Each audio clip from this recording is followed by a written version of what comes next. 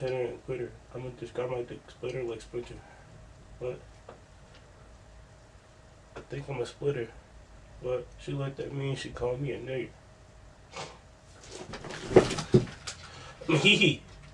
Mahee. Mahee. Mahee. Y'all don't know anything about Mahee. Well, shit. Y'all knew something about Mahee.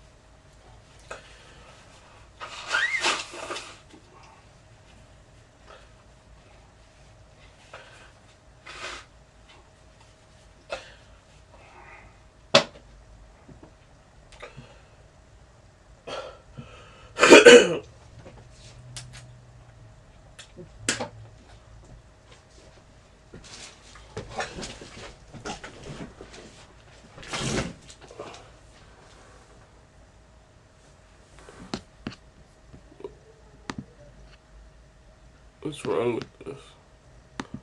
Oh, StreamYard added something new. That's tough. They got an enemy something. I actually like the app I use to stream. I'm not gonna lie. It's just like that expensive ass fee. How expensive ass fee to stream. That shit annoying. That should just auto draw on my account. So nigga, I'll be looking down like, when did I charge 40? Oh wait, I needed to. Roblox needs to update. What fire ass game is updating today?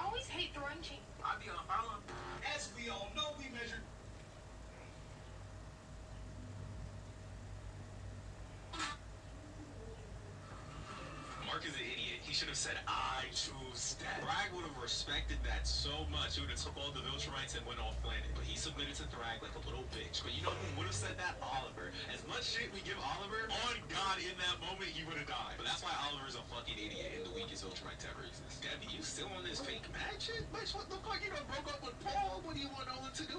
You want him to beg it? Because if Nolan caught back up with a different type of alien, you would have been I just want to go see Oliver. Yeah, show the man that just saved the galaxy and your fucking planet a little more respect. And I love that, but she's going, you can admit, she's like going over the top now. He only killed 2,000 something people. When Mark is with Eve, he is the most disgusting character in the entire show. But you know what scene got me really mad? Is when he wakes up before Eve in bed and he's genuinely like throwing this fucking tantrum. Because he's like, I should have been here, I should have. He literally was just in space saving the galaxy. Eve should have told you she was pregnant before she left. And I understand Eve with her stressful situation. She didn't know if this guy was going to come back. But brother, why are you throwing a tantrum? Yeah, you don't even know.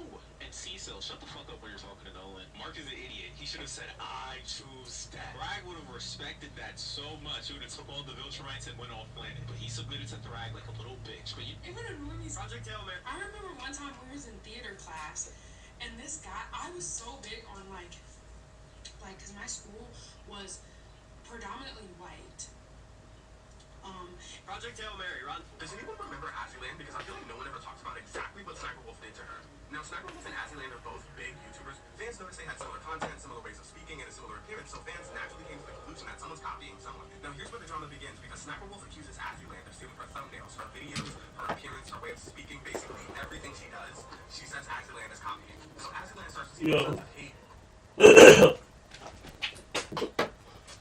Once Sniper Wolf turned 30, I stopped watching it. Real shit. Once you gotta remember, those are 30 rules. Once CJ So Cool turned 30, I stopped watching that nigga. Right? These are grown ass men living their lives now. Sniper Wolf made bands off of y'all. Made bands off of y'all on her merch.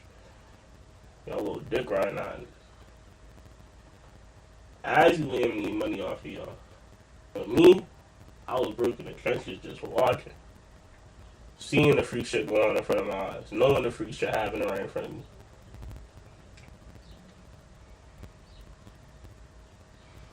Now because of them, I'm about to go watch that.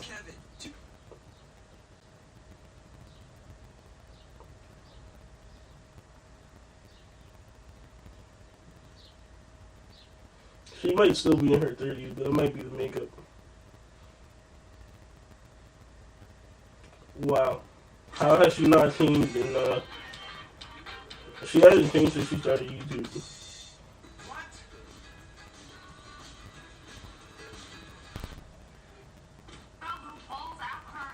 She pulls out all of her hair? All of it? Or just a little bit? I don't know, girl. Grab your teenager because that's what we're finding out today. Are they going to Coachella? They in the desert.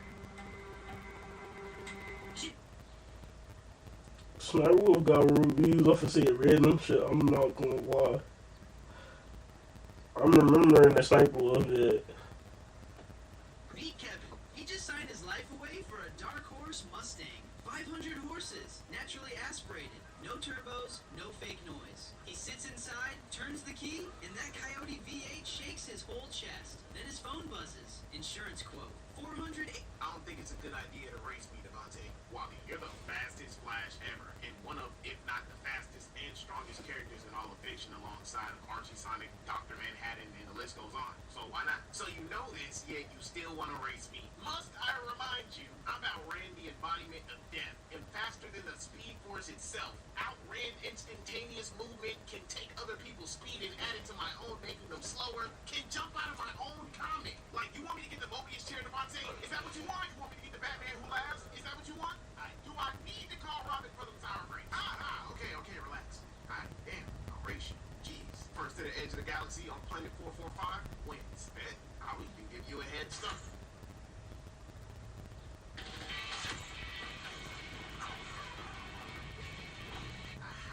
Yeah, so I'm actually in the middle of a race right now.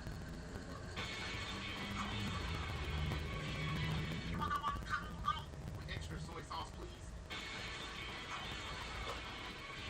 No. Damn! What took you so long? Run it back. Enter the universe this time.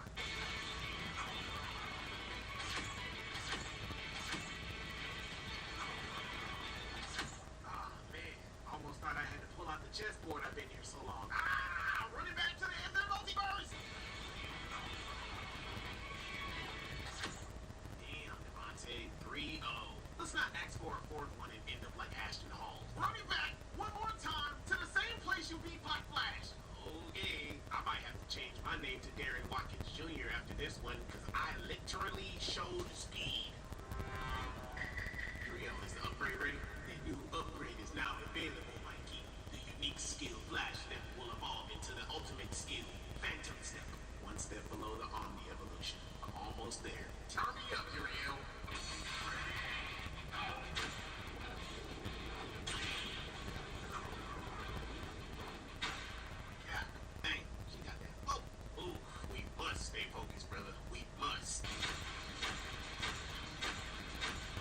Them niggas was racing and had to stop to look at the ass. I respect Devontae. I'll take the one. Oh, shut up. Devontae, just keep running. But why keep running? He's behind us. Who's behind us? Well, y'all niggas was running too fast. Flash ever, and one of, if not the fastest and strongest characters in all of fiction alongside him. If you don't like this, send it back to me. Hey, Suka. If I die here, then you die too, right? So you have to help me out. Not true. Even if the part of me that's inside you dies, there are 18 other fragments of my soul still out there. Still, irritatingly enough, I don't yet have control of this body. So if you want to switch, go ahead and switch. But sorcerer before the cursed spirit can. That's not jujutsu. Just unleashed pure cursed energy. I'm Kumisaki, you get her out of here! And then... She the body, Sumi. You'll never stand a chance. Fighting that thing with one hand? Ushikuro? It's okay. Find Kunisaki! Guess you're saying it's easier to move around stripped down to your underwear.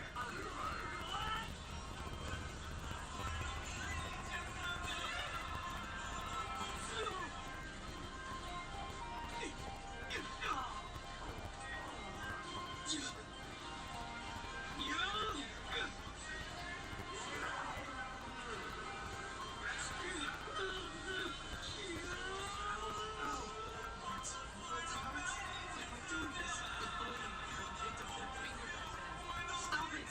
Don't think! So try to help others. I'm so weak. I'm way too weak. I'm gonna die. Not like this. Pretend. Yeah, right. Don't be naive. Let it all out and put it in your fist. Nothing.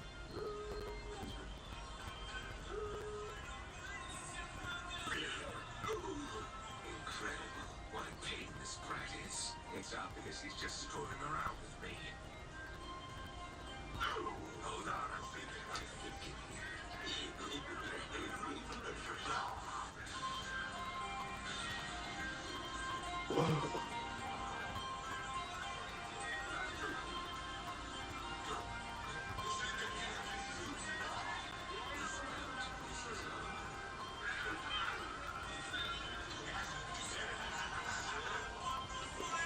I'm sorry, guys.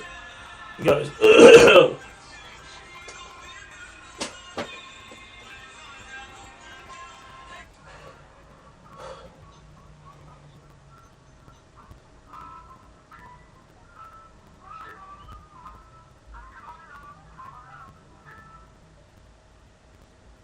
I won't cap.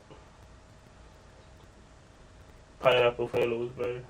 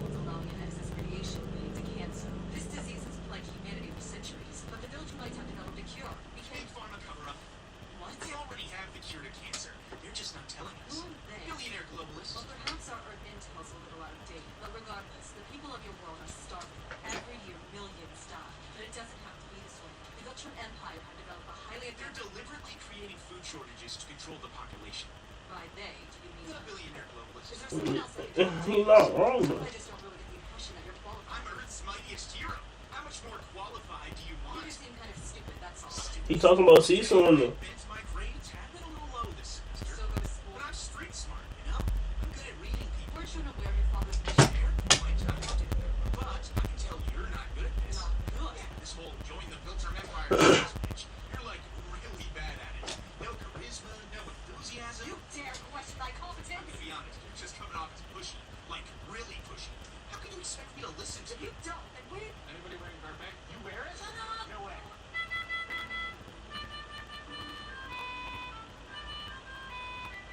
The question is, you have to choose two to save you, and the rest will try to kill you. And these are options. Mainly all Viltrumites in here, except for Alan the Alien and Battle Beast. But let's ignore Mark in the middle. We are not going to be talking about that. Show Mark right now. But let's talk about everybody else. Who would you choose to protect you against the rest of them? My first choice would actually be Battle Beast. I do think he is the second strongest character within the whole entire Invincible verse. And y'all think he's a fraud, but he really isn't. Just give some time, you will understand completely how you would not want to mess with Battle Beast. I would choose Battle Beast on my side any day. Any day. And then obviously, I would pick Brad. He is an... What is that?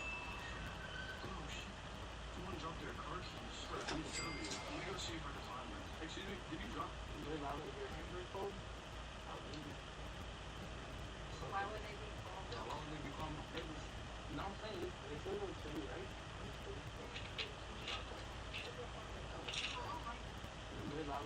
If you sit down, push, and only a little poop comes out. You have... Why can Sentinels only take down level 4 mutants and below? Sentinels come in 2 generations. The first was fully mechanical, armed, could fly, but useless against... I know that ain't a motherfucking Wi-Fi charger. I'm looking at it right here right now. Good. Why you got fucking windshield? Why you got that shit on the cab? Why you got back windshield things on the damn cab? Okay. Hey, you got some weird ass shit on the back, but it sounds good. I know that ain't a motherfucking Wi-Fi charger. I'm looking at it right here right now. Good. Why you got fucking windshield? Why you got... What'd I tell you? You ain't no David Toji. Damn. You can't run for shit in these bougie ass sandals. Hey. You wanna take this piece of trash from me? How many fucking times is this gonna happen to me? Naoya, what the fuck am I gonna do with this? She doesn't even have cursed energy. How the fuck should I know? That's why it's called trap. Naoya, you trying to make a race bet? A race bet? I could. But why wouldn't I just bet on myself? I mean, who would be faster than me? What the fuck? How the fuck is he so fast? Hey, what the? What's that around the track again? What'd I tell you? You ain't no David Toji. Damn. You can't run for shit in these bougie ass sandals. Hey. You wanna take this piece of trash from me? How many fucking times is this?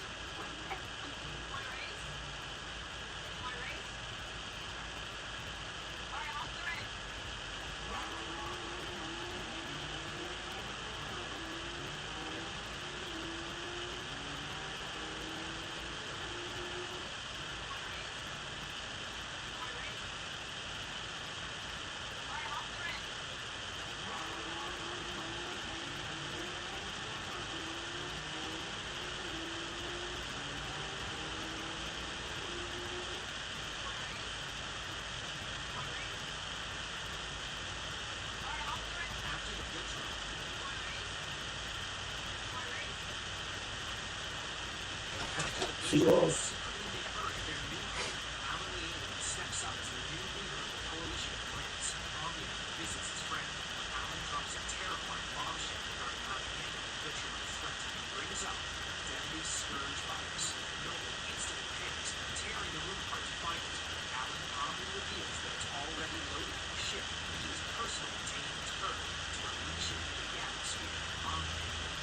Crashes out. He screams that humans are so genetically similar to Viltrum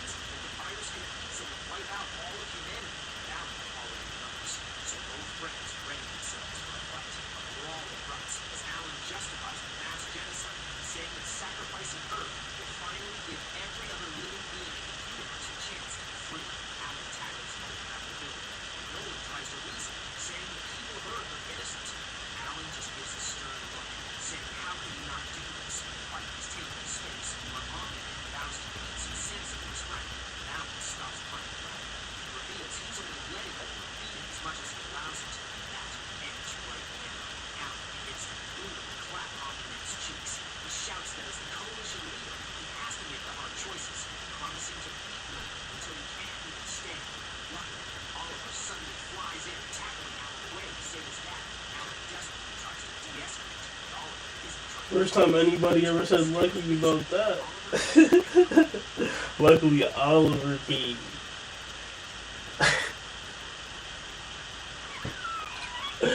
Oliver, Oliver is season 1 of Invincible right now. He's worse, actually. Like, come on, let's be real. And he got his power younger than Mark too. He got washed by Conquest. What's that, Conquer? Nigga, he got a growth spurt. He went, fought Viltrumites. No. He fought Conquest again. Didn't that nigga appear behind him and hit him with some Heaney shit? Bang. Slapped him back to the planet like he was a ground. Like he did in season 1, except a little bit more stuck to the ground. Like he didn't bounce. Not season 1, but the first time I was ever fucking it. I'm yapping. Wocky. Oh, Wocky.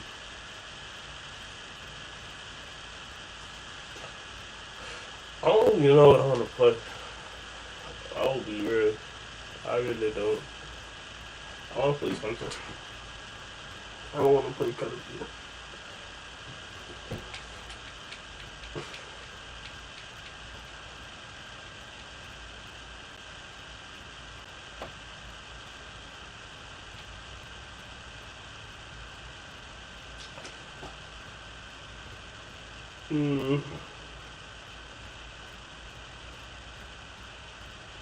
Yeah, chat, what should we play?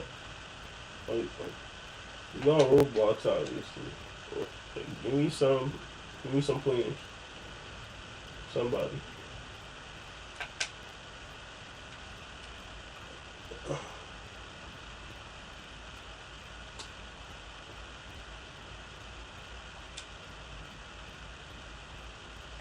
I just had to make sure real quick.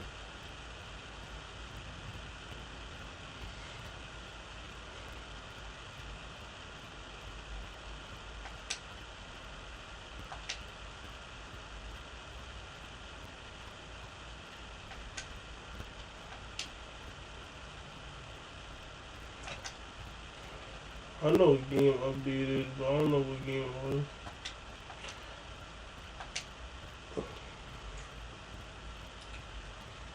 You know, be taking out all their cars. Tell them niggas that emotes. Whoever got in the Greenville server, tell them niggas add emotes back. Like, any emote you want to use, you can use it. Cause, like, all this taking away car shit opens up a lot of room for certain shit. You know, I need my emotes. I would like to dance in the club. I would like to twerk with my friend. No Diddy. I would like it to be an option. Like, and none of my emotes is bad either. They all real dancing emotes.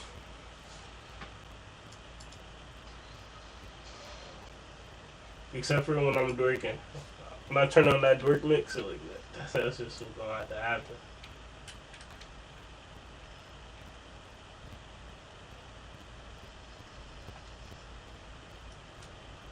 What the fuck did I just spawn in? Oh shit. Is the nigga really this down bad right now? Shit, I'm not gonna lie. Nigga in the to the camera.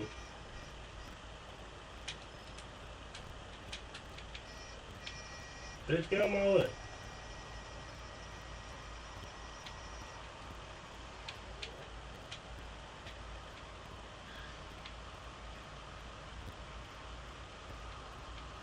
If that truck beat me, I'm gonna be surprised because I got 100K in upgrades. Oh, yeah, it's about to stop. I'm gonna catch it. I'm gonna catch it. I'm gonna catch it. I'm gonna catch it.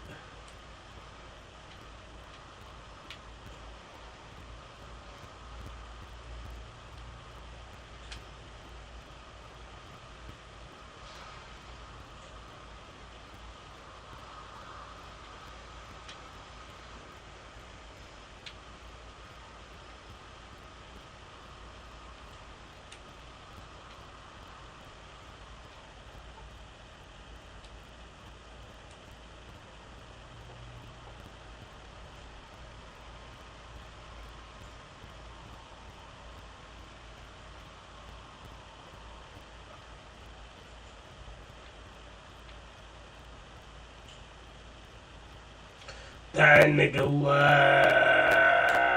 That nigga left. That nigga left. He already knew it was coming.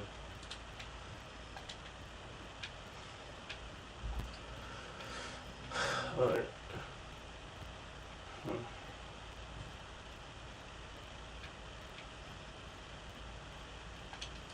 Trash my names a little bit more respect.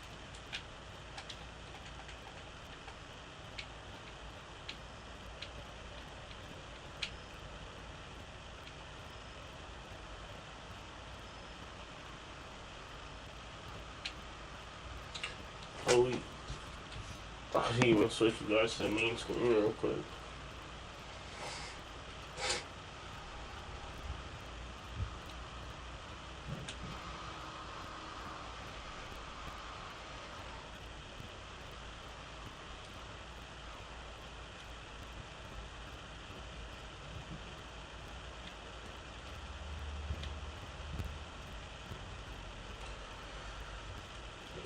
Can't play the game.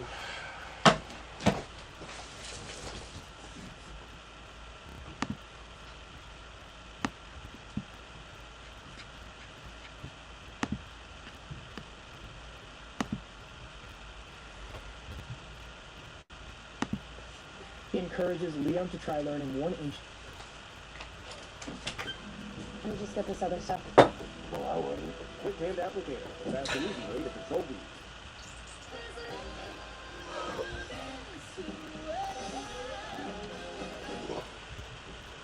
Ancient spell. So Liam begins absorbing the knowledge from the wall, but when he tries to activate the spell, several bubbles suddenly appear in front of him. Raiden tells him that this is somewhat of a defense mechanism for the secret room, so until Liam manages to beat the puzzle, these bubbles will keep appearing each time he tries to cast his spell. The only way to complete the test is to continuously pop the bubbles until a limit is reached, so he encourages Liam to try his best, even if it takes weeks of bubble popping. However, Liam has a quicker method in mind. He creates a clone of himself, and both he and his clone begin shooting as many fire spells as they can to destroy the bubbles. And after only an hour of doing this, Liam manages to clear the game and gain access to the ancient spell. Now that he has mastered the spell, he decides to go test out his clone, so he has the clone cast an item box and drop a rock over him. However, before the rock can hit Liam, he uses the ancient spell to just learn to cast an absolute force shield, and as the rock collides with the shield, they both tumble. The absolute force shield is a spell that can completely block all damage from a single physical attack. It is an amazing spell, but it has its limitations because it can't block any magical attacks at all. And if 2 physical attacks are fired at once, the shield can't block the second attack. But even if the absolute shield only blocks 1 attack, Liam can just cast it multiple times at once, making him practically invincible against physical attacks. There's also a spell called Absolute Magic Shield, but it's on the 2nd floor of Raiden's den. So Liam is going to have to work hard to raise his magic power and break the 2nd seal. Liam thinks about it for a second, and since he already knows how to use Absolute Force Shield, he's pretty sure he can just make the Absolute Magic Shield himself without having to use Raiden's library. He begins casting the Absolute Force Shield, but this time he makes the target for damage negation magic. He then proceeds to test the magic in his imagination until he managed to perfectly recreate the Absolute Magic Shield. Raiden is so stunned that he doesn't know what to say because Liam somehow managed to create ancient magic on his own after using it for 2 minutes. In the centuries since Raiden made his library, no one has ever managed to break the first seal to access it, but not only has Liam done that, but he also made ancient magic with nothing but intuition. Liam then goes on to test the new magic shield with his clone, so he has his clone shoot several power missiles at him, all of which he then proceeds to block with his magic shield. It seems to work perfectly since Liam suffered no damage, so he is satisfied with his outcome. Now there's just one thing left to do, so Liam heads into his pocket dimension and uses the Shade Spirit to make it pitch black.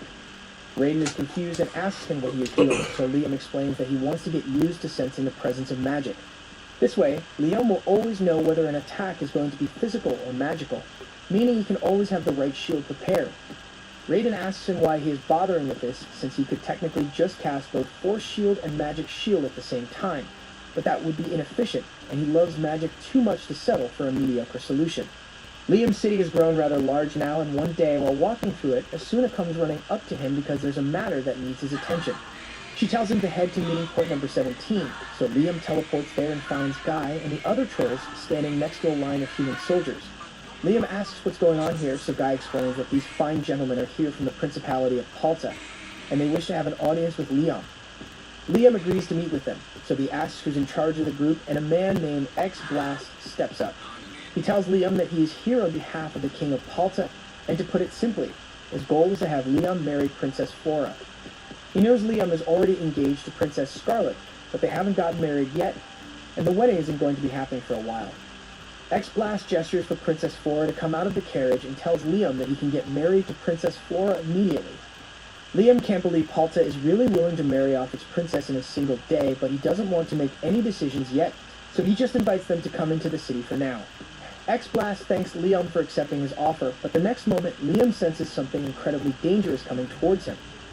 He immediately raises a magic shield, and a few seconds later, he is hit with a fire blast of incredible magnitude.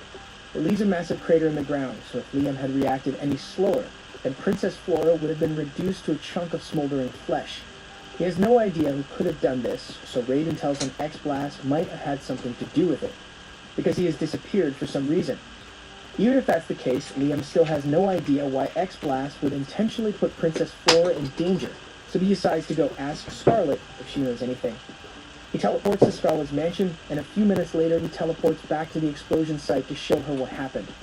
He tells her that a man named X-Blast from the Principality of Palta was here trying to convince him to marry Princess Flora. But just when Liam agreed to meet with her, a massive fire elemental appeared beside Flora and nearly burnt her to a crisp. Scarlet is a bit confused because she has never heard of a noble by the name of Flora before, but she has heard of X-Blast, and she knows that he is pretty shady. It's likely that X-Blast was simply looking for an excuse to antagonize Liam by bringing a princess to his kingdom under the guise of trying to foster a relationship. Then he intended to kill Flora and blame the incident on Liam as an excuse to start a war with him. Speaking of Flora, Scarlet just figured out where she's seen Flora before, but to make sure, she goes up to her body to inspect her chest. After a close examination, Scarlet can confirm that she indeed recognizes those double Ds because they belong to the illegitimate child of the King of Palta. Just then, Flora wakes up, and at first she thinks she must have died in the fire attack, but then she sees Liam and he tells her he saved her from the blast. Flora immediately gets up and tells him to stay away from her because she doesn't want to get him hurt. Liam tells her she doesn't need to worry because he can counter any spells X-Blast might send to harm her, however. Flora tells him that it's not a spell, it's a curse. X-Blast put it on her to ensure that she would die no matter what, so she begs Liam to get away from her before he gets caught up in it. But Liam simply smiles, walks up to her, and uses all clear to erase the curse. Flora can't believe the curse is actually gone because X-Blast told her it was impossible to remove, but Scarlet assures her that no curse is greater than Liam's power. Flora is relieved that she won't have to die now, but Liam is curious, so he asks her what kind of curse that was. Flora tells him that the curse was one that would turn her into a monster that obeys X-Blast's orders, and from the sound of it, Raiden thinks X-Blast must have used ghoul liquid. Flora notices Liam talking to himself, so she asks him what that's all about, and Scarlet tells her he is talking to the dragon god inside him. Raiden tells Liam that ghoul liquid is a cursed item that has effects similar to the Dracula's, meaning the Principality must have also been behind the Dracula's recent appearance. Flora asks Liam what he intends to do with her now, and since Liam can't exactly tell her to return to Palta after they tried to kill her to start a war, he tells Flora that she can stay here. Liam tells her he will ensure her safety, and Flora is really happy to hear that. But at the moment, there are more pressing matters for him to attend to, like the fact that Palta felt comfortable enough to pull a stunt like this on him. Scarlet thinks they need to demonstrate their powers so the other kingdoms know not to mess with Liam's kingdom, so Liam asks if she wants him to nuke Palta or something. But Scarlet was thinking of a display of power involving the nation as a whole. First, Liam should issue a currency, since it is a huge indicator of a country's power. Preferably, he should create coins with distinct patterns that can't be easily replicated, like the ones the Kingdom of Jamil makes. Liam gets the idea, so he summons some spirits to help him melt down and form the coins. Within a few minutes, Liam's silver coins have been created. Scarlet is impressed by the purity of the silver and the clarity of the design. Next up are the copper coins, but she tells Liam that he can't make these out of pure copper, because that would make the metal of the coin more valuable than the coin itself.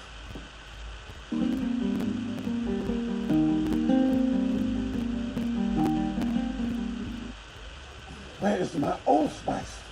My cologne-infused allspice. CJ!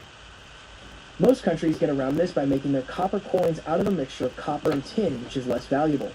But the lower the copper percentage, the harder it is to imprint fine details on the coins, so copper coins are generally 65% copper. Liam understands, so he decides to try it out and starts the copper coin making process. But not only do his coins turn out to have perfect details, but they also only have a 50% copper content, further proving Liam's craft expertise. Since Liam has made a good number of these coins, Asuna and Jody take some of them to Asuna's father, who is a merchant, to have him inspect the coins. He carries out the inspection, and he is utterly shocked by how well these coins are made. And according to Asuna's father, Liam's coins will be worth 5 times as much as the coins of Jamil. I'm not sure that's how currency works, but Asuna and Jody are excited to hear it, and all these people look happy about it too. But it's not like they are a part of Liam's nation. Back in the Promised Land, Liam is busy mass-producing his coins when he learns that people think his nation is dangerous because it is located in the supposed land of monsters. It's so bad that they send out high-level adventurers just to deliver mail to Liam. Scarlet comes over to see what Liam is up to, so he shows her the letter, and it's pretty infuriating. The letter is from Albrevet, and he's basically ordering Liam to come see him immediately in a condescending tone. Scarlet tells him he doesn't have to respond to Albrevet. After all, he's not even the head of the Hamilton family. If Liam's father were the one making the request, then that would warrant a response, but there's no reason to entertain Albrevet's demands after everything he has done. That said, Liam is still quite close to Bruno, so when Bruno asks to visit his nation, he agrees to let him come, and unlike Albrevet, Bruno is much nicer to be around. He is amazed by how much his little brother has accomplished, but they have business to discuss, so he asks Liam if there's a quiet place where the two of them can talk in private. Once they get seated, Bruno goes straight to the point and asks Liam to allow him to conduct trade within the kingdom. He promises to obey all the laws and pay taxes according to this nation's rules, but Liam is having a hard time processing all this, so he asks Bruno to explain everything from the start. Bruno calms down and points out that Liam's nation is bordered by the kingdoms of Jamil, Quistador, Unless that's the reset button. and it is expected to prosper under Liam's rule. So it is very likely that this nation will end up becoming the #1 trading route in the coming years. That's why he came to ask Liam for permission to trade here as the head of his new family. Liam is impressed by how well Bruno thought this out ahead of time, and he assumes Albrevet must have been trying to do the same thing, but compared to Albrevet's arrogant behavior, Bruno was much more humble about it and even bowed his head to his younger brother. For that reason, Liam wants to grant Bruno's request, but he asks Scarlet what she thinks about it. Scarlet tells him granting Bruno's request is fine, but there are 2 things he needs to do at the same time. He needs to treat Bruno extremely well in terms of taxes and establishing a base of operations in the kingdom, and at the same time, he should treat Albrevet and the rest of the Hamilton family coldly for their rude demands. This will send a message that Liam won't take disrespect lightly and further cement his authority as king. After Liam and Bruno finalize the details of the trade deal, Bruno is sent on his way, and as he leaves, Scarlet compliments him for being such a respectful noble despite being so young. It is likely a result of him having climbed to the position of the head of a noble family. But a sense of responsibility like that only comes when you work for your position, so most nobles who inherit their positions end up being rather entitled. That's the entire reason that Raiden made the rule that all nobles will lose their title within 3 generations if they don't accomplish something new. Liam is surprised to learn that Raiden was the one who came up with that rule, but it really has helped shape the attitudes of nobility, because they are usually too busy trying to accomplish something to become entitled pricks. Raiden also tells Liam that he is becoming a fine king because when he isn't sure about something, he asks Scarlet for her advice. It is a sign of wisdom to acknowledge that you need help sometimes, and Scarlet is a great retainer because she's so knowledgeable. However, subtle demonstrations of power like they've been doing so far only work if the other nations are reasonably intelligent. For instance, if the king of a nation were to be like Albrevet, then no amount of warnings would stop him from invading, so Liam needs to be prepared for that. That means Liam is going to have to work hard to strengthen his combat magic. But Raiden tells him there is a major flaw with magic as a whole. It can be suppressed. To make up for that flaw, Liam needs to be able to strengthen himself with his own magic power, and for once, Raiden decides to demonstrate in person, so he comes out of Liam's body. And it turns out that Raiden is actually a girl, because why not? Liam is just as surprised to find out that Raiden is a girl, but that's not what's important right now. Raiden then proceeds to demonstrate the technique she told Liam about earlier. By circulating magic through the body without casting a spell, one can greatly increase their physical strength. Liam tries it out as well, and he is able to do it on his first try, leaping high into the air, but he quickly runs out of energy and falls back to the ground. Liam is disappointed that he couldn't do the same thing Raiden did, but Raiden is honestly surprised he managed to use the technique at all. It's almost infuriating how quickly Liam learns things because it doesn't give Raiden a chance to actually teach him anything.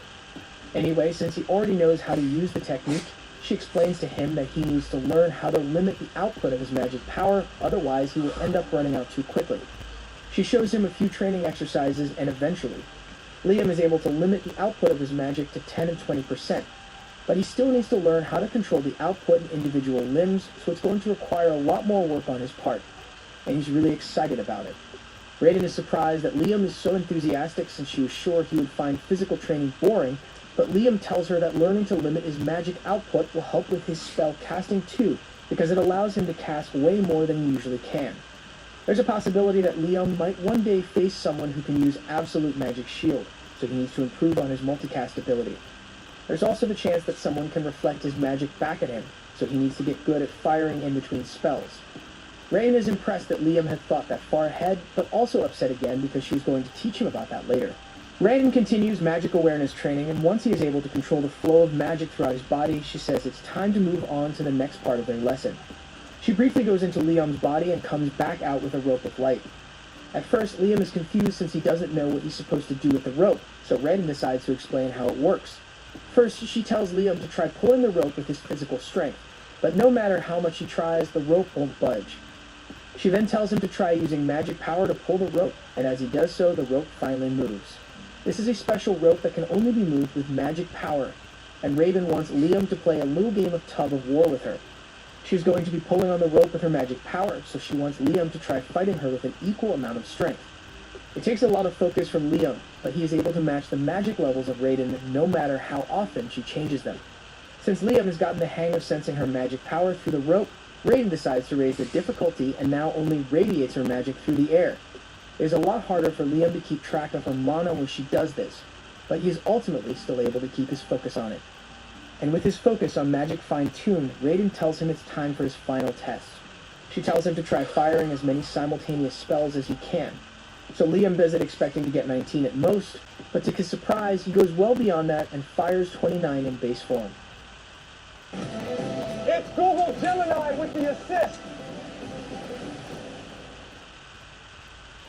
Trident vibes. It's soft.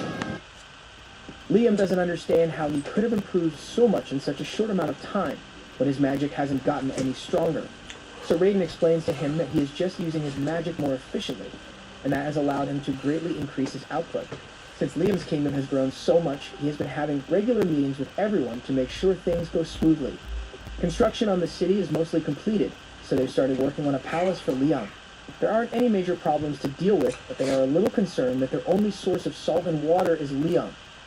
Liam usually gets salt by separating it from ocean water with his item box, and he doesn't mind doing it since it's not that much trouble. But ideally, the citizens should be able to get their salt without Liam having to personally make it.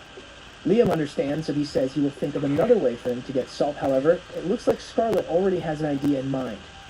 She asks to speak with Raiden for a moment and asks her if there are any salt rock deposits here in the Promise's Land, since they would be able to mine salt there. Raiden says there might be some rock salt towards the eastern part of this land, since she has seen a lot of cattle gather there, and cattle really enjoy licking salt. Scarlet asks Raiden if she can show her the exact location of the rock salts, so Raiden tells her she'll give Liam the directions. That concludes the topics for today's meeting, but now that Asuna thinks about it, it would be nice if they had an ocean. Liam asks her what she means, so Asuna explains that if they had an ocean nearby, then they wouldn't have to go looking for alternative ways of getting salt, since the citizens could just get the salt from the ocean by evaporating it. Scarlet tells them that there actually used to be an ocean connected to the Promised Land, but long ago it is said that Raiden dropped a massive piece of land in the region near Palta, cutting this land off from the ocean. Liam is amazed that such a thing was even possible, but it's too bad they can't do anything about it, since having the Promised Land connected to the ocean would have been great. But things don't always work out the way you want. Later that day, Liam meets with Raiden in his pocket dimension, and Raiden asks him if he really can't think of a way to connect the ocean to the Promised Land.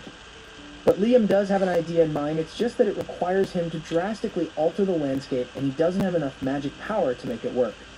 Raiden says that shouldn't be much of an issue, so Liam asks her if she's going to lend him her strength, but Raiden says no. She tells him to just do what he can with the magic power he has at his disposal, so Liam decides to give it a try. The next day, Liam takes Scarlet and Asuna to a clearing and shows them what he managed to make. The two of them are amazed by what they see because Liam somehow managed to create an ocean here. But Liam tells them it's more of a lake of seawater. Asuna tastes the water and it really is salty, but she asks Liam how he managed to make so much salt water in such a short time. Liam tells her he just brought the water here from the actual ocean. Asuna thinks that's amazing, but she's worried that the water will eventually dry up if it's not actually connected to the ocean. However, Liam already thought of that, which is why he set up an item box to keep this lake connected to the ocean at all times. That means no matter how much water they use, the lake will never run dry, and since living creatures can't enter his item box, there's no chance of someone accidentally getting lost at sea. Scarlet thinks this is wonderful, since it solves all their salt and water problems, but Asuna still has a request she would like to make. She asks Liam if it would be okay for them to go swimming in the lake. Scarlet tells her it would undignified to go swimming in the holy lake Liam made for the nation. But Asuna points out that Scarlet would get to wear a bikini in front of Liam if she agrees, so she suddenly doesn't seem that opposed to the idea anymore. If Scarlet is okay with it, then Liam has no objections either, so before long, all the citizens of the nation have gathered by the lake to go swimming. Liam is surprised that this many people came out to swim, and he is even more surprised by how eager everyone is to show him their swimsuits. Liam spends some time playing with everyone, and everyone looks like they are having a lot of fun. Meanwhile, Raiden is on the other side of the beach, chilling under his sun umbrella, and after Liam finally gets some time to himself, he sits down beside her so he can relax. He's glad everyone is having so much fun, but he really can't handle seeing all those swimsuits, even if he did kinda enjoy it. A little while later, Liam sees Scarlet talking to a messenger by the city's front gate, and she looks... One thing I can say about my nigga Raiden is that any situation she gonna be overly chilled out. Like, yo, let bro handle this. I don't even gotta do nothing. I ain't gotta do a damn thing. I'm gonna let bro handle this. He got it. He was like, what?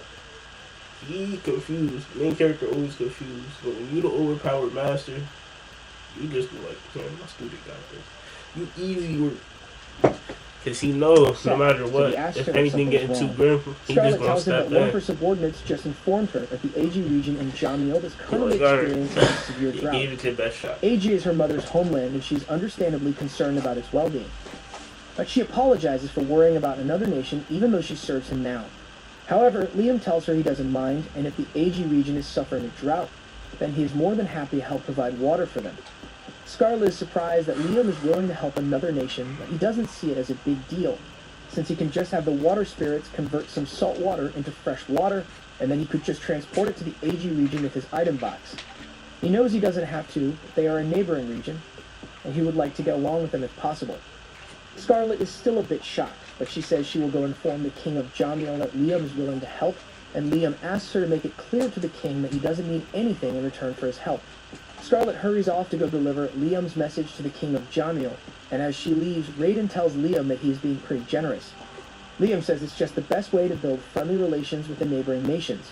He has already demonstrated that he has great power and skill, so now he wants to show the other nations that he can use his power for their mutual benefit, and that should convince them to stay on good terms with Liam's kingdom. Liam begins working to create the necessary water, but now that Raiden has had some time to think about it, she thinks Liam's efforts might be in vain. What Liam is doing is definitely a good thing. It would be a wise choice for anyone to accept his kindness. But wisdom isn't as common as you would think. Raiden has encountered many people throughout her life, and the more status a person has, the more likely it is that they let their judgment be clouded by their pride. Liam doesn't think anyone would be foolish enough to make decisions solely based on their pride, but then he remembers that Albrevin exists, so he understands what Raiden is talking about.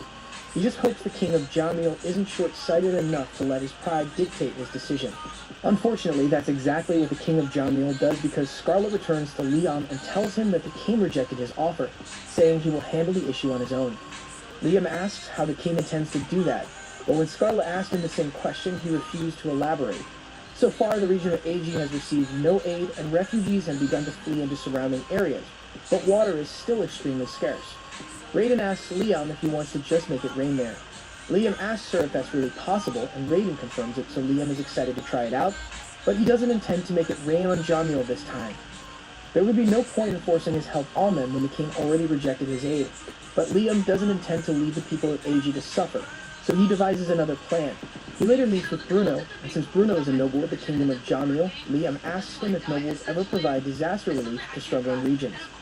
Bruno confirms this and tells Liam that it is even considered a great achievement for a noble family to do so. Liam then mentions that he offered to help with the AG drought situation, but the king of Jamil refused his offer of help. That's why Liam wants to give the water to Bruno so he can help AG instead. This way, the people of AG will get the help they need, and Bruno's status will rise because he will be the one officially providing the aid. Liam then pulls out one barrel of water and tells Bruno that he can teleport the rest to the areas where it is needed, at which point Bruno just needs to distribute it. Bruno thanks Liam for the offer and says he will make sure the people get the water. But dirt, dirt, dirt. I love dirt. I'm a dirt nerd. Old-fashioned gentleman. Guess I've always been a gentleman. Since he will be purchasing the water from Liam, he is going to need a few days to get enough to pay him. However, Liam tells him he just wants 10 silver coins per barrel. That's a lot cheaper than Bruno was expecting it to be, but Liam only intends to charge him for the average cost of manual labor to prepare the barrels. It didn't take Liam that much effort to make the barrels of water, so he isn't concerned about money. And if the king ends up questioning Bruno about the water, he can explain that his source kindly only charged him for labor. After Liam's meeting with Bruno is over, Liam is approached by a couple of officials from Jamia. They say they are here to facilitate the wedding between Liam and Scarlet, but they are actually here to make sure Liam doesn't help AG in any way. It's amazing how far the king is willing to go to protect his pride, but it's going to cause problems for Liam.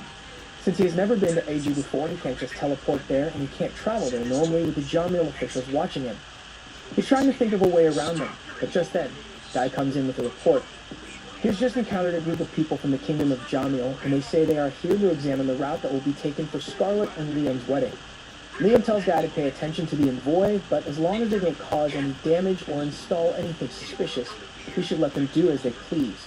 Now that the officials from Jamil are already here, Liam isn't going to have a chance to send his clone to IG unnoticed anymore, so he decides to take some drastic measures. He summons his clone and uses Wind Cutter to give it a haircut. But apart from merely giving the clone a heart attack, the haircut didn't do much to make him look different. He tries something different and changes his hairstyle before summoning the clone. This creates a clone that copies his new look, but it's still not enough to go unnoticed. Raiden then gives Liam an idea and tells him to try using an incantation on the clone to evolve it, since it should evolve into a form of Liam's choosing. So he does so and names his clone Amelia, causing it to turn into a pretty idle version of Liam.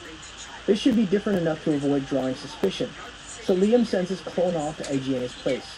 Liam recently decided to open his kingdom up for trade, so things have gotten a lot more lively around here. However, he's still being watched by the representatives from Jamia, so he has to act normal so they don't suspect that he might be interfering with the AG situation. While walking through the streets, he comes across two of the slimes, and they ask him to play with them. But Liam points out that they are absolutely covered in dirt. It's easy enough for the slimes to clean themselves up, but the root problem is the dirt pathways, so Liam decides to do something about it. He gets some help from the trolls and has them dig up a bunch of rocks from the quarry so he can use them to pave the roads. And once they've got enough rocks, Liam asks Sky and the others to start breaking it all up into gravel. In the meantime, he summons some earth spirits and asks them to dig out a trench in the road for the pavement to go in. Raiden asks Liam how he intends to pave the streets, since there are three main methods she knows of. First of all, there's the method where you just cover the road in gravel. Then there's the method where you lay bricks on top of the road, and finally there's a method where you use flammable soil, otherwise known as tar, to fill in the roads.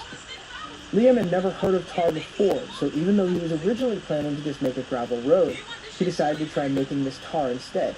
By the time the earth spirits are done digging out the trench, Liam comes to inspect it, and he is happy with how it looks. It seems Liam doesn't understand how difficult paving a road really is, so Raiden explains that most cities can only dig trenching a few centimeters down, and even that takes a lot of manpower and time to get done. But Liam just dug out a 1-meter trench in a single afternoon, so even the officials that are spying on him are in shock. Anyway, Liam wants to continue with the road pavement plan. So once all the rocks have been broken into gravel, Liam asks Guy and the others to begin loading the gravel into the trenches. And once the trenches are full of gravel, he summons some fire spirits to heat it up. This process melts all the gravel together, forming a uniform rock pavement that should be very durable. Liam does the same for every road within the city, and once that's all done, he starts thinking about expanding the pavement to the roads that lead into the city. The more he thinks about it, the more he realizes that outer roads are extremely important, so he needs to pave them. After all, with trade on the rise in the city, Liam needs there to be a reliable way for merchants to enter the city with their goods and carts. He thinks back to a situation he once saw from his old life and recalls that a traveling merchant once got stuck in a huge pothole along the road that led to his village. Of course, the man eventually managed to get his cart free, but if he had been unlucky, he might have ended up having to abandon his cart and goods. Liam doesn't want something like that to happen to the people trying to trade in his city, so he immediately gets to work building the pavement for the outer roads. It doesn't take long before Liam is pretty much done having the outer roads built, and he is quite pleased with it, since these roads are very resistant to potholes, so the two slimes bring him lunch to celebrate the completion of the roads. But just as he is about to grab a sandwich, he realizes that there's a fatal flaw he forgot to consider when designing the roads. To test his theory, he puts his ear to the ground and then he summons some fire spirits and asks them to heat up the road a little. After that, he summons some earth spirits and asks them to raise the middle of the road a little. And after they do that, Liam pours a little water on the road to see if he got it right, and the water drains onto the road. He says the roads would be better like this because this way, water will accumulate on it and people won't get as muddy. Too bad they already finished all the roads because it's not like Leon is going to make the trolls start all over from scratch. Yeah, that's exactly what he does. While everyone else is busy, Liam decides to do something else, so he heads into the forest and starts tying a rope to a tree. Raiden asks Liam what he's doing, so Liam explains that he's trying to make a bed, but not because he wants to take a nap, it's because he wants to continue his magic training. He realized that when magic is imbued in his flesh, it can change the weight and balance of the body, so he figured that by trying to sleep on a rope like this, he could force himself to train his magic sensitivity even while he's asleep. Let's see that again. She opens the Gemini app, uploads her 5,000-word scholarship application, and asks Gemini to check it against the requirements. Don't blink. That's the Google magic touch there. Dotting every T and crossing every I. It's the other way around, Tom.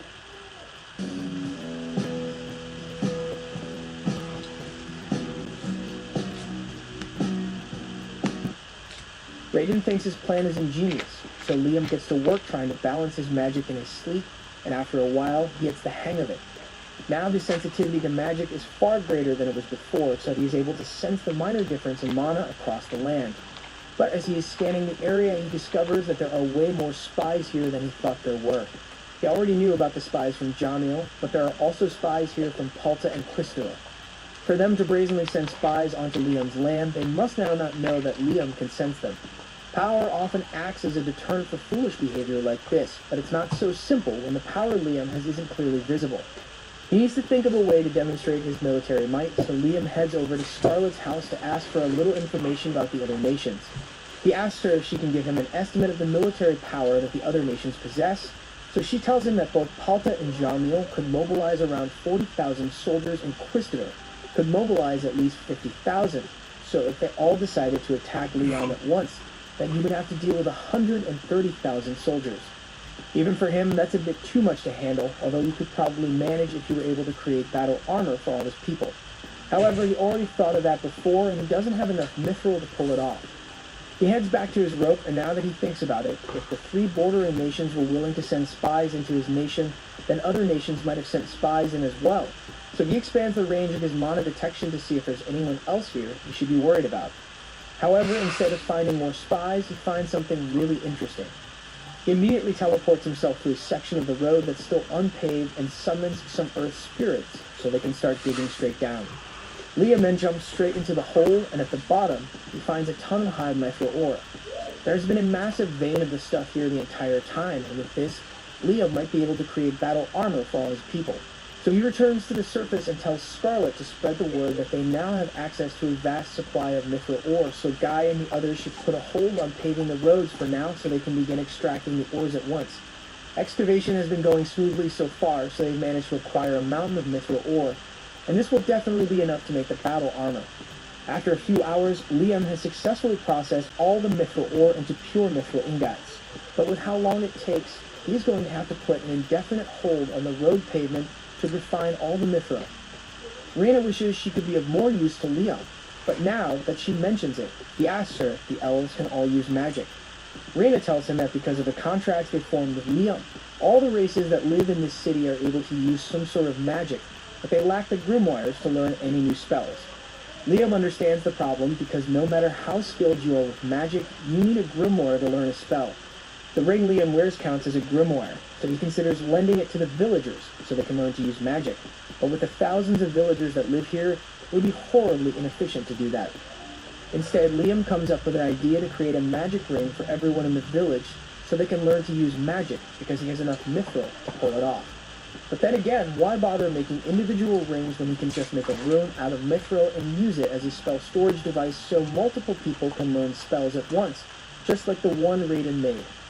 All of a sudden, Liam thinks a great idea. So he teleports to a section of the road and summons some fire and earth spirits to help him out with something. He asks them to take off the top layer of the road, after which Liam has them melt down some mithril into a sheet and place the sheet on the road so they can cover it up with pavement again. This way, Liam then asks Rana to go stand on the road because he has imprinted a spell onto the mithril underneath the road. As she stands there, she starts feeling knowledge flow into her body, and before long, she is able to cast an ice meal spell at a nearby tree, something she couldn't do before. Liam explains that he used magic to turn the mithril under the road into a magical storage device, and that's what allowed her to use new magic. Now that Liam has confirmed that his theory works, he decides to scale up his project as he gathers a bunch of the villagers and has them stand on a section of the road with mithril installed so they can fire spells at him. Liam is able to block all the magic with his magic shield, and he is pleased to see that everyone is able to use magic now that he has basically installed grimoires on the roads. With this, Rana says even the villagers who don't know any spells will be able to help defend the city, but that's not all it can be used for. Liam tells Rana to go stand over in the road, and when she does so, he tells her to try using the spell Telephone. It is similar to the spell Telepathy that Liam often uses to communicate, but while telepathy transmits thoughts, Telephone transmits your voice to others over long distances. Rana tries casting the spell, and the phone appears in her hand, allowing her to talk to one of her friends on the other side of the city. Megasha hears Rana's voice, and she is very confused because she doesn't see her anywhere. Rana explains that Liam created a new spell, so she was just trying it out. A spell like this will make it very easy to communicate with anyone inside the village, and with all the infrastructure Liam has created, this place has become a one-of-a-kind magic city. A little while later, all the citizens decide that their king should live in a magnificent home, so they went ahead and built this giant castle for Liam to live in. And a selection meeting is held to decide who gets to become Liam's personal maid. But all of the guys are eliminated immediately because they can't wear maid outfits, and Scarlet and the others are eliminated because they don't know how to do any household chores. Roundup dual action kills and prevents weeds for up to 4 months. Roundup. This stuff works. First time you see Scarlet, And she don't was do being a basic mean. hydration. We need super hydration. Old Spice super hydration. Vitamin booster for... That just leaves the elves, since they've been doing most of the household work around the village, so to decide who gets to be Liam's maid, they decide to draw lots from a box. Since Flora is Liam's future wife, he allowed her to stay in the city, and he is currently teaching her how to use light magic for everyday use. Flora is amazed that she's able to cast a spell like this when she couldn't use magic at all before, and she finds it even more impressive that Liam's Mithril Road idea will allow everyone in the village to use magic like this. But she can't help but wonder if it's really such a good idea to use their precious mithril like this. Liam thinks it's fine since even though the roads will use a lot of mithril, it will make the citizens' lives easier, and that is far more important to him than profit. Flora is amazed by Liam's way of thinking, because back in Palta, her father would never have prioritized the commoners like this. Just then, Liam gets a message from Guy, and he says there's a group of people who are requesting an audience with Liam. Liam wasn't expecting to meet with anyone today, so he asks Guy who the people are, and according to what they said, they are the Dragoons. Flora is shocked that the Dragoons have shown up here since they are a famous group of dragon-riding knights from Quistador. Liam is really intrigued by the idea of dragon-riding knights, so he decides to go see them. He teleports out to the front of the city, and there Guy directs him to the Dragoon, but as soon as Liam starts approaching, all the dragons begin freaking out. Liam doesn't understand what's going on, so Raiden explains that the dragons have strong survival instincts, and right now, their instincts are telling them to stay away from Liam because of his unbelievable power level.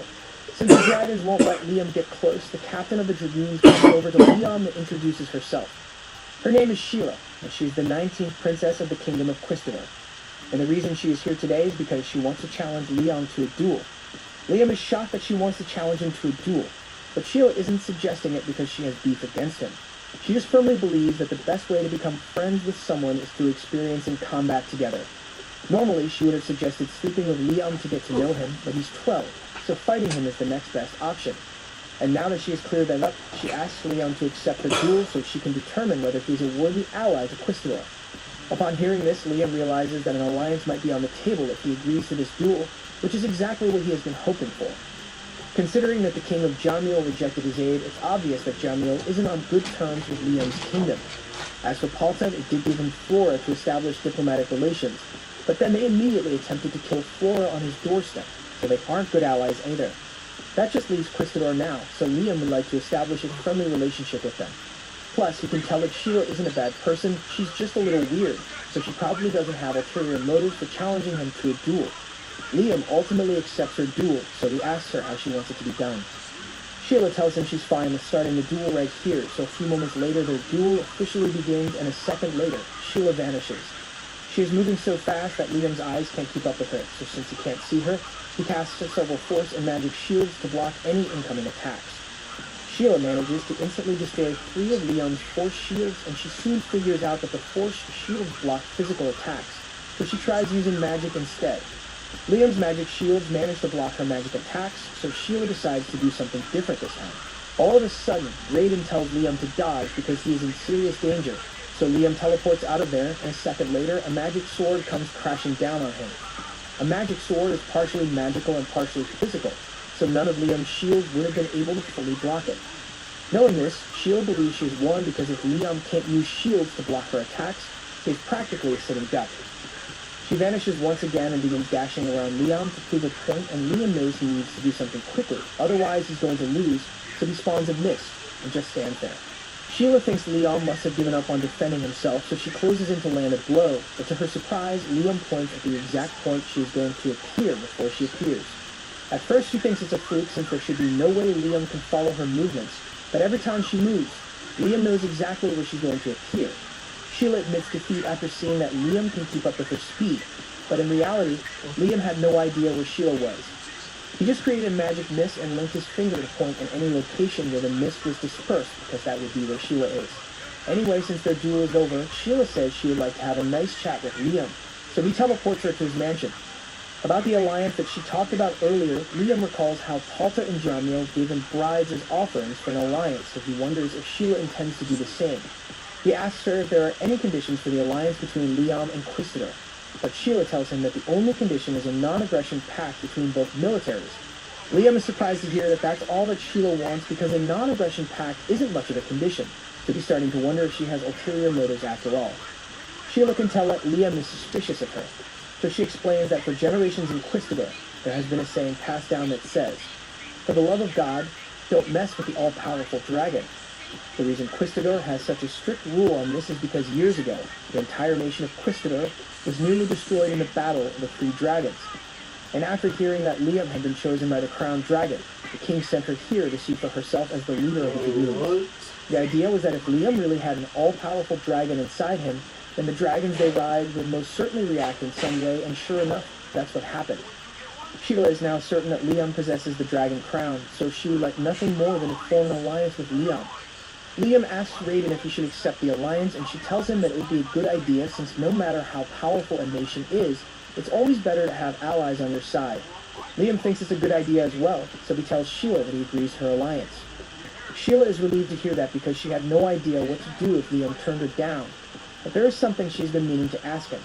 She tried doing some research on this kingdom, but she wasn't able to find the kingdom's name anywhere.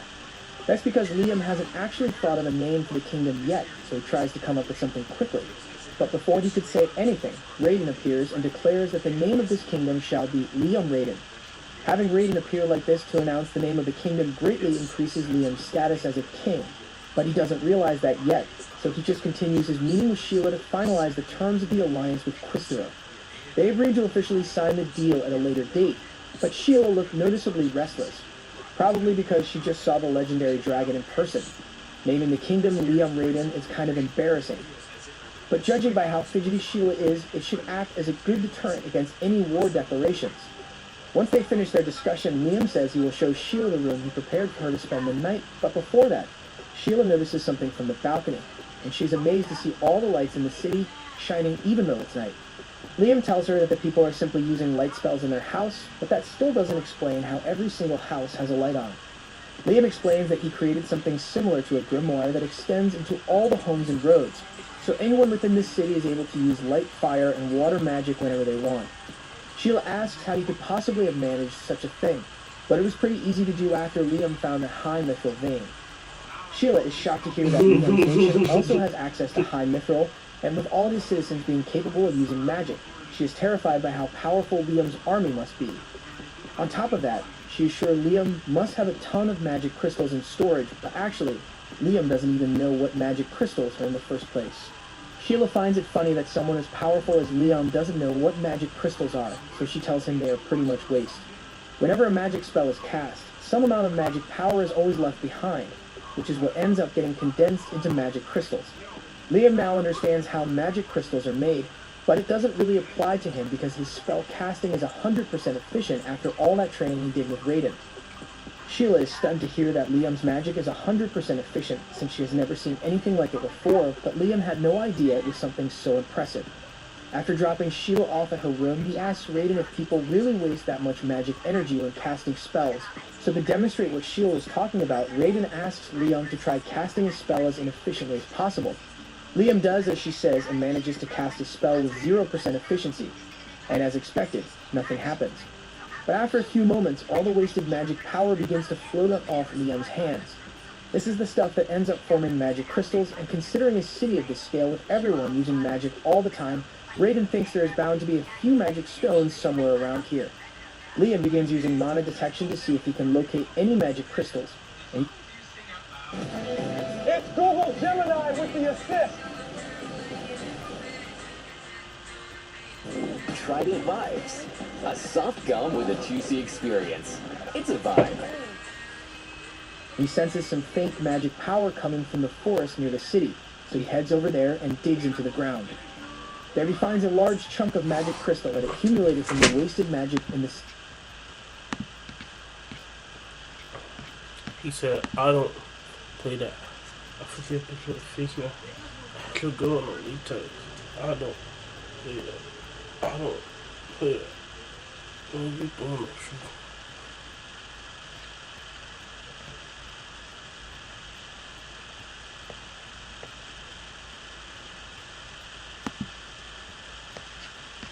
Today we're replacing Zay's girlfriend to a loyalty test. Let's call her Mariah. Think she's gonna be good? You think she's gonna pass? Obviously, I hope so. At the end of the day, like, I'm with her for a reason. So I love her a lot, but there's just been a lot of red flags lately. In a couple of hours, Mariah will be coming over to this condo. Zay convinced her to drop something off for him. What she doesn't know is during the time she's here, our decoy Anthony will be hitting on her and asking her on a date. Hopefully she turns it down and stays loyal. In the past, she's brushed a lot of stuff off, so I feel like I really gotta catch her doing something. If it gets to the point where I feel like, oh, she'll probably kiss me, or you want me to do that, I was already thinking about this, but at the end of the day, if I'm willing to sit here with y'all right now and do this, I'm gonna go all the way. So do what you gotta do, bro. If she's my girl for real, she's not gonna do nothing with you at the end of the day.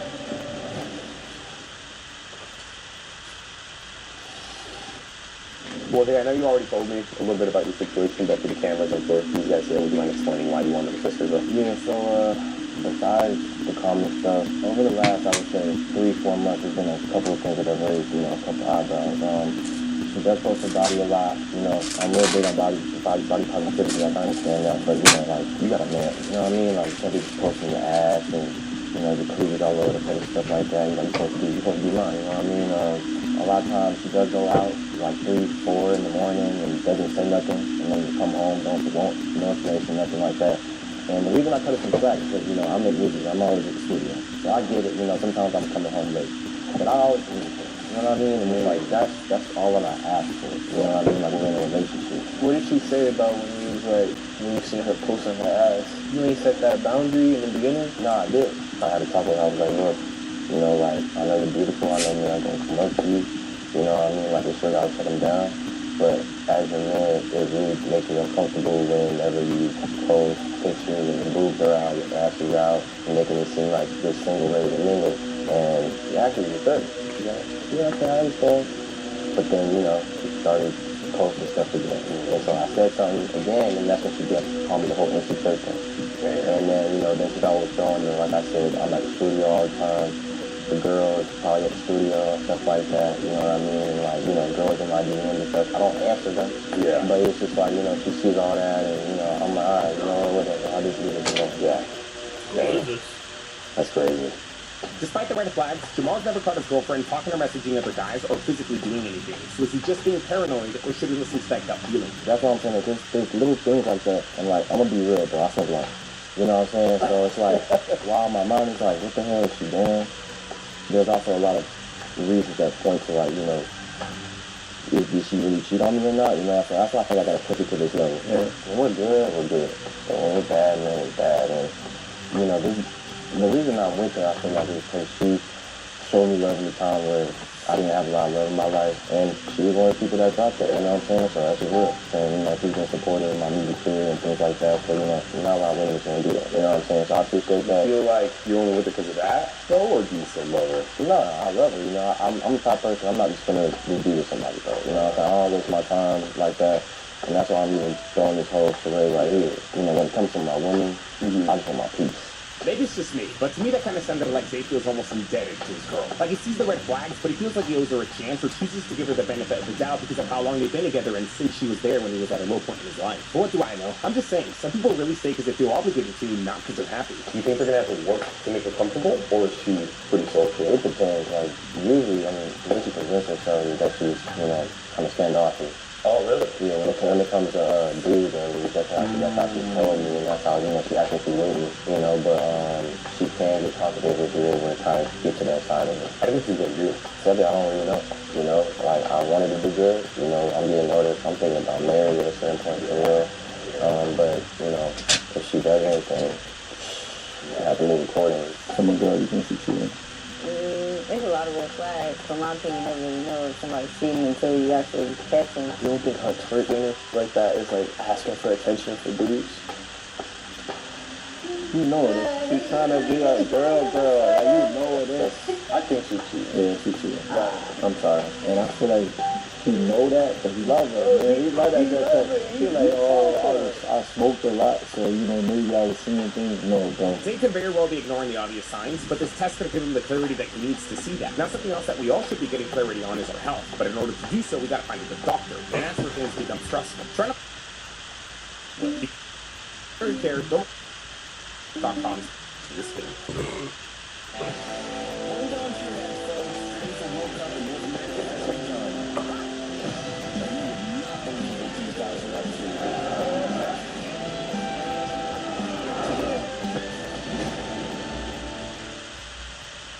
Let there be late nights and early mornings. First job. Second job. Hello? Hey, hello? Hey. Hey, I'm just making sure you're still going to talk about that stuff earlier. Yeah, I'm about to get ready to leave right now. What's up? Alright, for sure. Now I'm just calling to check on you, make sure you're still going to deliver everything. And then, also, I think his boy wanted some, like, do something like that. I got to see if he even got there, but I'm not there, so I'm having my boy check with me, and then if he got it, he'll send the pictures of flavors and everything. Okay. Alright, for sure. Let me know when you get there, okay? Alright, bye. Bye. So on top of doing music, Zay works with smoke shops and dispensaries. I mean, as you heard. I feel like. So to get Mariah here, Zay told her that his supposed friend Jordan ordered some products from the shop and wanted them delivered. Unfortunately, though, he wasn't going to be able to deliver them because he was going to be at the studio making music all day. Supposedly, Zay told his girl that Jordan was a good friend and a repeat customer, so he didn't want to let him down, which is why he eventually asked her if she could drop off the stuff instead. And as you guys heard, Yeah, I'm about to get ready to leave right now. So from there, Jordan texted Mariah and eventually sent her the address to the drop-off location. I know you're stressed right now, bro. She questioned anything when you told her to come drop off the things or for your boy Jordan. I've had to do stuff like this before in the past, you know what I mean? So After waiting for some time, Jordan got the call we were all expecting. Hello? Hey, I'm outside. Alright, so I'm a little busy right now, so I'm gonna send my girl down to get you. Just meet her in the driveway, and then she's gonna let you in. Okay, I'm about to run this little building by the pool, but I'm walking up right now. Cool, she's gonna meet you down there right now. With that, we text Alexia that she's going to go outside and get Mariah. She's pretending to be Jordan's girlfriend, and she's got to convince Mariah to come inside. Otherwise, this ends before it starts. she texted me. She texted you? Yeah, hey babe, I know that I'm waiting on you to come out. Oh, okay. Smile with me, girl. Are you? Hi, nice to meet you. I'm Jordan's girlfriend. They're just finishing up in the studio right now. From my understanding, you have to wrap something and also drop off something. Yeah. And he still hasn't handed you the money yet? Yeah. I'm gonna just have you come inside because they're finishing up in the studio. We're just gonna wait for a little bit. Yeah, she didn't even ask her. She just said, we're gonna go inside. Was your drive long or? Yeah, I want you to come inside. It wouldn't be too long. They're finishing up in the studio right now. Dang, Mariah was for sure a little hesitant to come inside, and hey, I don't blame her. Alexa did a good job, but I think we managed to get her inside primarily thanks to our plan. You see, Zay told his girlfriend that Jordan always pays in cash, and today's gonna be no different, except on top of giving her some cash, Zay told her that Jordan's also gonna give her some equipment that he wants to borrow. So far, we've gotten her inside. Hopefully our excuse helps us keep her here. This isn't my home, but would you like some water or anything? I can actually support you. I'm just here with my boyfriend. We just come here to visit at time, too. So what are you dropping? Which one? You sell it? No, my boyfriend sells it. Oh, he's selling some good, huh? You sell it? She a fan? Before we send the guys down, Alexia has to make Mariah comfortable, not suspicious. I like your hair. I like your outfit as well. You're so pretty. Who did your hair? Have you ever thought about doing hair before? No? Girl, you should start doing hair. Little by little, Alexia was starting to find her rhythm. It didn't seem like Mariah was suspecting a thing. Yeah, what beach you guys gonna go to? Oh yeah, I just went there the other day actually. Yeah, it was pretty hot. The sun was out, everything was nice out. What are you guys going to do at the beach? Chill vibe, music. Okay, that's the vibe. If it's too hot, we might not even go. She knows she opening up a little bit.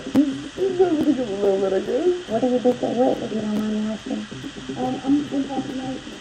You go to upstairs too? You can go upstairs? Dang, I'm property money. She makes some money though. So, yeah. I need to get the Airbnb and stuff like that. Oh yeah, so you can rent out to other people, huh?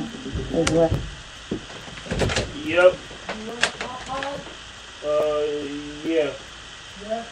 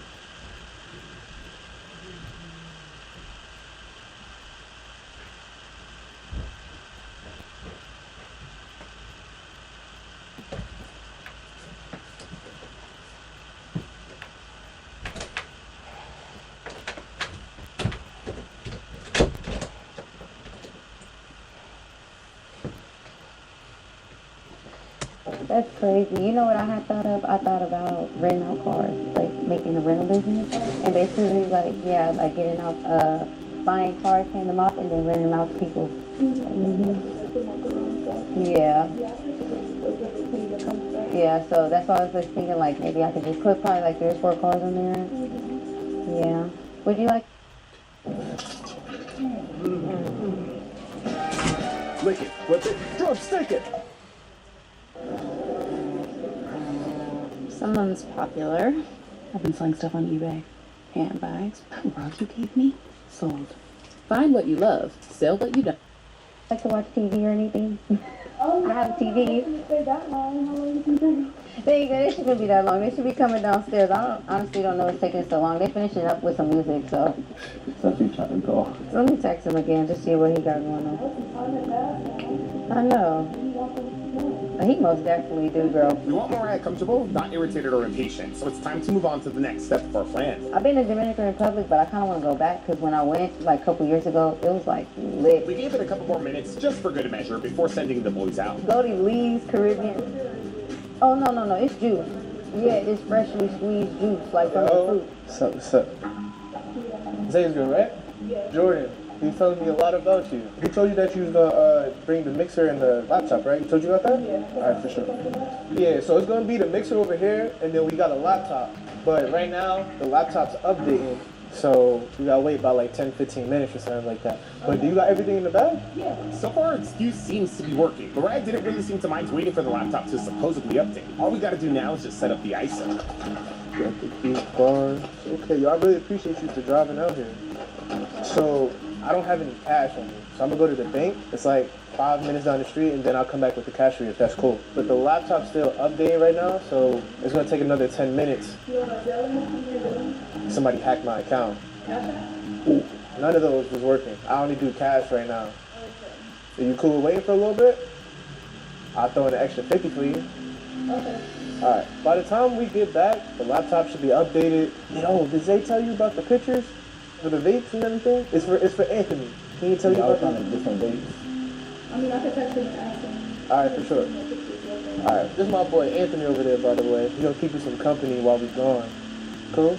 Okay. Alright, ready to come in there? We'll be back. We successfully got Mariah to stay, although she does seem a little irritated. I think the 50 bucks Jordan offered helped, but there is a chance she could have just walked out. We should be good though. I mean, we're keeping her here for 3 strong reasons. If you guys recall, Zay told her. Also, I think his boy wanted some. I gotta see if he even got there, but I'm not there, so I'm having my boy check when he went in. If he got, he'll see the pictures of flavors and everything. Mariah's gotta wait for the cash, the laptop, and for Zay to send over those photos. So like I said, we should be good. I should text him. She's in bed, they are asking about pictures from the baby and something like that. Picture, maybe do something like that. I just asked him right now. He said I'll send him right now. I didn't mess it up right now. How's it going? I'm Anthony, by the way. Nice to meet you. That's pretty name. That's it right here? Yeah. How you been, man? Dang, that's crazy. It sounded like Anthony went over right as Mariah got Zay's text. I honestly didn't even expect him to walk over this soon. We ain't keep you waiting too long, right? You there? My phone is making music. You should have came upstairs to make some music with us. Oh, okay, so she's here for the mixer for him? Yeah. Got you.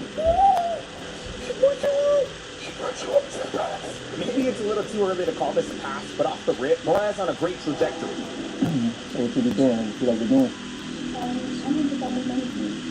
Real estate. Real estate? Oh yeah, that's it, for sure. How long you been doing that for? So you like it?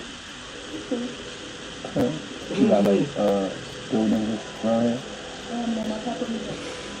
Okay. He said he's gonna send me the pictures in a minute. That's cool. I got boys that's in real estate. We got like 2 apartments in Houston. Cool. Okay. I do a whole bunch of, got a little cargo van. I'm a licensed site tech. I be chilling. I like to chill. I mean, I record it. I don't really like rapping. My boys do that, but I be like mixing and mastering and stuff like that. This is my spot right here. You like it? Yeah. Yeah. You from LA though? Yeah. Well, I'm from LA. I'm from New York, so I really not familiar with that. How is it over there though? It's really good. Alright. I might have to come visit sometime. What you be doing? Like, if I was to go to IE, what would I do? Like, hike? It's not really nice to do out there. It is some nice hikes. What do you like to do out there? Hiking and it's a lot of nice hikes, but maybe I could probably go to the bar for my homegirls. Okay. Like to have that music out. So you like to like go out and drink and party a little bit like that? Not necessarily. Oh, with your homegirls? Yeah. Okay. I'm gonna have to come through sometime, see how it is. Have you been in New York before? No, I've never been to New York. Alright. Yeah, I've never been. So the good? You got the best. Come on now. California don't really got the best. I don't know. I had better in Denver. Oh, we gonna have to review that again. I don't know. But you should come sometime. I'll show you around. Nice out there.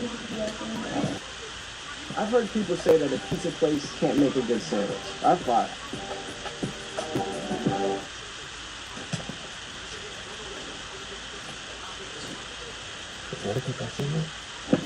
Oh!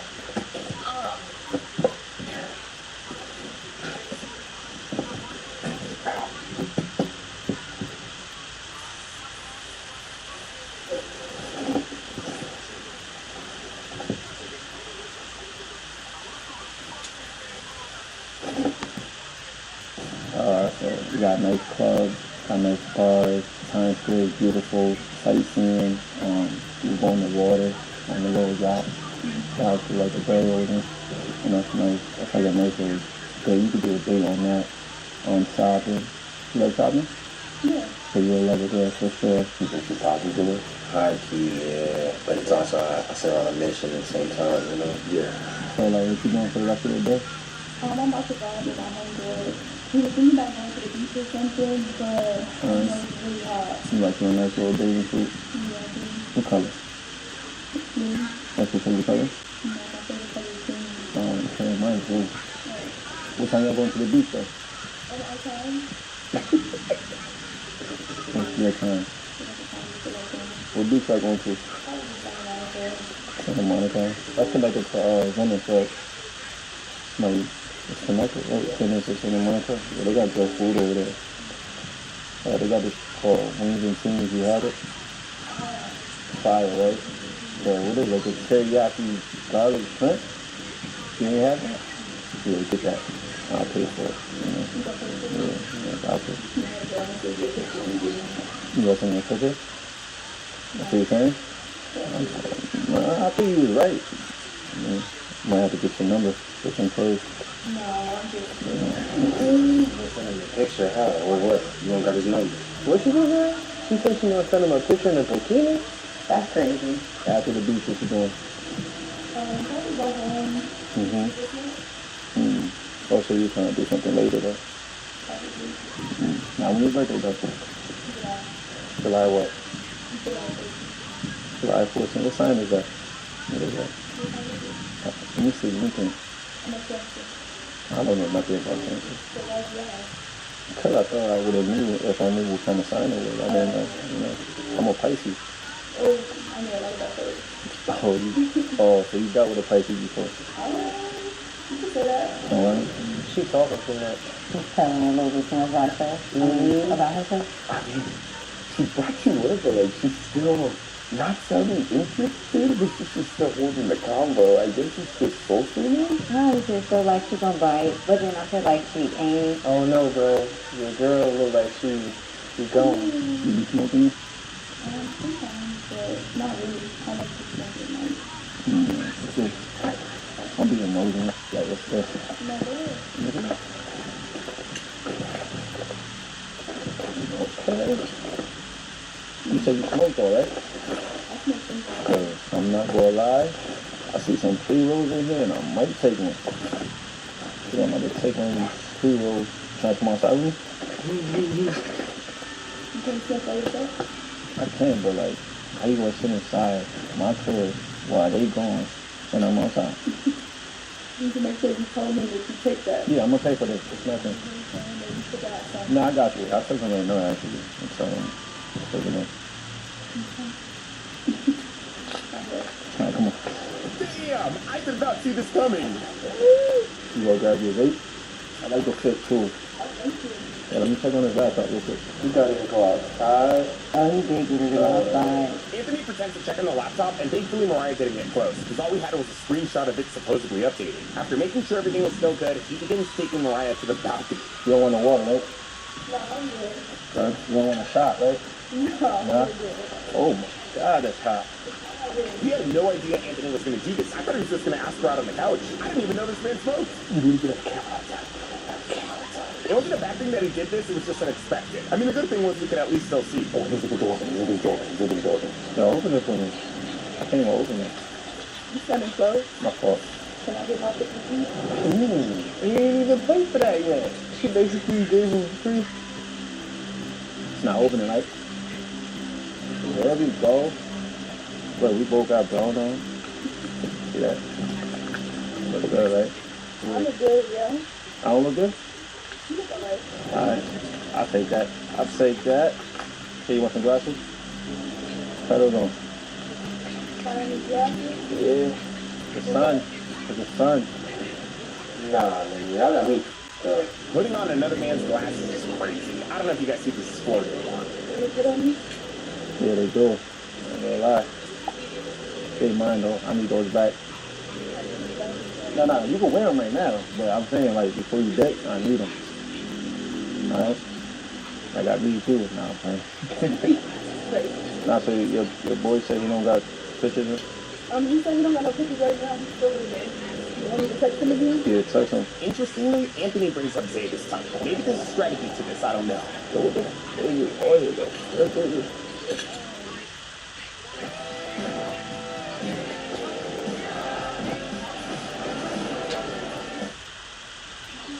James is a man in love. But he's a man who's been burned by love before. So he believes keeping a close watch. This fucking is super high, huh? Damn. If he don't got it, I don't care though. I ain't worried about that. Just give me your number, and then like if he hits you, You're not worried about it. You're not worried about my number either. What you need my number for? Like I said, if he hits you, then you can just send me and say, yo, he got that. Alright? Hold on, let me close this door real quick. Oh, your vibe, though. That's no vibe. That's different outfit. Yo. That's a different outfit from Not letting the smoke in, or for more privacy, Anthony closes the door. He could have no longer So that means you pull back up. I ain't gonna lie though. LA girls out here, they be outside, wild and stuff like that. You seem different. So, blessings to you. It was that easy. You could have ended the text there. Let's see how far she I could be chilling, honestly. She calls herself a risky friend, just in case. Going to the beach. Matter of fact, here, put your number in my phone. Maybe you can link to some drinks or something. Do with it. I hit you up later, actually, see what you're doing. You're gonna be at the beach, so that's perfect timing. Maybe. Alright, so you tell me where you at, and I'll pull up. My nigga just send it. I don't know. I don't know about all of that. I'm saying though, you get your number. My number is crazy. Yeah, I'm gonna hit you later.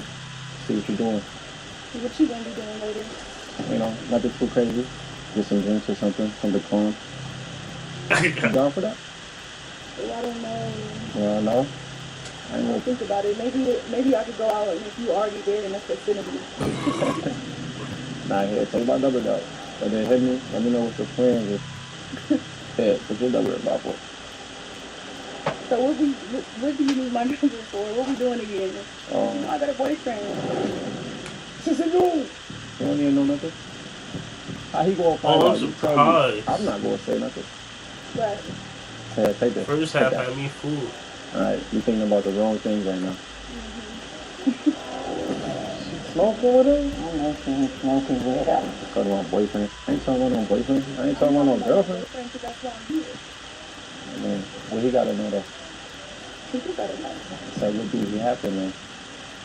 About me getting your number? It's just too much. I don't like giving my number out. People be doing too much on my phone. Yeah, I'm not. See, that's the wrong people. I'm not the type to do too much. I'm not gonna hit you at late night. I'm the type to do too much. I mean, like, maybe, you know, telling you dealing with the wrong one. I'm not dealing with nobody when I'm here. Oh, okay. Now you're dealing with me. I'm not dealing with you. Not yet. Not yet. Now I'm playing. I mean, you seem cool or whatever. Like your vibe. And I'm making you laugh, see? I'm just playing with you and you laughing. So, put your number in my phone. I'm going to talk about this, put your number in my phone, put your number in my phone. You holding my phone, you might as well just, you know? Just type it in. Yeah. Okay, you hold that. Not here. So crazy. Not in there. I'm going to give you my text-free number. You can give me both. It didn't sound like she was going to, but Mariah ends up giving out her number. You want this or no? You good? No, I'm good. Not gonna lie, I'm a little conflicted. Did she do it just because she felt pressure? I mean, she did bring up her boyfriends multiple times. Then again, though, maybe that was her just playing hard again. Don't be blowing my phone up. I got you. I might let you wear my chain, too. Wear your chain is crazy. You don't like it? I love it. You think, yeah, it look good on you, too, huh? There you go. Alright, but But I'm calling you too, so I got the number, alright? She's out. I don't care. She out there. Crazy part is the fuck this is actually how you treat She's girls. out, yeah. Hey, go through? Yeah, that's me right there. She brought you up a lot of times. Yeah, but she also like, she also was going for a lot. Yeah. Numbers, she talking about, yeah, I look good. Like, I don't know, I don't really feel like I put that. You ain't got the number, so they just gotta set it up. They sharing or whatever they smoking. So hitting, you looking good. I feel like she just talking too much. I feel like she just joking with him too much. Like she giving him the go ahead. It was like sneaky link, to be real. Wanna go inside though? Yes, whatever. Alright, come on. Grab my hand. Oh, the glasses? Oh, you about to grab my hand, for real. She not easy, but she going. For a second, I thought she was going to grab his hand as well. I can't really read her. Is there a chance that she's feeding into the attention, but really not planning on meeting up with this guy? Or is she bringing me up or not? Like she bringing me up and then saying things that just pretty contradict that she before I. You want the water? Take the water? You want the water now? She's parked. I think she's playing hard to get, but I think she's going. We talking about going hang out with her, maybe we can set something up. See if she'll come back and really do something. Say's right. Jordan told her that he'd hit her up later. I hit you up later, actually, see what you're doing. You're gonna be at the beach, so that's perfect timing. So technically, we don't even gotta take it to a day 2. We just gotta see if she comes back. If she didn't mean anything, it's an easy pass. That's not to say she didn't cross any boundaries, but if Zay confronts her now, she's got a lot of room for excuses. How long are they gonna take? What are they at? We on the way. If you want to keep this going, we could send Jordan back in, or we could just call it here and here if you think you've seen enough. Nah, definitely, like, go ahead and swim in, bro. I just don't want her to be able to dash on me. Right. And so with that, we send Alexia and Jordan back in. As they're walking upstairs, we have Zay text Mariah that he never got the photos of the products from his friend. Finally back. Yeah, you could count it. We're gonna play this off. So Jordan pays Mariah and then gives her the equipment that he's supposedly letting Zay borrow. Here's the mixer too. I really just send it to I can just tell you something to you. Alright, for sure. Jordan eventually walks Mariah out. Hey, yo, bro, alright. We keep this going. We gotta get that laptop and mixer back. I just seen nothing at this point. I just feel like alright, I said this son gonna get her. I'm looking for a man who knows how to treat a credit line right. Hold on to your credit cards. This season of You're the Credit One for Me is like nothing you've seen before.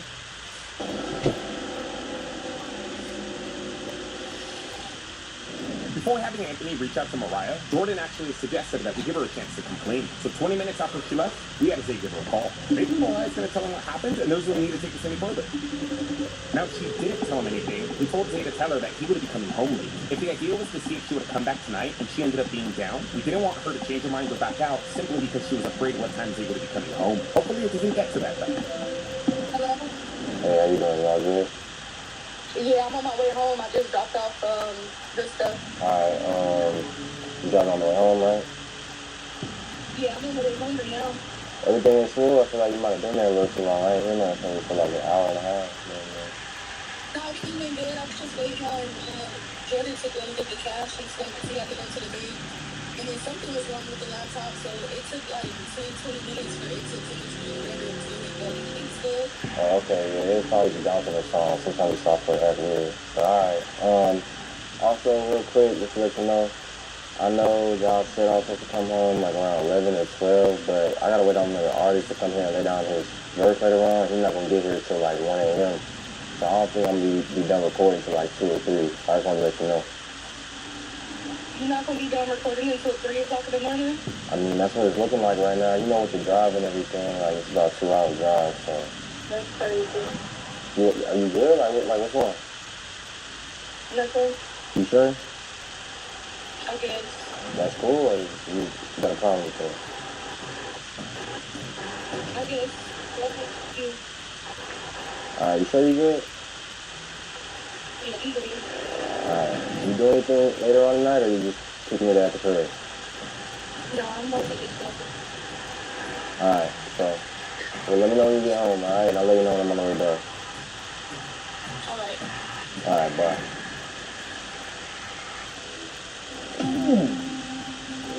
So, she said she's doing nothing tonight to you, but she told him she was going to the beach with her friend. That's true. Who's she lying? That's true. She's lying to me? She's lying to you. It's quite possible Mariah isn't lying to anybody. Looking back on it, she did say she didn't know if she was going to end up going to the beach, so maybe she just decided not to. Regardless, though, she didn't tell Zay that she gave out her number or that Anthony hit on her. So after another hour, Anthony finally texted her. Now, by the way that she was talking to Anthony earlier, and by the way that she got bothered at Zay for coming home late, you would think she responded immediately, but she didn't.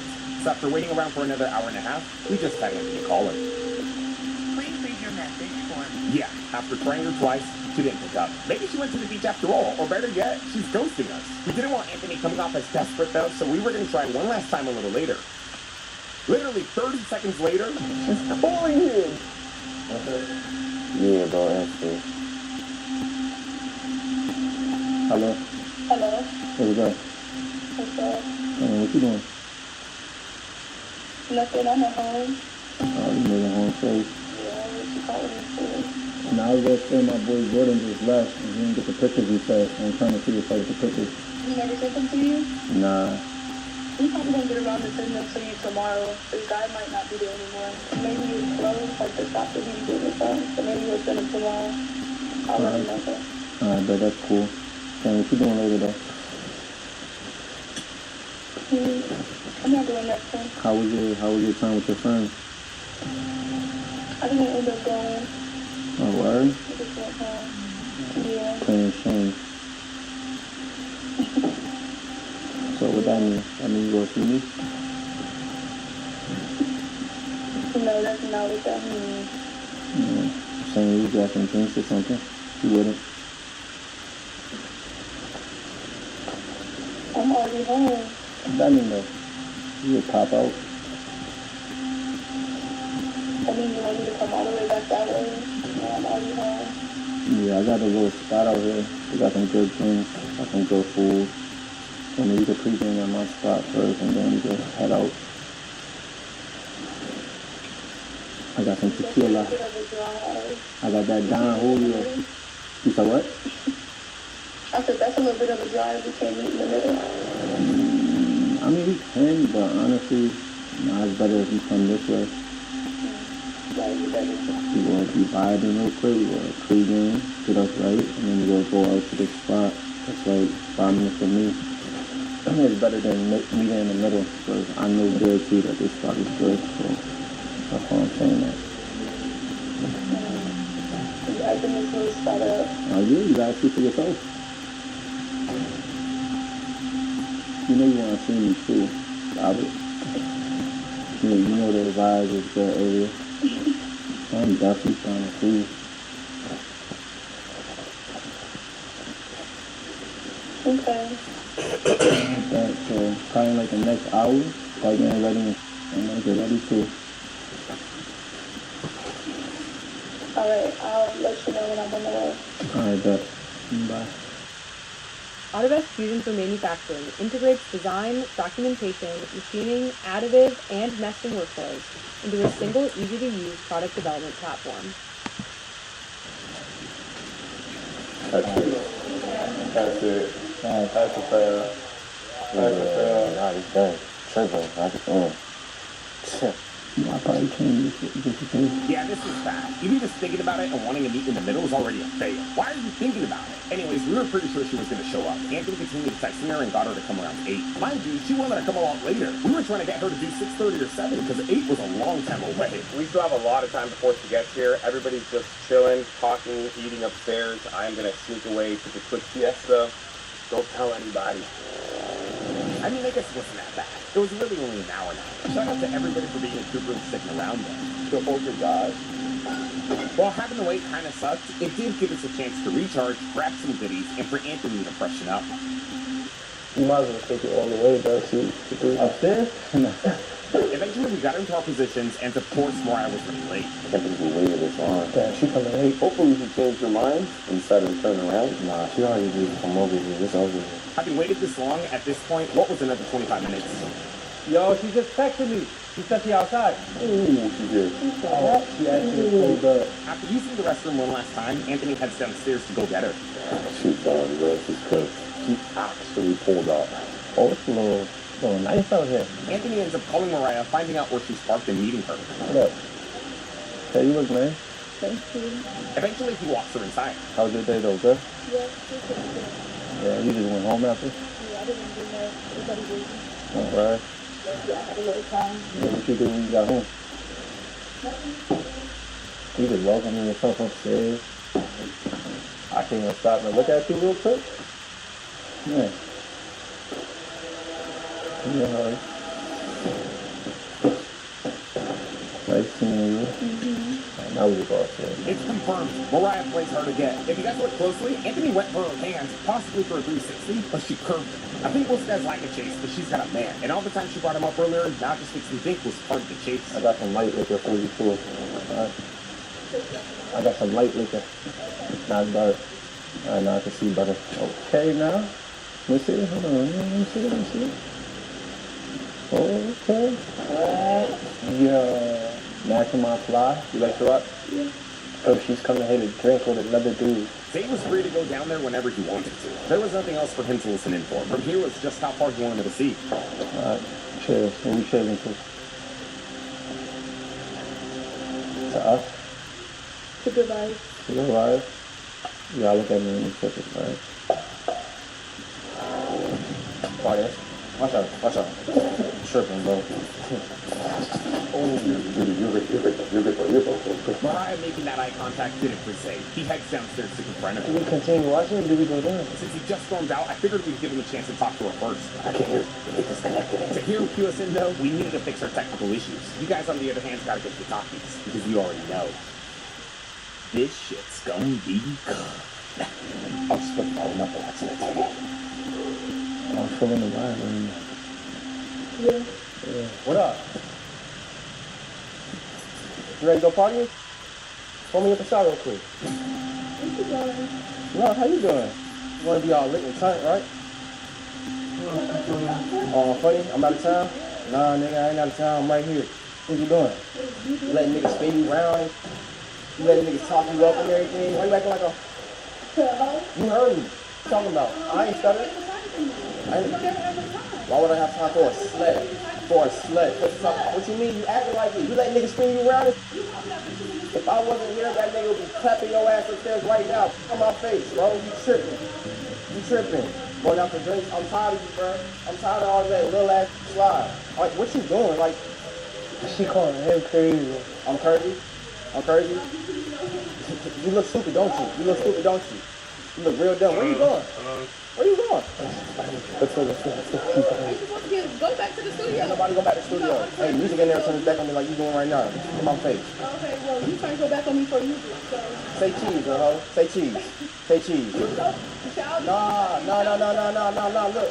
Nah, cause you Instagram live shaking that ass all for everybody on the cameras. Pop your right now.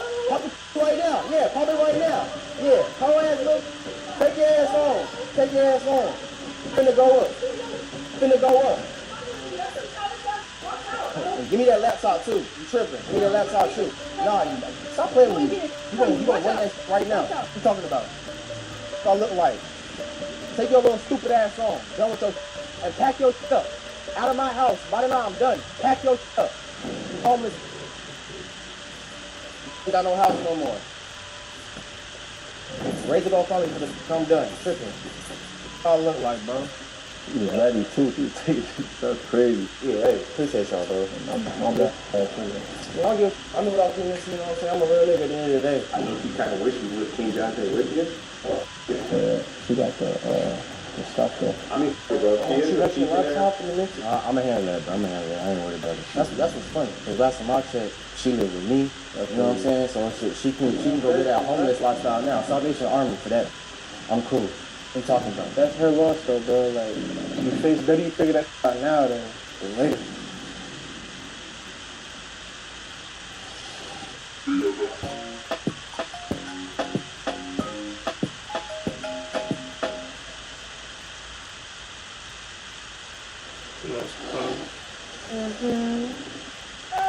Hey! There. Wayfair's big sale is almost here. From April 25th through 27th, you get a front row seat to the best deals in home. Like up to 80% off area rugs, up to 65% off kitchen and dining, and up to 60% off outdoor furniture. Plus, surprise flash deals all way day long. with fast and free shipping on everything, even the big stuff. These savings won't last, so don't wait. Shop Wayday from April 25th through 27th for up to 80% off everything home. Hal is a level 3 bum at the bottom of his class, and because he is so weak, he is constantly picked on by the rest of his classmates, who are around levels 4 and 5. Apparently, when Hal first joined the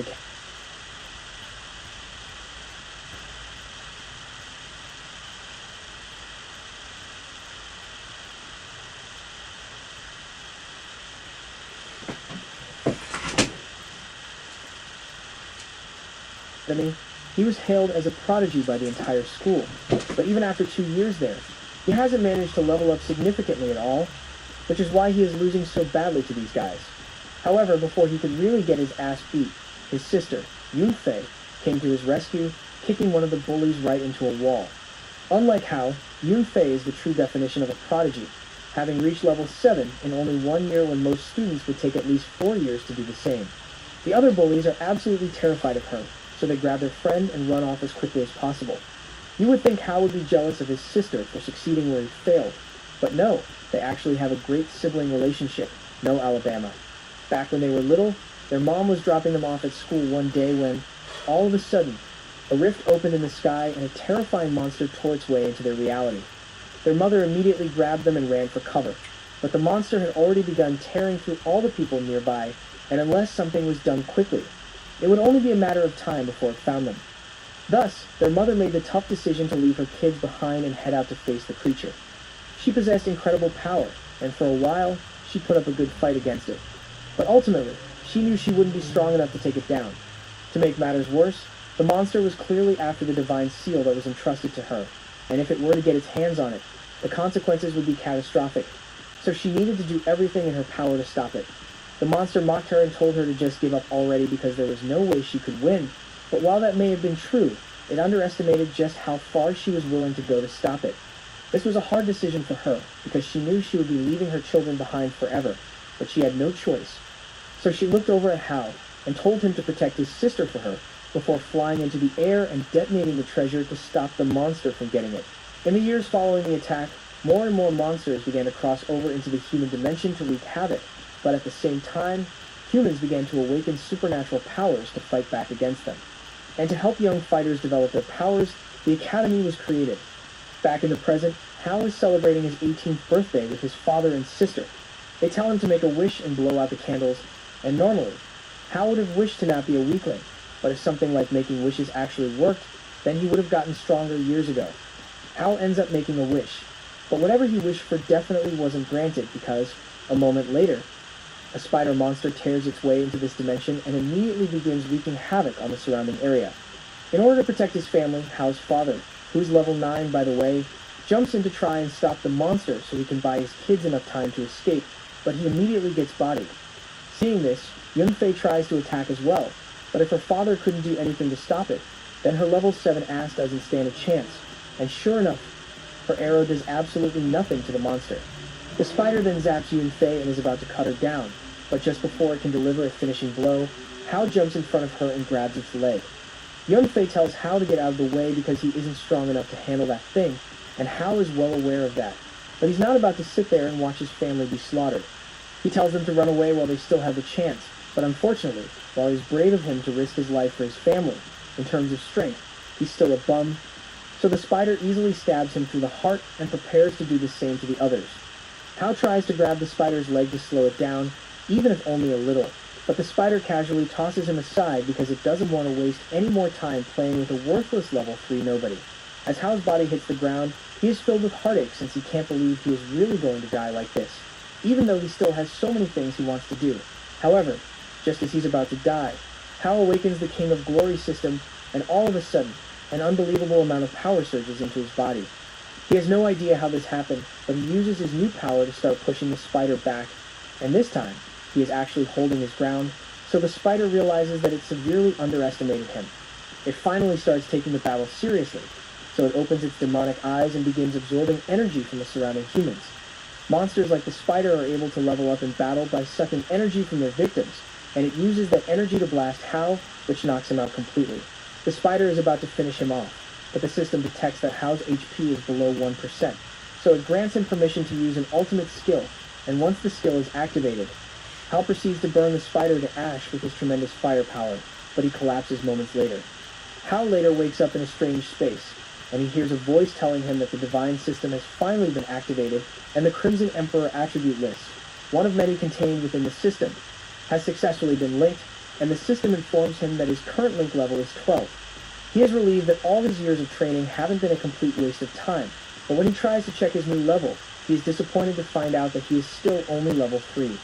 The system informs him that his link level is publicly visible, but there's no need for him to worry because his strength will still be that of a level 12. And Hal is glad to hear that, because it means that from now on, he can finally take charge of his life. Whether you're backing up your home, exploring the outdoors, or powering the job site, Harbor Freight has the portable generators you need at prices that can't be beat. Harbor Freight, your generator destination.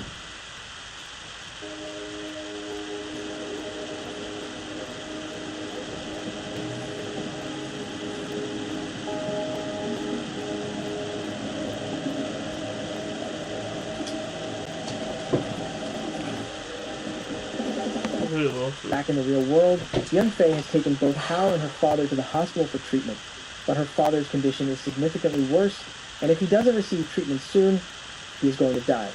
Unfortunately, the doctor refuses to treat Hal's family because he thinks they are a bunch of brokies who won't be able to pay their bills, so he doesn't think it would be worth it to treat them.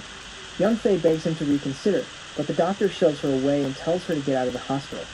Hal comes out and catches Young Fei just in time to keep her from getting hurt, and seeing him, Young Fei asks Hal if he's alright since she's still worried about his well-being, but he's perfectly fine, so he tells her he will handle this. The doctor is rather shocked to see Hal back on his feet so soon, since he doesn't recall providing him with any treatment, but Hal tells him he will handle everything. He approaches the doctor, pulls out the magic gem he got from the spider monster, and says he will pay for his father's medical expenses. The doctor is in disbelief because he realizes that the gem is extremely valuable, but he can't believe that a level 3 bum like Hal would be able to acquire it on his own. However, he's not one to turn down a payday, so he decides to take the gem after all. But as the doctor grabs it, his hand is suddenly engulfed in flames. This was Hal's way of getting back at him for what he did to Young Fei a moment ago. But he plays it off and says the gem's power is still fresh, so touching it recklessly is probably what caused the fire. The doctor is embarrassed and yells at his subordinates to get back to work, and then tells Hal that the gem is only worth around 200,000 yuan, while his father's treatment will cost 500,000, so he still needs more money. Hal promises that he will get the rest if the doctor gives him some time, and since he already has a down payment, the doctor agrees to give him 1 day to make the full payment, but if he's any later than that, his father will be kicked out. Once the doctor is gone, Young Fei asks Hal if he has a plan because earning 500,000 in 1 day is practically impossible, but fortunately, Hal has already thought this through. He says there's a competition being held at the academy tomorrow, and the prize money is quite large, so if he wins, they will be able to pay off their dad's medical costs with no problem. Young Fei is excited to hear that and says she wants to enter as well, but Hal reminds her that her injuries still haven't healed yet, so she should rest and leave this to him. If Hal says he can handle it, then Young Fei has full faith in him. But around the corner, the doctor makes a call to his boss, warning him to change the plan because a suspiciously powerful individual has just appeared. The next morning, at the academy, the competition is about to begin, and thanks to a generous last-minute sponsorship from the Handmill Group, the prize pool has been increased to 1 million. As a special guest, the elder daughter of the Handmill Group, Moker, is there to watch the competition. She even states that the group will be happy to welcome any outstanding talents who perform well, and all the students become excited after hearing that because joining the Handmill Group is one of the greatest honors out there. However, when the stage of the competition is announced, their tune quickly changes because the arena will be a shadow forest where the level of enemies ranges from level 5 all the way up to level 15. The boss of this dimension is a level 15 shadow tramp, and points can be earned by defeating monsters, but also by taking out fellow classmates, which basically means they are incentivized to kill each other. The students start to complain because the rules seem unnecessarily cruel, and that may be true. But Moker's response is that she doesn't care. And she's not just saying that for dramatic effect either. She genuinely doesn't care if they survive out there or not, because the only thing that matters in this world is strength. So if you're not strong enough to survive, then you're worthless to her. Most students are hesitant to step through the portal to participate, But Hal doesn't hesitate for even a second and steps right through. The bullies who usually pick on Hal see him walking fearlessly, and they don't want to seem like wimps, so they follow him in, and after them, several other students work up the courage to go in as well. Meanwhile, Moker takes a look at Hal's stat sheet, and she seems interested in him because she heard that he was the one who defeated the demon spider yesterday. In the Shadow Forest, Hal spends a few minutes killing basic spiders, but the little ones aren't earning him much experience, so he decides to go looking for more powerful monsters. To do that, he starts following a group of spiders, hoping that they will eventually lead him back to their nest. But along the way, he hears the sound of a girl calling out for help. He follows the sound and eventually finds one of his classmates trapped in a spider web. She is extremely relieved to see Hal and begs him to save her. Most of the other students came in groups, so worried that this might be a trap, Hal asks her what happened to her team, and she responds that her teammates ditched her after she got caught, so she really needs his help or she's going to die. Hal feels bad for her, so he agrees to help, but he tells her to quiet down because they wouldn't want to attract any monsters. He then begins burning the webs to set her free, but once the webs are gone, she starts falling to the ground. Hal runs to catch her, but he gets caught in a second spider web, which scoops him up and ends up sandwiching his face in the girl's thighs. This was all part of the spider's plan because it knew that if it left the girl alive in one of its traps, then someone would eventually come to save her, so it would get 2 humans for the price of 1. However, Hal doesn't plan on becoming spider food anytime soon, so he burns the webs to free himself. But he and Ruan are still stuck together, so he needs to do something about that. The spider begins firing dozens of poison attacks, and each one would be deadly on contact. But fortunately, before it could hit Hal, Ruan manages to bite through the webs, and once Hal's arms are free, he is easily able to fend off the monster. Ruan is surprised because she had no idea that Hal was this strong. Since Hal has mastered the Crimson Stone ability, he knows this spider is no match for him. But its poison is still pretty deadly, so as it shoots at him, he jumps out of the way to avoid being hit. The spider continues firing at him, but Hal is 10 times as fast and strong as he used to be, so he is easily able to cut through the attacks until he gets close enough to land a finishing blow. Once the spider is dead, Hal walks up to it and picks up one of its fangs, at which point the system upgrades it into a deadly poison item that can be used 3 times. Hal had no idea the system could do that, but he's not going to turn down a powerful item, so he puts it in his storage. Just then, the competition broadcast announces that Hal has defeated a demon spider, so he has been awarded 1,000 points for his effort, and since Ruan helped, she is counted as part of Hal's team and receives 500 points. Ruan can't believe she was able to earn points by mooching off Hal's hard work even though she didn't do much. But if Hal were to leave her, she would definitely be killed by the next monster she encounters. So now that the battle is over, Ruan begins praising Hal in hopes of getting him to like her enough to keep her around. However, Hal won't fall for such flattery, though he could use a healer like her, so he's fine with letting Ruan tag along. Meanwhile, Ruan's team, the people who ditched her, are currently being attacked by a Devilsaur, and one of them dies to it, while the other manages to activate an escape scroll to quit the contest before he is killed. The last one left is Lee, and he doesn't have an escape scroll, so he desperately runs for his life until he ends up running into Hal and Ruan. Lee begs for help, but Hal doesn't think it's worth helping him, especially since he ditched Ruan earlier. However, Ruan feels bad for Lee, so she decides to forgive him on the condition that he promises to never abandon his teammates again. Hal really doesn't think Ruan should be forgiving people so easily, but she has already begun healing Lee. Lee's health slowly begins to rise again, but just then, the Devilsaur catches up to them. And even though it was originally only after Lee, since Ruan just healed him, she has aggroed the Devilsaur as well. Hal grabs Ruan and tells her to run, but since the Devilsaur is after her now, she tells Hal to leave her behind, while she distracts it to buy him enough time to escape. Meanwhile, even though Lee is the cause of this whole mess, he has no intention of helping and tries to sneak away to leave the 2 of them to deal with the Devilsaur by themselves. But before he can escape, Hal grabs him by the neck and tells him he's not going anywhere until he apologizes to Ruan properly. Hal then hits the Devilsaur with a massive fire blast, and once he's convinced that it must be dead, he takes Lee over to Ruan and forces him to kneel and ask for forgiveness. Lee immediately begins begging to be spared because he had no idea that the 2 of them were so strong. He even promises to do whatever they say if they forgive him, and Ruan is still a softie at heart, so she's prepared to forgive him again. But the second she gets distracted, Lee takes out a dagger and lunges at her, intending to kill her as revenge for humiliating him. However, before he can do anything, Hal gives him a 3-piece combo that drains the rest of his HP bar. What's the best place to see French music shows? Obviously, Franco in Montreal. Men don't do basic hydration. We need super hydration. Old Spice super hydration. Vitamin booster for 24/7 healthier looking skin. Babe, are you using all the Old Spice? Oops. Sorry. We're all out. Lee is technically still alive, but since his HP has hit 0, according to the game rules, all his points are transferred to Hal, and he is kicked out of the competition. Ruin apologizes to Hal for letting her guard down back there, but he says it's not her fault. She simply trusted Lee too much, and that's not something to apologize for. But from now on, he tells her she should only give trust to the people who deserve it. Just then, the Devil Sword returns out of nowhere because it turns out that Hal's earlier attack wasn't enough to finish it off. Hal activates his powers, charging at the monster and slashing it repeatedly until it eventually collapses to the ground. Ruin asks if the Devil Sword is finally taken care of, but Hal informs her that it is actually still alive since Devil Swords naturally have a high resistance to fire magic. If they want to stop it for good, then they need to either kill it or find a way to release its anger. Hal suggests that they could try taming it by using a soothing spell, and since Ruan is a healer, she immediately offers to cast the spell, but there's one other problem.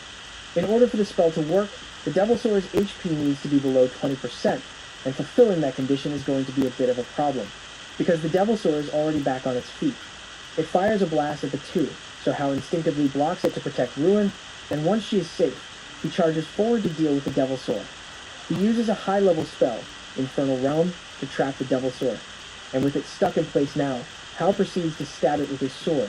His first attack does quite a bit of damage to the Devil Sword, but this still isn't enough, so he grabs it by its tail and proceeds to hurl it into one of the infernal walls. Hal is making decent progress in lowering the Devil Sword's health bar, but all of a sudden, it unleashes a terrifying blast that launches him back several feet. He isn't going to be able to keep this up much longer, so he asks Ruin if she's ready to cast the spell yet, and once she gives the signal, he delivers one final hit that sends the Devil Sword's HP into the red. Now that all the conditions have been met, Ruin begins the spell and sends a massive beam of healing magic right at the Devil Sword. After the dust settles, all that's left is an adorable baby dragon, and at first, Hal thinks they might have messed up the spell. But Ruin tells him that there were no mistakes. This is just the Devil Sword's original form, and now that it is soothed, it is no longer a threat to them. Hal is glad that the ordeal is finally over, so he suggests they should just kill the Devil Sword for points now that it's weak and continue with their mission. But as soon as the Devil Sword hears this, it panics and runs to Ruin for help because it really doesn't want to die. Ruin tells Hal to wait because she thinks the baby is cute, and she wouldn't want to see it die. She even says the baby dragon offered to give them something valuable in exchange for letting it go. Hal is surprised that Ruin can understand what the dragon says, but be that as it may, he doesn't really care because he doubts that whatever the dragon gives would be worth up to $1 million. So it's better to just go for the first place prize money instead. The dragon shrinks back in fear as Hal prepares to chop its head off, but at the last second, Hal stops because he doesn't have the heart to kill a defenseless creature for no reason.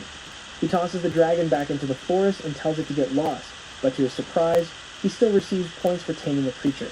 Hal decides to check in with the system to see if he gained any experience there as well, and sure enough, he receives 50,000 experience points for his battle, taking his total experience up to 75,000 points. Hal asks if there are any new skills he can unlock now, so the system shows him 3 basic ones which he can afford. Hal takes a look at them, and of the 3, the one that catches his attention the most is the Eye of Truth skill because it allows him to see hidden details, and a skill like that would be very useful in a shadowed forest.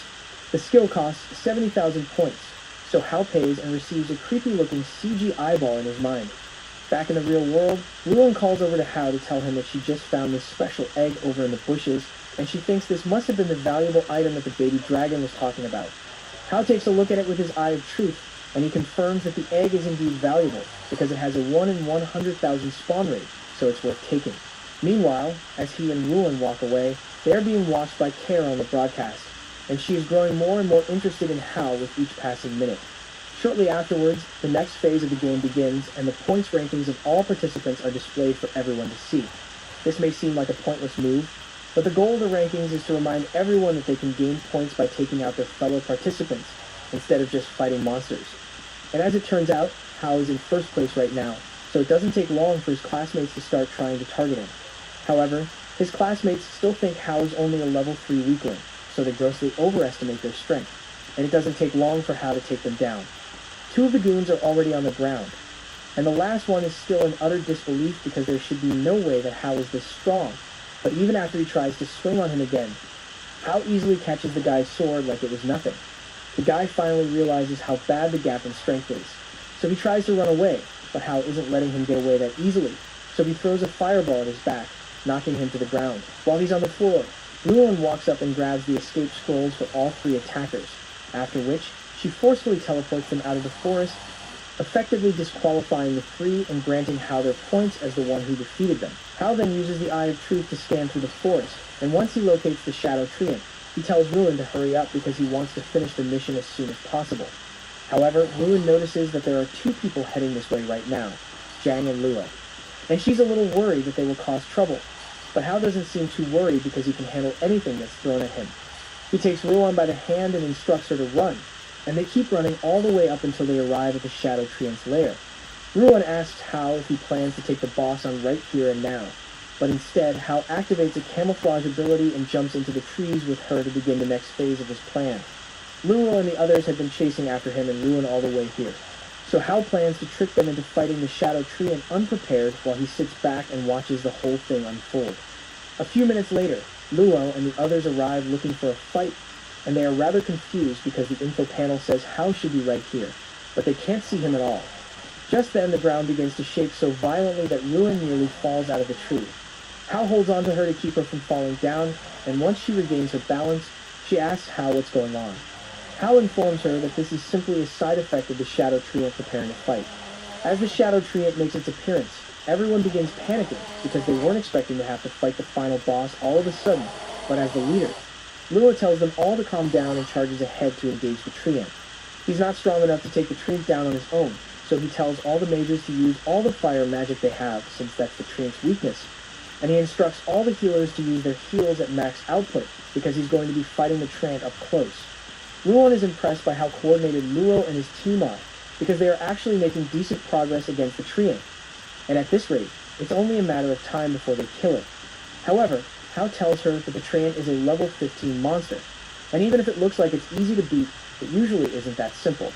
All of a sudden, as Luo goes to land another strike on the Treant, he notices that his sword did absolutely no damage to it, and a moment later, he realizes that it's because the Treant has just entered the second phase. No one here knows anything about the Treant's second phase, so they have no idea what to expect, and the uncertainty is making them nervous again. Luo is considering retreating, but all of a sudden, the Treant spreads its roots into the ground, and a moment later, several monsters emerge all around them. All the small tree monsters are at level 7, and while they aren't as strong as the Treant, their sheer numbers are still so terrifying that a bunch of the fighters attempt to run away, but they are cut off by even more tree monsters, so they are all stuck here. As Hal and Llewellyn see this happen, Llewellyn becomes worried because if things go on like this, then someone might end up dying. Hal agrees with her, and as much as he hates Luo for bullying him, he doesn't have the heart to sit and watch as he is torn apart, so he jumps down and summons his sword, raining fire down on the Treant. As the monsters burn up, Hal lands next to the group and points his sword at them. A few of the fighters realize that this isn't worth it anymore, so they take out their escape scrolls and quit on the spot. It's like the end of an era. That I've had my moments, which I really needed, spiritually. But it's time for a new chapter. Plus, I listed this on eBay in 2 seconds. Got a really good price. Hi. My girlfriend. Bye. Okay, next. Find what you love, sell what you don't. eBay. Things people love. Tell me you'll never forget that native deodorant has no aluminum. No matter what. Hal gives everyone else one chance to take their escape, scrolls out and quit as well, but Luo and the others are still being stubborn, and they are convinced that they should be able to defeat Hal with ease since he's only level 3, and their average level is 5. It's clear that they still insist on fighting him, and Hal is more than happy to accommodate if they really want to get beaten up so badly, but all of a sudden, several branches from the Treant reach out and grab them. Hal is able to jump out of the way to avoid it, but the other fighters aren't so lucky, so now they are dangling by their feet and shamelessly begging Hal to come save them. Luo is disappointed that his team is so incompetent, so he cuts the vines around his feet and charges back at the Treant to finish this himself. However, He fails to realize that the tree ant had already released toxic fog in the area, and inhaling it will cause severe hallucinations, so he warns everyone to be careful. He then activates an antitoxic banner to protect himself from the fog, but he had already inhaled a bit of the toxins earlier, so he begins hallucinating, getting attacked by his teammates, but in reality, it's just a bunch of tree monsters trying to trick him. He quickly catches onto the illusion and snaps out of it, but he's still going to have to deal with the monsters. Fortunately for him, Hao steps in to take out a bunch of the monsters, and to get rid of the fog, he creates a ring of fire that burns it out of the air. Once the fog clears, Luo sees that while Hao was fighting, Ruin had been treating the members of his team who were affected by the toxins of the fog so they wouldn't die. That said, he warns them that there's no guarantee that she can keep them alive if they stay here any longer, so he urges everyone to quit while they still can. The fighters all agree with Hao, so as soon as they get the opportunity to do so, they all open their escape scrolls and teleport out of there. Once all the others are gone, Hao turns to face the Treant, but it's not going to be an easy battle because the Treant is in its final form. Hao attempts to trap the Treant in a fire prison to burn it to ash, but it anticipates his move and creates a barrier to protect itself from the fire, and it mocks Hao for thinking that such a petty trick would work on it. But a moment later, it gets distracted by Ruan, and Hao uses that opportunity to sneak up behind it and unleash a full-power fire blast. While the Treant is completely engulfed in flames, Hao readies his sword and proceeds to slice it down the middle, killing it in one blow and earning himself a total of 100,000 points. With the dungeon boss dead, the broadcast announces that the mission is finally complete and 3 people manage to survive, so a gateway opens for them to leave. Hao is surprised to hear that there are still 3 people here, because he thought everyone quit earlier. He's not surprised that Ruin chose to stay, but he wonders who the other person is. Just then, Luo yells at Hao from across the forest and demands to know how he got so strong.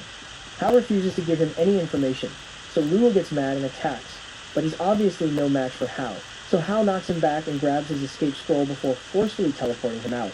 Now, all that's left is for Hao and Ruan to leave through the portal, but all of a sudden, the dungeon begins to malfunction due to an anomaly, and the broadcast says the portal will be closing in a few seconds.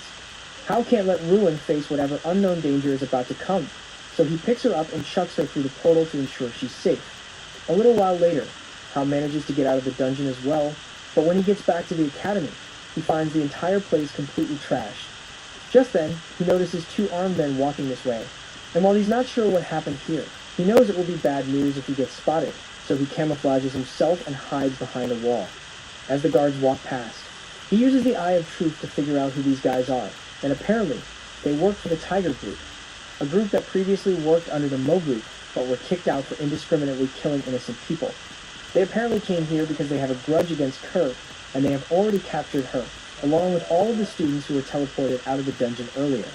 One of the guards even mentions that they captured a really pretty girl a few minutes ago, and hearing that, Hao knows they must be talking about Ruin.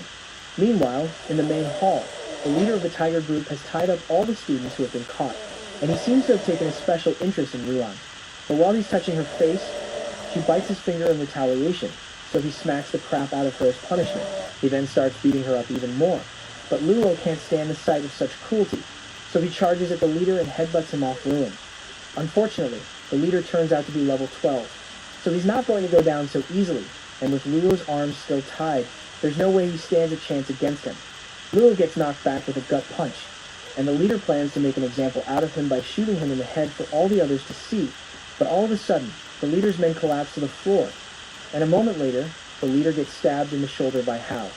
He has no idea how Hao managed to get behind him, but the dagger he just used dealt a lot of poison damage, so he can't move around right now.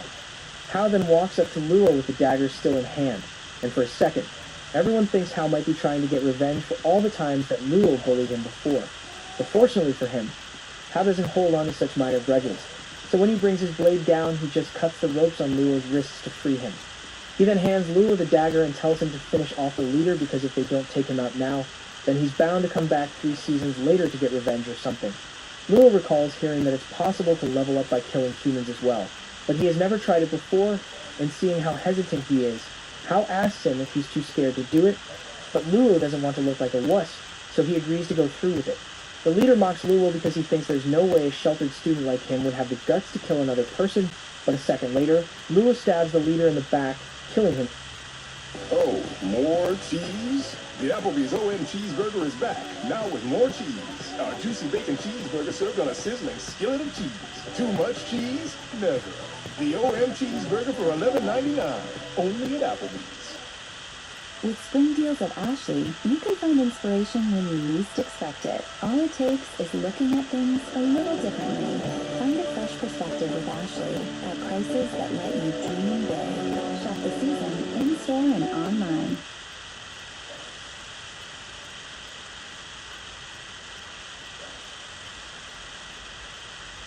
On the spot. After the leader is dead, Luo feels a surge of power in his body as he levels up. And now that he's done, he walks back over to Hao to return the dagger, but Hao tells him he can keep it. Luo is shocked that Hao is willing to give up such a valuable item, and he doesn't understand why he's being so nice to him, even though he treated him badly before. Hao asks him whether he wants to keep the dagger or not, and Luo really does want it, so he thanks Hao for the gift and apologizes for all the times he made fun of him. Hao doesn't mind forgiving him, but Ruan refuses to accept it and says Luo doesn't deserve Hao's forgiveness. Luo yells at Ruan and asks how she could be so heartless when he risked his life to save her earlier. But while she is grateful for his help, she says this is an entirely different matter. Hao says he really doesn't mind forgiving Luo, but if they are going to be friends, then he needs to prove his worth. So Hao asks Luo to protect everyone here while he's gone. As for him, he plans to go rescue Kerr since he heard a guard mention that she was being held in the gymnasium. Outside, Hao spots two guards sitting by the stairs. So he slices one across the neck in an instant and holds the other at blade point to keep him from fighting back. He then asks the guard where Moker is being held, but before he can force him to answer, all of a sudden, the leader of this unit comes crashing down from the sky, forcing Hao to jump out of the way. The leader then attempts to shoot Hao in the head, but Hao has already gotten back up and runs into the woods for cover. Bin is impressed because he didn't expect his student to be so quick, and he is sure this is going to be an entertaining battle. He orders his men to fire into the forest to flush Hao out, and once Hao no longer has anywhere to hide, he is forced to face Bin head-on. He attacks with everything he's got, but unfortunately, Bin's suit is designed to negate damage, so Hao's strikes have little to no effect on him. To make matters worse, Bin also has high-powered laser cannons built in, meaning a direct blast would be instant death for Hao. Hao manages to block one of the blasts, but he is nearing his limit, so he calls on the system and asks if there is any way for him to survive this, because he cannot handle this as he is now. The system informs him that he has enough experience points to upgrade his link level and unlock a new ability. It asks him if he would like to do so, and Hao obviously answers yes because he has no choice. Just as Hao is about to be bombarded to smithereens, the system activates the defense trait of the Crimson Emperor ability, forming several shields to protect his body. Bin was absolutely certain that a blast like that would obliterate Hao, so he tells his men to loot the gear from Hao's corpse. However, to his surprise, Hao is still alive and well, so Bin orders his men to continue firing at Hao until he drops dead. However, with Hao's increased defense stats, he is able to run right through the laser blasts and decimate all of Bin's men in one go. He then turns his attention towards Bin, and Bin tries to defend himself with his armor, but Hao uses the opportunity to move behind him and activate his new special ability, Defense Explosion. The ability does not deal any direct damage to the target, but instead attacks their defenses from the inside. So moments later, Bin's armor begins melting off his body, and now that his defenses are gone, Hao knocks him out with a single punch. Bin begs Hao to spare his life and even offers to hand over the key to the treasure chest, and this gets Hao curious, so he decides to leave Bin alone for now and goes to take a look at the so-called treasure. As he inserts the key and opens the chest, Hao is amazed to find all sorts of rare items inside, and along with granting him 35,000 XP, it also contains a Medusa's tear, several ancient crystals, a dungeon key, and a Hellspring weapon. These items are all powerful, but Hao has no use for them right now, so he decides to convert most of them into experience points with the system, and after he has done so, he now possesses 130 total experience points. With his new point count, the system informs Hao that he can now unlock a new King of Glory account, which comes with a whole new set of abilities and stats. The account is called Crazy Moss, and it grants him the abilities of a mad scientist who once destroyed his world with his inventions. Hao doesn't like the sound of that since destroying the world seems pretty serious, but the system assures him that no abilities are inherently evil, so it all depends on how he chooses to use them. The system tells him to just give it a try, so Hao decides to go for it and activates the ability. However, nothing really happens, so he thinks it might be a dud. However, a moment later, a small robot named Weiss appears at Hal's feet, and it explains that it is an AI created by Crazy Moss, and Moss's abilities allow him to engineer, decompose, and assemble whatever he wishes, even powerful weapons. Hal asks for a demonstration, but Weiss tells Hal that his level is too low to make any powerful weapons, but he can still give a demonstration on how versatile the ability is. Hal gives Weiss 2 items to work with, and after combining them, Weiss creates a sticky glue trap. And now that Hal knows how the ability works, he dumps all the weapons he has collected on the ground and tells Weiss to create something with them while he's gone. In the meantime, Hal heads out to go rescue Mocha. But as he arrives at the location where she's being held, he finds 2 of her bodyguards turned to stone, and on the second level, there's a level 38 mercenary talking to her. Hal knows he stands no chance against a level 38 fighter, so he decides to wait a little so he can think of a proper plan of attack. The mercenary tells Mocha to reveal the secret to him before it's too late, because, after all, unless she gives him the Medusa's tear, her loyal bodyguards are going to remain as statues forever.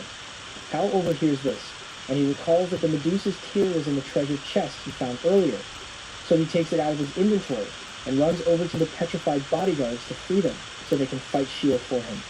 However, even after pouring the tears on the guards, nothing happens, so Hal wonders what's going on. Meanwhile, Shio tells Mocha that as long as she agrees to his demands, then he will guarantee that she becomes the next head of the Mo group, and all she needs to do is provide him with a map of the safe zone deployment areas. However, Mocha tells him that making her the head of the Mo group isn't enough of a bargaining chip, because she could have done that on her own. Meanwhile, Hal is still trying to figure out how to free the bodyguards, but even after dumping the entire bottle of Medusa's tears on them, absolutely nothing changes. And to make matters worse, Mocha flatly refuses Shio's demands, so he's losing patience with her, and Hal wishes she could have at least played along with Shio a little to buy him some time. She tells Shio that no matter what he says, he will never be able to persuade her, and because of that, Shio is about to kill her. So Hal is forced to come out of hiding to rescue her. Mocha recognizes Hal as the promising candidate she noticed earlier, and she seems pretty smug for someone who was about to die a moment ago, especially since she didn't even know Hal was here. Hal tells Mocha to stay back since he can't have her dying in the middle of battle, and those 2 bodyguards are still petrified, so he's going to have to deal with Shio on his own. That said, fighting someone as strong as Shio isn't going to be easy, so Hal tells Mocha that she's going to have to pay him for saving her life. Your biggest fear came true. Your beloved pet is suddenly missing. Luckily, you have Google Fi Wireless. It's fast. Agrees without hesitation and adds that if he can get her out of here without a scratch, then she'll give him an extra $10 million as well. And Hal is happy with that deal, so he prepares for battle. He launches a firestorm blast at Shio, but unfortunately, the blast has no effect on him because Shio walks through it as though nothing happened.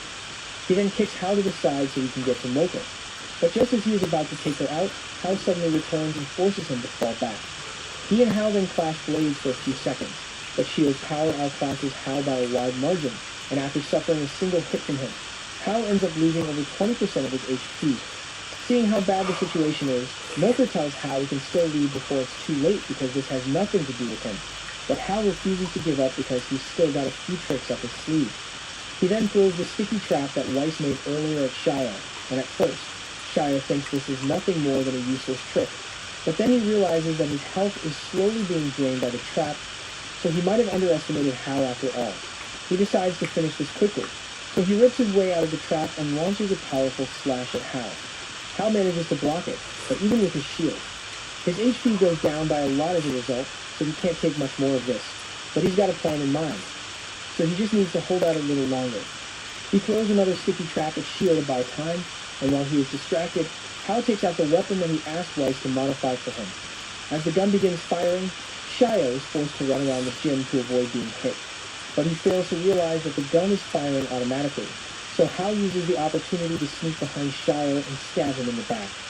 Shio is caught off guard by the sudden attack, but he retaliates by stabbing Hal to get him off his back, and at first, it looks like Hal's attack didn't have much of an effect, but the dagger Hal used has an instant death poison effect, and it would have guaranteed victory for him, but Shio happens to have a legendary protection item on him, and using it allows him to survive. However, he is also extremely pissed right now because that item cost him a lot of money to buy, and he can't believe he wasted it on a nobody like Hal, so he's not going to fall for any more tricks like that again. He begins beating Hal down, and Hal is completely out of tricks to save himself here, Toshio is about to kill him, but at the last second, Mocha's petrified bodyguards finally break free and push Shio aside to save Hal. They thank him for his help because if he hadn't used the Medusa's tear earlier, they never would have been able to break free on their own, and now that they are back, they proceed to one-shot Shio. The battle is finally over, so Mocha walks up to Hal and thanks him for his help, to which Hal tells her she's welcome, but he's still expecting to receive his reward money in addition to the 10 million bonus she promised earlier. After Hal gets back on his feet, he walks over to Shio's body and stabs him to make sure he's dead, and after that, Mocha asks him if he would like to join her group. Hal turns her down because he's just here for the money, and he doesn't like the idea of becoming someone's underling. Mocha assures him that joining her group isn't something he will regret because she takes care of her people very well. She even promises that if Hal agrees to join, he and his entire family will be taken care of in the best part of the city, and that's an offer that's too good for Hal to pass up. A little while later, we see Hal and his family in one of the most luxurious hospital rooms in the city, and while Yunfei is looking around in amazement, Hal's father looks at him with worry, because he doesn't know how much Hal must have spent on a place like this. Hal assures him that he doesn't need to worry about the money, and a few moments later, a new doctor comes in to check on Hal's father, and he sincerely apologizes to Hal for how poorly the other doctor treated him earlier, and because this hospital is owned by the Handel Group, a VIP like him doesn't have to pay a dime. They then return the black card that Mocha had given Hal to pay for his father's treatment, and Hal is really starting to appreciate the perks of having the Mo Group backing him. The doctor then tells his assistants to go get the highest grade antidote for Hal's dad, but while they are doing that, Yunfei can't help but wonder why Mocha would give Hal her black card. So she's starting to think he may have gotten a little too close to her during the tournament, but Hal tells her that nothing of that sort happened. Just then, the nurses come running back to inform the doctor that something terrible has happened. They just went to the vault to retrieve the top-tier medicine, but when they got there, all the valuable medicines had been stolen, and there was nothing but a message written on the wall saying, "Beast God." The doctor assumes this must have been the work of a rival group, and without that top-tier medicine, there is no way they'll be able to treat Hal's father's condition. So Hal asks if there's any other way for him to get the medicine, and the doctor tells him that he might be able to find some at the black market. Hal decides to check it out, so he heads there with Yunfei.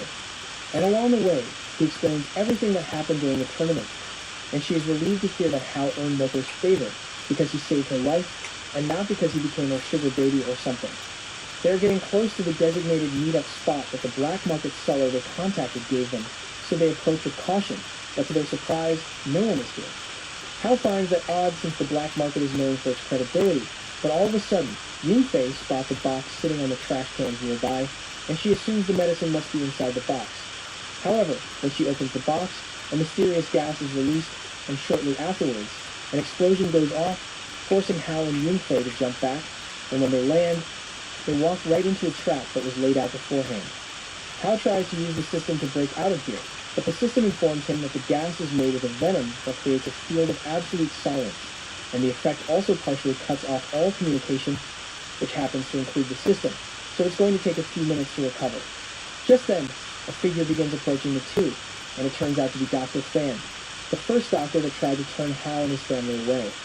Hal had already suspected that he might be behind this because only a doctor from the hospital would have access to such a high-quality potion to sell on the black market, and Fan doesn't deny it.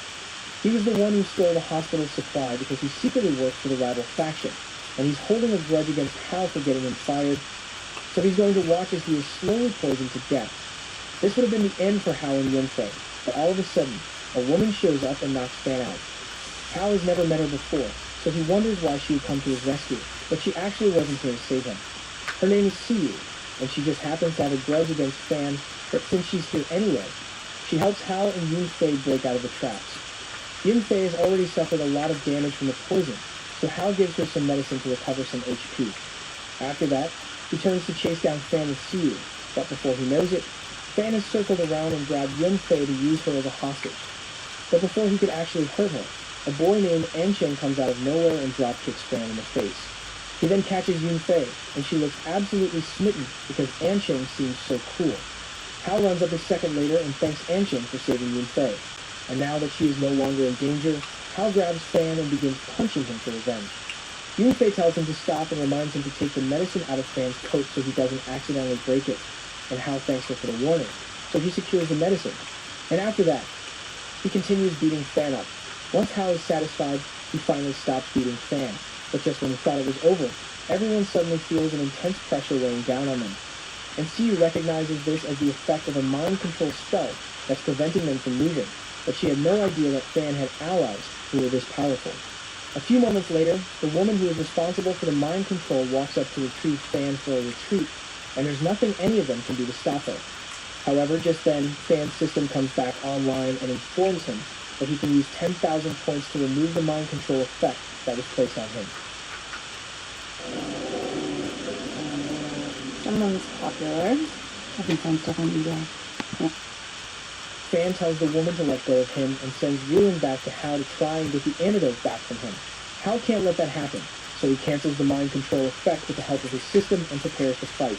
The woman attempts to mind control him again, but it doesn't work on Hal this time, so he leaps into the air and prepares to cut her down.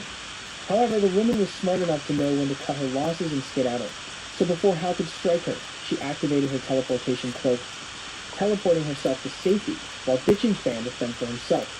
As soon as Fan realizes he's on his own, he starts groveling at Hal's feet, begging him to spare his life. However, Hal has no mercy left to give, so there's no way Hal is letting him live after he tried to take the antidote. As a last-ditch attempt, Fan injects himself with a dangerous drug, and as his body begins to mutate, Hal decides that he's not going to wait for the power-up animation and just stabs Fan through the chest to finish him off. A little while later, Hal sends Yunfei back home so she won't be put in any more danger, and now that it's just him and Siyu, Siyu mentions that she's heading to the Mo Group auction, and she assumes that Hal would like to join her as well. Hal asks how she knew he was planning to go to the auction since only high-ranking members of the Mo Group are allowed to attend, and while he may have Moko's favor, he never told Siyu that. And now that he thinks about it, it was also pretty convenient that Siyu just happened to show up when Hal got into trouble, so she must have been sent by Moko to keep an eye on him. Siyu admits that Hal is right about her being sent to look out for him, and she's not the only one either because Anshin was also sent to help. However, Anshin left so soon after the battle was over that Hal didn't really get a chance to thank him. He isn't really upset about being spied on since, if it weren't for Siyu, then he and Yunfei would have been in serious trouble. Siyu says there's no need to thank her since she's just doing her job, and anyway, the auction will be starting soon, so they had better get moving. Before long, Hal and Siyu arrive at the auction house, and Hal is amazed because he has never seen anything like this before. Siyu explains that the auction is held in a subspace where all 9 major families bid on valuable treasures. Soon after the auction begins, the host announces that participant number 11 has just bought the level 70 magic crystal for $3 million. And Hal is surprised that there's someone willing to spend that much right after the auction starts. But after getting a closer look at the guy, Hal realizes that he looks an awful lot like Anshin. And after getting Weiss to confirm it, he finds out that that really is Anshin down there. This makes no sense to Hal since, with how young Anshin looks, there's no way he should have the kind of resources necessary to bid in an auction like this. But then again, Anshin might have someone backing him, so there's no way for Hal to really know. The auction continues, and the next item up is a life-saving potion, which sounds really useful, but Weiss tells Hal that it's not worth it because once he levels up his alchemy skills, he will be able to make potions like that whenever he wants. Hal agrees with Weiss, but just then, he hears the announcer say that number 11 has purchased a potion for $4.5 million. He seems to be buying up everything he can get his hands on, and whatever his reasons may be, it's clear that he's got very deep pockets. Hal, on the other hand, can't really afford to buy much since he only has the money he got from the tournament.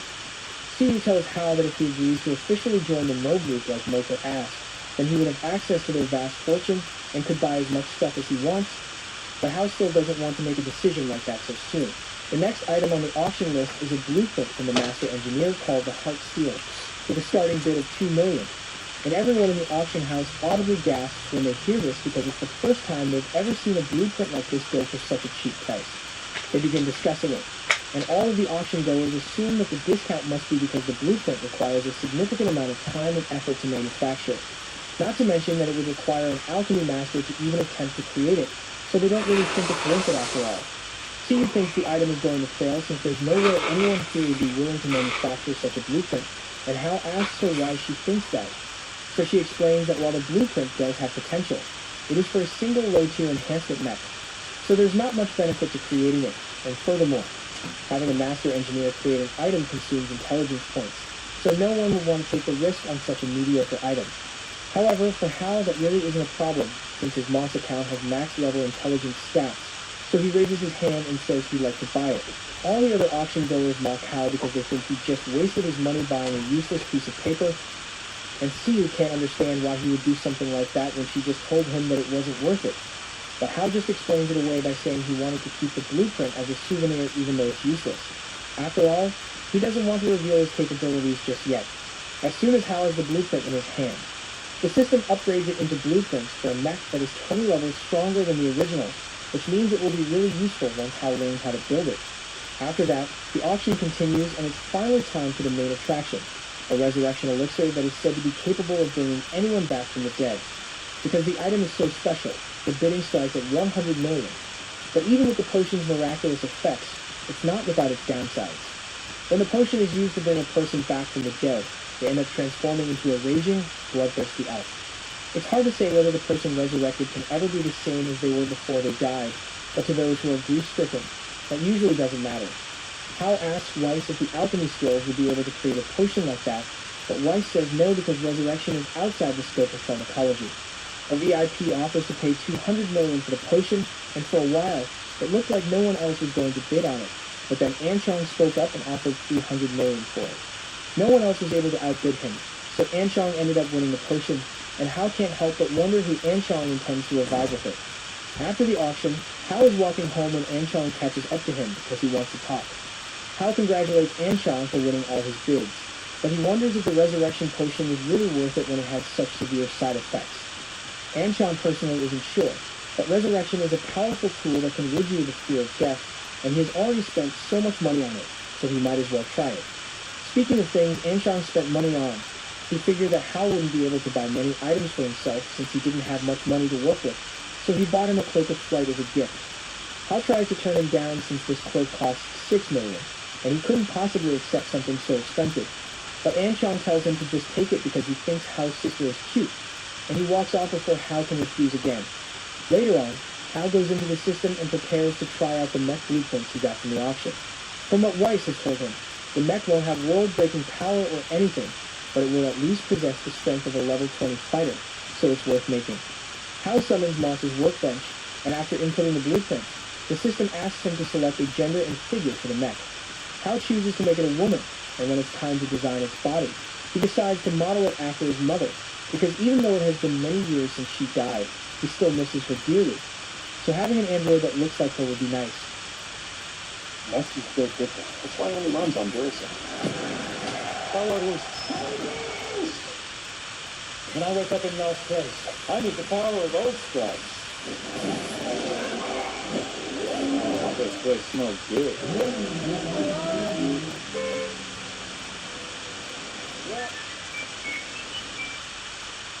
Once he's done creating the body, he instructs the system to begin constructing the android. But right in the middle of the construction process, the system throws up a warning message, and in the next moment, an error occurs, causing a lot of smoke to be released. Once the smoke clears, Hal finds a girl in a maid outfit floating in the air, and he assumes it must be the mech he created. But he doesn't understand why it's not in the form of his mother like he intended. Also, it seems like there's something weird about that girl, but she suddenly runs into Hal's arms and starts calling him master. So he decides to just go with it and names her Nana since she's his new subordinate. But little does he know, Nana is actually a mortal from the M79 Nebula who hijacked the mech creation process to resurrect herself, and the second she gets the chance, she plans to take over this world. Later that day, Hal takes Nana to introduce her to his family, and both Yunfei and his dad are pretty accepting of her. So Hal explains that he plans to have Nana handle all the housework from now on. He sets her to work immediately and tells Nana to start washing the dishes, and as much as she doesn't want to be doing this, even though her monster consciousness is free within the body itself is programmed to follow Hal's every command without fail, so she can't disobey him at all. Hal also plans to have Nana act as a guardian to protect his family in case of another emergency like last time, but since she will be doing chores in the meantime, Yunfei dumps all of her dirty laundry for her to wash, and Hal's dad tells her to start making dinner while also cleaning up, so Nana has got a long day of hard work ahead of her. The next day at school, Hal is called up on stage by the principal to recognize his efforts because it is thanks to him that Mocha managed to make it out alive during the attack the other day. The other students can't believe Hal is the big hero who saved the day against the Tiger Group's attack, so they start suggesting that Hal is just faking it as a cover for the real hero. But as soon as they say this, Lou gets mad and grabs one of them by the shirt, because how dare they slander Hal's name when no one else stepped up to fight while Hal worked so hard. The principal is equally angry because he can't stand such disrespect. But Hal tells him to let it go for now, because it's only natural that his classmates would be skeptical of his power when all they've ever seen him do until a few days ago was fail. With that said, the principal awards Hal with a huge cash prize for his efforts, and on top of that, he offers Hal a very special item that symbolizes the school as a whole to show how grateful the school is to him. This is a very momentous gesture, but just then, an alert begins blaring as multiple gates are detected within the school building.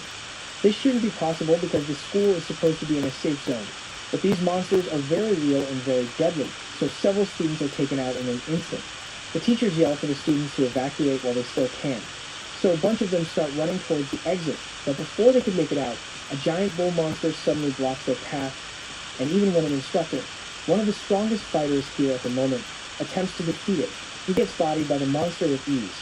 The monster laughs and says no one is leaving as long as he's here, and he believes there's nothing we humans like them can do to beat him, so finishing them off one after another should be easy.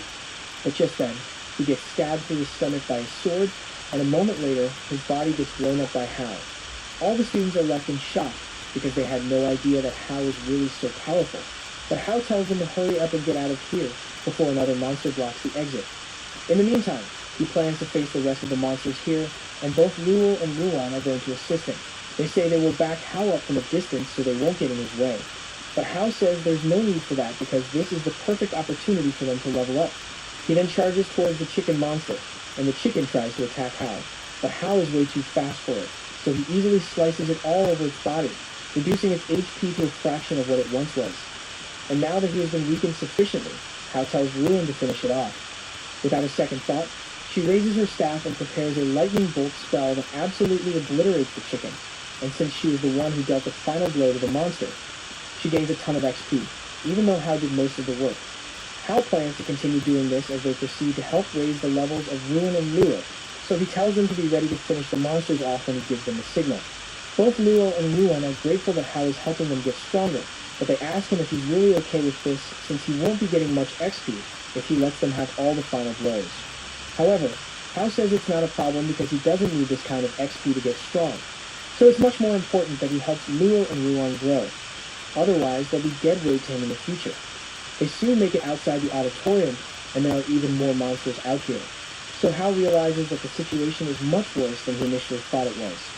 Even though the school was in a safe zone, it was still somehow invaded and overrun by monsters, and if this safe zone was compromised, then it stands to reason that all the other safe zones in the city have been compromised as well, and Hal is starting to worry for his family's safety. Just then, Hal and the others are surrounded by a group of monsters, but he really doesn't have time to be dealing with this, so he blocks both of their punches and unleashes a fire blast that burns both monsters so bad that they can barely move. And now that they are both weakened and unable to move, Hal tells Luo and Ruan to finish them off, which they immediately follow through on.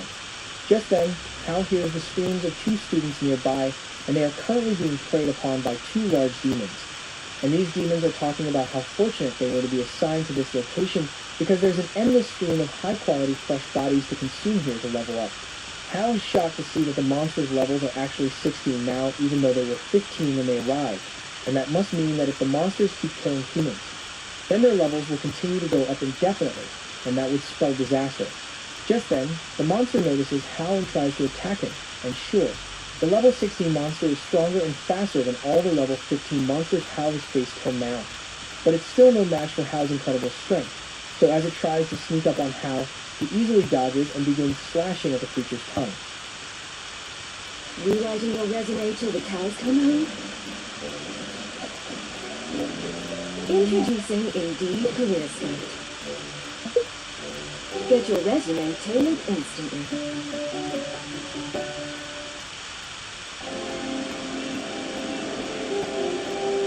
Sally, before I go, I have to ask you something. Yeah? Can I? Nourish your hair in a single wash without any sulfate. I thought you'd never ask. I could never live without. The key ingredient is native shampoo and conditioner. I know.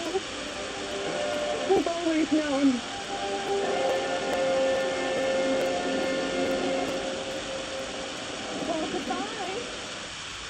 Back After severing the first monster's means of attack, the second one tries to sneak attack Hal, but Hal reacts in time to block it with his sword, and while the monster is pinned down, he has Louie jump in to slice it right down the middle. The first monster is terrified when it sees this, so it tries to run away, but Hal has no intention of letting it escape, so he launches a targeted fire blast at the monster, and once it collapses to the ground, he tells Ruon to go take care of it.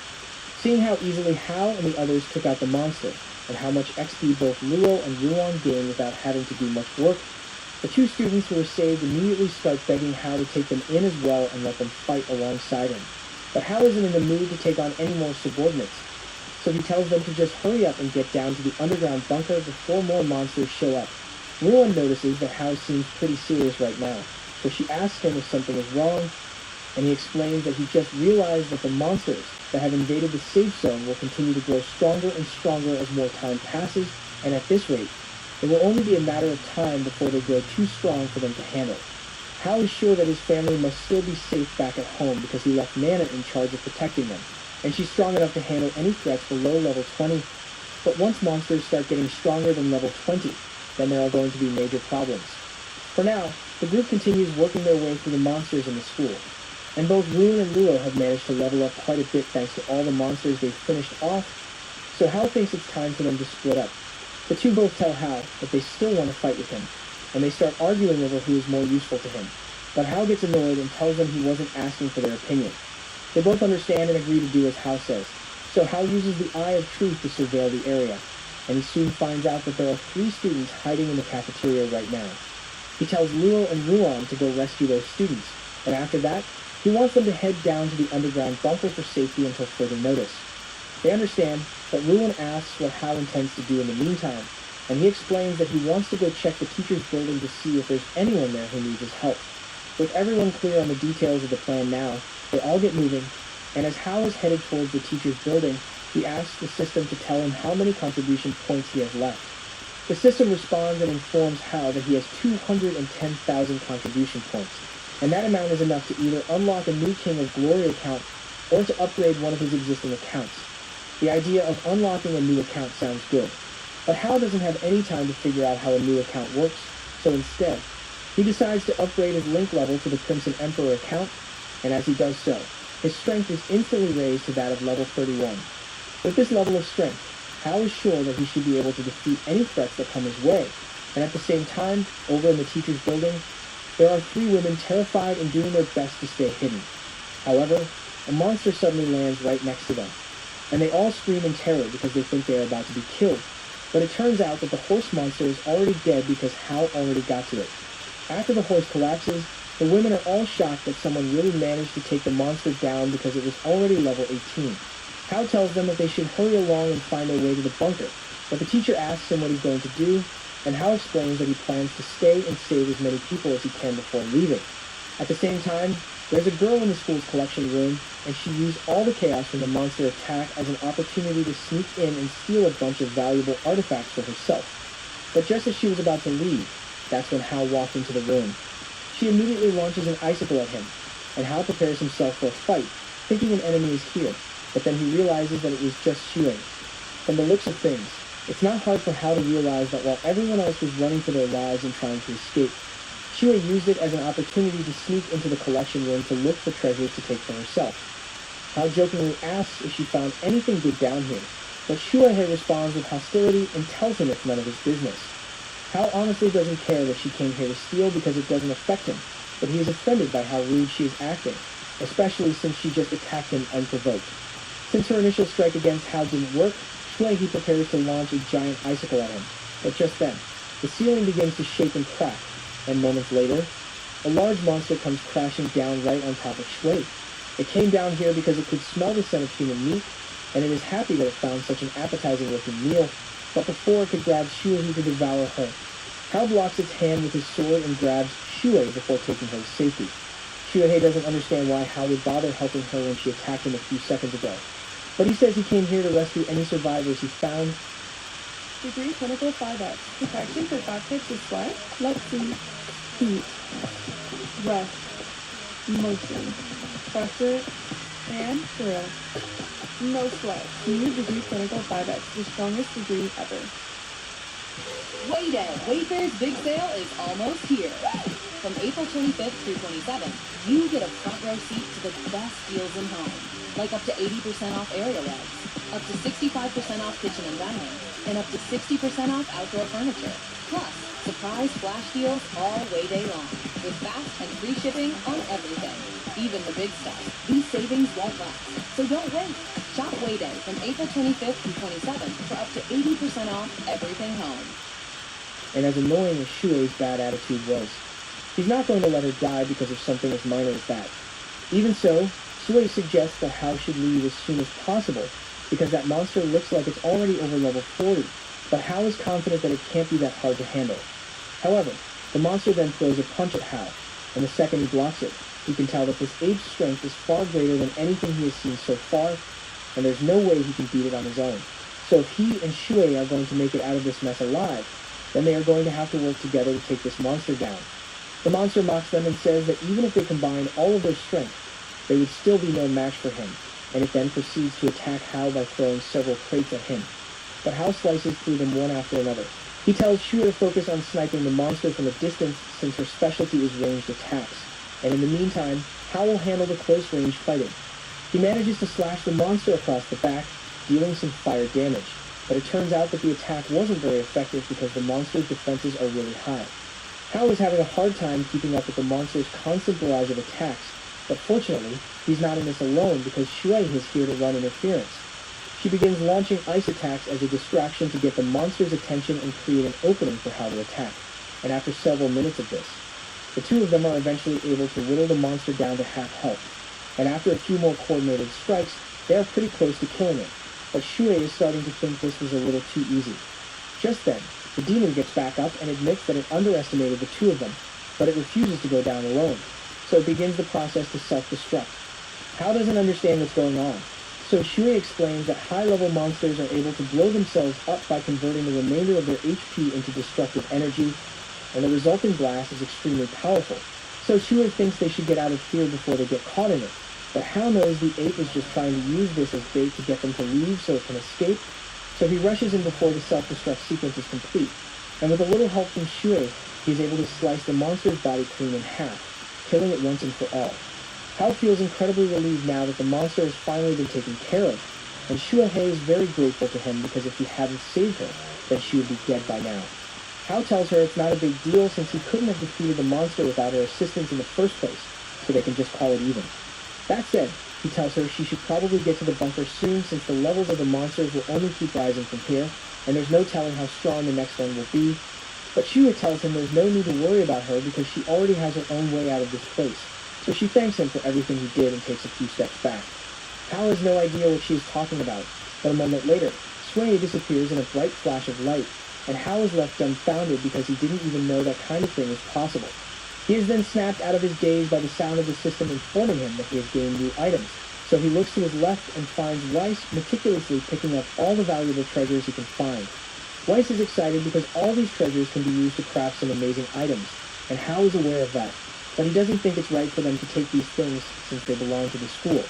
However, Weiss reminds him that the entire collection room has been smashed up, so if they just leave these things here, they are bound to be destroyed by monsters or looted by someone else, and when he puts it that way, Hao sees no reason why they shouldn't just take the stuff now, so he bends down to help Weiss gather treasures. What does it take to face cancer with confidence? It takes an expert team that knows your cancer down to the molecule and makes sure you understand every detail. It takes MSK. There's a lot about the job that isn't actually that fun that I have now automated away almost entirely. One of them is Sentry. This is kind of a different type of automation where it's going to go through on whatever schedule, whatever cadence, it picks off one of the top Sentry issues. So what this type of automation does is it allows us to focus on what is going to make the code staff great to use and useful and joyful, and all of the things that, like, bugs and things that fall through the cracks that, like, aren't quite as fun to figure out and swimming. That stuff can happen kind of behind the scenes.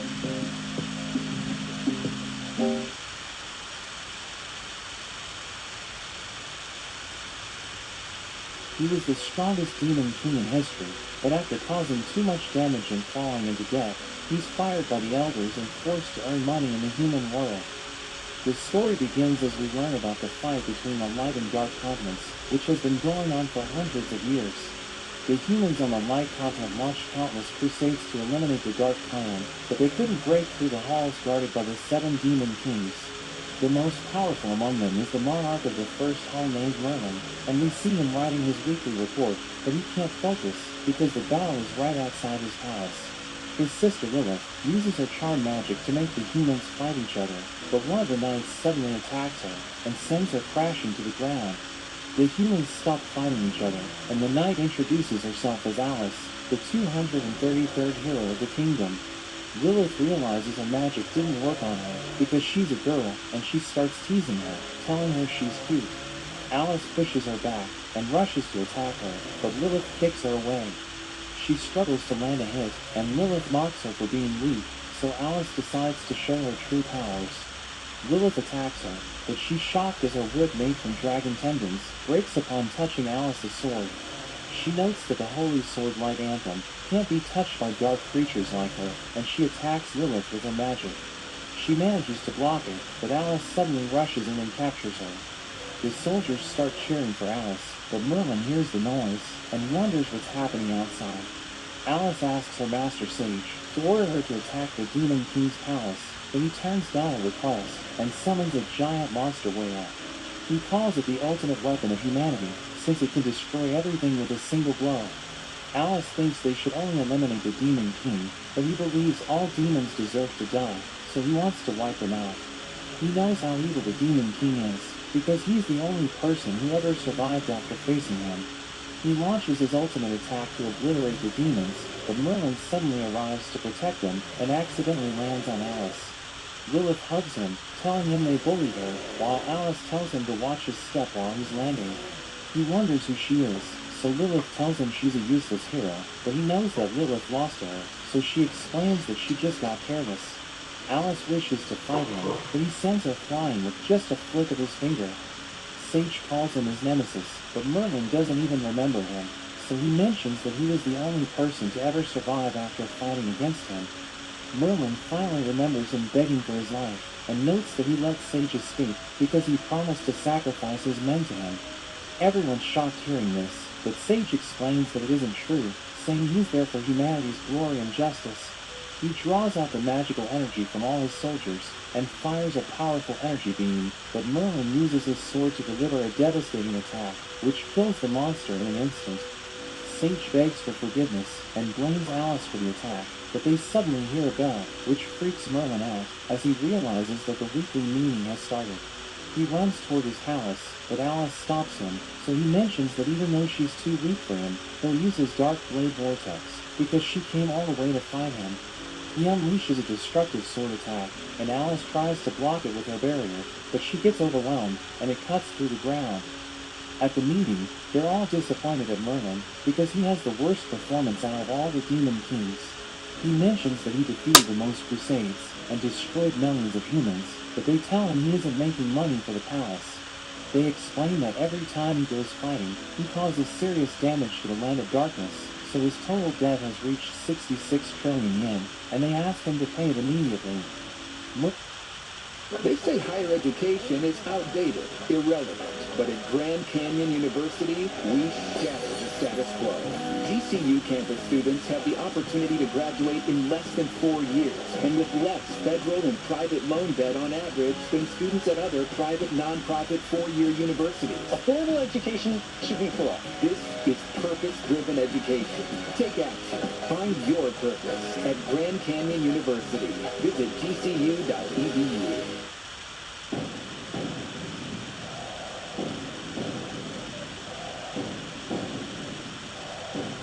Let's go. Faster. Everything matters.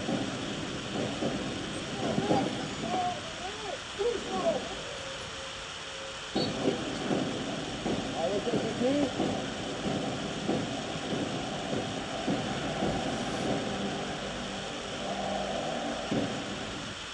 Merlin tries to sneak out of the palace, but Lilith thinks he's playing hide and seek. He tells her the demon realm is too small for him, so it's time for him to explore the outside world, thinking his absence will make everyone realize how important he is. She wonders if he was fired, but he tells her it was totally his own decision, and the elders tried to stop him.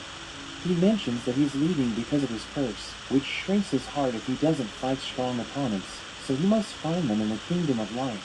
But she thinks he has no skill other than being a demon king, so he won't survive in the outside world. She wishes to accompany him, but he notes that he must pay 66 trillion for all the damages he caused if he stays there. So she quickly jumps back, and wishes him luck in earning enough to pay back his debt. As he leaves, she thinks that even though he's the strongest demon king, he's still an idiot who will return after he fails in the outside world. So she thinks he'll come back crying, but hopes the experience will help him grow as a person. Meanwhile, Alice notes that if it weren't for her mithril armor and light anthem, she wouldn't have survived. But she realizes that Lilith is approaching, so she plays dead, and Lilith thinks it's a miracle that her body is still intact. But she doesn't want to let her beautiful face turn to dust, so she decides to take her to the palace and keep her as a collectible. She tries to pick her up, but she's too heavy, so she decides to just take her head, but Alice moves to dodge the attack. Lilith wants to have a rematch, but Alice knows she's in no condition to fight, so she tries to escape, and Lilith orders her wolves to chase her. Meanwhile, Merlin reaches the sea, which the humans cross to reach the demon realm, and he realizes he used too much force with the blade strike earlier, because it damaged all the ships. He knows that demons can't swim, so he thinks he has no choice but to return, but a small boat suddenly floats towards him, and he decides to row himself across the sea. Meanwhile, Alice continues to run from the wolves, and she remembers how her master told her she isn't ready to face the demons. But she didn't want to become like her master, who did nothing but stay on the snowy mountain, so she insisted on going on an adventure. She starts crying, as she realizes that the outside world is scary, and she thinks she needs to work on her skills when she gets back. She takes out one of the wolves, and feels relieved, because only one elite tier beast is left, but it suddenly transforms into its final form, which freaks her out. She struggles to defend herself, and thinks she won't survive, but Merlin suddenly stops the wolf. He thinks she would make the perfect slave, so he tells the wolf named Fatty to tell Lilith that Alice belongs to him, which freaks her out. He tells her he saved her life, so she must serve as his slave to return the favor. He carries her to the boat, and she tries to resist, but she's no match for him, and he tells her to start rowing. Alice dreams about defeating Merlin, and she's about to marry a prince, but Merlin wakes her up, telling her to get to work. She thinks about getting her revenge one day, and as she gets lost in her thoughts, she starts rowing aggressively. She notices him standing firm despite his strong currents, but she soon realizes he's taking support from a wooden board. After some time, she smells the delicious food he's cooking, so she gets distracted. But he mentions that she's a useless hero, which upsets her, so she stops rowing, telling him they'll simply drift to death. He tells her she'll be rewarded if she works well, and even though she's against having that food, she isn't able to resist it. She apologizes to her master, saying a demon king shouldn't be able to cook such delicious food, so it's against the laws of nature. The sharks are attracted to the smell of food, and she tells him to stop roasting, but he ignores them, so she tells him the sea is home to more dangerous creatures. He points towards her back, and she's scared seeing a shark up close, but he sends it back with his conqueror's hockey. He thinks he's the most dangerous creature in the sea, but she notes that she was talking about the sea monster, which is the most terrifying predator in the sea. She reveals that even their army had to smear the holy dragon's poop on their ships, just to avoid its attack, and he realizes that it's the reason why the army smells so weird. But she notes that the holy dragon's poop is a precious treasure, because the holy dragon disappeared, so its poop is more precious than gold. She thinks he must have never heard about the holy dragon, but he takes out a contract Crystal used for binding demonic beasts. He opens a portal, through which he contacts Bucky, thinking he no longer needs to leave, because he can earn the extra money by selling his poop. Alice can't believe the holy dragon turned into a pet, so he explains that he defeated it and made it his pet. But she's still in shock, because the holy dragon is supposed to be the strongest being in the world. He thinks Bucky will find him through the crystal and take him back to the palace, but it suddenly slips out of his hand and falls into the sea. Merlin tells Alice to continue working, but he notices that all the fish around them have suddenly disappeared, so he thinks a dangerous predator must be nearby. The sea monster appears before them, and Alice asks him to chase it away, but he mentions that he can't swim. She wonders why he's acting so strong when he can't even swim, so she realizes that she must deal with it herself. She jumps to attack it, but her sword can't pierce through its skin, and she loses all hope. Merlin tells the monster to become his new slave and carry him across the sea, but it rejects his offer and shoots water at him. So he uses his sword to attack it, killing it in an instant, and Alice can't believe how powerful he is.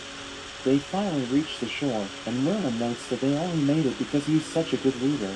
He thinks Alice is a useless slave because she lacks strength and brains, so he decides to part ways with her. But before he leaves, he tells her to take off her armor because he wants to earn money by selling it. Alice appears in the court where she's held responsible for the death of her fellow soldiers because she wasn't strong enough to defeat Merlin. She's stripped of her status as a hero in order to pay 50 million gold since she lost the precious mithril armor. After a year, we see Alice fighting against pirates, but they think she's too weak to defeat them. She frees the girl they kidnapped and tells her to stop worrying because she'll engage them until backup arrives. She shoots ice to freeze the captive's feet, but as she tries to finish him off, she's blocked by another pirate who pushes her back. She tells them they won't be able to lay a hand on the girl as long as she's alive, but they just laugh at her. They explain that she's just an elite tier hero, while they're at the holy tier, so she can't do anything to them. They prepare to attack her, but Merlin suddenly lands on top of them. He mentions that he couldn't wait for them to complete their show, since his curse would have activated. They think he's weak because they can't sense his magic, so they decide to fight him. He uses his sword to defeat them, but his attack creates a massive explosion, which destroys their ship, as well as the reinforcement ships sent to rescue the mayor's daughter. Alice can't see his face, so she considers him her hero and starts praising him, but he leaves before she can learn about his identity. After that, a reporter named Bella mentions that the Queen considers Merlin a wanted criminal. She reveals that no one knows his real name, and they've given him the title of Nightblade, but Alice refuses to accept it since she considers him as the real hero. She's irritated that the TV is still showing the interview, and she's happy that she was able to collect 10,000 gold, but she realizes that she still has a long way to go before she can clear her debt. She recalls how Merlin ruined her life, and hits the table out of frustration, but she accidentally spills water on her next mission contract. She notices that the wanted criminal looks like Merlin, but she thinks that a demon king couldn't be a freeloader. She realizes she's late for her carriage, but she starts hugging her poster of Nightblade, asking him to bless her and curse the demon king. Meanwhile, Merlin sees his wanted poster, but he isn't happy that he only has a bounty of 5,000 gold. He realizes he was careless because he wasted all the money he got from selling the armor, but he thinks everyone should be honored if he dines at their place, instead of calling him a freeloader. He finally sees a village, but two bandits try to rob him, telling him they'll be punished if they don't take something to their master. They ask him to hand over his sword, but he warns them that they'll die the moment he takes it out. The bandits laugh at him, and one of them uses his knife to instantly peel off an apple, asking Merlin if he's afraid. But Merlin uses his sword to cut him into pieces, and he takes the apple, while the second bandit runs away. He turns into a goblin, so Merlin realizes that they use transformation magic to look like bandits. The goblin tells the king that a human killed his companion, but it makes him happy. We learn that they disguise themselves as bandits, so that they could provoke the humans to break the peace treaty, and the king orders his subjects to attack a human village. Merlin sends a letter to Lilith, telling her he's living a luxurious life, and that everyone loves him. So he won't return to the Demon King's palace unless the old men apologize to him, but she knows he's just bluffing. He tries to leave a hotel without paying, and the owner recognizes him as the infamous freeloader who has been causing trouble in the south. He asks everyone to help him catch Merlin, but he manages to escape. He notes that he didn't want to cause trouble, but a boy named Henry suddenly appears before him. He instinctively holds his sword, so Henry wonders if he's performing, telling Merlin he'll reward him if he puts on a good show. But Merlin can't take out his sword, because it would kill Henry and destroy the village.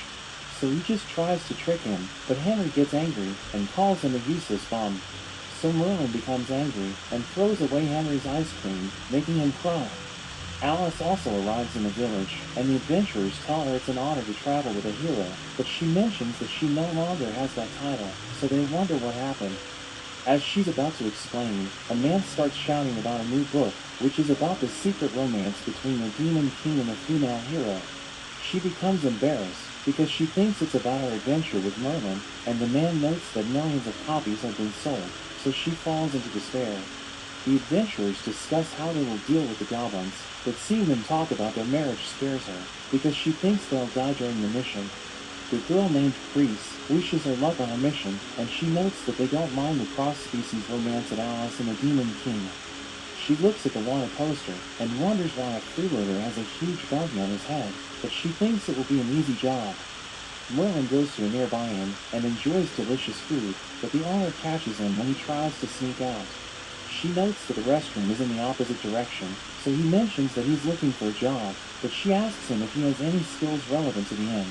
He shows his dancing and singing skills, which impresses everyone, and she decides to hire him, telling him his base pay is $1 gold, and he also gets a 15% commission on drink sales.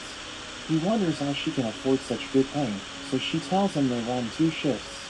Everything's normal during the day shift, but at night, they serve plenty of female customers, so he needs to make the environment lively.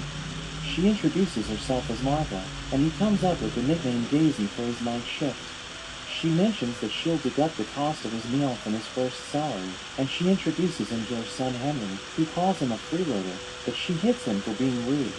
She tells him to show Merlin the guest room, and on their way, Merlin tries to bribe him so that he won't tell her about their first encounter.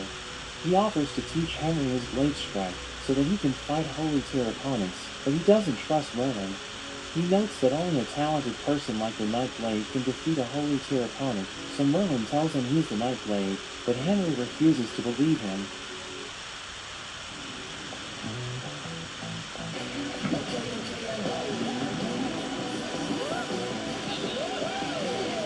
The union of fruity sweet gummy and tangy crunchy nerds.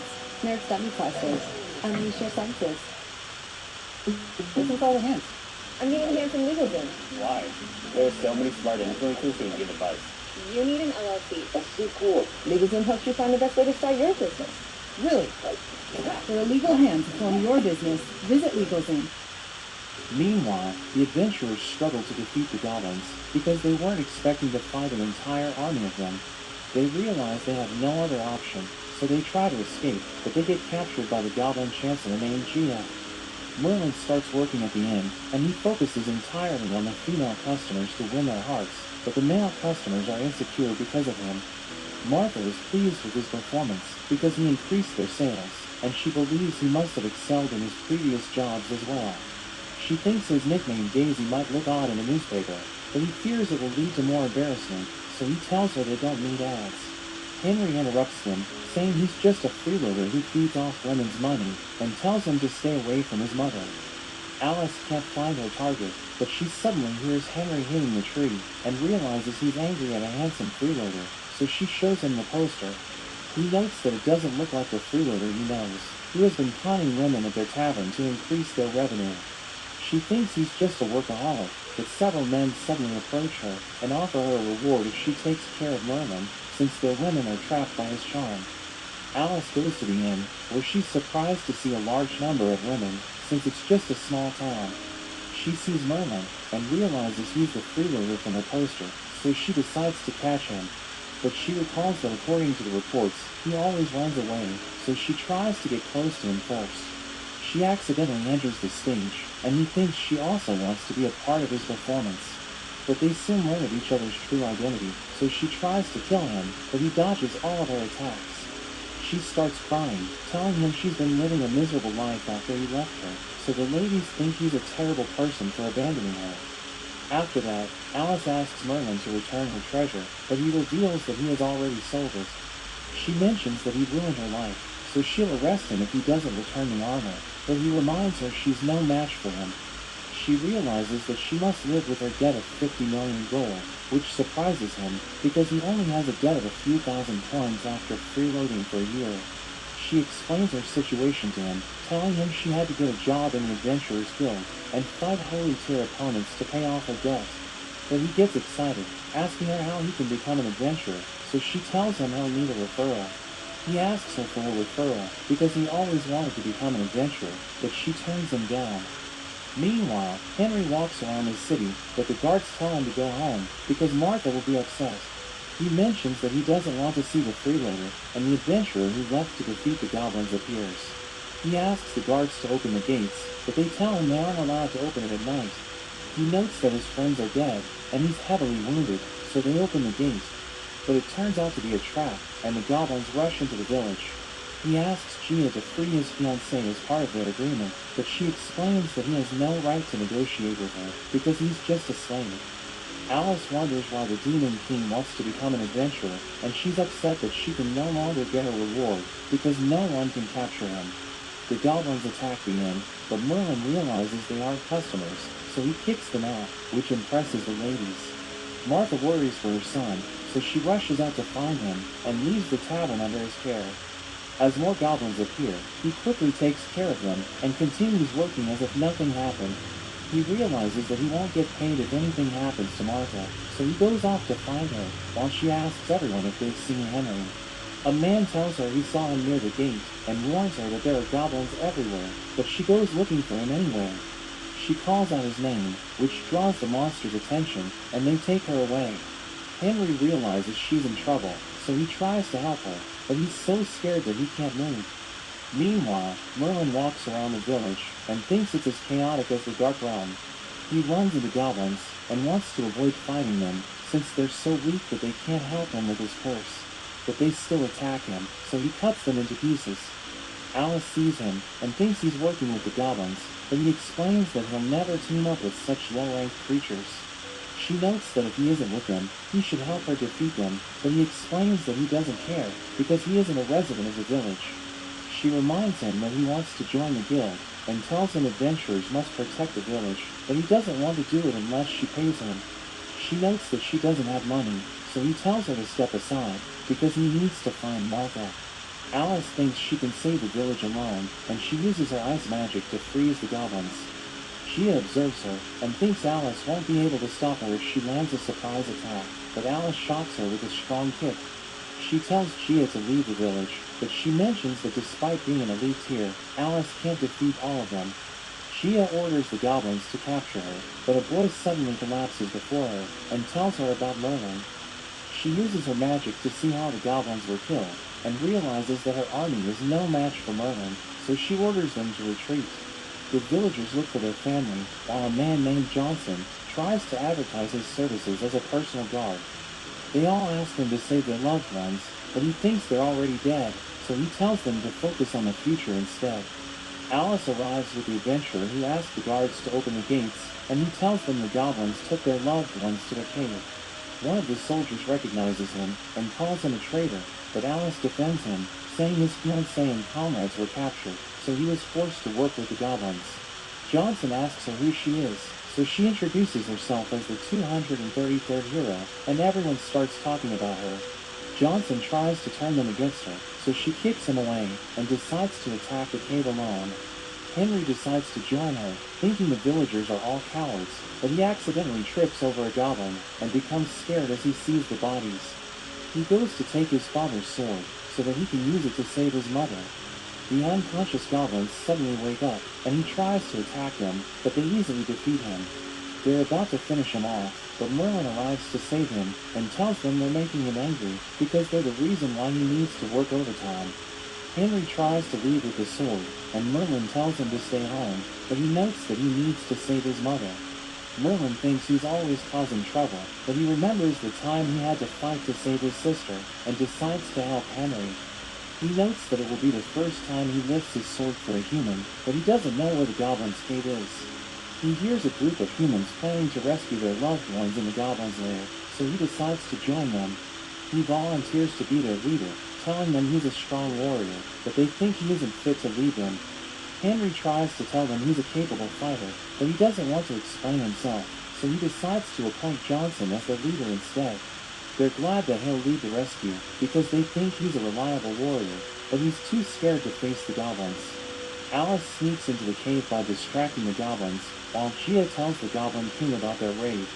He praises her for capturing humans, but she tells him she encountered 2 strong fighters in the village. She claims that she could have defeated them, but she led them to the cave instead, so that he could enjoy watching them suffer. They finally arrive outside the goblins' cave, and Johnson starts shivering in fear, while Henry rushes to fight the goblins, but Merlin stops him because he knows it's a trap. Gia activates her fire barrier, and tells them to surrender if they want to live. Merlin walks through it, which worries Henry, but he notes that the heat is nothing compared to the magma under his house. Gia notes that even Holy Tier warriors can't break through it, so the humans don't stand a chance, but Merlin suddenly appears behind her, telling her he walked right through it. She wonders who he is, but he can't reveal his true identity, so he tells her he's Daisy, and he manages to charm all the goblins. He grabs her hand and asks her to just hand over Martha, but she refuses and tries to burn him with her magic. But he easily stops her flames, so she realizes that he's been hiding his true powers. She uses her ultimate move to surround him with her flames, but he sneezes and sends all the goblins flying. She wonders if he's a monster, but he just flicks her, which sends her crashing into the mountain. The fire disappears, and Johnson can't believe Merlin was able to defeat Gia because she's an elite tier mage. And as he enters the cave, they notice that his silhouette is similar to that of the Nightblade. Meanwhile, Alice frees the prisoners, but she's spotted by goblins, so she tells Priest to lead everyone out of the cave while she handles them. She quickly defeats them, but accidentally enters the king's hall, where she sees him waiting for her. He reveals that Gia told him she'll deal with one of the attackers, and she'll send the other one to him, since he hasn't fought a strong opponent in ages. She realizes he's a holy tier fighter, and thinks he focuses on brute strength, but he surprises her with his speed, and shatters her ice shield. Merlin tries to find Martha, but he gets lost in the cave, because there are multiple paths. The Goblin King tries to grab Alice, but she jumps back and cuts his arm, which impresses him, because he knows that his previous hit broke her bones. He thinks she's just an ant compared to him, but she mentions that her master taught her that underestimating an opponent can be fatal. He manages to capture her, but she uses her giant ice sword to break free. She lands a combination attack, and thinks it's over, but he reveals that he was just pretending to be dead, since he likes to see his opponents fall into despair. He heals his wounds, and transforms his body before punching her away.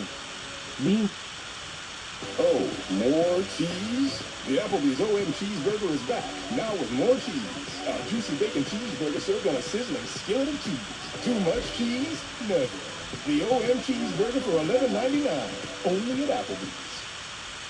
There's a lot about the job that isn't actually that fun that I have now automated away almost entirely. It's really common that you learn to merge conflict. You're finally ready to merge something and it's conflict. Your CI is failing. But I have a green PR's automation here that uses some of our skills. And this is going to go through and it's going to say, like, do any have CI failures because of, like, something linted wrong or, like, didn't get caught in the pre-push?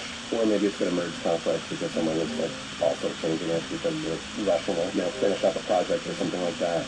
My PRs are all the same. Meanwhile, Priest and the others try to escape from the cave, but they soon find a figure in front of them, so they think they're surrounded by goblins.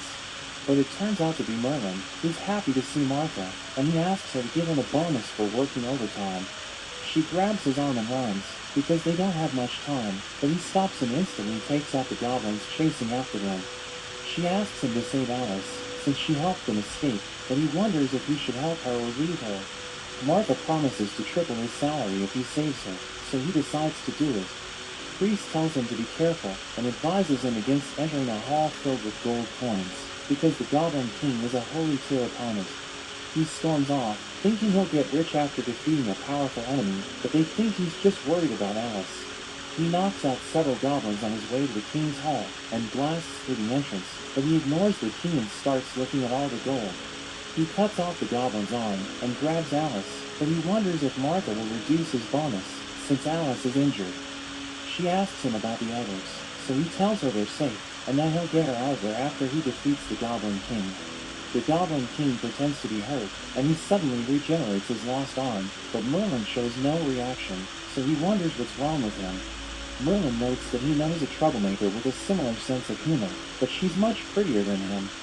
The Goblin King realizes he's strong, so he decides to go all out, and begins to attack him from all directions, but Merlin easily blocks all of his attacks. The Goblin King asks for his name, but Merlin thinks he doesn't deserve to know it, so he just tells him he's called Daisy. The Goblin King prepares to use his ultimate technique, so Merlin becomes excited. He offers to make Merlin his chancellor if he swears loyalty to him, but he laughs at his courage to make such an offer, telling him to go all out. So he uses his ultimate goblin's hammer skill, but Merlin easily blocks it, and Alice sees him from behind, realizing he's the Nightblade. He takes out his sword, and the Goblin King recognizes it as the legendary sword Vortex, which only the Demon King of Pride can draw. Merlin defeats him with a single blow, but he forgets to control his attack, so the entire cave starts collapsing. He wonders if he should save Alice or grab the treasure, and his conscience reminds him that she can refer him to the guild, so he ends up deciding to save her. He creates an opening to leave the cave, and everyone's glad they made it out alive. Henry considers him a hero, and thanks him for saving everyone, but he starts crying over the lost treasure, while Martha thinks he's just worried about Alice. Merlin sees that Alice is badly injured, but he needs her to recommend him to the guild, so he decides to heal her. He takes off her clothes, but Martha enters, and thinks they're about to get intimate, so she quickly rushes out with Henry, telling them to continue. He covers Alice with his saliva, since it has a healing effect on the opposite gender, and as she begins to heal, she starts dreaming, and he realizes it's because of the saliva, so he thinks he won't be able to enjoy a peaceful night. Alice wakes up the next morning, and everyone rushes to check on her. She doesn't remember what happened after she was defeated by the Goblin King, so Priest tells her she should thank Merlin, because he was the one who saved her. She thinks they should reconcile since they're old friends, but Alice tells her they're rivals. Everyone thanks Alice for saving them earlier, but she mentions that it's part of her job. Bella interviews Johnson, who brags about how he led the villagers to fight the goblins, but he becomes nervous when he sees Merlin. She asks him about the goblin invasion, but Merlin thinks it was just a few goblins, so she wonders if it was just a minor conflict exaggerated by the villagers. Martha tells him Alice is looking for him, and he thinks she wants to thank him, but when he goes to her room, she suddenly attacks him. She thinks he took advantage of her because he took off her clothes, and the priest next door heard weird sounds throughout the night, but he explains that it was because of his saliva, which healed her wounds and made her dream of him. She finally understands the situation and thanks him for saving her, but he mentions that he lost all of the treasure because of her, so she reminds him that it was all stolen. He asks for her help to become an adventurer, so she agrees to refer him, but she mentions that it would make them even. Martha and the others give them farewell gifts, and Henry tells Merlin he wants to become his student in the future. Martha teases Merlin and Alice about getting married, but Alice insists that they aren't a couple. Meanwhile, the goblins realize their king is dead, and think they should migrate to the south, so that Daisy will never reach them. Oh. Whether you're in the city, Westchester, New Jersey, or Long Island, you're getting the best of the best from MSK.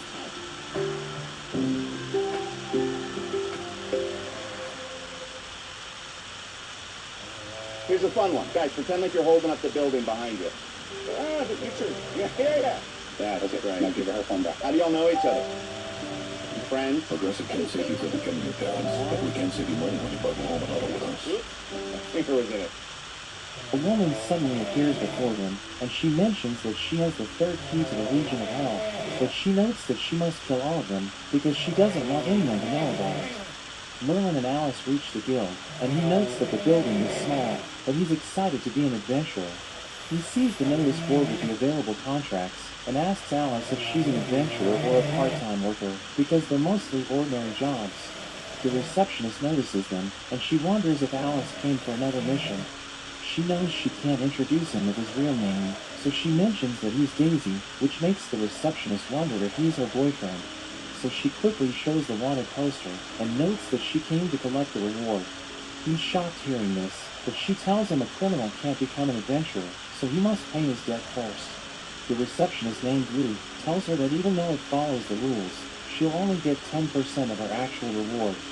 Lou deducts the money she owes the guild, and gives her 50 gold coins, which makes her sad, but Merlin tries to steal them, saying he was the one who turned himself in. She tells him she lost thousands of gold because of him, so he reminds her of how he saved her life multiple times.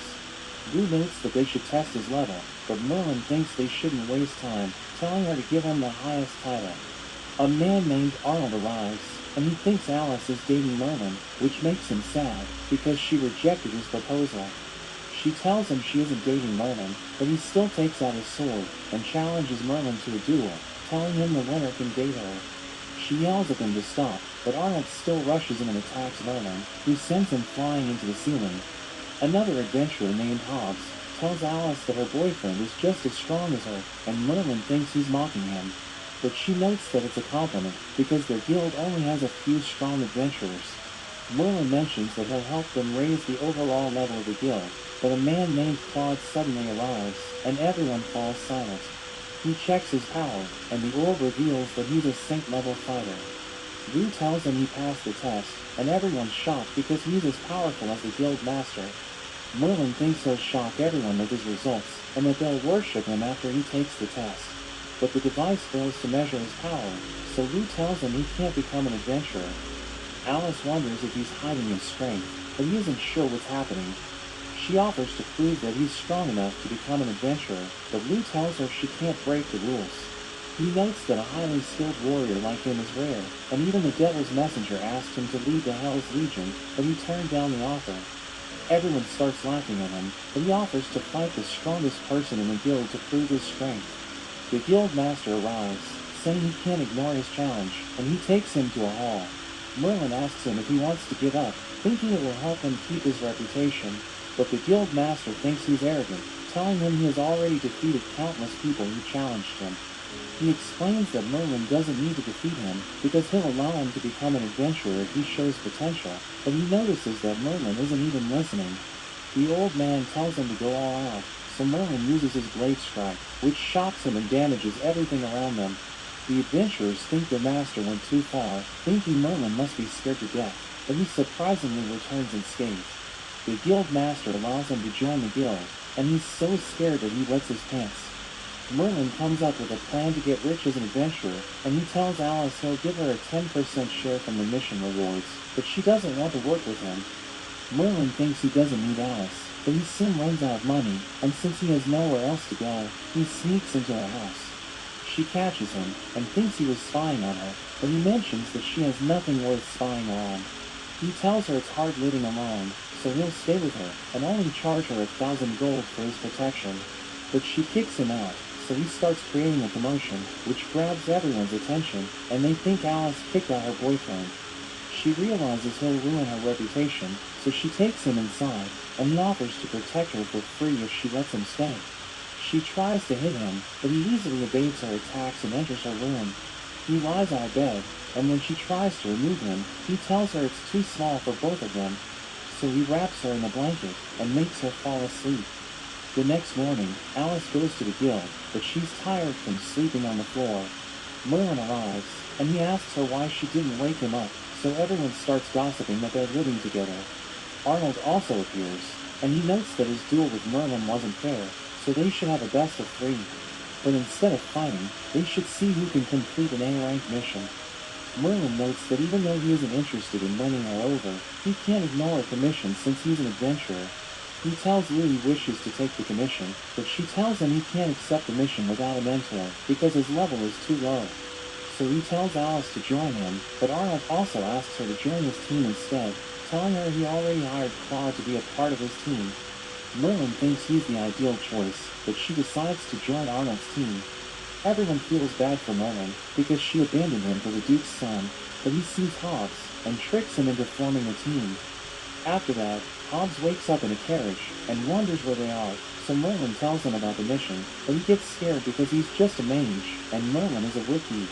He tells Hobbs to stop worrying, because he'll take care of everything, but Hobbs suddenly sees the Knights of the Duke of Roses. But Merlin doesn't know them, so Hobbs mentions that they have a higher status than Arnold's father. The captain named Carl asks for directions, so Hobbs tells him he needs to cross the mountain, but they'll need to walk because their carriage can't go there. Carl becomes angry, thinking he wants the Duke's daughter Cecilia to walk on such a muddy path, so Merlin wonders if she's a cripple. Carl tries to whip him, but Merlin grabs onto it and pulls him off his horse. Hobbs tells him to calm down and end the fight by apologizing, but he thinks Carl should be the one to apologize. They suddenly see a stampede of burning rhinos approaching, so Carl orders his soldiers to protect the carriage. Merlin thinks the rhinos are running away from something, and one of them is about to crash into Carl, but Merlin suddenly lifts it with a single finger. He slams it to the ground, and the rhinos realize they're no match for him, and they all run away. Carl can't believe it, because he knows that rhinos never stop charging ahead, and Hobbs asks Merlin what happened. So he explains that demon beasts retreat when they see someone with overwhelming power, but Carl thinks he must have just used a beast-repelling powder. Cecilia comes out of the carriage, and she realizes Merlin is only an iron-ranked adventurer, but she knows that he's strong, so she offers to hire him for 10,000 gold. She tells him it's a high reward for an iron adventurer, telling him he won't find a better offer given his current rank. Hobbs agrees to work for her, but she notes that he isn't even worth 5 gold, and he tells Merlin to accept the offer, because it's twice as much as the reward of their mission. But he notes that she doesn't understand how much he's worth, telling her he'll agree to work for her if she pays him 66 trillion. So she leaves with her men, and he notes that he's willing to negotiate, but Carl can't believe how rude he is. She orders her men to increase their pace, and explains that they must reach the crypt quickly, because she knows that Merlin is headed in that direction. We learn that her goal is to impress her father by resolving the crisis, and she thinks Arnold is a threat, because he might deal with the problem before they get there. We see Alice in Arnold's carriage, and he thinks she'll belong to him, because they can't lose with Claude on their team. But she notes that she doesn't care about his bet with Merlin, telling him she likes powerful warriors like Nightblade. Claude wonders how skilled he is, so Alice mentions that he defeated the Holy Tier Pirate Brothers, but Claude thinks he's nothing special. She asks him who he thinks is the strongest, so he tells her about the 4 heroes of the previous empire. The first one is the dragon assassin Corona, who killed 7 Holy Tiers in one night, and Claude mentions the twin sword Saint Zoe and Joey, who took down the legendary Giant King. The last one is the Storm Warrior Bernard, who's known as the strongest fighter of the previous empire, and he's famous for defeating a giant Holy Tier dragon. Claude thinks they deserve to be called the strongest, and he thinks Nightblade is nothing compared to them, so Alice becomes upset. But their carriage suddenly stops, as the burning rhinos charge towards them. Alice prepares to take them on, but Claude instantly destroys all of them, and Arnold thinks he almost scared them off. But he explains that it's impossible, because they aren't afraid of anything, saying the only way to stop them is to slaughter them. We see Merlin drinking with girls, and they think he's amazing, but Alice suddenly arrives, telling him to take the mission seriously. They think she's his girlfriend, so they walk away, and he tells her to mind her own business, reminding her that they aren't on the same team. Arnold notes that he won't lose, because he has Claude on his team, but Merlin reveals that he only cares about the 5,000 gold reward. Arnold thinks Alice will eventually fall in love with him, but she walks away, and he tells Merlin that the tomb of the former kingdom's chancellor is in the forest. We learn that grave robbers woke him up, so he's now an undead mage, who summons wraiths to cause trouble. Arnold notes that whoever takes him down will be the biggest hero, but he knows that the chancellor has Holy Tier power, so he thinks Merlin doesn't stand a chance. We see Alice in the woods, and she sees Claude, so she decides to follow him. A portal opens before him, and he starts talking to his master, who calls him Bernard, so she realizes that he's one of the heroes of the previous empire.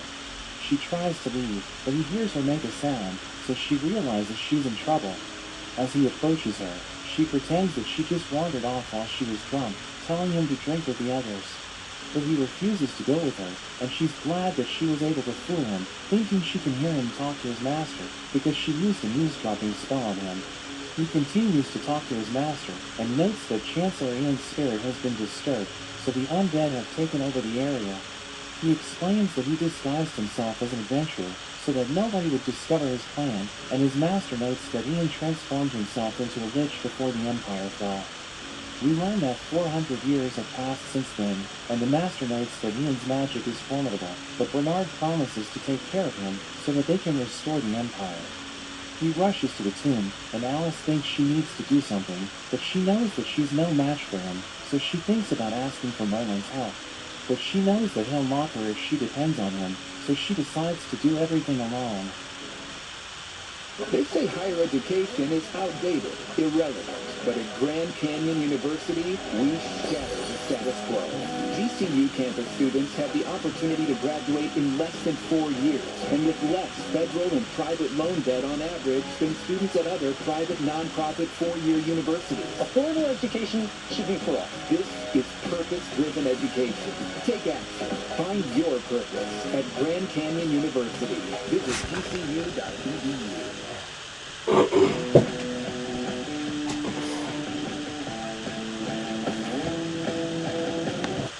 We see Cecilia approaching the tomb with her men, and she tells them there's no time to rest, because they can't let anyone else take the credit. Bernard watches them from a distance, and he thinks they're doomed, because he knows that Ian's maze is dangerous. Alice realizes that she might get lost in the maze, so she decides to stay close to Bernard. The next day, we see Arnold looking for Alice, and he checks Merlin's tent, wondering if she spent the night with him. He pulls off Merlin's blanket, and he's glad that she isn't there, but Merlin hits him for waking him up. Arnold explains that he can't find Alice, and he adds that Claude is also missing, so Hobbs reveals that they both left the camp last night. Arnold thinks they must have eloped, so he starts crying, but Hobbs mentions that they went to the forest, so he believes that they're planning to complete the mission. Arnold is happy hearing this, but Merlin gets upset and decides to head to the forest immediately. Arnold thinks it's because of his love for Alice, but he explains that he just wants to reward money from the mission. We see Bernard as he defeats the monsters guarding the tomb, and Alice is still following him as he opens a hidden passage. He calls out to Ian, who appears before him, recognizing him as the strongest fighter of the Empire. He reveals that the prince brought him back to life, along with the other 4 heroes, and he tells Ian to help them restore the Empire. But he refuses, so Bernard tells him to give them the key they're looking for. Ian notes that the Empire fell because the king made a pact with the demons and tells them not to repeat the same mistake, but Bernard decides to take the key by force. They start fighting, and they destroy everything around them as Alice realizes she's in trouble because the exit has been blocked. Meanwhile, Merlin easily cuts down the monsters in his path, but he realizes he's lost, so he thinks he'll never complete the mission. But he knows that bosses are always in the deepest part of the dungeon, so he smashes the ground to reach the next level. Carl and his men struggle against the monsters, so Cecilia uses her holy light to get rid of them, but the Guardians suddenly appear, and they take out her knights in an instant. One of them charges at her, but Carl protects her with his body, telling her to run. But she refuses to leave him behind, and he starts fighting the Guardians, as she prays for the protection of the Goddess of Light. Merlin suddenly appears, and she wonders how he came down from above, so he reveals that he took a shortcut, and she can't believe he was able to punch through the floor. She asks him to help them, but he tells her to get rid of her knights, because they're blocking the way. She tells him about her goal, but he doesn't care, and he easily takes out the Guardians, telling her to cut her losses since her team has been wiped out. But she begs him to help her, and he asks her to pay him 66 trillion, but she tells him she doesn't have that much money, offering herself instead. But he explains he isn't interested in her, and notes that her previous offer was better, so he decides to help her for 10,000 gold. He pins her to the wall with Carl, telling them the undead won't be able to reach them there, and he promises to return after he claims the bounty. We return to Bernard, as Ian attacks him with his death beams, but he manages to dodge them, and he counters with his Tempest Slash.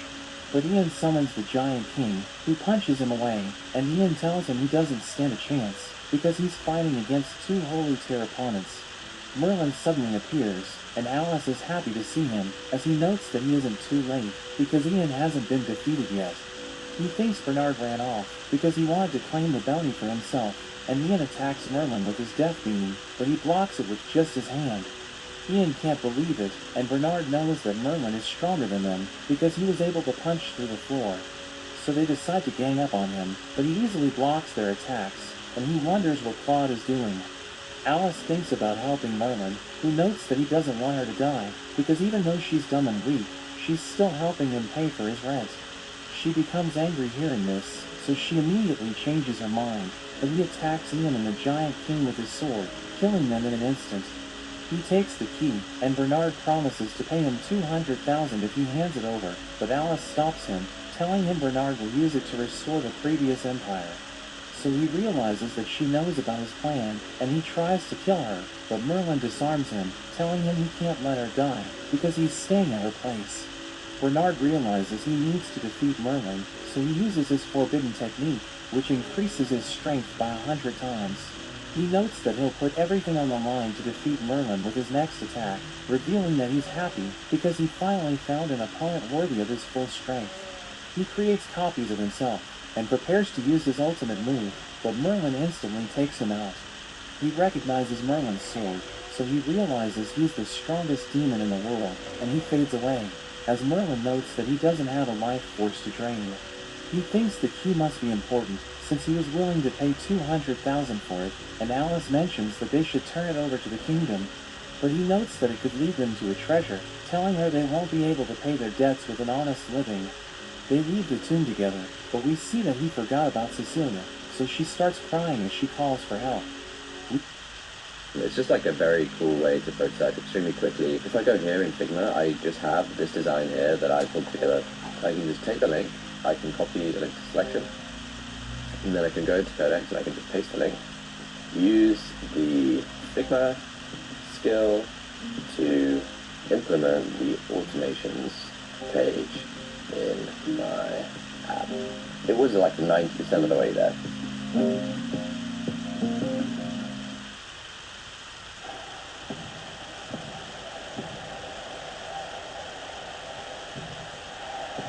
Apply for a new place from any place with just a single click. Apartments.com, the place to find a place. We see the other adventurers struggling against the undead, as Hobbs and Arnold wonder why their companions left them. They're about to be killed, but the monsters suddenly disappear, so Arnold thinks the undead mage has been defeated. They see Merlin with Alice, and he starts bragging about how he defeated the boss, but he realizes that everyone is praising Alice instead. They think she defeated the boss alone, so she tells them Merlin did all the work, but they don't believe her, because he's just an iron adventurer. We see Bella covering the incident in her report, and she interviews Alice, asking her how she defeated the boss. She explains that Merlin was the one who did it, but Bella thinks he just swooped in after Claude injured the boss, and Merlin is upset that nobody's giving him credit. So she tries to cheer him up, telling him he can have 70% of the reward from the mission. We see the other heroes with the prince, as Zoe and Joey mention that Bernard was useless, because he couldn't get the key to the Gate of the Abyss. Corona tells them they shouldn't talk about their fallen comrade like that, because he was extremely loyal to them, but they tell her his loyalty meant nothing, since he couldn't get the job done. They start to argue, but the prince stops them, telling them their secret has been exposed, so they need to act before the kingdom attacks them. He notes that they must summon the Hell Legion, and he orders Corona to get the key, so she promises to do her best to revive the Empire. We see Merlin with Alice, and we see that he's happy about getting most of the reward. But Arnold notes that his team won the duel, so he'll be able to date Alice after he wins again. Hobbs is worried about the previous Empire's comeback, but Arnold thinks the Bohemian Knights can defeat them, but Merlin has never heard of them. So Hobbs reveals that they're the kingdom's elite unit led by 12 Holy Tier warriors, who are known as the Thorn Paladins. Each of them is said to be as powerful as an entire army, and their captain is the strongest Holy Tier warrior in the world. We see Cecilia and Carl being rescued by the Bohemian Knights, and Carl can't believe they're getting involved, but Cecilia curses Merlin for ditching her. Merlin's group reaches the town, but they suddenly get attacked by a group of cloaked men, and they reveal that they want to fight Alice. So Merlin tells them to go ahead, and they start attacking her, as she wonders if they're from the previous empire. She uses her ice magic to fight back, and she manages to overpower them, but as she prepares to stab one of them, a magic shield suddenly blocks her attack. The man's disguise is blown away, and Arnold is surprised to see the emblem on his armor, realizing he's a Bohemian Knight. He introduces himself as Chapman, and reveals that he came there to investigate her, but he notes that his investigation is over, and he thanks her for cooperating. He thinks the report was exaggerated, because she's too weak to have defeated 2 Holy Tier opponents, so he believes the 4 heroes are nothing special. He notes that they don't need the Thorn Paladins to take care of them, but he suddenly feels someone scratch his neck, and he doesn't see anyone behind him, so he thinks he just imagined it. Merlin and Alice return to the guild, where Lou gives Alice her reward, but she notes that it's more than she expected. So Lou reveals that it includes Merlin's share, and she notes that their debts have been merged, because they're now a married couple, revealing that the guildmaster filed their paperwork for them. They both become upset, because they don't want to be married, and Arnold falls into despair, but Alice just kicks him away. They want to dissolve the marriage, but Lou tells them they need to register their marriage before they can file for a divorce. She adds that their debts have been consolidated, so even if they get divorced, their debts will be distributed equally. So Merlin realizes that millions have been added to his debt, and Alice laughs at him, telling him he deserves it since he ruined her life. They start living together, but they fight over who should sleep in the bed, and they agree to take turns doing the chores. Alice notes that Merlin will do the chores today, but he goes to sleep, so she reminds him about his responsibilities. But he doesn't seem to care, and she realizes he's useless. The next day, Alice tells Lou she can't stand living with Merlin because she did all the housework herself. She mentions that she wants to get divorced as soon as possible, and he notes that he'll be gone after they clear their debt, asking Lou about the fastest way to pay it off. So she tells him about triple S-rank quests, telling him he can earn millions by completing them, but Hobbs notes that they're extremely rare. He reveals that the adventurers worked together to defeat the Kraken last time, and Merlin thinks it's an easy way to make millions, so he asks Lou to give him a triple S-rank quest. But she tells him he needs to reach the mythical rank before he can accept the quest, telling him Alice is already in the gold rank, so she has a better chance to upgrade to mythical. But she knows that she needs to be a Saint Master to reach that rank, so he decides to train her, but he warns her that she might lose everything if she isn't careful. They begin her training, and Alice charges at Merlin, but he sends her flying, and mocks her for not being able to land a hit. She tries again, but she still fails to hit him, and she starts questioning his training methods, thinking he's just toying with her. He tells her not to blame him, telling her she lacks determination, and he explains that the fastest way to practice is to fight on the verge of death. So he threatens to kill her with his sword, telling her she'll die if she doesn't do her best, and she uses her ice spell to attack him, but he reminds her that he's immune to magic. She charges him with everything she's got, but he still manages to catch her, telling her she's too slow. So she goes even further, and surrounds him with ice thorns, before charging him with her full speed. But he catches her sword, telling her she still isn't fast enough, and he uses Vortex to attack her. So she defends herself with all her magic, and she manages to survive, but she collapses as she runs out of energy. But he realizes that she was able to cut his hand, wondering how her sword was able to hurt him, and Hobbs calls out to him, telling him there's a woman that's looking for him. He wonders who she is, but Hobbs invites him to hang out, and as they leave the training area, Verona sees them, realizing Merlin has the key to the abyss. Hobbs takes Merlin to a nightclub, telling him it's a man's paradise, and he shows him around, as Merlin notes that the style looks familiar. Hobbs introduces him to a woman named Helena, who seems to recognize him. Hobbs enjoys his time with Merlin, and a performer suddenly appears, but we see that it's Verona. She starts dancing in front of him, and Hobbs is stunned by her, but as she prepares to take the key, Merlin suddenly tells her she's boring. He explains that he doesn't like her, because she looks old, so she becomes angry and prepares to kill him.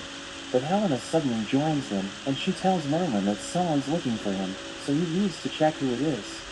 Helena opens a secret passage, and he wonders where she's taking him, but she suddenly removes her clothes, and reveals her true form. He realizes she's from the Dark Tribe, and she reveals that she's the Demon King of the Fourth Hall, but he wonders what she's doing there. The Demon General Asmodeus orders her to step back, and she tells Merlin he looks miserable. He wonders why she opened a nightclub there, so she explains that she's doing it to make money, reminding him about his store that sells demon scrolls. But he doesn't know what she's talking about, so she tells him his ignorance is the reason why he was fired. He wonders if the elders want him back, but she explains that the First Hall hasn't been performing well in his absence, telling him his store is losing money, and he needs to finish his backlog when he returns. She mentions that 10 billion has been added to his debt because of the First Hall's poor performance, but he notes that he'll never return to the demon realm since he's now happy with his life. She mocks him for being an iron adventurer, but he tells her it's temporary, asking her why she wanted to talk to him. So she mentions that she knows about the Hell Force activities on the continent, reminding him that he once killed their envoy. He recalls that the envoy kept pestering him while he was working, so he became annoyed and cut him into pieces. She tells Merlin to be careful, because the Hell Force is his enemy, but he notes that they're no match for him, since he can destroy their soul master with his sword. But she notes that she doesn't want that to happen, because he might end up destroying the whole world. After that, Helena tells Merlin that Hobbs has already gone home, and she notes that he'll receive a discount the next time he visits. He starts walking around the woods, but Piranha suddenly appears behind him and tries to cut off his head. But her attack doesn't work, and he accidentally sends her flying, as he recalls that he left Alice unconscious. He realizes that he hit Piranha, so he tells her to stop bothering him, and she can't believe how powerful he is, but she thinks he's still no match for her trump card. Alice suddenly attacks him, and she's angry because he left her behind, asking him where he's been. So he tells her he was just taking a walk, but she doesn't believe him, and he wonders why she's questioning him, telling her it has nothing to do with her. But she reminds him that they're married, so everyone will react if he's hooking up with other girls, telling him not to cause trouble for her. Meanwhile, we see Corona on Malvin, as she uses her magic to free the Frost Holy Dragon, and she thinks Merlin won't stand a chance against it. Alice takes Merlin to the astrology tower, where all the guild's books are stored, and she tells him about a brilliant scholar who might be able to unlock the key's secrets. He explains that he doesn't trust the scholar, because she might take the treasure hidden in a key, but the scholar Caroline tells them she isn't interested in money. Her partner Rossetti mentions that Merlin is cute, and she congratulates Alice on her wedding, but she can't believe they got married, because she knows that Alice has a bad temper. She explains that she has nothing to do with him, so Rossetti starts flirting with him, but Alice tells her to stop, explaining that she needs to take responsibility for him since they're roommates. What does it take to face cancer with confidence? It takes an expert team that knows your cancer down to the molecule, and make sure you understand every detail. It takes MSK.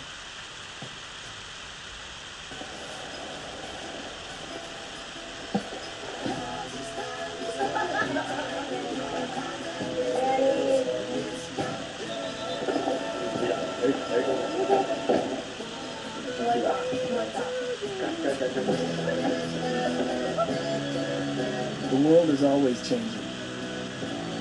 Our commitment to you stays the same. Together, we're ready for what's next. Southern Company, building the future of energy. Caroline sees the key, and she mentions that it looks ancient, noting that it has an aura from the abyss. She asks Merlin what he knows about the mysterious forces from the abyss, so he explains that he encountered them, and asks her if he can use the key to find treasure. But she explains that she needs time to study the key, so Alice tells her to go ahead, and she drags him away. He thinks Caroline will take their treasure, but Alice notes that they can trust her, and she's confident that Rossetti will deal with whoever wants to steal it. But Caroline is worried, because the key has an ominous aura, so she believes that it will unlock something terrible. Merlin writes a letter to Lilith, telling her he has become a successful adventurer, but he suddenly feels an excruciating pain, as he realizes that it's because of his curse. So he heads to the guild, where he looks at the quests available, but he realizes that they're all boring. He tells Alice he wants to defeat Holy Tier opponents, and she starts arguing with him, but Lou mentions that she just received a designated commission for them. She explains that a client picked him to take on the quest, so Alice reads it, realizing that a village called Lokal was attacked by the Frost Holy Dragon, and the client needs them to defeat it. She knows that it's one of the 6 holy dragons, and it's said to have enough magic power to destroy a kingdom, so Lou thinks they can't defeat it.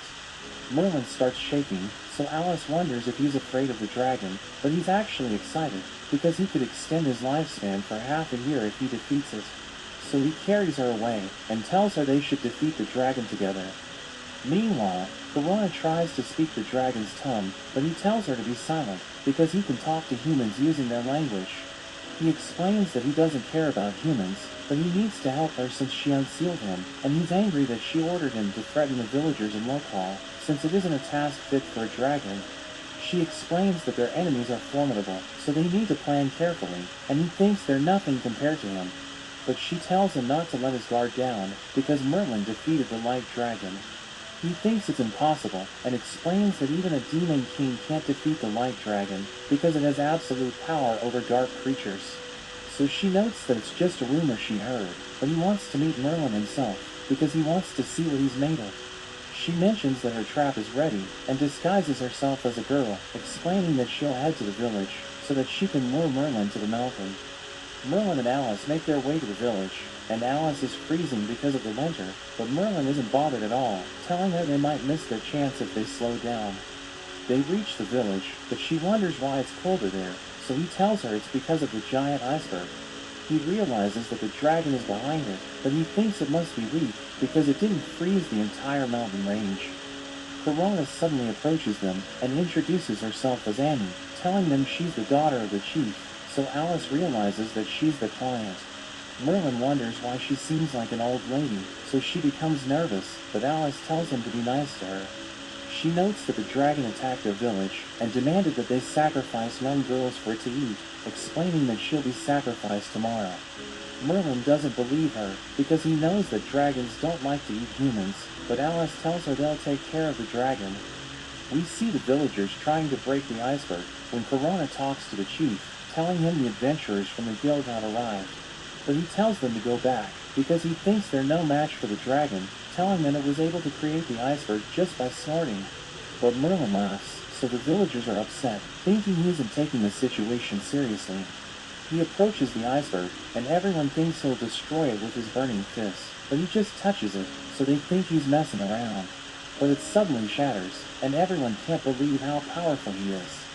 That evening, the villagers give Merlin food, and they think they're safe, because he's an incredible adventurer. He starts gobbling up the food, and the chief apologizes for underestimating him, but Alice knows that he asked them to leave since he didn't want them to get hurt. He mentions that he doesn't know how much he should give them as a reward, and she notes that Annie filed the commission, but he explains that she doesn't even know how to write. She invites Alice and Merlin to the hot spring, and they take a bath together as she goes over their stuff, but she can't find the key, so she thinks it's time for Plan B. Merlin approaches Alice, and she tells him to stay back, thinking he wants to see her body, but he explains that he isn't interested. He tells her they might find a dragon core, which she can use to level up, explaining that she'll gain the dragon's powers if she eats it.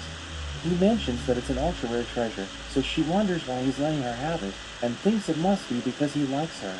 But he explains that he just wants her to level up, so that she can start accepting triple S-rank commissions for him. She tells him not to fall in love with her, because her heart already belongs to the Nightblade, so he tells her he's the one that people call by that name. But she punches him away, and tells him to stop insulting her idol, because he's nothing compared to him. She continues to hit Merlin, who explains that he's telling the truth, but she doesn't believe him, and he tells her the Nightblade will never marry her because of her attitude. She curses him to be single for life, but he suddenly collapses because of his curse, so she wonders what happened to him.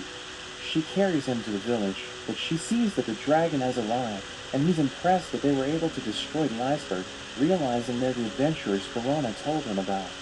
The villagers start to panic, because Merlin is still unconscious, so Alice tells the chief to take everyone to the cellar, as she prepares to fight the dragon. The villagers escape with Merlin, while she unleashes her most powerful ice spell, but it has no effect, and she realizes that she's no match for the dragon. He attacks her with his ice breath, and she thinks it's all over for her, but Merlin suddenly arrives to save her. He mentions that he feels better now, and he tells the dragon he's glad to see him, asking him why he didn't show up earlier. But he tells Merlin to stop touching him, and wonders if he's insane, because he isn't afraid of a holy dragon. He prepares to use his sword, but Alice stops him, telling him he might destroy the village, and he realizes that he needs to leave the area. He tries to play fetch with the dragon, so he becomes angry, telling Merlin he isn't a dog, and he tries to crush him, but Merlin stops his attack and jumps away with him. They start fighting in the mountains, and Merlin is happy to see that the dragon is powerful, telling him to bring it on, because the healing effect is greater if he defeats a stronger opponent. The dragon unleashes his ice breath, but it has no effect, and Merlin explains that he's immune to magic, revealing that he's a demon king. The dragon thinks he killed the light dragon, but he explains that he would never kill him because he turned him into his pet. The dragon doesn't believe his story, and he's angry that Merlin is mocking the honor of holy dragons, but Merlin is just happy that his opponent is getting stronger. Meanwhile, Corona hugs Alice, who wonders why she didn't hide with the others, but Corona suddenly tries to stab her. Alice blocks her attack and asks her who she is, so she reveals her true identity, explaining that she's there to take back the key. Alice claims to know nothing about it, but Corona decides to capture her so that she can interrogate her. Corona uses her death trap to block Alice's senses while she attacks her, but Alice manages to hit her, telling her she's nothing compared to Merlin. But she immediately regenerates, so Alice realizes she's undead, and Zoe joins them, telling Corona she's a disgrace to the four heroes. So she starts fighting seriously, and kicks Alice away, telling her it's strange that Merlin wasn't tempted when she danced in front of him, but he seems to be attracted to Alice. She can't accept that Alice is prettier than her, so she prepares to beat her up, but Zoe mentions that Alice is an important hostage. So Corona tells him to take her back, and notes that she still needs to defeat Merlin. She heads to the mountain, where she sees Merlin fighting the dragon, who appears to be losing. Merlin prepares to finish him off, but his curse suddenly bothers him once again, and Corona kicks him away. She tells the dragon they should work together, but he pushes her away, telling her not to interfere. Merlin gets back up, and the dragon tries to crush him with his ice spell, but Merlin destroys it with his sword, and his attack cuts through the dragon. He can't believe how powerful Merlin is, and he crashes to the ground, as Merlin notes that he was able to drain his life force, so his curse shouldn't bother him for 6 months. But Corona suddenly takes the dragon's core, and she eats it, allowing her to absorb its powers. Her body transforms, and she thinks she has become the most powerful being in the world, telling Merlin she'll make him suffer for insulting her. But he reminds her that he was able to one-shot the frost dragon, and notes that she just absorbed its power, so he wonders what makes her think she's stronger than him. She explains that she has surpassed the frost dragon because her holy tear techniques have combined with its power, and she starts attacking him, but he easily defends himself. She uses her skill to restrain him, but he casually breaks free and throws her away, telling her she's still nothing compared to him. What once was a 7-in-1 CC foundation is now an 8-in-1 thanks to our better price technology. Rewriting your resume till the cows come home? Introducing Indeed Career Scout. Get your resume tailored instantly. She's angry hearing this, and tells him not to get cocky, because he still hasn't seen the dragon's ultimate move. She chants in the dragon's tongue, and unleashes her ultimate move, which freezes everything in the area. But she realizes that it didn't freeze Merlin, who notes that he's catching a cold because of the temperature, so she starts to lose it. He tells her he has no time for her, but she tells him to look behind him, and he realizes that the entire village is frozen. She thinks Alice and the villagers are dead, but he becomes angry hearing this, because she just killed his roommate. She admits that she can't defeat him yet, promising to fight him again after she fully absorbs the dragon's core, and she flies away. But he immediately catches up to her, and cuts her with his sword, killing her in an instant. He looks at the village, and thinks he can still save Alice, because she was only just frozen. But we see Zoe as he breaks out of the ice, and he sees an explosion on the mountain, so he realizes that there's a powerful warrior there, and he notes that he wants to fight him. But he knows that he needs to complete his mission first, so he opens a portal, but as he prepares to leave with Alice, he suddenly gets stuck, and he realizes that Merlin is behind him. He asks Zoe where he's taking his roommate, and he attacks him with his sword, cutting off his arm. He realizes that the four heroes are after the key, so he needs to defeat them, but he knows that they're undead, so he can't absorb their life force after he takes them out. He wonders if he should rescue Alice, and realizes that the ice is disappearing, so the villagers should be okay. Zoe takes Alice to the prince, and tells him Corona was defeated along with the frost dragon, so the prince realizes that the person who took the key is OP. He asks Zoe if he was able to get the key back, but he answers no, so the prince thinks he's useless, telling him they have no time left to waste. But Zoe tells him to calm down, because he was able to capture Alice, so they just need to wait for Merlin to come for her. Alice wakes up in the dungeon, and she's surprised to see an elf, but Joey suddenly joins them in their cell, so the elf starts to panic, thinking he'll hurt her. Alice stabs him from behind, but it has no effect, and he slams her against the wall before summoning his massive sword. We see a man on the mountain where he sees the frost dragon's remains, and he celebrates because he knows that he can use its blood to create a powerful army which will impress Asmodeus. We return to Joey as he cuts the elf's arm and starts collecting her blood, so Alice wonders why he's so cruel. But he explains that he's just following his brother's orders, because he'll get punished if he disobeys him. He mentions that he has done plenty of horrible things, but he thinks they were all his brother's fault, so Alice realizes that he's insane. After he leaves, Alice introduces herself to the elf, who reveals that her name is Shirley, and she mentions that she snuck out of her house to have fun. But she ended up getting captured, and Alice wonders why Joey collected her blood, so she explains that the prince needs to drink elf blood to stay alive. She notes that when she arrived in the dungeon, she saw the corpse of the last elf who had his blood drained, and she doesn't want to end up like him. So Alice assures her that someone will rescue them, and she wonders who's coming to save them, so Alice mentions that it's someone important to her. We see Rossetti as she tries to wake Caroline up, because she spaced out while she was looking into the key, and Merlin suddenly arrives, telling her he needs to borrow it.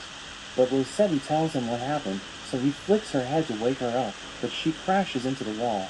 She finally wakes up, and notes that the key came from the abyss, so they need to turn it over to the royal family, and let the Bohemian Knights handle it. But Merlin explains that Alice was captured, and he needs to exchange the key to save her, so Caroline warns him that thousands of people could lose their lives if it falls into the wrong hands.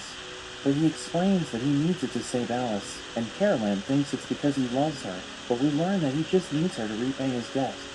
Caroline returns the key, and he tells her not to worry, because he can defeat the Hell Legion alone, but he doesn't know where he can trade the key for Alice. Arnold suddenly arrives with Hobbs, and they know what happened to Alice, so they tell Merlin they've already tracked her location. Hobbs tells him not to underestimate their networks, and shows him where he can find the enemy's stronghold, but notes that the Bohemian Knights are already on their way. Arnold adds that he promises to pay $1 million to the Holy Tier warrior who saves Alice, but Merlin runs off, because he's too stressed to think about making money. We see the Bohemian Knights with their leader Sahabi, and Chapman tells him they don't need him there, because their enemies are weak. But he explains that the Queen ordered him to secure a decisive victory, and suppress the popularity of Nightblade, because he has become a threat to their authority. Sahaddin explains that the commoners see him as their savior, but the knights represent the crown, and the people are supposed to look up to them instead of Nightblade. He adds that the Elf King's daughter, Shirley, was kidnapped a year ago, and he thinks they might find her in the stronghold. But Zoe suddenly attacks them, so Sahaddin protects his men, and calls Zoe a coward for launching a sneak attack.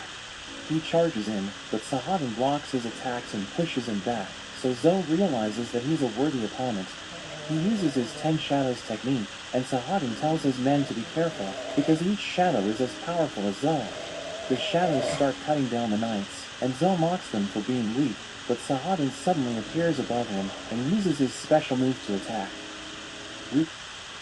They say higher education is outdated, irrelevant, but at Grand Canyon University, we shatter the status quo.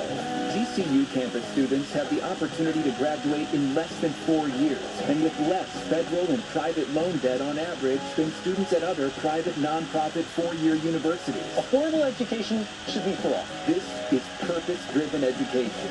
Take action. Find your purpose at Grand Canyon University. Visit gcu.edu. Who's ready for a deal? Now, you can order a footlong in the Subway app and get another for free. That's right, Subway Sub Club members. Free! Get your favorite sub plus one. Subway, eat fresh, feel good. We return to Merlin, as he realizes that he's lost, but he sees a massive explosion, so he decides to go there, thinking he might find someone who can give him directions. Sahaddin walks away, thinking he has defeated Zoe, but he gets back up, and Sahaddin can't believe he's still alive. He calls Joey, who gives him his sword, and he notes that they can only unleash their true power when they're together. They use their fusion technique, and Zoe mentions that no one has ever survived it, so Sahaddin decides to go all out, and show them his iron body, revealing that no one can hurt him while it's active. The brothers attack him with their ultimate move, and Sahaddin protects his men, but his barrier shatters, and a massive explosion wipes them out. Zoe laughs at them, and notes that he enjoys killing weaklings, but he realizes that Chapman is still alive, so he orders Joey to torture him. But Merlin suddenly arrives, and he knows that Zoe took Alice, so he prepares to take him on. Zoe mentions that he'll torture Merlin until he can't make a sound, but he tells Zoe he needs to see a doctor since he's crazy, so he becomes angry, telling him they just wiped out the knights. He asks them about Alice, so Zoe mentions that she's in the temple behind them, but he thinks Merlin will never reach her, and the brothers use their fusion technique. They attack Merlin with their ultimate move, but he uses his sword to easily cut through it, and they fall to the ground. Zoe thinks he lost because of Joey, but Merlin mentions that he's the real deadweight, because Joey is stronger than him.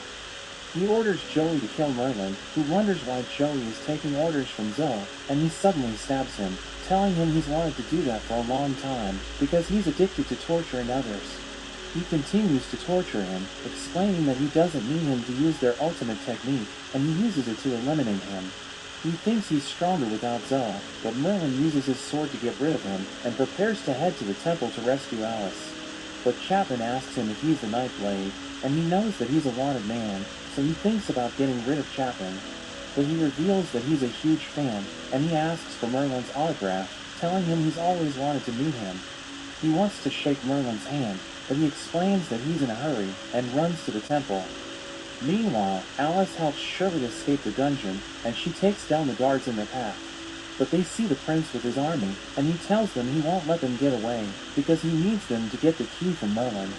Alice cuts through his soldiers, and uses her ice spell to obliterate them, telling him to give up on his pointless dream of restoring his empire. He explains that he was a prince for 69 years, waiting for his father to die, but the empire fell just as he was about to take over. He tells her about his struggles during the past 400 years, and she gets bored listening to him, realizing he's the unluckiest villain ever. But she notes that countless people will lose their lives because of his ambition, so she's determined to stop him. He uses his magic to resurrect his minions, and explains that they'll keep rising again because of their soul flames, ordering them to capture her. She tries to fight them off, but gets overwhelmed, so she starts using her magic to defend herself. But she runs out of mana, so she thinks it's all over for her, and the prince tells her to give up, but Merlin suddenly joins the fight, and he hopes he isn't late for the party. She scolds him for being late, and they start arguing with each other, but the prince interrupts them, telling them they can't defeat his undead army. But Merlin instantly wipes them out, and tells her to take care of the prince. So she charges in, and he tries to stop her with his magic, but she breaks through his barrier, so he realizes that she isn't using an ordinary sword. She uses her special move to knock him down, and tells him she'll hand him over to the royal family, but he tells her the fight isn't over yet, and uses his magic to restrain Shirley. While Alice is distracted, the prince poisons her and takes her hostage, threatening to kill her if Merlin doesn't give him the key. He knows that it will open the gate of the abyss, and the prince explains that his goal is to obtain absolute power to rule the world, so she tells Merlin not to give him the key. But he drops it anyway, and the prince takes it, so she's angry at Merlin, telling him countless people will lose their lives because of him. But he reminds her that he's a demon king, so he doesn't care if the world is destroyed, and explains that he just wants to find a worthy opponent for him to kill. He suddenly kisses her, and the poison disappears, but she knocks him down because she thinks he's taking advantage of her. He explains that he just kissed her because his saliva can detoxify her, but she tells him to rescue Shirley, so he destroys the tentacle that's restraining her.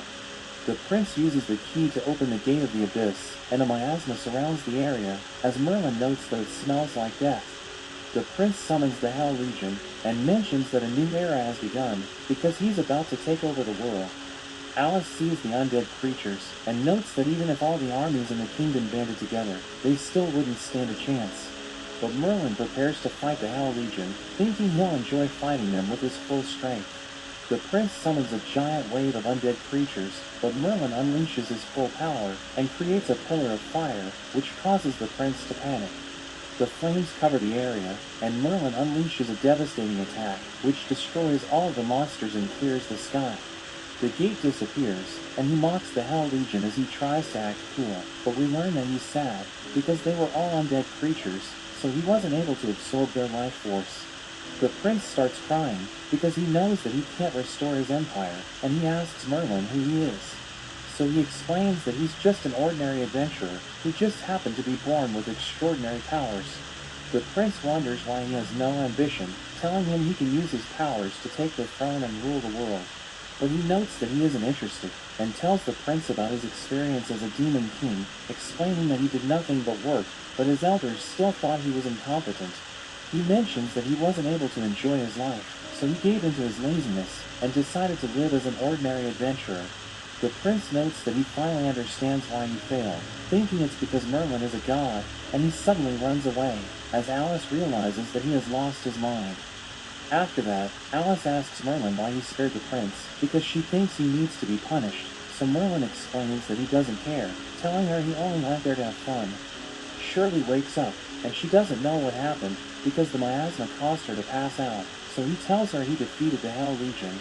She thinks he's Alice's lover, so she tells Shirley that it isn't the case, but the carriage suddenly stops, and their friends welcome them back.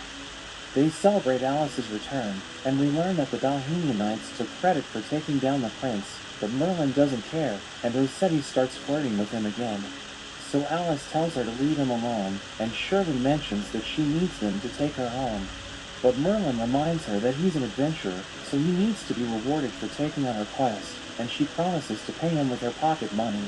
He thinks it isn't worth much, but she mentions that she has 10 million gold, so he promises to do his best for her. Lou mentions that they received another designated commission, and Cecilia suddenly appears, telling Merlin to go with her. Alice notes that they need to take Shirley home first, but he thinks they can take on 2 quests at the same time, and Alice complains because she knows he's planning to make her do all of the work. But that's where this video ends. Remember to like and subscribe to the channel. Thanks for watching, and I'll see you next time. It's just like a very cool way to prototype extremely quickly. If I go here in Figma, I just have this design here that I put together. I can just take the link, I can copy the link to selection, and then I can go into Codex and I can just paste the link. Use the Figma skill to implement the automations page in my app. It was like 90% of the way there. Oh, more cheese? The Applebee's OM Cheeseburger is back, now with more cheese. Our juicy bacon cheeseburger served on a sizzling skillet of cheese. Too much cheese? Never. The OM Cheeseburger for $11.99, only at Applebee's. The story begins with a salaryman named Deniske, who works for a big company. He tries to do his best to climb the corporate ladder, but his superiors don't acknowledge his efforts. He gets notified that he's being transferred one day, so he starts working overseas, but he realizes that the workers aren't doing their jobs, so he tells his boss that they need more resources, but his request is immediately rejected. So he starts to lose hope, but he decides to do his best, and after some time, he realizes that the workers are following his lead. He's overjoyed seeing this, and everything's starting to go well, but his boss suddenly calls him, and he gets assigned to another country. So he falls into despair, as he realizes that he has become a corporate slave. The bike then suddenly crashes into him. We cut to a dark castle, where the Demon King summons his elite generals known as the Big Four. The first member is a girl named Yomandra, and she's considered as the Master of Flames. The next general is called Genomi, and she specializes with earth magic, while the third member, Sylphid, is the Master of Wind. The Demon King summons the fourth general, saying he's from another realm, and he's worthy to become the guardian deity of water. But we see that it's Deniske, and he has no idea what's happening. The Demon King greets him, saying he wants him to serve as his general, but Deniske becomes even more confused. So the Demon King reveals that he knows everything about him, telling Deniske that he's a perfect fit for the Demon Army because he was an excellent employee. He's glad that the Demon King recognizes his work, but he doesn't want to work for him because he thinks a human shouldn't join the Demon Army. But the Demon King mentions how much he'll be paid, and he'll even have his own office, where everyone will recognize him as the boss. So he realizes that the offer is too good to refuse, and the Demon King offers to return him to his world if he isn't interested. So he notes that the Demon King is actually a chill guy, but he recalls how his superiors never appreciated his efforts, and he mentions that he isn't worthy of the position. But the Demon King tells him to forget everything his superiors told him because they're all idiots. He knows that Deniske is diligent because he watched him work overseas, and he promises to help him reach his full potential, telling him he believes in him. Deniske is about to make his decision, but Yomandra suddenly interrupts him, thinking he doesn't have what it takes to be in the Big Four, and the other members agree with her. So the Demon King decides to test his abilities, and he freaks out because he doesn't know how to fight. But Yomandra thinks he has special powers, so she tells him to defend himself, as she attacks him with her death kick. But the Demon King protects him, telling her he passed out because of the energy wave, so everyone realizes that he's just an ordinary human.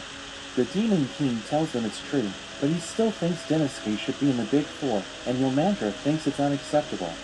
Inomi mentions that the demon army was full of evil spirits, and they're always fighting against the demi-humans, so she thinks Denosuke wouldn't last a day. But Tired of sifting through jobs that don't feel like the right fit? Introducing Indeed Career Scout. Find a job that's right for you. You take a Ritz cracker, shrink it, add cheese filling, you get Ritz Bits. But add fudge, and you get Ritz Drizzled Minis. You put the taste of Ritz crackers into a crunchy chip, you get Ritz Toasted Chips. You had me at Ritz. the Demon King reveals that he values Denosuke's intelligence, and he suddenly regains consciousness, but he panics because he was almost killed by Yomandra's death kick. But the Demon King tells him to calm down, saying he has chosen the perfect test for him. He reveals that the demon army is trying to ally with the other races, but they're struggling to negotiate with the Minotaurs. He tells Denosuke that his test is to handle the negotiations and make the Minotaurs a part of the demon army, but he freaks out because he knows that it's an extremely difficult task. After that, Yomandra leads Denosuke to the chief of the Minotaurs, but she's confident that he won't pass the test, and he thinks she's right, because there's nothing special about him. But he recalls that the Demon King believes in him, so he decides to do his best anyway. He's about to meet the Minotaur chief, but Yomandra tells him that Minotaurs are brutal, so he needs to be careful if he doesn't want to die. He sees the Minotaur chief named Terius, and he freaks out, as he realizes that it can kill him in an instant. He thinks he isn't strong enough to handle the negotiations, so Yomandra decides to help him, and she starts talking to Terius. But she suddenly becomes upset, because she doesn't understand what he wants, and Denosuke realizes that she's terrible at negotiating. They leave Terius in his room, and she tells Denosuke that the Minotaurs were excited to join the demon army. But whenever she talks to Terius, he keeps saying no, and he even scattered trash around his room, so she thinks there's something wrong with him. She tells Denosuke to take care of everything, and he starts wandering around the hallway, as he wonders how he's supposed to talk to Terius. He imagines himself drinking in a bar, as he thinks about what to do next. He recalls the moment when he negotiated with a man who kept saying no, and the situation seemed hopeless, so he thought about giving up, but he was able to make him change his mind. He leaves the bar, and he returns to the hallway, as he mentions that he has an idea. Yomandra reports to the Demon King, telling him Terius won't change his mind, and she thinks Denosuke will fail the test, but the Demon King tells her they should wait and see what happens. She returns to Denosuke, who's gathering the straw, and she asks him what he's doing. So he tells her he will talk to Terius, and she thinks it's impossible to negotiate with him, but Denosuke tells her they shouldn't give up so easily. He thinks the negotiation isn't going well because of a cognitive gap, so they need to work to gain Terius's trust. He tells her he will take care of everything, as she realizes that his expression has changed, and he goes to talk to Terius. The next day, Yomandra realizes that Denosuke still hasn't left the room, and she starts looking for him, but she sees that the room was full of trash, so she thinks the negotiation didn't go well. He greets her, but she scolds him for making a mess, and she wonders why Terius isn't there. So Denosuke reveals that he's talking to the Demon King because he has agreed to join the demon army, and she can't believe it, wondering how Denosuke was able to change his mind. So he leads her to Terius, and he explains that she didn't understand him. He tells her about the moment he talked to a foreign executive who kept saying no during their negotiations. But their talk became emotional, and the man suddenly offered to shake his hand. He explains that the man saw being passionate and having an argument as a positive thing, saying there are countries where emotional discussions have more value than a measured one. She realizes that this is the cognitive gap he was talking about, and he mentions that Terius decided to talk to him after their eyes met. He adds that Minotaurs sleep on straw when they travel, so when she removed the straw from Terius's room, he had no choice but to sleep on the floor. So he was sleep-deprived when he was talking to her, which explains why he was so grumpy. She realizes that she should have considered his perspective when she was talking to him, but he tells her they're both to blame, and he apologizes for being rude to her. He thanks Denosuke for helping them with the negotiations, and he leaves the castle, as everyone bids him farewell. The Demon King tells Denosuke that he has passed the test, so he's now a member of the Big Four. The Demon King tells him to raise his right arm, and he gives him a bracelet, telling him it's the mark of office for being in the Big Four. He tells Denosuke he shouldn't be afraid just because he's new, telling him to continue working based on his ideas and beliefs. Yomandra tells him to raise his arm again, and their bracelets meet. She tells him she has accepted him as one of them, but she mentions that she still doesn't consider him as a full-fledged member of the Big Four.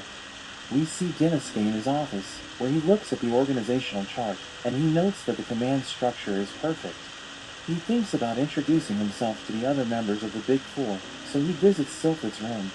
But his assistant named Belinda reveals that he hasn't been there for a long time, and she promises to tell him about Denosuke before shutting the door. Yomandra approaches him, telling him that the Demon King is looking for him because he wants to give him a new task. So they head to the Demon King, who orders Denosuke to negotiate with the ogres. He explains that the ogres have a large influence on other demi-humans, and in terms of military strength, they're as powerful as the demon army, so the surrounding races look up to them. He thinks they're a threat, but he wants them to join the demon army, and he tells Denosuke to handle the negotiations. Yomandra decides to join him because she wants to protect him, saying she'll be worried if he talks to the ogres alone. After that, Yomandra tells Denosuke they should work as a team, and he thinks they should visit Genomi because she leads the demi-human troops in the demon army. So he thinks she can help them with the ogres, but Yomandra doesn't want to see her, so she tells him she needs to make plans before they leave. We see Genomi training the demi-humans, and she notes that they were able to improve, so she tells them they're doing great. She asks Denosuke what he wants to talk about, so he tells her he needs information about the ogres. She realizes that his next mission is to negotiate with them, and she mentions that their leader Ogre is difficult to deal with, saying his enemies have branded him as a tyrant. But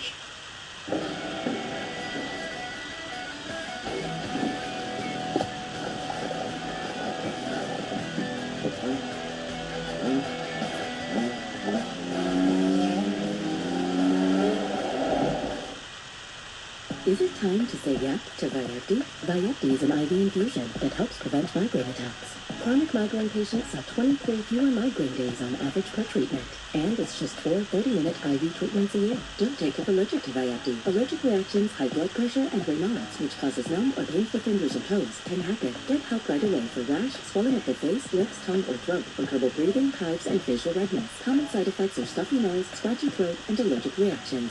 Ask your doctor about Vyepti.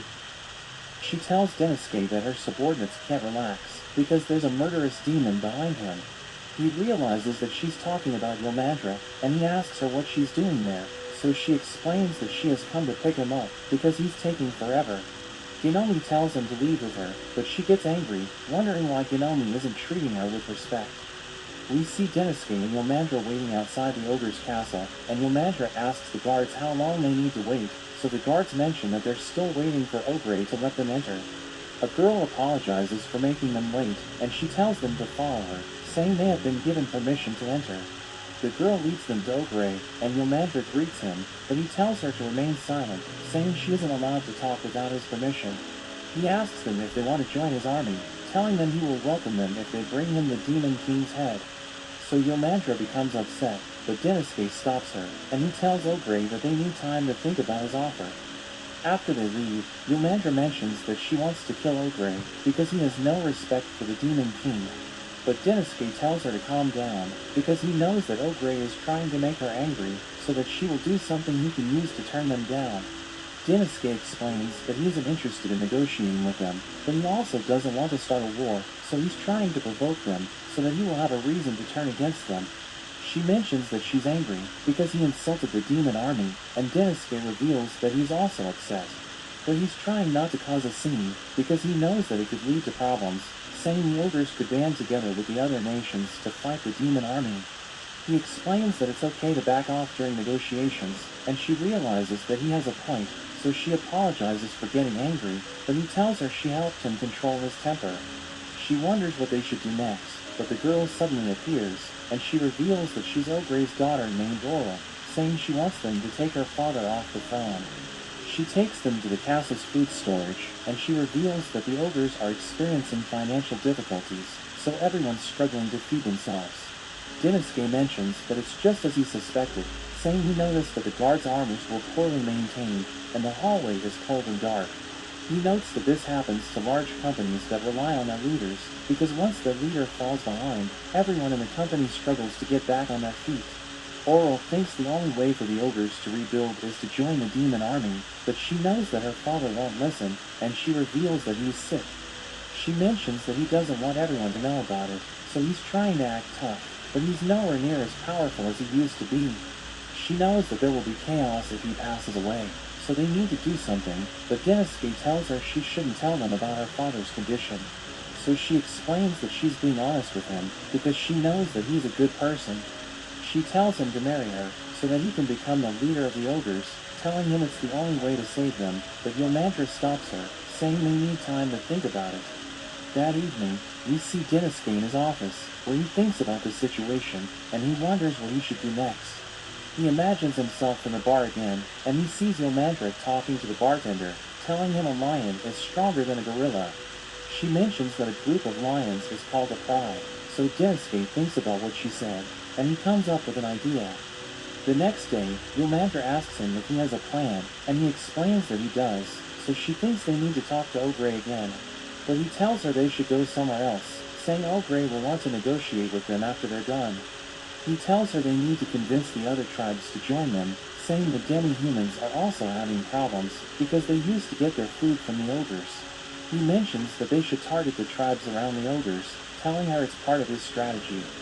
A week later, Ogre summons them, and he asks them why the tribes around the ogres have joined the demon army.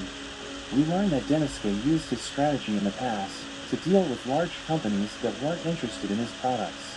He sold his products to the small companies in the area, so that the large company will also buy it, because they can't stand seeing smaller companies with newer products. He realizes that his plan worked, and he tells Ogre that the other tribes had problems, so they decided to join the demon army because it allows them to live a more stable life. Oral appears, and Dinosuke reveals that she helped them convince the other tribes to join them. She explains that the demi-humans are suffering, and the only way to save them is to join the demon army. Ogre is against her idea, but she mentions that the times have changed, telling him he isn't as strong as he used to be. So he needs to work with the other tribes, and Dinosuke asks him if he's interested in forming an alliance with the demon army. But Dinosuke knows that it doesn't make a difference, because the other races retain their sovereignty after they join the Dark Army, but Ogre was a proud leader, so the name difference is important. He tells Dinosuke he will consider it, and everyone thanks him for listening to them, as he realizes that times have changed, because his daughter has learned to negotiate. They say higher education is outdated, irrelevant, but at Grand Canyon University, we shatter the status quo. A few days later, Yomantra tells Dinosuke that Ogre has agreed to the alliance, but she realizes that he's busy, as he reveals that the Demon King ordered him to pick his top aide. But he doesn't know who to choose, and he tells her he wants to pick her as his partner, so she becomes flustered. But Oral joins them, and she reveals that she was sent as the official emissary of the ogres. She thanks him for helping her tribe, saying she's willing to do anything for him, so he tells her he's looking for a top aide, and she accepts the position. But Yomantra becomes jealous, so she tells him he's a rival, saying she will never help him again. After that, Oral visits Dinosuke in his office, and she tells him that the negotiation with the Bearman tribe was successful. She tells him about an awarding ceremony, where he will receive a reward for helping the demon army grow, and he notes that he has never received an award before, so he's looking forward to it. Yomantra also visits him, and she gives him dim porridge, which is the staple food for demons, but he notes that it tastes bland, and he mentions that he wants to eat meat. So she decides to go hunting with him, and she reveals that they have just received a request to exterminate a magical beast, which has eaten 5 demi-humans. She mentions that the orcs can't defeat it, because it's too strong, so they ask the demon army to help them. She sees mushrooms, and she tells Dinosuke that the orcs were attacked while they were trying to gather it. The beast suddenly appears behind them, so he freaks out, but she tells him she will take care of it. She lands a devastating kick, but it immediately recovers, and it rushes forward. So she dodges its attack, and she starts pummeling it, but Denisuke notes that she lacks killing power, thinking she needs a weapon to defeat it. But she decides to go all out, and her gauntlet transforms, as she mentions that it will take a while for her to recover after using her magic, but she thinks it's the only way to defeat the beast.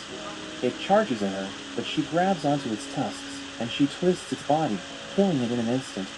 They show its remains to the orcs, and Yomandra tells them they should eat it, so they celebrate, and one of them gives her its leg.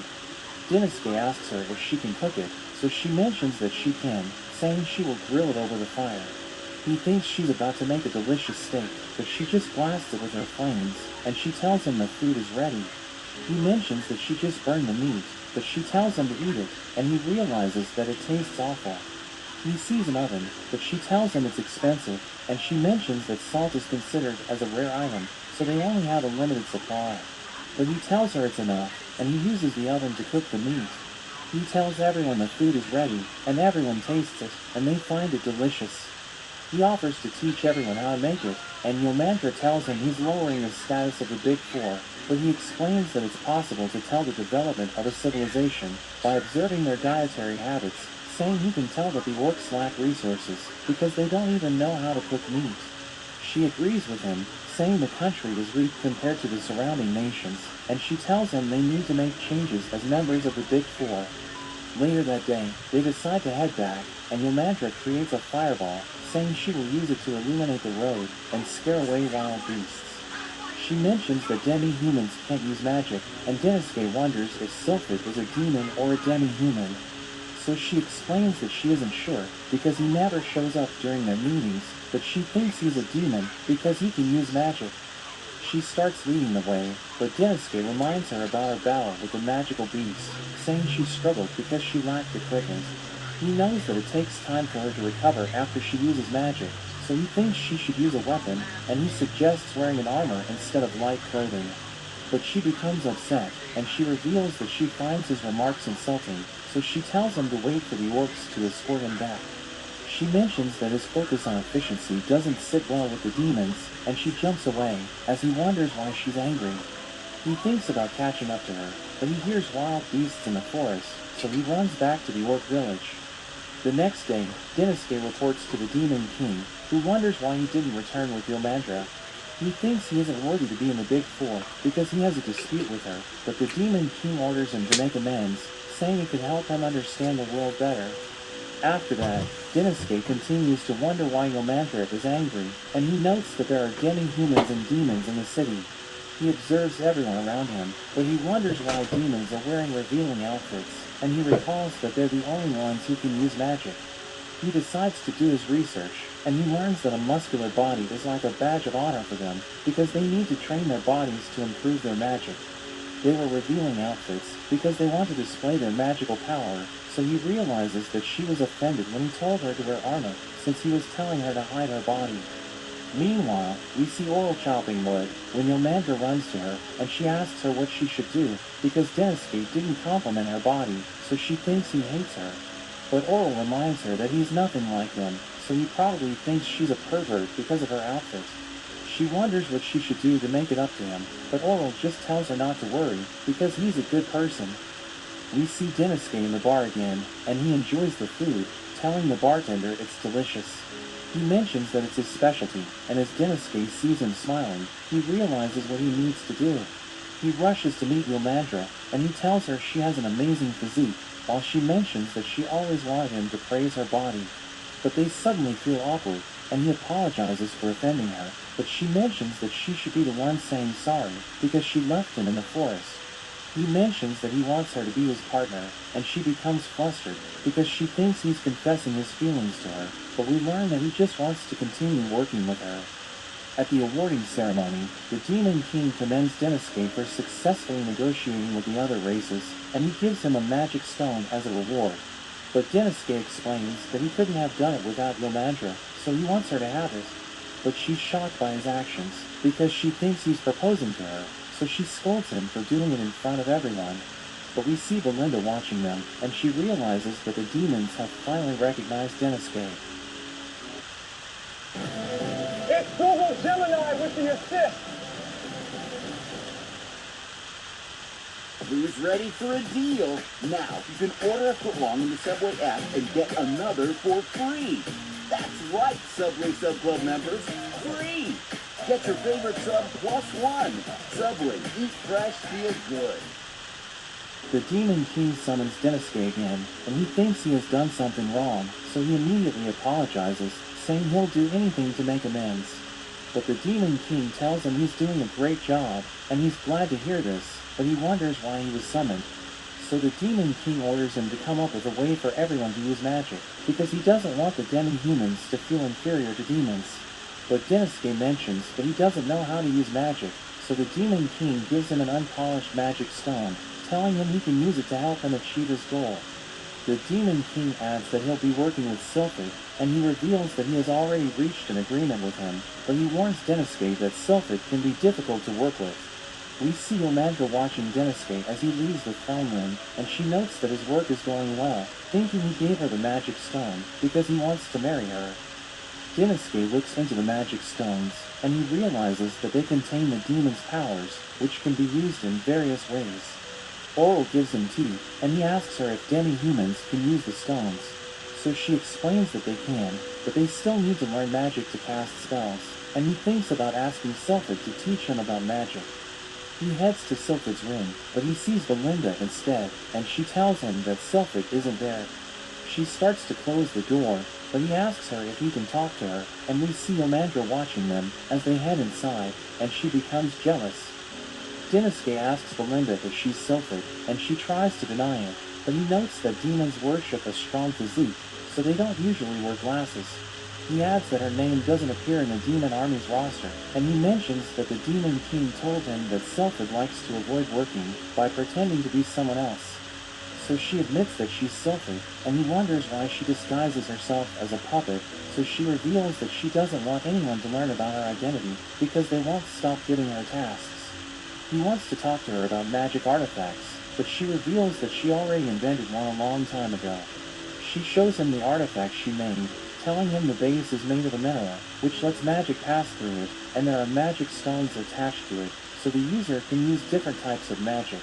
He thinks it's amazing, telling her to mass produce it, but she reveals that it costs 10 million, and he can't believe how expensive it is. She explains that magic stones are rare, and her artifact uses the highest grade, so it's ridiculously expensive. She mentions that he'll need a huge budget to mass produce it, so she tells him to give up, but he suggests changing its design so that the user can only use one type of magic.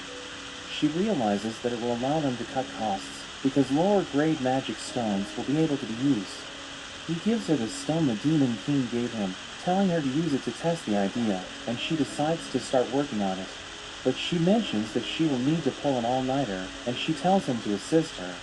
She drags him into her lab, and we see Omandra at the door, as she notes that it's getting late, so she wonders what they're doing in the room. She tries to open it, but she realizes that it's locked, so she shouts at them to let her in. The next day, we see that Denisuke is exhausted, but Sylphid is happy because they were able to finish the artifact. She calls it the Rosemary, and she notes that it's cheaper than her prototype, so they can mass produce it. She wants to test it right away, but he tells her he needs to rest, so she gives him an hour to take a break. He prepares to leave her room, but Omandra suddenly bursts in, wondering why he spent the night there. She sees him on the floor, so she wonders if he's okay, but Sylphid tells her to stay quiet. Omandra asks her about Belinda, but she plays dumb, and Oral appears with the demon Lilin, telling Omandra they need her help to defend the villagers, because the Asiato birds are attacking. Sylphid notes that it's the perfect chance to test the Rosemary, so they head to an open field, where she tells Denisuke to try casting a spell. He wonders if it's safe to use, but she tells him not to worry, because he will only lose his arm if it malfunctions, so he worries about getting hurt. She teaches him how to use it, telling him to imagine that the stone is a part of him and allow its magic to flow through his body. He manages to summon a fireball, and they see the Asiato birds approaching, so she tells him to burn them. He throws his fireball, and he hits one of them, but she tells him to keep going, so he continues to blast them with his flames. But the Rosemary suddenly reaches its limit, and one of the birds prepares to attack him, so she uses her wind magic to protect him. He tries to activate it again, and it creates a piercing sound, which stops the birds. but he realizes that it's not working, and they charge in, so she uses her wind magic to blow them away. She realizes that the magic stone burned out, so she thinks they need to change the low-grade stones, telling him the experiment was a failure. That evening, they eat the Asiato birds with the demi-humans, as Denosuke realizes that they aren't strong enough to defend themselves. Sylphid adds that they live in poverty, but they're good people, and she reveals that she was born into an elven merchant family, but she left her home when they ran into problems. The demi-humans helped her survive while she was wandering outside, and she wanted to help them, because they couldn't use magic, so she decided to create the artifact. But she was busy with her job, so she stopped working on it, and she tells Denosuke she wants their project to succeed, because she wants to help the demi-humans.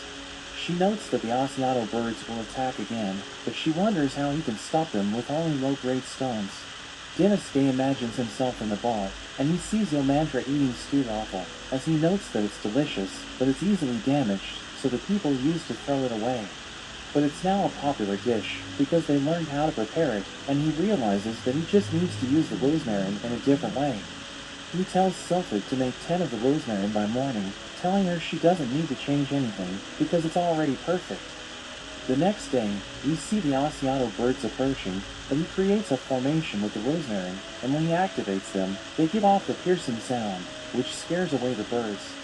Denosuke and Sylphid report to the Demon King, telling him they can use the rosmarin to protect the villagers by scaring away the monsters. He praises them for inventing it, telling Sylphid to mass-produce it and distribute it to the villagers. After that, Sylphid thanks Denosuke for helping her make a breakthrough, and she gives him an artifact she made, telling him he can use it to cast fire magic 30 times. He returns to his office, but Yomandra suddenly opens the door, knocking him down, as she reveals that Oral told her everything, so she feels like an idiot for getting jealous. She thinks he will never leave her, because he gave her the magic stone, but she asks him if he's okay, telling him to wake up. We see Denosuke in the bar again, and he sees Ginome trading stocks, realizing she's a pro. But Yomandra tells her to remove her hood when she's inside the shop, and they start fighting, as Denosuke notes that he also needs to take off his work attitude. Rewriting your resume till the cows come home? Introducing Indeed Career Scout. Get your resume tailored instantly.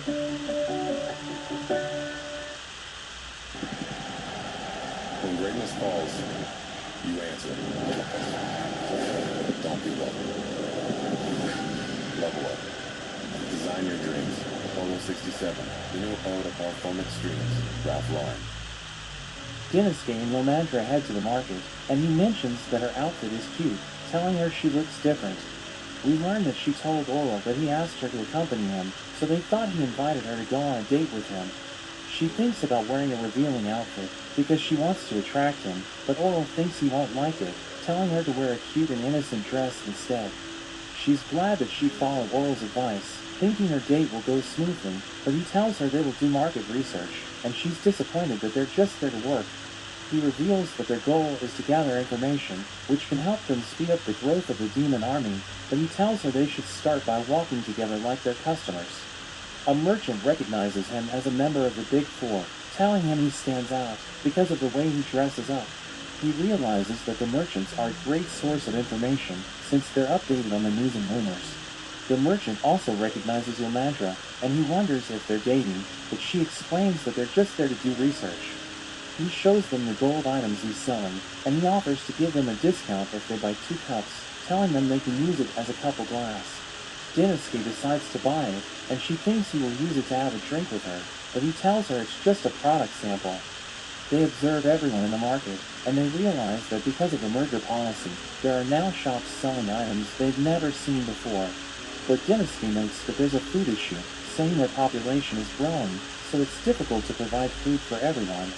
He mentions that the price of Gimme has increased, and Yomandra reveals that she tried to haggle with a merchant, but he told her he can't make a profit if he reduces the price of Gimme. So Denosuke thinks there's also an issue with the wholesaler's pricing, but she doesn't understand what he means. So he explains that the wholesalers act as trade intermediaries, saying they buy Gimme from the farmers, so that it can be sold in stores.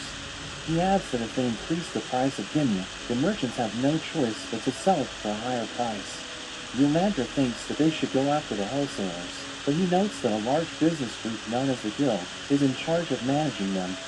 He tells her they should proceed with caution because their actions could affect the country, and he notes that there are other problems that need to be addressed, but they need to solve them one at a time.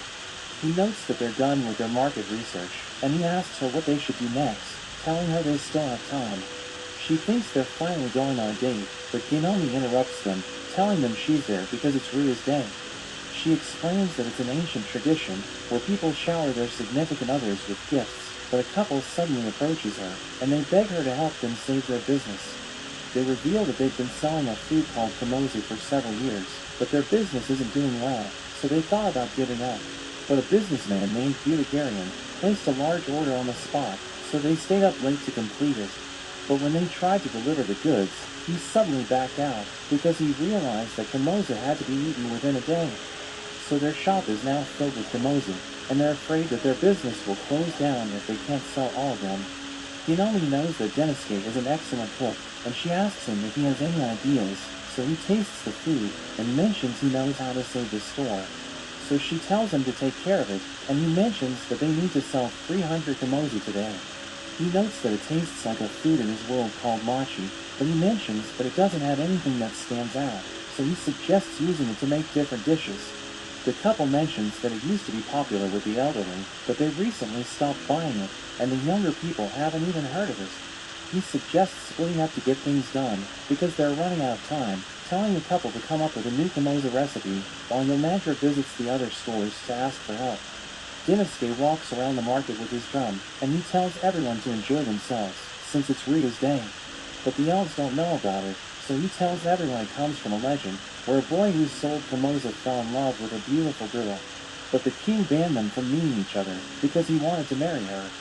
So they decided to secretly meet on the night of Rita's day, and they eat kamozu as a couple, hoping they could be together one day. The god eventually grants their wish, and they enter a world of stars, where they live happily ever after.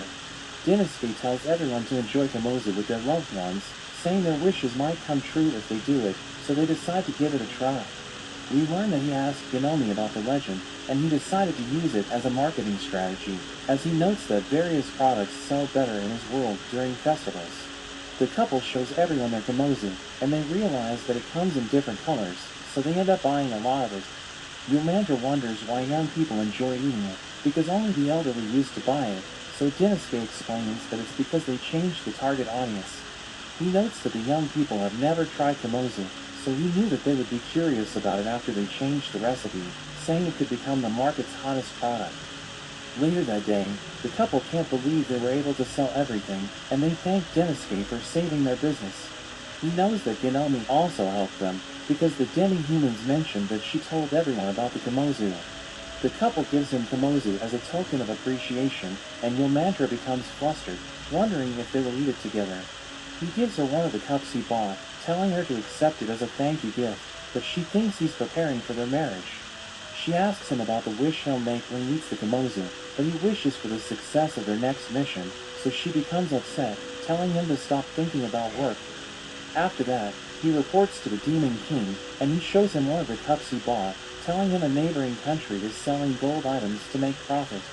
He notes that it's a rich country, so he suggests trading with them, saying it will help strengthen the demon army and solve the food crisis. But he mentions that they need to sell a product more valuable than gold, and the Demon King tells them they should sell the rosemary. But he explains that it's a unique technology of the demon army, and he's afraid that the other nations might copy it. But the Demon King mentions that Sylphid has a rare talent, so it's difficult to imitate her success. Let's see that again. She opens the Gemini app, snaps a picture of the whiteboard, her notes, and the group assignment. Then she asks Gemini to divide up the task. Watch and go! Group project divided and conquered. I think Tina's going to carry this, Tom. Dream big, work hard, and switch to progressive. You could save hundreds. He adds that it doesn't matter if their technology is stolen, because the other nations can't take away her talent, saying they can come up with new inventions as long as they work together. But he warns Denisuke about the king of the land of gold, saying he's difficult to work with. Dinosuke prepares to go on his first business trip as a member of the Big Four, but Yomandra tells him to be careful, because the king of the land of gold is unpredictable. She mentions that he was angry when a merchant sold fake goods, so he fed him to a crocodile, and Dinosuke becomes nervous hearing this. He reaches the land of gold, which is also known as the Rampage Kingdom, and he notes that the demon army has been exporting grain as its main trade. But because of the food shortage, they need to find other goods to sell. He notes that the Rampage Kingdom will give them a steady supply of gold if his negotiation is successful, so he realizes that the future of the demon army rests on his shoulders. He heads to the throne room, where he meets the King of Rampage, and he formally introduces himself. But the king suddenly interrupts him, saying he already knows everything about him, but he wonders why Dinosuke didn't show up to greet him after his probation. So he immediately asks for forgiveness, as he notes that the situation has taken a bad turn, since the king is displaying his superiority. He asks Dinosuke why he's there, so he shows the king the items he brought, saying they were made with the highest quality silver. But the king destroys them with his lightning, asking Dinosuke if he's making a fool of him. But we learn that everything's going according to his plan, and he shows the rosmarin to the king, telling him it has the ability to repel monsters. He mentions that it was made by the demon army, and the other countries don't have it yet, saying it can protect the miners of the Rampage Kingdom by scaring away the golems that haunt the mines. He tells the king to consider buying the rosmarin, but he summons his crocodile, telling Dinosuke to prove that it actually works. So he activates it, and the crocodile turns back, but it lunges at the king, so Dinosuke prepares to use his fireball, but the king zaps it with his lightning. He realizes that the rosmarin works, and he mentions that he finds Dinosuke interesting, because he has the guts to talk to him, and he even tried to burn the crocodile when it attacked him. So the king decides to buy the rosmarin, asking him how many he can produce, so he mentions that he can make 200 a month, but the king wants him to deliver it in a week, and he pays him up front, saying he wants all the stones from the demon army. After that, Dinosuke tells Sylphid that they need to produce 200 sets in a week, but she explains that they can't do it because they've just established the mass production system. But he reminds her that they've already distributed supplies to the disaster zones in their country, so the production volume has already stabilized, asking her if she's trying to slack off. So she promises to complete the king's order, but his messenger suddenly arrives, telling them he was impressed by the rosmarin, so he wants to add another 100 to his order. We see Dinosuke in his office, as Oral gives him tea, telling him he's doing great, but she asks him about the price of a rosmarin. So he tells her it's worth 500,000, and she realizes that the Rampage Kingdom is willing to pay 150 million for their product, asking him how he was able to achieve that. So he explains that he used a psychological method called the anchor effect, saying people rely on the initial piece of information when making judgments. So he showed the king the high-quality silverware first, so that he would believe that the rosmarin is also expensive. The messenger arrives again, and she mentions that the king wants to add another 100 sets to his order, so Sylphid hires more workers to speed up the production. The first 200 sets are delivered successfully, and the workers celebrate because everything's going well. Dinosuke returns to his office, as he notes that they were able to complete another 200 sets, so they just need to deliver it to the Rampage Kingdom. He knows that the rosmarin will run out of magic power after a month, and it needs to be replaced, so he thinks the king will continue to buy from them. But Oral suddenly appears, and she tells him they're in trouble, because all of the orders have been cancelled. The king's messenger explains that he won't place any further orders, because he has found a merchant who sells a similar product for half the price. Dinosuke thinks it's impossible, because only the demon army has the rosmarin, and the workers become upset hearing this, because they already ordered a large quantity of raw materials. The demi-humans wonder why their new weapons haven't been delivered yet, so their leader reveals that their country has a financial problem, and they all blame Dinosuke for it. Dinosuke wonders what happened, and he realizes that everyone in the country is suffering, so he apologizes to the Demon King, saying he blames himself for everything. But the Demon King explains that everyone makes mistakes, and everyone has those days, saying what's important is what they do after they fail, and he tells Dinosuke that he's waiting for his next move. Dinosuke thinks about apologizing to everyone, and he sees Ginomi, so he immediately says sorry to her, but she tells him it isn't necessary. He also apologizes to Sylphid, but she just tells him to leave, and as he walks around the hallway, he suddenly gets kidnapped. He manages to escape, and he immediately apologizes to his captor, thinking he caused trouble for them. But he realizes that Yomandra was the one who brought him there, and she invites him to eat together. He realizes that she's trying to cheer him up, and he thanks her for making him feel better, as she notes that it's the perfect atmosphere. But Oral suddenly interrupts them, as she gives them a basket of fruits, and they enjoy the meal together. The girls fall asleep, and he thanks them for spending time with him, thinking he's lucky to have coworkers like them. He recalls that the Demon King believes in him, so he's determined to make up for his failure. We see the King of Rampage, as he talks to the merchant who sells the rosemary, and we learn that it's Butagarian. The king thinks he's impressive, wondering how he can sell the same product for half the price, but he doesn't want to reveal his secret. We return to Deniske, as he wonders why their product is available for half the price. Overthink less. Chew good. Orbit gum. Allergies? Get fast, powerful allergy relief plus no brain fog due to drowsiness. Discover Allegra. It's a no-brainer. He notes that it's impossible to create an imitation in less than a month, because he knows that even competent technicians will struggle to analyze its contents. He imagines himself in the bar again, where he plays a game with the bartender, and he struggles to answer during his turn. Sylphid suddenly joins them, and she helps him come up with an answer. She starts playing her guitar, as he notes that he enjoys seeing a wanderer perform, but he suddenly realizes that their products could have been leaked from within. He recalls that the rosmarin was distributed in disaster zones, but he thinks the villagers would never sell it. Yomandra suddenly joins him, and she tells him that the rosmarin he distributed was defective. So they head to the village, which was attacked by monsters, and the villagers wonder why the rosmarin didn't work. Yomandra reveals that she received similar complaints from other villages, but Deniske realizes that the rosmarin he placed there is gone. They check the other burial sites, and they realize that all of the rosmarin in the village has disappeared.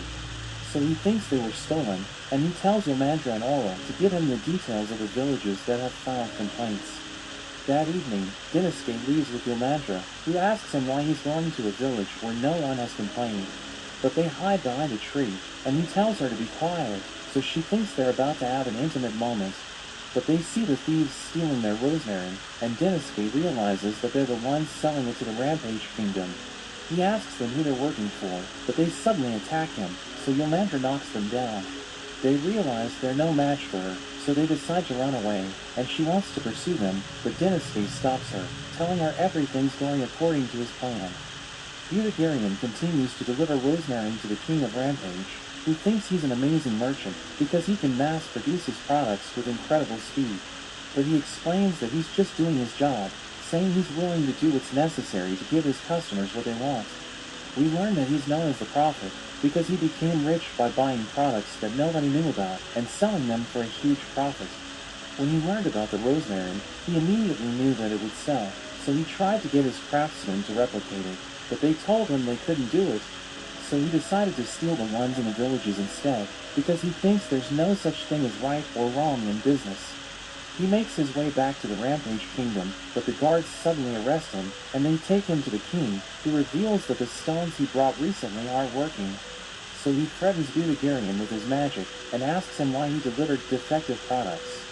Deniske joins them, and Butagarian recognizes him, thinking he's the most dangerous man in the demon army, because he was able to subdue the leaders of the other races. He mentions that Butagarian has been stealing the rosmarin from the demon army, so he decided to create replicas, which look like the real thing, but they're just stones without power. We learn that he asked Sylphid to make them, and he ordered his soldiers to plant them around the villages, asking Butagarian why he has them.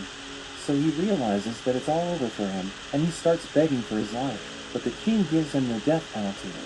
A giant crocodile appears, and it tries to eat him, but Deniske blasts it with his fireball. So the king becomes upset, telling him he isn't allowed to interfere in the affairs of the state. But he explains that he only interfered against the crocodile, and he tells the king to hear him out. He tries to intimidate them with his dragons, but Deniske explains that if he kills Butagarian, the kingdom will be destroyed. The king asks him to explain, because he thinks Butagarian is just a merchant with no special value, but Deniske mentions the orange powder, which the kingdom uses to extract gold from minerals. He explains that Butagarian is the only one who can get it, because the country that produces orange powder doesn't want to export it since it's considered as an extremely valuable resource. He reveals that there was a civil war because of it, so they don't allow other nations to get their hands on it, saying Butagarian is the only one allowed to do business with them. We learn that after their civil war, the country was in ruins, and they didn't receive support from the other nations. But Butagarian gave them food and supplies, and they called him the Grim Reaper's merchant because he actively traded in a war zone. So the country feels indebted to him, and they gave him special permission to trade their goods. Dinosuke mentions that it would be a waste if they killed Butagarian, so the king decides to spare him. But he doesn't understand why Dinosuke decided to step in, because Butagarian and the Rampage Kingdom are relevant to him. But he explains that he isn't thinking about profit and loss, saying it's only natural for him to save people when he's in a position to help. The king laughs at him, saying he finds him amusing, but he mentions that he needs to sleep. After that, Dinosuke mentions that he's too afraid to move, so Butagarian helps him out, and they see Oral with the thieves, who rush to his side, as they call him their father. Oral reveals that Dinosuke ordered her to bring them there, and we learn that he looked into Butagarian after the Komosa incident. So he knows that Butagarian adopted war orphans while he was trading in the war zone, saying it's one of the reasons why he decided to protect him. After that, Dinosuke asks Butagarian to help him sell the rosemary, because it's hard to sell far from home, so they need merchants they can trust. Butagarian doesn't understand why Dinosuke trusts him, but he's touched by his actions, so he promises to help the demon army. But he mentions that he's been hearing a rumor about the guilds in their territory, saying they might be up to something. The Demon King summons Dinosuke again, and they discuss the rising price of Gem, which is causing the commoners to starve, because it's so expensive that they can no longer afford it. Dinosuke promises to solve the problem, and he recalls that Butagarian warned him about the guild, but he wonders why they're controlling the supply of Gem. Yulmandra thinks they're doing it to get ridiculously rich, and she considers beating them up, but Dinosuke is against it, and he decides to talk to the guild master as the Demon King sends her on another mission. Tired of sifting through jobs that don't feel like the right fit? Introducing Indeed Career Scout. Find the job that's right for you. Get your whitest smile for 12 months with just one kit of Crest 3D White Strips. This smile for a year? Yes, this smile for a whole year. Whoa! Get your whitest smile with Crest 3D White Strips. We see the guild master, as his servant tells him that Dinosuke wants to meet him, but he thinks it shouldn't be a problem. As Dinosuke prepares for his meeting, Sylphid approaches him, and he wonders why she isn't wearing her disguise. She tells him to call her Belinda, and she decides to join him, telling him there are elves in the guild, so it will be easier for him to negotiate if she's with him. They reach the guild's headquarters, but their master isn't there, and they wait 4 hours before he shows up.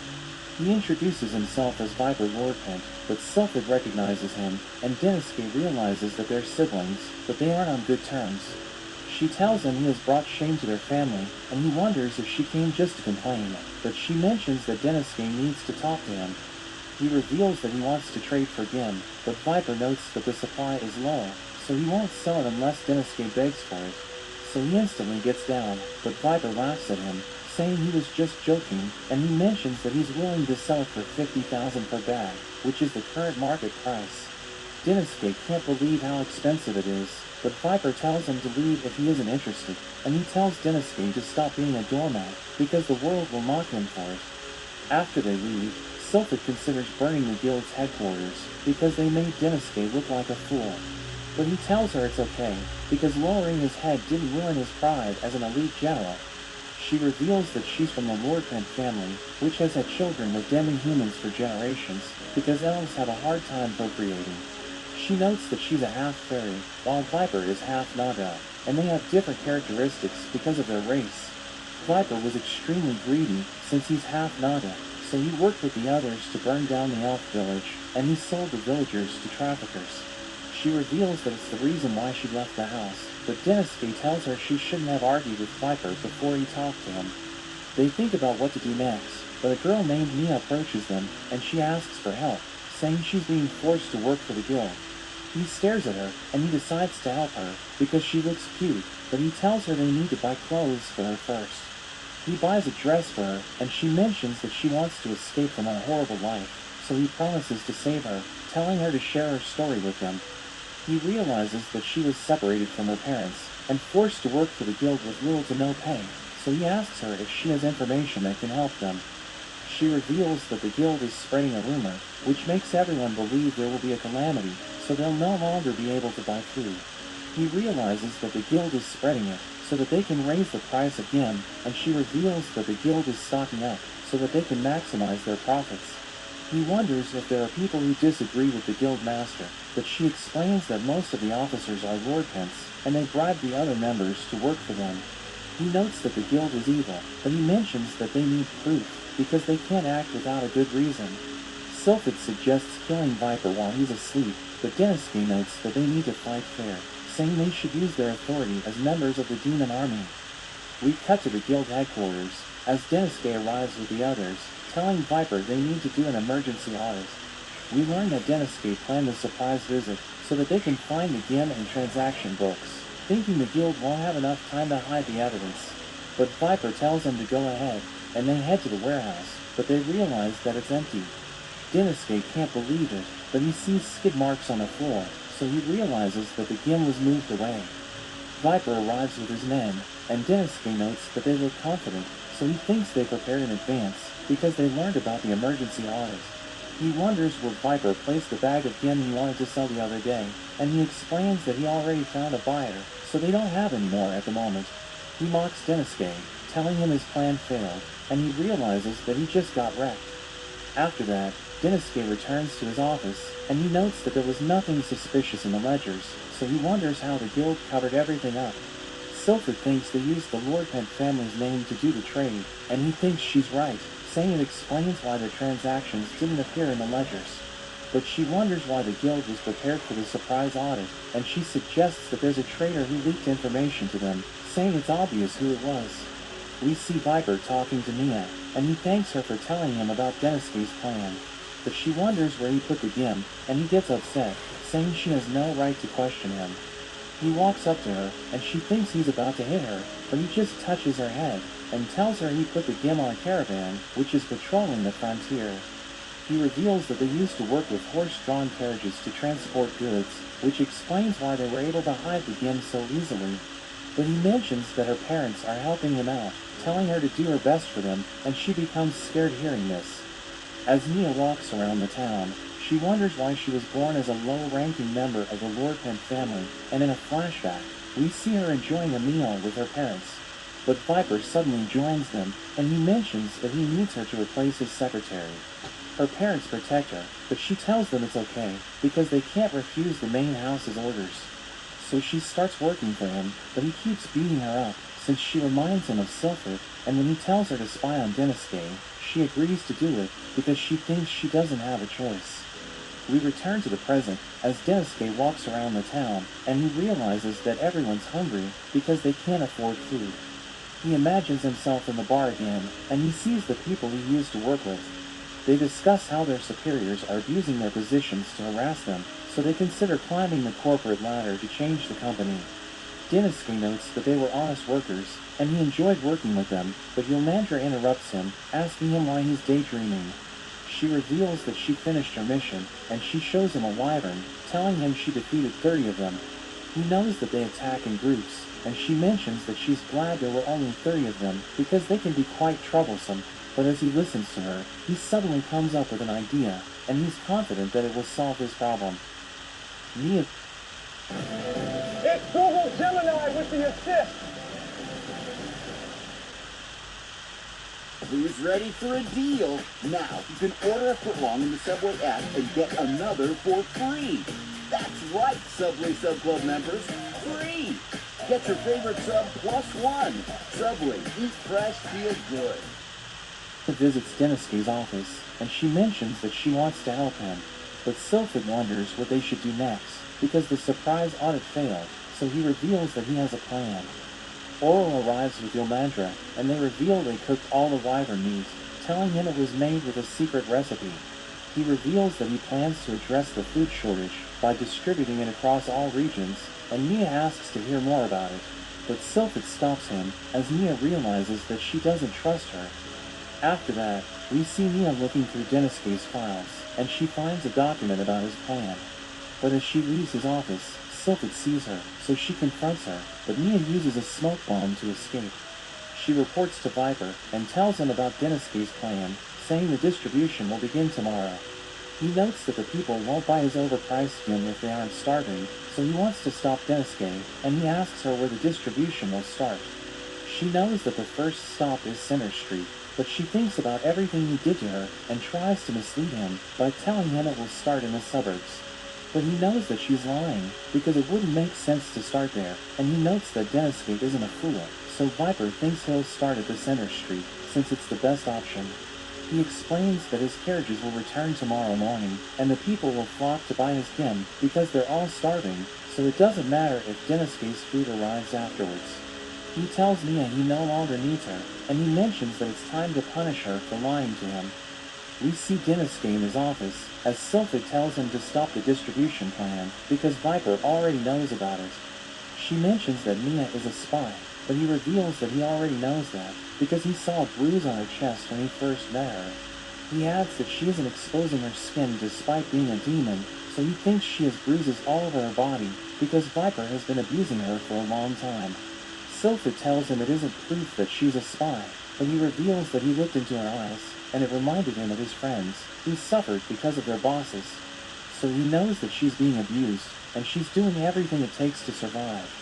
Sylphid wonders what they should do next, and he notes that Viper already knows about their plan, but he's confident that they'll succeed. We cut to Viper, as he mentions that his carriages are about to return, so they can sell all of their gem before Denisuke executes his plan. But the next day, one of his men tells him his carriages haven't arrived yet, and the demon army is starting to distribute gem to everyone. He can't believe this is happening, wondering where they got gem from, and Sylphid visits him, telling him Butagarian helped them import it from neighboring countries. We learn that they sold the smoked wyvern, and received gem in exchange, but Viper wonders how they were able to transport it in less than a day. So she reveals that Denisuke arranged everything in advance, telling him he never stood a chance, because Denisuke had everything planned out before their first meeting. She knows that he spent all of his money to hoard gem, but she notes that people can now get it for free, so he's already bankrupt. But he calls her a fool, telling her it's not enough to stop him, and he runs off, as his ninjas blast her with their spell. She dodges their attacks, as she realizes that they use a combination of magic and martial arts. So she decides to try the sword she's been working on, and uses it to stop their spell, as its rosmarin absorbs the magic. She uses the sword to summon fireballs, which hit one of the ninjas, but she notes that there's still room for improvement. The other ninja lunges at her, but she creates a gust of wind, which blows him away, and she mentions that she doesn't need to use weapons to defeat him. Viper thinks about his losses, and he notes that it's massive, but he's confident that he can recover, since he's the leader of the guild. But he sees Denisuke with the other merchants, and he tells Viper he's no longer the guild leader, because most of the members voted him out. He shows him the voting results, but Viper refuses to accept it, telling them the votes must be signed. But Denisuke reveals that everyone decided to participate in the signed vote, because they listened to Mia. We learn that he found her in the dungeon, so he set her free, and told her that the merchants had gathered outside. She showed them her bruises, as she told them that Viper has been abusing her, so they realized that he's a terrible person, and they decided to remove him from power. Viper tells Mia her parents will suffer, but she mentions that she'll protect them herself, and Denisuke tells him he's no longer allowed to trade in the country. So he starts begging for mercy, but we learn that he's just doing it because he thinks Denisuke is naive. But he mentions that he can still see Viper's selfishness, and he decides to arrest him. But Viper refuses to surrender, and he tries to attack Denisuke, but Sylphid stops him, telling him it's all over for him. The soldiers prepare to take him away, but he tells Denisuke he didn't lie to the people, because it's true that a disaster will befall the country. Mia apologizes to Denisuke, and she wants to be punished for betraying him, so he tells her to come to the castle, but she realizes that he just wants her to serve as his secretary, because he made a deal with her parents. We learn that Viper's gym was late, because her father sabotaged the leading carriage, and caused its wheel to fall off. Dinosuke explains that he betrayed the Lord Kent family for her because he wanted the demon army to ensure her safety.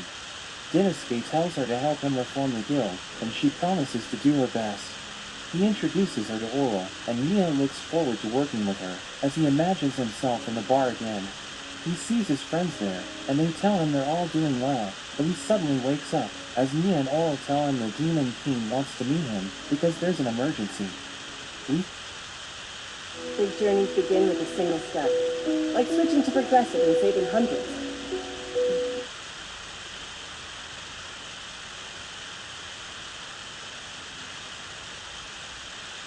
We see an army of dragons making their way to the country as the Demon King realizes that the disaster has finally come.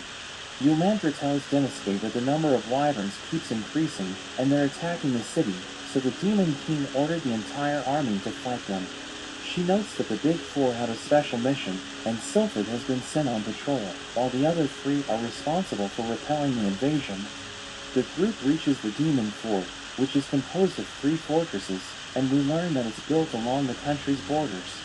The wyverns have been focusing their attacks on the Fortress of Despair, so the group decides to check it out, and they see Ginoni waiting for them. She calls Dinosuke a hero because she knows about his achievements, but Yulmandra tells her he's a useless weakling, and she starts arguing with her. But the bell suddenly rings, as the demi-humans mention that the wyverns are attacking, so Ginoni tells Dinosuke and the others to observe the fight. Everyone gets into position, and the demons shoot fireballs, but they all miss their targets. As the wyverns get closer, the demi-humans tell the demons to get out of the way, and they fire their arrows, but the wyverns shrug them off. The demons start arguing with the demi-humans, who tell them not to disrupt the formation, and Yulmandra realizes that it's a mess. A wyvern prepares to attack them, but she blasts it with her flames, and punches it to the ground. Dinosuke watches her, but another wyvern appears behind him, so Ginoni shoots its eye, and slices off its head. She tells the demi-humans to avoid close combat, and aim for the eyes, while Yulmandra orders the demons to attack when the wyverns get closer. Everyone follows the battle plan, and they defeat the wyverns, but we see that they're all exhausted. Oral and Nia look after the wounded soldiers, and Yulmandra eats with the demons, as Dinosuke gives Ginoni food. But she asks him what he thinks about the situation in the fortress, so he tells her it will probably fall within days, because of the conflict between the demons and demi-humans. He notes that there are 3 reasons for the internal conflict, saying the first one is tactics, because the demons excel in fighting alone, while demi-humans are skilled in teamwork. So they're incompatible in combat, which explains why they didn't fight well during the last battle. He mentions that the second reason is logistics, because they don't have enough food to feed everyone, and the demons have a greater appetite than demi-humans, since they need magical energy. But this makes the demi-humans upset, because the demons are eating more than them. He notes that the third reason is the racial discord among soldiers, because the demons and demi-humans have been in conflict for decades, so there's a massive gap between them. He thinks this will get in the way while they're fighting, and they will all die because they can't work together. Ginoni agrees with him, but she asks him how he would resolve this situation. She shows him the fortress map, telling him there's an abandoned village, and he thinks they can use it, so they decide to check it out. He tells her the demons can stay in the abandoned buildings, and she thinks he can solve the problem with his approach. But he notes that they still need to persuade the demons and demi-humans to work together, and she thinks he's the only one who can lead them, so she tells him to take command of the fortress. He mentions that he can't do it, but she explains that he's neither a demon nor a demi-human, and everyone knows about his achievements, so she thinks they'll listen to him. He thinks they won't like him, but she tells him they can use appearance and stage effects to make them follow him. Everyone gathers at the gate, and Ginoni tells them Dinosuke will serve as their new commander. They all recognize him as a hero, so they think he can lead them to victory, and they all start cheering for him. He tells them the fortress is in crisis, and they need to fight together to save their country, but he's confident that they'll win if they follow his strategy. They're all inspired by his words, and they decide to follow him, so he tells them about the battle plan. The wyverns arrive, but the demi-humans shoot them, and Dinosuke rings the bell, so Yulmandra orders the demons in the abandoned village to advance. They realize that the wyverns are about to attack the demi-humans, so they shoot them with their fireballs, and the wyverns crash to the ground. Everyone celebrates, because they were able to secure victory without casualties, and they're all impressed with Dinosuke's plan. That evening, Dinosuke tells Ginome they need to put all their supplies at the base and distribute them based on the actual needs of each fortress. She calls him a hero, and he tells her to stop calling him that, but Yomandra interrupts them, asking him why he's blushing. But she decides to let it slide, and Ginome tells her the wyverns have been defeated, so the soldiers can return home.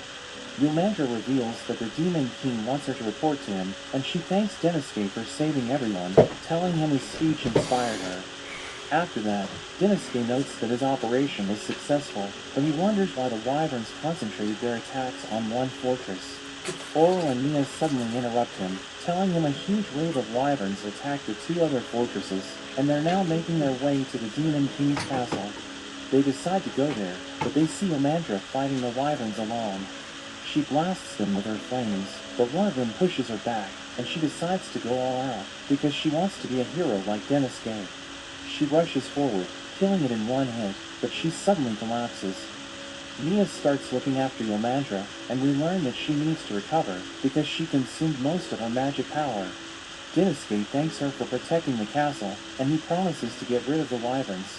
Oro reveals that they've attacked several villages, including her hometown, and she tells Dinosuke that her friends got injured. So he tells her to return home, telling her he'll give her enough guards in case she gets attacked. After she leaves, he studies the wyvern's behavior, but he suddenly becomes exhausted because he hasn't been getting enough sleep. He's determined to keep working because he thinks he's the only one who can formulate a strategy to defeat the wyverns. But he imagines himself in the bar again, and he sees the Demon King, who orders him to rest, since he can't come up with a decent strategy if he's sleep-deprived. He realizes that the Demon King has a point, so he decides to go to sleep. He wonders if he dreamed about the Demon King because of his love for him, but we see him watching Dinosuke while he's sleeping. The next day, Dinosuke realizes that he feels better, and he gets back to work. He meets Ginome, who mentions that their army lost combat power because Yomandra is in no condition to fight. But he tells her he has a plan, and he mentions that the wyverns prefer to target women with high magic power. He explains that they attacked the two fortresses because Yomandra went home with the other female soldiers from their fortress. He notes that they even followed her to the Demon King's castle, so he's convinced that they wanted to capture her. Ginome thinks he's right, but she asks him what he plans to do next. We see Dinosuke talking to the soldiers, as he mentions that it's time for the final battle. He tells them about his plan, saying they'll use the female demons to lure the wyverns, so that they can wipe them out. But everyone hesitates, because they think they're doomed if the plan fails, so he explains that he isn't a hero, telling them he isn't as powerful as the other members of the Big Four. He mentions that he isn't even from this world, but he explains that they're all different, and they all want a hero to save them. But he tells them there are no heroes in their country, and they're the only ones who can protect their families, so they must fight together to defeat the wyverns. Rewriting your resume till the cows come home? Introducing Indeed Career Scout. Get your resume tailored instantly. You ever take a salty, buttery flavored Ritz cracker and just... No? Everyone gets fired.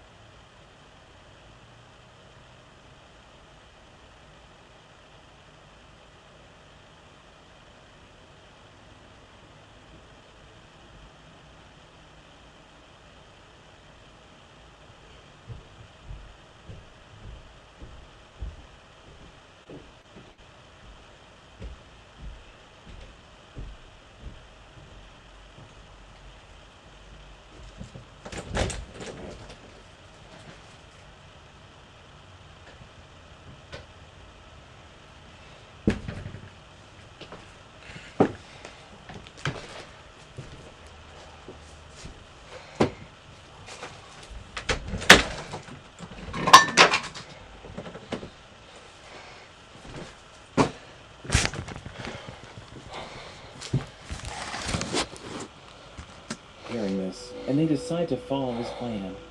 After that, Dynasty reveals that he's worried because hundreds of lives are on the line, and he's afraid that his plan might fail. But Kinomi hugs him, and she tells him that her mother would do that for her whenever she was worried. She tells him he needs to be strong, because he's essential to the demon army, and she reminds him that he needs to lead the soldiers. After some time, the wyverns attack the fortress, and the demi-humans try to shoot them down, but they head straight to the female demons. We learn that they're positioned behind the walls, and the male demons are around them so that they can protect them from the wyverns. But Dennis...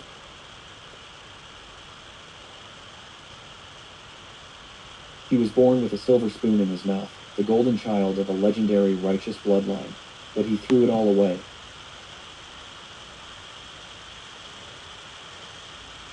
Let's see that again.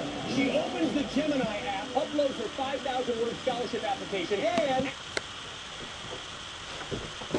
The story kicks off with Oren standing inside a dark, abandoned tunnel, staying alert as he watches his surroundings. A few demon rats suddenly rush at him, but he reacts quickly and cuts them down with clean sword strikes. After the fight, he realizes he is not as out of shape as he thought, and that gives him hope that he might still become a proper swordsman. Soon after, a group of goblins appears, and Oren decides to rely on more than just his sword. He casts a support spell on himself, and a dark green... Haruto was killed in his past life, only to wake up in the body of a poor child in a magical world. But what no one knows is that he carries memories and a vengeance powerful enough to destroy an entire kingdom. Haruto is a young boy no older than 10. His father had to move away from the city they lived in, and so the boy stood saying goodbye to the girl he loved. Despite his young age, he did what many grown men fail to do, my friend. Looking into her tearful eyes, he said, "I have to go with my father now, but I promise you, I will come back and marry you. Even if I die or get killed, I will still return to you." The girl was deeply heartbroken. She didn't want to part with him, but life never goes the way we hope, and so the boy left, and the years passed. One day, Haruto was riding a bus when he noticed a little girl staring at him. Before he could even process what was happening, a horrific accident struck. Everyone on the bus died except Haruto. He opened his eyes, his head pounding with pain. He looked around and realized his body had changed. The place was unfamiliar, and everything around him was foreign. Confusing memories flooded his mind. His head throbbed with unbearable pain, and he couldn't make sense of anything. He soon discovered the truth. After his death, he had been transported to another world. Now he lived under a new name, Rio. A group of workers entered the room he was in, carrying a bag that held something inside. They opened it and began eating. Rio, starving, approached, but one of the men snapped at him. "Get away from me! Your stench is ruining the food." Crushed, Rio walked out and ate a few pieces of fruit he found on the ground, but the memories still haunted his mind. Two bodies, two sets of memories clashing inside one soul, a voice echoing endlessly in his head. Trying to pull himself together, he muttered, "Haruto is dead in his world. I am Rio now. I must continue. I will never forget my goal. I will avenge my mother." He had watched his mother be murdered before his eyes when he was just a child. He would never forget that moment, and he had sworn to get revenge. While lost in thought, he was interrupted by a group of girls in clean clothes. They were looking for a missing girl and asked him if he had seen anyone. Rio denied it, saying he didn't know anything, but the girls didn't believe him and hurled insults at him. Then one girl with white hair stepped forward with gentle grace and said, "I'm sorry for what my sister said. They're just upset because our sister is missing. I need some information from you." Rio admired her manner and calmly told her everything he knew. The girl named Celia used her magic to try to locate her sister, but she couldn't find any trace of her. Instead, she discovered something unexpected. Rio was the only one in the area with magical energy similar to theirs. She didn't know how he had that power, but she didn't question him further. As thanks for the information, she handed him a bag full of money and politely took her leave with the others. Rio opened the bag and smiled when he saw the money inside. He quickly tied it around his neck and rushed back to the cabin to resume work. But the moment he opened the door, a man lunged at him and struck him hard in the chest, sending him to the ground. Thankfully, the blow hit the bag tied to his chest and spared his life. Frustrated that Rio had survived, the attacker moved in to finish him. Rio was terrified, frozen in fear, unable to move or think clearly. Suddenly, a strange girl appeared in front of him. She gently grabbed his face and said, "There's no time. You have to awaken your powers now or we'll both die." In that instant, Rio understood, and then it happened. He transformed into Haruto once again. The memories from his first life rushed in. His combat skills, sharp and deadly, came back instantly. He grabbed the criminal and shattered his skull in one clean strike. Catching his breath, he noticed the money bag moving beside him. He opened it, and to his shock, There she was, the missing girl. She was trembling, her voice full of fear. "Please take me to the castle. My father will reward you if you bring me back." Before he could respond, she fainted from the horror of seeing the dead bodies around her. Rio lifted her onto his shoulder and set out to find the girls to return her safely. They spotted him from a distance, but as he approached, one of them rushed forward and slapped him across the face. "You lied to us earlier. You said you didn't know anything, and now you're carrying her. You kidnap her. Let her go. Don't touch her again." Rio tried to explain, but the girl wouldn't listen. She was furious and fully convinced he was the culprit. Their leader raised her sword and pointed it at him. "You denied knowing her before, and now you bring her back. You're coming with us to the castle. You'll confess everything there. We'll decide afterward if you're innocent or guilty. If you are innocent, you'll be rewarded." Rio asked, "And what if I refuse to go with you?" She answered coldly, "Don't misunderstand. This isn't a request. It's an order." And so they took him to the castle. Meanwhile, the police arrived at his workplace and arrested the real criminal. They were about to interrogate him when a masked man appeared and said, "The mission failed." He activated a small device, and just like that, the criminal was dead. The masked man vanished, clearly planning something far more sinister. Back at the castle, Vanessa took the princess Flora to her bed to treat her injuries. Rio, however, was thrown into prison for interrogation. A guard chained him up and said, "Listen carefully. Either confess that you kidnapped the princess, or I'll force you to talk." But Rio was completely innocent. "I didn't kidnap anyone," he replied firmly. The guard didn't believe him. He beat Rio mercilessly, demanding answers. Rio, bruised and bloodied, stayed silent. He would not admit to something he didn't do. At that moment, Flora regained consciousness. Vanessa was sitting beside her, waiting for her to wake up. As soon as she opened her eyes, Vanessa told her everything. Flora immediately cried out, "Why did you imprison him? He saved my life! Bring him here at once! We need to reward him!" Vanessa rushed to the prison and was horrified by Rio's condition. She shouted at the guard, "I told you to treat him gently. Why did you do this to him?" The guard defended himself. "He's a spy. He kidnapped the princess. Give me a little more time and he'll confess," Vanessa snapped. "Release him now. He's the one who saved her." Stunned, the guard obeyed. Rio, however, was still angry and refused to speak to anyone, not even Celia. She used healing magic to tend to his wounds, which slowly began to close. Later, Rio woke up in bed. Surprised, his pain was gone. Celia stood by and said softly, "Don't worry, you're safe now. The king himself will honor you in 2 days," she added. "I'm truly sorry we hurt you yesterday. I promise it won't happen again." Rio smiled faintly and replied, "It's all right, but since I'll be meeting the king, I'll need your help. Teach me how to speak properly in front of him. I don't want to cause any trouble." After she agreed and extended her hand to help him up, a wave of immense joy washed over him, as if the entire world had suddenly lit up around him. Soon after, the king held a grand ceremony in which he honored Rio and officially announced his enrollment into the Noble Academy. The atmosphere was serene and magnificent. After the ceremony, Celia met him on the staircase, introduced him to his class, explained everything he needed to know, and informed him that she would be their instructor. Since Rio had joined late and exams were just around the corner, she told him, "If you ever need any help, come to me and I'll give you private lessons." Rio was overjoyed by her words and gladly agreed. When he entered the classroom, however, he wasn't welcomed warmly. All his classmates came from wealthy, noble families, and they couldn't comprehend why the king would allow a peasant like Rio to attend their school. Rio paid no attention to their comments and quietly took his seat. Later, he went to Celia to study more, and things went smoothly from there. He continued studying with her until exam time finally arrived. While Rio was preparing, he was pushing himself very hard, which worried Celia. She tried to convince him to take it easy, reminding him he was still new and that grades weren't everything. But Rio reassured her with a calm voice, "I just want to learn, that's all." The exams began, and everyone took them seriously. A month later, the results were posted, and everyone gathered around to see how Rio had done. To everyone's surprise, Rio ranked first. One of the students erupted with anger, shouting, "That's impossible! He must have cheated or had someone help him. He was full of arrogance and baseless accusations." But Princess Christina stepped forward and said firmly, "If you have no solid proof of cheating, then it's shameful for a noble like you to act this way." Embarrassed, the boy backed off and left. After the results, Celia took Rio to her room to celebrate. She was genuinely thrilled by how quickly he learned, and began to feel a deep connection with him, as if he resembled her. Rio, on the other hand, treated her as though she were younger than him, and their bond continued to grow stronger each day. 5 years passed. One day, the sword instructor noticed Rio's skill in swordsmanship, and selected him along with 2 other students to represent the academy in the upcoming tournament.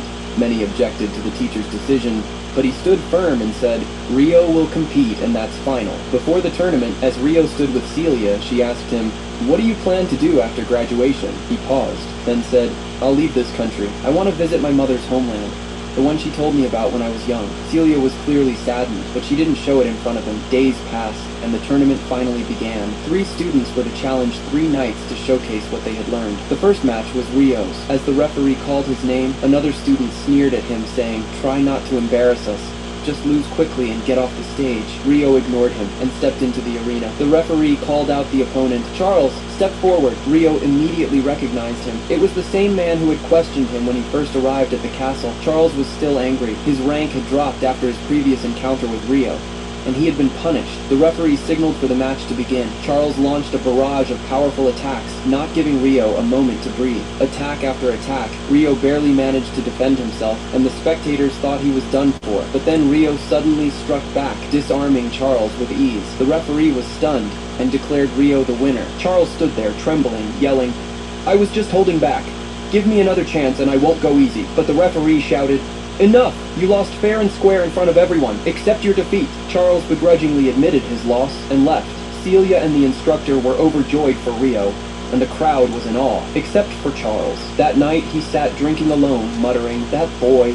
He reminds me of my darkest day. Every time I see him I feel humiliated. I don't want to see his face again." The man beside him asked, "Have you known him for a long time?" Charles replied, "Do you remember 5 years ago when Princess Flora was kidnapped? He was the one who rescued her, and when I interrogated him, I hid him. The king punished me for it." The man's expression changed. Doubts about Rio grew in his mind. He began to suspect that Rio might be the same person who killed the criminal, and perhaps even someone planning to destroy the royal family. Meanwhile, Celia stood beneath a tree, waiting eagerly for Rio. Suddenly, another girl approached him and confessed her love. Rio didn't respond, and the girl walked away, but Celia had seen it all and she was deeply affected. It seemed she had fallen for him. Later, as Celia reviewed the students' graduation forms, she noticed Rio hadn't submitted one. Her suspicions grew stronger. She realized he didn't plan to stay in the kingdom, and sorrow filled her heart. The new semester began, and Celia was now teaching magic. All the students used their magic normally, while Rio pretended he didn't know how, but in reality, his hidden magical energy surpassed them all. No one knew this, of course. After class,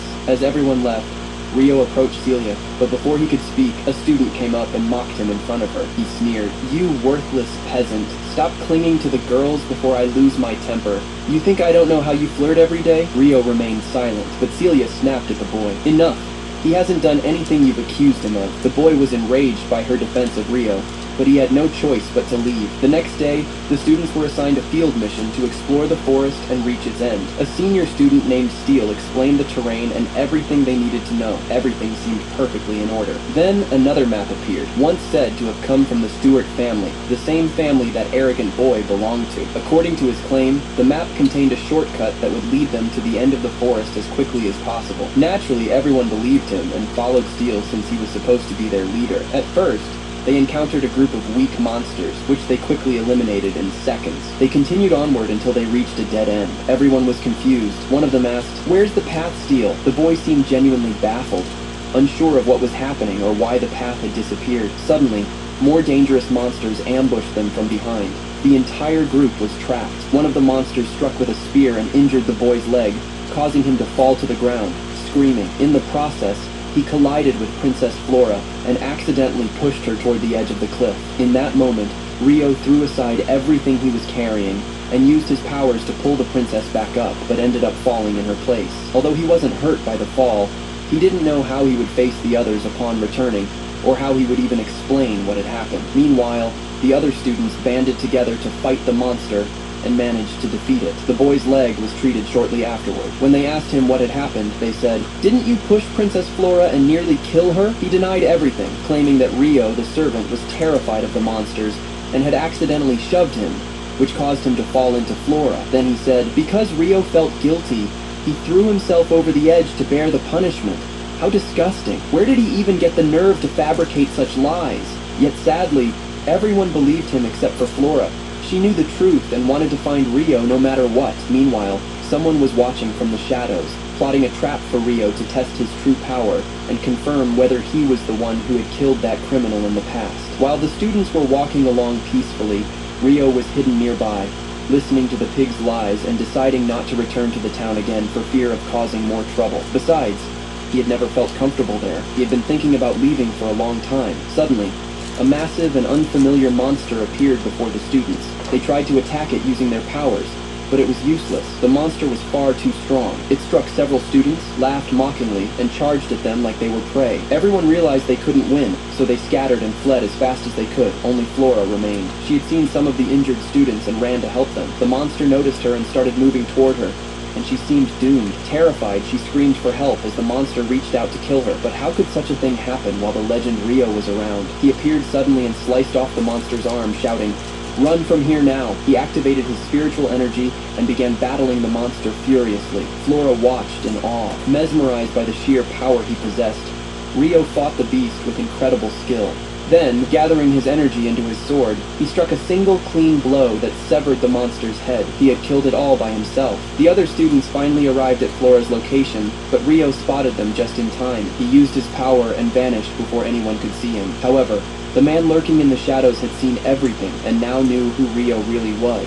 It looked like he had dark plans in mind. At the end of the day, after all the students had returned to the castle, Celia was carrying some items to deliver to the king. Just before knocking on the door, she heard Rio's name being mentioned inside the chamber. She paused, focused on the conversation, and moved closer to listen. The pig boy's father was saying to the king, "My son caused today's incident, and I sincerely apologize, but I cannot allow him to be punished. We must place the blame on Rio." Upon hearing this, the king began to think carefully, then replied, "As long as the blame is cast on a boy of no noble origin, it doesn't matter. The important thing is not to weaken the royal family, or lose the Stuart family." The king agreed and said, "Do whatever you see fit." He smiled wickedly, clearly knowing exactly what he intended to do. As for Celia, after hearing all of that, she rushed to the library, her heart filled with worry for Rio. Moments later, Rio entered, disguised, to say goodbye before leaving. She ran to him and hugged him tightly, checking his body to make sure he was all right. Once she was assured of his safety, she sat him down and he began telling her everything that had happened in detail. After learning the truth,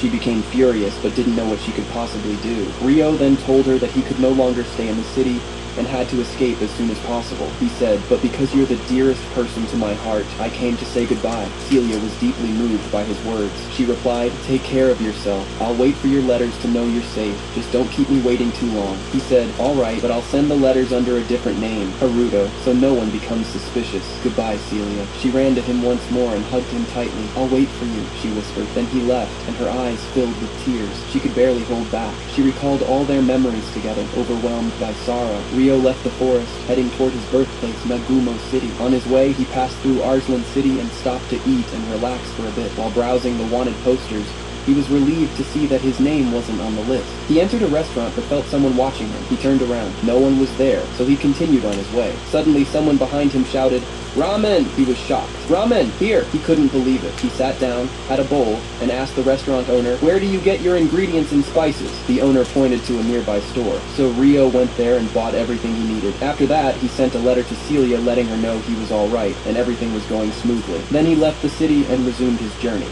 But on the road, he spotted a girl lying on the ground. As he approached to help her, she surprised him with a poisoned needle. She stood up and said, "I'm going to kill you." Rio immediately dropped his belongings and began healing himself using his power. "I won't let you kill me." A fierce battle broke out between them. The girl was incredibly strong, wielding the energy of demi-beasts and skillfully using magic. Rio didn't know how to handle her at first and tried to analyze her style, then realized she was focused entirely on a specific dagger.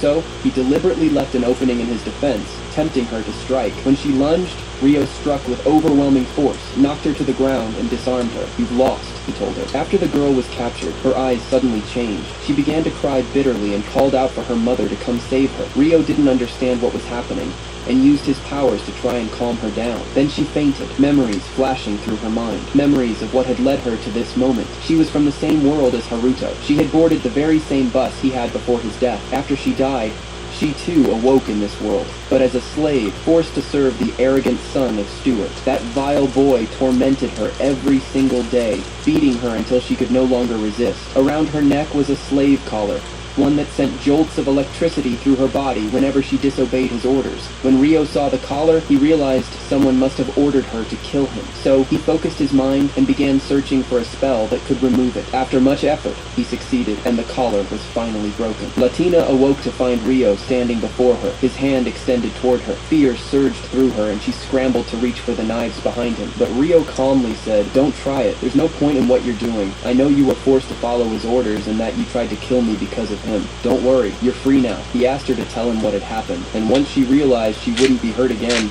her eyes welled up with tears. She broke down sobbing and began telling him everything. Stewart had ordered her to kill Rio the moment he left the city, ensuring she left no evidence behind. That's why his name was never listed among the wanted. At that moment, Rio understood it was all the work of that pig, and he told her, "All right, you're free now. I've broken your chains, and if you wish to return to your fellow beastkin, walk that path for 2 days, and you'll reach them. Stay with them. Don't ever go back to Stewart." He slung his bag over his shoulder and prepared to leave. But to his surprise, she followed him. He turned and asked, "What do you want?" She replied, "I want to go with you. I hate walking alone. Please don't leave me." Rio grew angry. "How do you expect me to forgive you? You tried to kill me. Do you honestly think I could forgive someone who tried to take my life? You're dreaming." The girl trembled in fear, but then reached into her pocket and pulled out the broken collar. She held it out to him and said, "Take me with you, even if it means being a slave again. Just please don't leave me here alone." Rio was moved by her words. "What's your name?" he asked. "Latina," she replied. "All right, Latina. From today onward, you'll travel with me. Let's go." Latina's joy was overwhelming. They continued on their journey,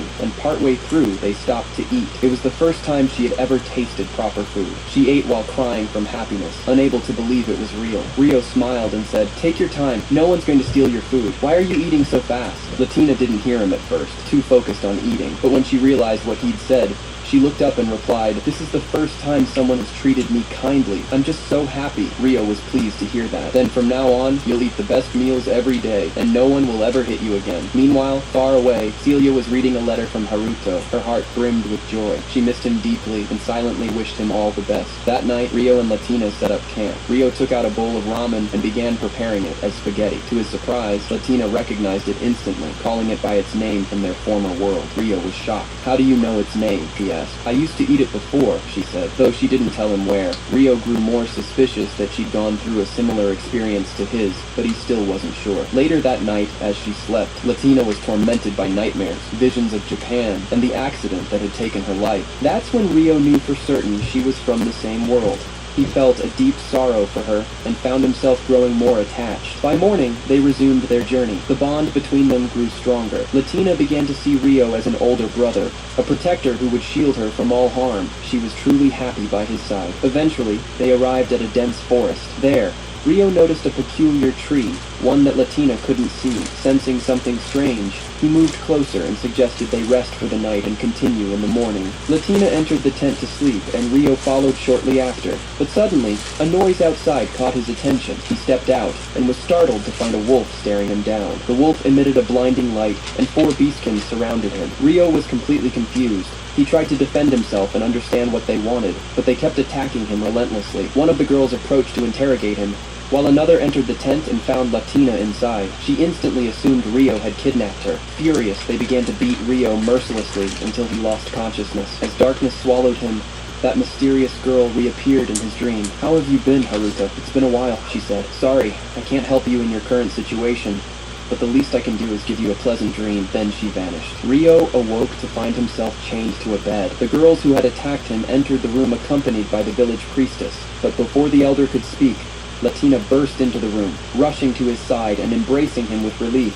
She was overjoyed to find him unharmed, and apologized for not being able to help. She asked who had done this to him. Realizing their grave mistake, the girls apologized sincerely. They unchained him, and the elder instructed them to prepare a comfortable room for him. Now that they understood he was innocent, the old priestess said, "Tomorrow I will formally apologize. For now, rest." Rio agreed, still unsure of what was going on. The next morning, he spoke with the elder, asking her about the mysterious tree, and why only he could see it. She explained, "It's because of the spirits. Those with the ability to use them can see that tree." "Do you use spirits, Rio?" he replied, something like that. They entered a sacred chamber within the village where 2 elders awaited. Their demeanor was gentle, and they spoke to Rio with great respect. First, they apologized for the way he had been brought in. Then they said, "You have earned a reward for saving one of our kin." Rio responded, "I'd like you to take care of Latina. She's been attached to me ever since we met, but my journey is dangerous. and I may not be able to protect her. The old priestess stepped forward. We already intended to do that. Choose another gift, Rio, he replied. If you have someone who can teach me the art of spirits, I would be truly grateful. They all agreed. Consider it done. Then a woman entered the room. Everyone stood in respect. Her name was Doris, the spirit of the tree, revered by all. She approached Rio, placed her hand on his head, and said, "Strange, inside you sleeps a human soul." Rio didn't understand. "What do you mean? There's another soul inside me," Doris explained. "Yes, you possess a power unlike any other. Within you lies a dormant soul, human in form. If it awakens, it will grant you tremendous support and vastly enhance your abilities." Rio struggled to grasp the full meaning of her words, but simply nodded and said, "All right." Days passed in the village, and Rio had begun his intense training.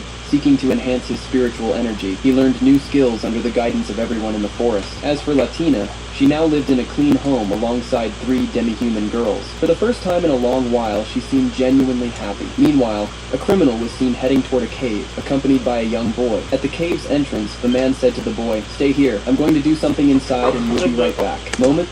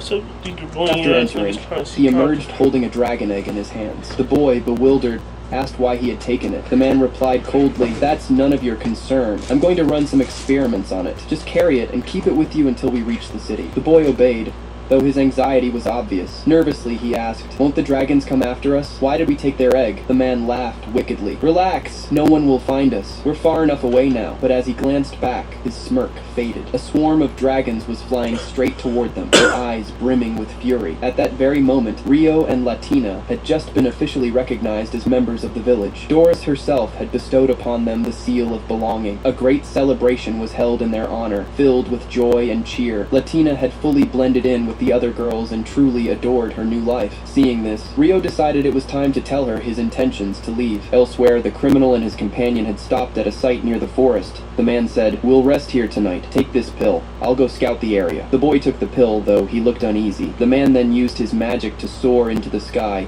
heading toward the dragon's nest. Finally, he muttered to himself, "It's time to execute the plan." Meanwhile, Rio had taken Latina deep into the forest. He wanted to speak with her alone and share his decision. Latina walked beside him, smiling brightly. "Let's go back and rejoin the celebration," she said. "Why are we heading away from everyone?"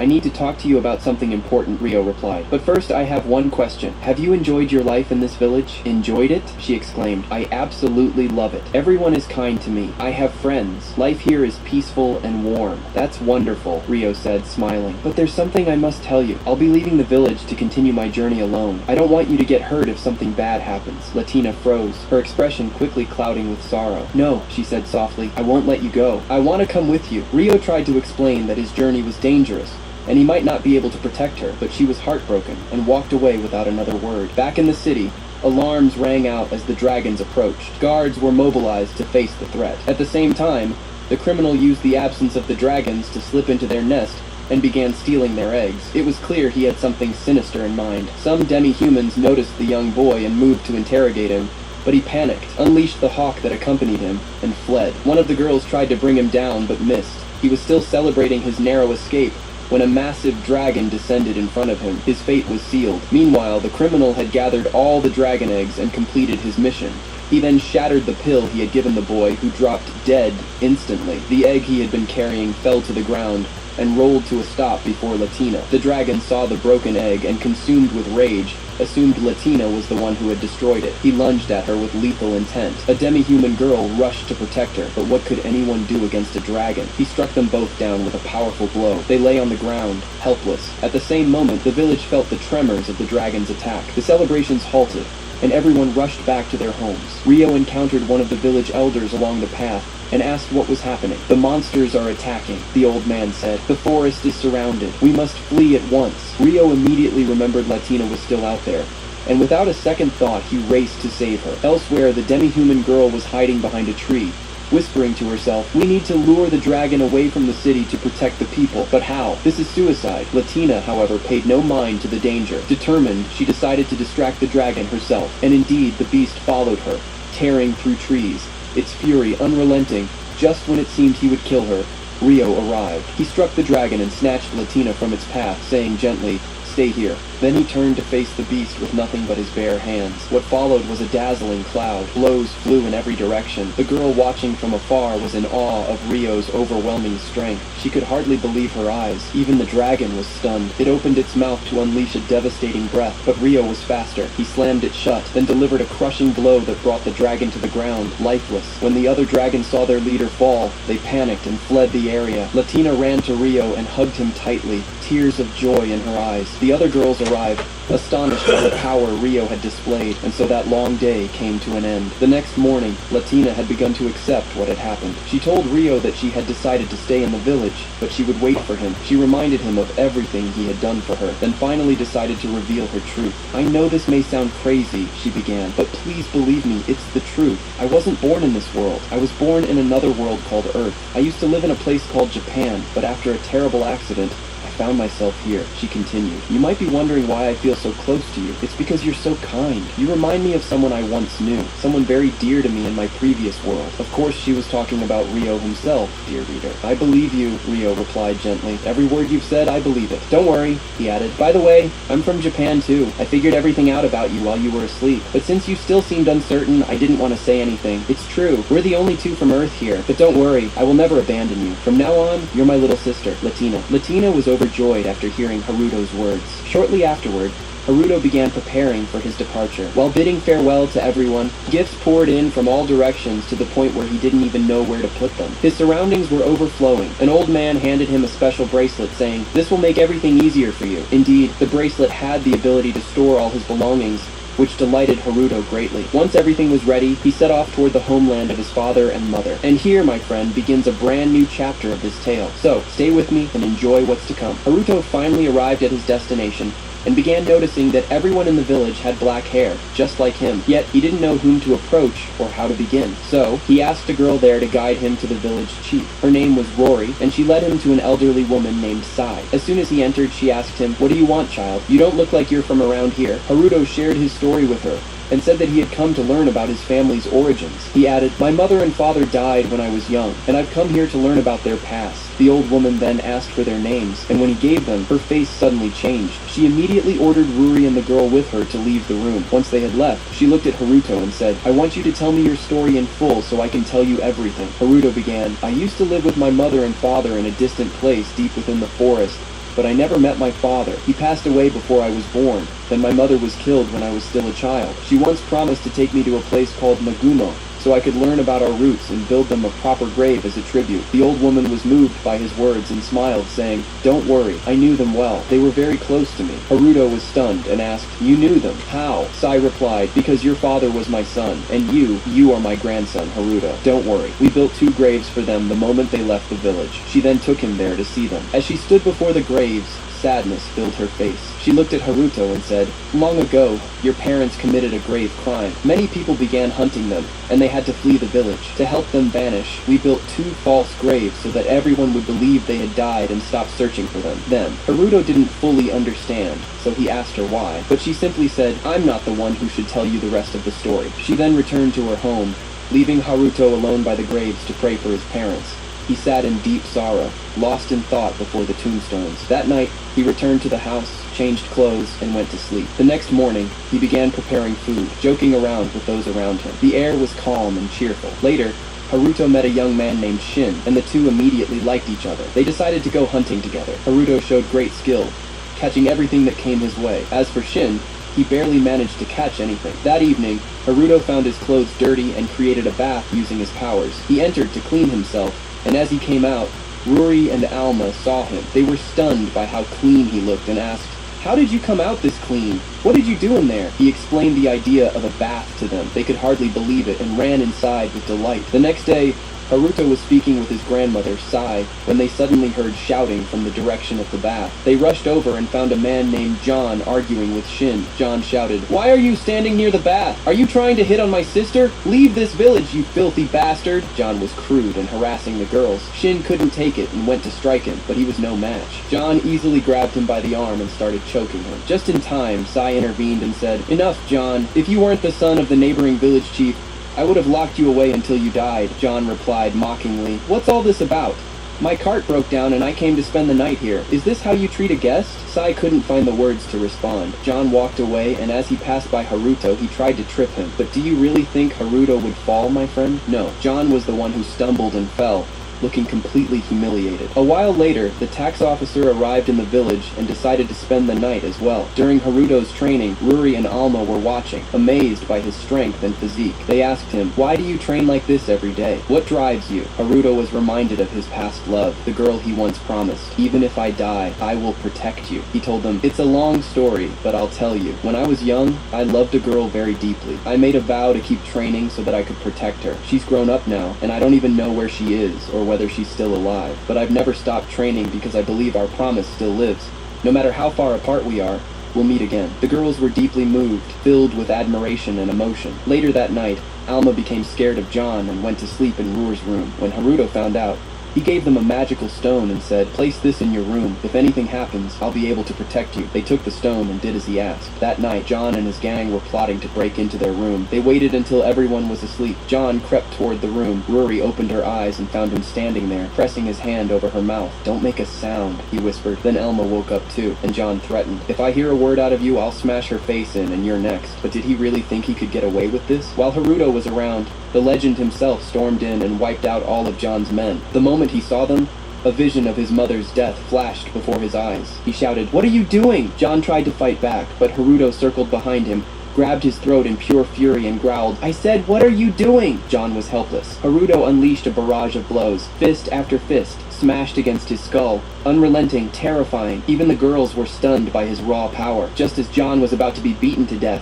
the tax officer intervened and grabbed Har's arm. "If you hit him again, he'll die right here," he said. "I saw everything. Hell be punished for his crimes. You, Haruto, go and rest." Haruto obeyed and walked away. He stood beside a tree boiling with rage. He whispered to himself, "Once again, I forgot my purpose. I cannot let that bastard who killed my mother continue to live. I must get revenge no matter what." Afterward, Rio returned home, and everyone was expressing their heartfelt gratitude for saving the two girls the night before. Even the tax chief himself thanked him, and was genuinely astonished by Rio's actions. The following morning, the tax chief was preparing for departure. He took the goods with him, and also had John and his companions arrested, intending to take them to his father for trial. While speaking with the elderly woman, she handed him a letter and said, "Please deliver this to your father when you arrive." The young man replied, "All right," and began preparing for the journey. Everyone set out alongside the tax chief to deliver their goods and sell them at the market. Upon arrival, John and his group were taken away for trial, while the tax chief handed the letter to his father. By the way, his father's name was Hayate. Hayate read the letter, and a look of deep astonishment took over his face. He immediately ordered his son to go and bring Rio at once. Indeed,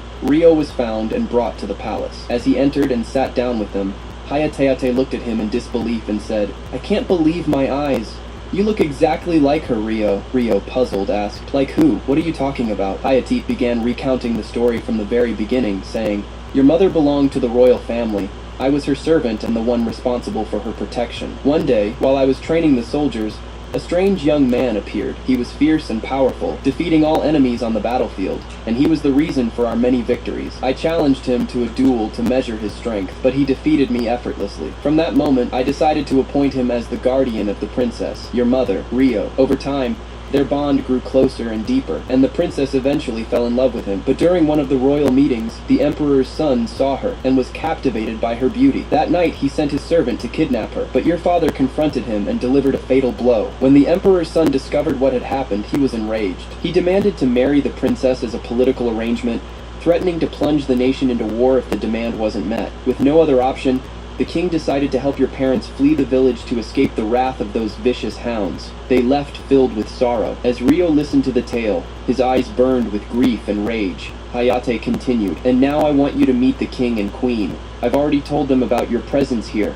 and their greatest wish right now is to see you. Will you come with me to meet them, Rio?" Without hesitation, Rio agreed and went with him. He found them seated inside the palace, overwhelmed with emotion at the sight of their grandson. They could barely believe their eyes. Joy filled their hearts, and Rio greeted them warmly as they began to converse. The grandfather then asked Rio to share his entire story from the very beginning, so they could understand everything he had gone through. Rio began telling his sorrowful tale. "When I was little, I lived with my mother in happiness. Though we were poor, every day felt bright and full of life. Then one day, my father's old friend, Lucius, entered our home. He kicked me with his foot and drank from a bottle of medicine. My mother rushed in asking what he was doing. She tried to stop him, but he attacked her and killed her right before my eyes. I stood there frozen, unable to move. I didn't even understand why he did it, but I swear when I see him again, I will show him no mercy. I will avenge her no matter what it takes." The king and queen were heartbroken by what their grandson had endured. They asked him, "Do you still intend to walk this path of vengeance? Have you considered letting go?" Rio replied with resolve, "I know the path of vengeance is dark, full of pain and obstacles, but it's the only path I see before me. I won't rest until the dog who murdered my mother lies dead." The grandfather admired his determination and said,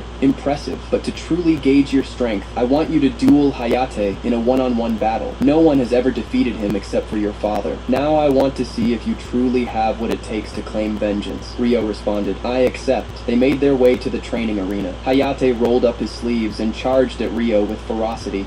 Thinking he was just a weak boy, but he had no idea that Rio would make him look like a mere child. Everyone watching the match was in disbelief. How could the legendary Hayate be unable to match Rio? Hayate stepped back, preparing to use his ultimate technique to end the duel. He thought it would be enough, but Rio unleashed his strongest move, the water spirit technique, and struck him down with overwhelming force. The king and queen were stunned. They said, "Well done, Rio. We are no longer worried. When your journey is complete, return to us. We will always be waiting for you with open arms." Rio replied, "All right, I'll come back." After that, Rio returned to the village. Everyone had already entered earlier, but Rory saw him standing by the graves of his parents. He was reaffirming his vow, whispering, "Now I know the full truth. I will take your revenge. Don't worry," he added. "Goodbye." Then he went home and told Rory everything that had happened. She was overjoyed to learn that Rio was her cousin, and her happiness knew no bounds. Later, Rio told his grandmother that he didn't plan to stay forever. He would remain until the next harvest, then continue his journey to explore the world. The elderly woman didn't object. She said,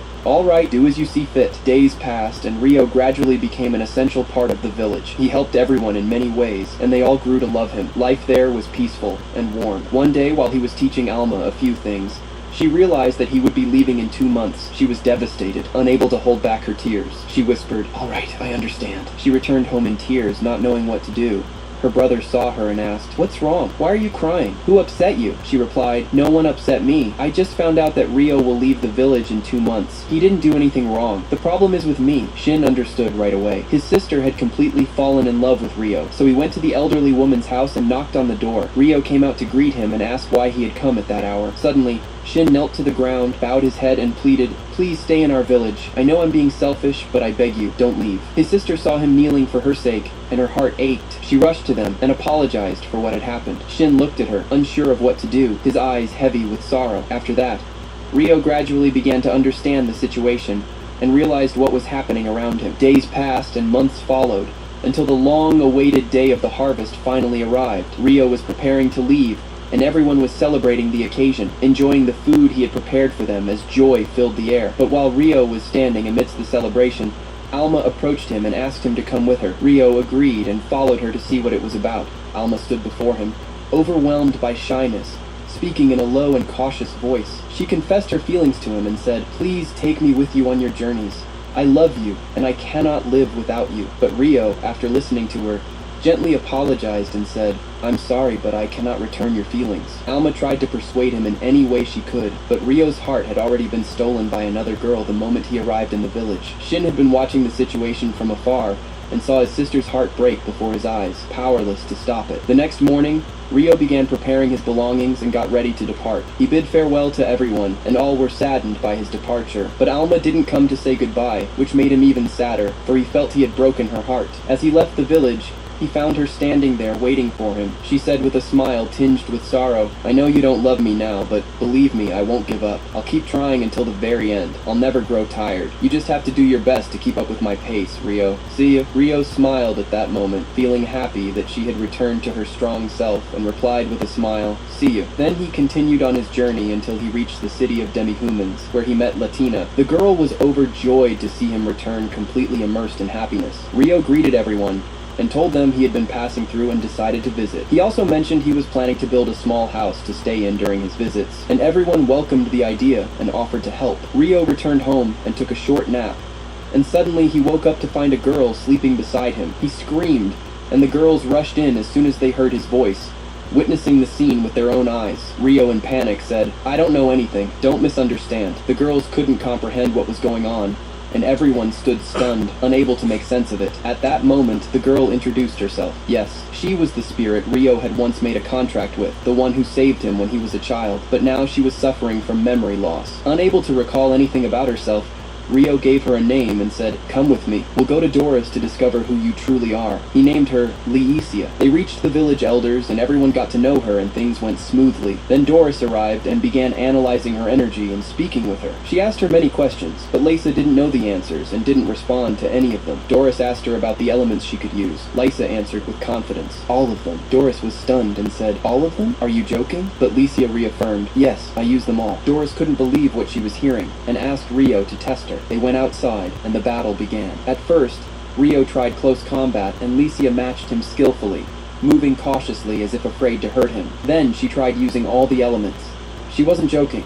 She really could use every element with immense spiritual power, even vanishing suddenly from sight.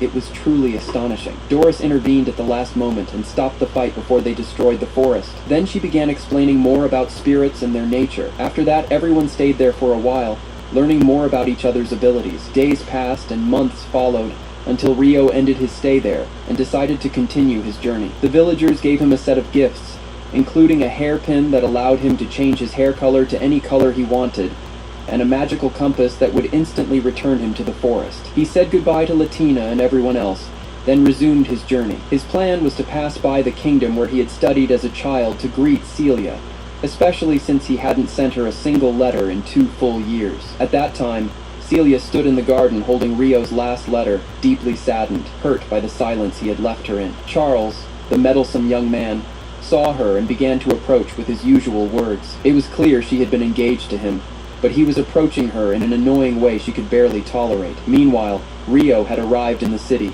disguised along with Licia so no one would recognize them. They quietly sneaked toward Celia's room inside the palace and successfully reached it. They opened her desk, but it was completely empty. There was nothing inside. Rio was shocked and asked Lisa to use her magic on one of the nearby servants to interrogate him. He asked, "Where is Celia? Why isn't she here?" The man told him that Celia was now at the Duke's mansion. Rio was stunned and asked why. The man replied, "It's normal. Her wedding will be held soon. She's going to marry Charles Arbor." Rio froze in place, unable to believe what he was hearing. He immediately asked, "Is this marriage her choice?" The man replied, "No, it's purely a political marriage. 3 years ago, a war broke out in the kingdom, and the king and his daughter Flora fled. After that, the Arbor family seized power, and to strengthen political ties, Celia was chosen to be Charles's bride." Rio couldn't contain himself, and decided to go see Celia himself and find out the truth. He asked Lisa to locate her, and learned she was at the Duke's mansion, heavily guarded from all directions. Do you think Rio would back down? Of course not, my friend. He snuck through the darkness without anyone noticing,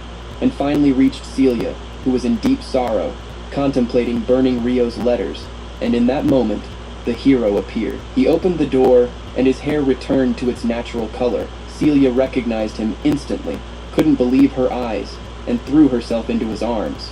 Overwhelmed with joy, they spoke for a bit. Then she hurried to prepare some tea. Rio asked her, "I heard you're getting married tomorrow.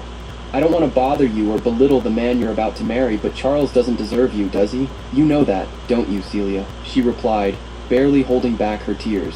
"Yes, I'm marrying him tomorrow. I know your memories of him aren't pleasant, but I've grown up now and reached the age of marriage, and I must marry." Rio asked, "Are you sure about this? Do you truly want to live with that man?" She hesitated, then burst into tears. "And if I refuse, would you take me? Would you marry me? Would you take me away from this place and run?" "Of course not. Forget what I said and get out of here before you're caught."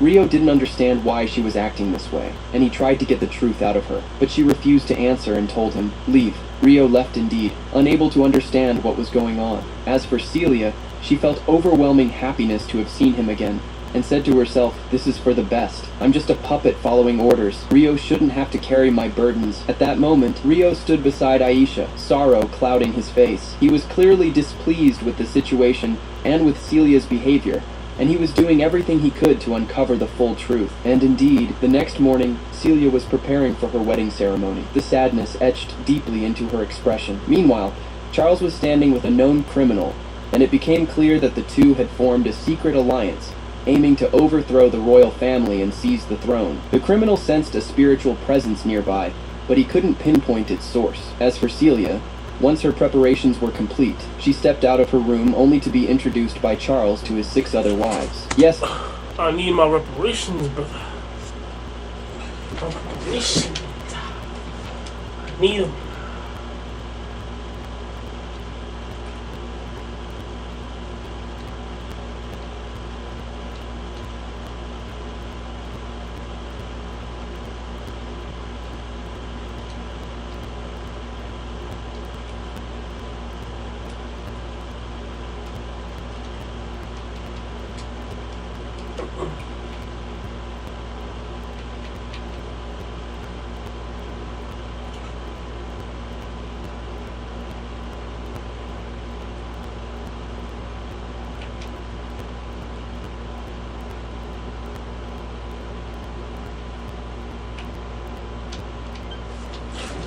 my friend. That scumbag was already married to 6 women, and now he... wanted Celia to be the seventh. He left them to get to know one another, strutting away in his arrogance. In those tense moments, the wives turned to Celia and spoke with pure disdain. You may be the king's daughter now, but once you marry Charles, you'll be the lowest among us. You better learn your place now, or we won't be so kind next time. Celia couldn't respond. Her heart was drowning in sorrow. Aisha had been watching from afar, and after hearing everything, she rushed to tell Rio what had happened. Soon after, Celia boarded the wedding carriage and sat beside Charles as the wedding procession began to move. Rio stood at a distance, watching everything unfold. He saw the pain in Celia's eyes and was overcome with anger and heartbreak. Can you imagine, my friend, Celia being stuck in this misery forever? But just as she stepped down from the carriage and reached out to take Charles's hand, the beast awakened. Rio appeared. He charged through the soldiers like a raging storm, seeing no one in front of him. Even those on horseback couldn't stop him. He tore through them one by one. He landed a crushing punch on Charles, then grabbed a dagger and held it to Celia's neck, shouting, "Don't move! Anyone who gets closer, she dies." Celia was stunned. She didn't understand what was happening or why Rio would put himself in such danger. But then Rio spoke to her through telepathy. "Calm down. I'm not here to hurt anyone, and I'm not here to take you by force. I just want to know your true desire. If you wish to cancel this wedding without anyone blaming your family, just say the word and I'll make it happen. But if you truly wish to marry Charles, I'll walk away without causing any harm. I just need to know. What do you want, Celia?" She was overwhelmed, unable to think straight, but she summoned all her courage and replied, "Take me with you. I don't want to marry that dog." Rio smiled and said, "As you wish, my lady." He lifted her in his arms, looked at Charles with scorn, and declared, "Listen, Mutt, I'm taking your bride right in front of you on your wedding day, and there's nothing you can do about it." Then he bolted with her in his arms. Celia was overwhelmed with joy, barely able to believe what was happening. Her family cried out, terrified for her safety, but when her father looked into her eyes, he knew something far greater was at play. At that same time, the criminal realized that Rio was using spirit magic. He began to suspect that Rio was the same young man he had seen before. He observed him closely, piecing together the signs until he was certain. He launched a powerful attack to test Rio's abilities. Rio blocked the strike, then took off, carrying Celia while the soldiers chased after him, trying to trap him. He slipped into a narrow alleyway and handed Celia to Aisha, saying, "Take her and run. I'll catch up with you soon." Aisha didn't hesitate. She grabbed Celia and escaped. While Rio stepped back out to distract the soldiers, they all charged at him recklessly, surrounding him from all sides, but Rio didn't flinch. He unleashed his fury, sending the soldiers flying one after another. Just when he was about to escape, Alfredo arrived. Yes, Alfredo, the strongest soldier in the entire kingdom. He attacked Rio with all his might, and Rio barely managed to defend himself. He struck again, and Rio blocked once more. Then Rio shoved him backward. The watching soldiers were in utter shock. How could this mysterious intruder be so powerful? Alfredo noticed something strange. Rio wasn't even using his full strength. Growing desperate, he gathered every ounce of power into his blade and shouted, "This is your end." He unleashed a devastating strike, setting the battlefield ablaze and destroying everything in its path. When the soldiers tried to look for Rio, he was gone. They assumed he had perished. But do you really think he died, my friend? Of course not. He escaped in the final moment, and finally reached Celia. She was standing beside Aisha, and the moment she saw him, she ran to him, unable to believe her eyes. She tripped, falling right into his arms by accident. Then she quickly straightened up and apologized, thanking him for risking his life to save her. Rio simply smiled and said, "It's nothing. This is the least I could do for you." Everything seemed calm and beautiful. But suddenly a strange light shone across the sky. Aisha grew tense and said quickly, "Rio, there's danger on the other side. They're in trouble. You must go." On that other side, 3 girls were descending from the sky. One of them was Haruto's first love. They were captured by bandits who planned to execute them. Can you imagine if one of them were to die today? No way, my friend. Rio arrived just in time. He heard the girls speaking in Japanese and instantly realized they were from his world. He annihilated the bandits and ran to unlock the door where the girls were trapped. He asked if anyone else was inside, and they pointed to another carriage. He rushed over and unlocked it, and then boom, he froze in shock. Yes, Rio recognized her, his beloved. He couldn't believe his eyes. What on earth had brought her here? What a shock. After saving them, Rio continued walking with the group, speaking to Aisha. "I've completed the task. I protected the ones you asked me to." She agreed to meet him again soon and replied, "Next time I'll come with Celia too." At that moment, Miharu turned to Rio and said sincerely, "Thank you for saving us." He answered calmly, "I only did what I had to do. There's no need to thank me." From that point, Miharu began introducing herself to him. Rio's heart was filled with anxiety. He feared that revealing his real name might trigger her memories of their childhood, But finally he made his decision and said, "My name is Rio, but due to circumstances I currently have no family name." As soon as the young girl heard the name, surprise spread across her face. She remembered the boy her sister once loved, the one who had bid her farewell long ago. Still, she hadn't realized that the Rio standing before her was that very same boy. Miharu then introduced the girl accompanying her. Her name was Chun. Rio instantly understood she was Miharu's younger sister, the same girl who was 3 years younger,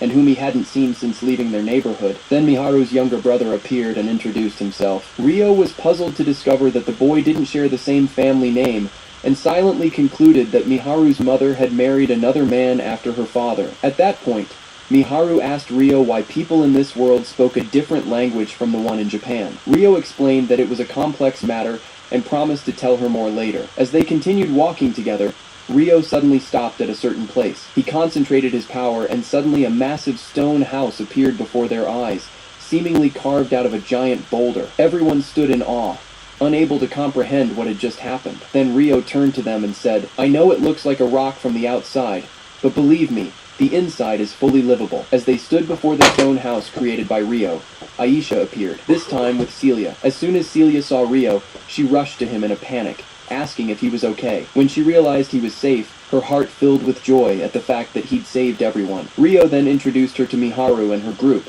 but Celia was surprised when she realized they were speaking the same language Rio used to speak when they first met. She couldn't understand a single word at that moment. Aisha stepped forward and kissed each of their foreheads, granting them a portion of her magic to enable communication. She then clarified that this magic was only temporary and would fade in time. After that, Rio invited them inside. Though the house looked like a solid rock from the outside, the interior was spacious and fully equipped for living. He allowed them to use the bathroom to shower and recover. Meanwhile, he sat down with their younger brother and began cooking a simple meal with his own hands. As he prepared the food, he spoke to the boy about everything that had happened, and explained more about the nature of this new world. At the same time, Aisha sat privately with Miharu and shared deeper insights, telling her that she was in fact a spirit bonded to Rio, her existence entirely tied to him. Later, as everyone gathered around the table, Rio began explaining what had truly happened. He said that everything they experienced was the result of summoning magic. He clarified that this type of magic was incredibly rare and could only be performed by a few individuals. The person who casts it must use nearly all of their magical energy to transfer people from one world to another. This means whoever summoned them must possess unnatural power and a magical level beyond human limits unless they weren't human to begin with. Miharu looked up at him, her face filled with concern, and asked if there was a way to return to their world. Rio replied honestly that he couldn't give her a definite answer yet, but promised to do everything in his power to find a way back for them. Then he revealed part of his own secret. He too had come from Japan, but unlike them, he hadn't arrived in his own body. Instead, he had awakened in the body of a newborn child in this world, and since then, he'd lived a new life from the beginning. That's why he explained their chances of returning were far greater than his. At that point, Celia joined the conversation. She said that before coming to this world, she had heard of an ancient legend she once dismissed as a myth, but now realized might be true. She began recounting, 1,000 years ago, the kings were in a long war against the demons to protect mankind. These wars lasted for many years, until the kings finally chose 6 heroes and granted them the authority to rule the world on their behalf. Rio then commented that this legend might be directly related to the events happening now. However, Miharu shared that before arriving in this world, she had been with others, but wasn't sure whether they had also been brought here. She asked Rio what he thought. He answered that it was certainly possible, but still just a possibility. Nothing was certain yet. That night, Aisha asked Rio if she could sleep beside him. She explained that her magical power was fundamentally drawn from his energy, and that her very existence was directly tied to him. Therefore, it would be best for her to stay close to him, especially while sleeping. But Rio firmly refused, saying it wouldn't be appropriate. Seeing how serious he was, Aisha chose to stay silent. In the end, she decided to sleep next to Miharu instead, saying her magic was extremely weak and that staying near her might help. And so, everyone went to rest in their places for the night. The next morning, Rio awoke lost in a storm of thoughts. Speaking to himself, I never imagined I'd meet Miharu again in this world. How would she react if she found out that I'm the same person, Rio? The boy she once knew. All the memories we shared might come rushing back. But the truth is, I now live under a different identity. I am Rio here, but I was once Haruto, and Haruto died in the real world. That's why I must continue on this path until I find the one who murdered my family and take my revenge. While deep in thought, Celia entered and said, I haven't had a chance to talk to you since I returned, but today I have some questions. You carry so many secrets. How did you meet Aisha? How can you speak these people's language? And it seems like you've known Miharu and her siblings for a long time. Rio answered her truthfully. I'll tell you everything. The truth is I'm not from this world. I came here after I died in my original world. When you first saw me, I still had all my memories from the life I once lived. My name back then was Haruto, and I was 20 years old when it happened. Celia was stunned, so that's why she said, that's why I felt there was something different about you from the very beginning. You always seemed more mature than your current age, like someone who had lived a much longer life. That's what made you feel unlike anyone else, Rio continued. By coincidence, Miharu and her siblings who were transported here, they're also from my world, and Miharu especially. She's not just anyone. She was my childhood love, the girl I once promised to return for and take with me when I grew up. Upon hearing that, Celia finally opened up about what had truly been troubling her. She admitted she'd been constantly worried about her father, and didn't even know if he was safe. Rio tried to comfort her and suggested she write to him to check on him, but using an alias so that she wouldn't be discovered and still get her message to him. That night, we see Charles sitting with Rice, both discussing the strange events unfolding around them. Rice said, I never expected your fiancé to be kidnapped so suddenly, but Charles, trying to appear composed, replied, there's no need to worry. We managed to eliminate the bandits. The problem now is we have no information on Celia's whereabouts. Even worse, all our searches have come up empty. So, we'll have to close the kingdom's borders until we find a new lead. Doubt began to creep into Rice's voice. Maybe it's Rio and that spirit of his, Aisha. Maybe they're the ones hiding her, Charles replied seriously. It's becoming clear now. The legendary prophecy is being fulfilled, the one that foretells a hero descending into our kingdom. I'll personally have my father put them under surveillance until I'm sure. Rice looked at him tense. I truly hope they're loyal to your kingdom, Beltram. I have a feeling you'll soon possess another sacred stone, and that could completely shift the balance of power in your favor, Charles confirmed. You're right. The stone is now with Princess Flora and the Duke. I'm sure they're currently welcoming the hero they summoned. Elsewhere, we find a mysterious young man being treated like a legendary hero in the royal palace, despite not understanding anything that's going on. What was strange was that he actually enjoyed it, as if living out a fantasy. One of the people beside him said, You may ask for anything you wish, and it shall be granted. No questions asked. The young man felt like he was inside a bizarre novel. He remembered the last thing that happened in his old world, how he was just lying in bed, living an ordinary life, when suddenly a massive magical circle appeared beneath him and transported him here. When he woke up, he was surrounded by soldiers, and standing before him were Princess Flora and her loyal guardian Gustav. Startled, he shouted, Who are you people? What's happening right now? Flora stepped forward and introduced herself. I am the second princess of this kingdom. This is Gustav, my faithful protector. It was then that the young man realized he truly had been pulled into a different world altogether. Flora looked at him and said, It's clear you're the chosen hero, foretold by the great prophecy of the 6 kings. It was the same prophecy Rio had mentioned earlier. She began telling him the story, though he didn't understand much of it. Then Flora added, The greatest proof that you're the hero is the sword you're holding. The boy looked down in surprise. There was indeed a sword in his hand, one he hadn't even noticed before. Seeing the opportunity, he decided to play along and introduced himself as Sakana, and from there, negotiations began between him and the kingdom, and deep down, he was determined to walk away victorious. While speaking with them, Sakana realized that the reason he was brought here had something to do with the stone Princess Flora possessed. He asked them directly if they had a way to send him back to his original world, insisting that what happened to him was nothing short of kidnapping. Flora answered honestly, saying she didn't know if that was possible. Gustav then stepped in to calm the tension, assuring him that he was misunderstanding the situation, and that Gustav himself would explain everything. Meanwhile, Rio was flying through the skies with Miharu, carrying her in his arms. She was both Aruk and overwhelmed. This was her first time ever experiencing flight. It felt surreal to her, like she was dreaming rather than awake. On the other side, Celia sat with Aisha, asking questions about Rio, trying to understand him better. She said he always seemed mysterious and hard to grasp, but Aisha responded, I know everything about him. We share memories and awareness. We possess one soul that makes me the closest person to him, his trust in people. It returned because of you. You were the first to reach out your hand to help him. At that moment, Rio and Miharu arrived near the kingdom. Before landing, he changed his hair color to conceal his identity so no one would recognize him. Then he pulled out a magical necklace and handed it to the others, explaining that they could use it to change their hair color too, so they could walk around safely without drawing attention. They descended into the market and began exploring, buying clothes and other goods. Miharu was filled with joy, barely able to believe what she was experiencing. Upon returning home, Rio sat down with them and told Miharu that he had searched extensively for their missing friends, but had found no trace of them. He explained that the most likely scenario was that they too had been summoned into this world as part of the 6 heroes mentioned in the prophecy. Miharu was shaken by the news. Overcome with anxiety, she no longer knew whether her friends were safe or if their fate had already taken a dark turn. The next morning, Rio decided to leave. He bid everyone farewell and entrusted Aisha with taking good care of everyone at the house. Then, using his unique techniques, he teleported and vanished in the blink of an eye, arriving at the spirit village. The moment his feet touched the ground, Latina appeared, having sensed his energy from afar.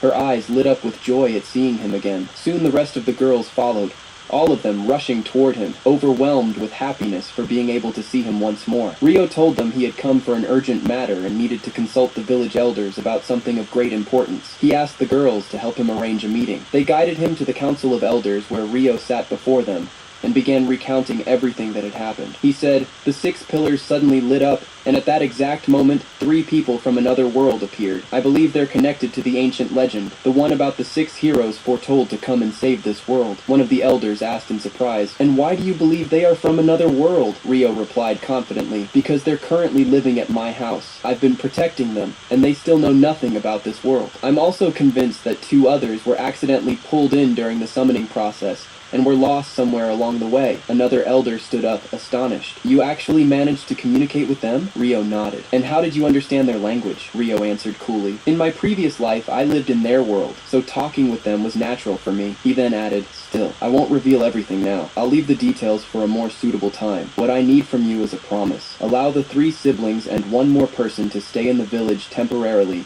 until I can find a way to return them to their world. The elder asked, we understand the part about the 3 siblings, but who is the 4th person? Rio replied, she's my teacher. I saved her from a political marriage that would have destroyed her. On her wedding day, I rescued her from that fate. The girls present looked at him in admiration, touched by what they heard. The elder nodded and said, I agree to welcome them into the village, but under one condition. If they ever return to their world, they must never reveal the secrets of the spirit village. Rio accepted without hesitation, and it was agreed that he would personally bring them to the village. That night, Rio stood with Latina and said, I'm sorry for talking about my past life in front of everyone, but I had to do it to explain things to the elders. She asked him, do you think I should tell them the truth too, that I'm also from another world? He replied, you're not obligated to say anything. If you want to keep it a secret, then keep it to yourself. She asked again, those people who appeared, they're from your world, aren't they? He answered, yes, they're from my world. She followed up, did you tell them that? Rio nodded, yes. If I hadn't, they would have asked how I understood their language. I had no choice but to tell them. But even if more people from our world appear, you'll still be special to me, Latina. Then he explained, one of them is a girl who was my childhood love. The others are her siblings. Still, I've kept it a secret that I'm the same boy she once loved for 2 reasons. First, they're still adjusting to this world. Second, I'm no longer the same person I used to be in the other world. He asked Latina to keep this conversation between them. The next day, Rio said goodbye to Latina and the rest of the girls, telling them he would travel to retrieve the 3 siblings. He would be gone for about 2 weeks, and so he departed. We then shift to a completely different kingdom where the king was seated in a grand hall with a princess.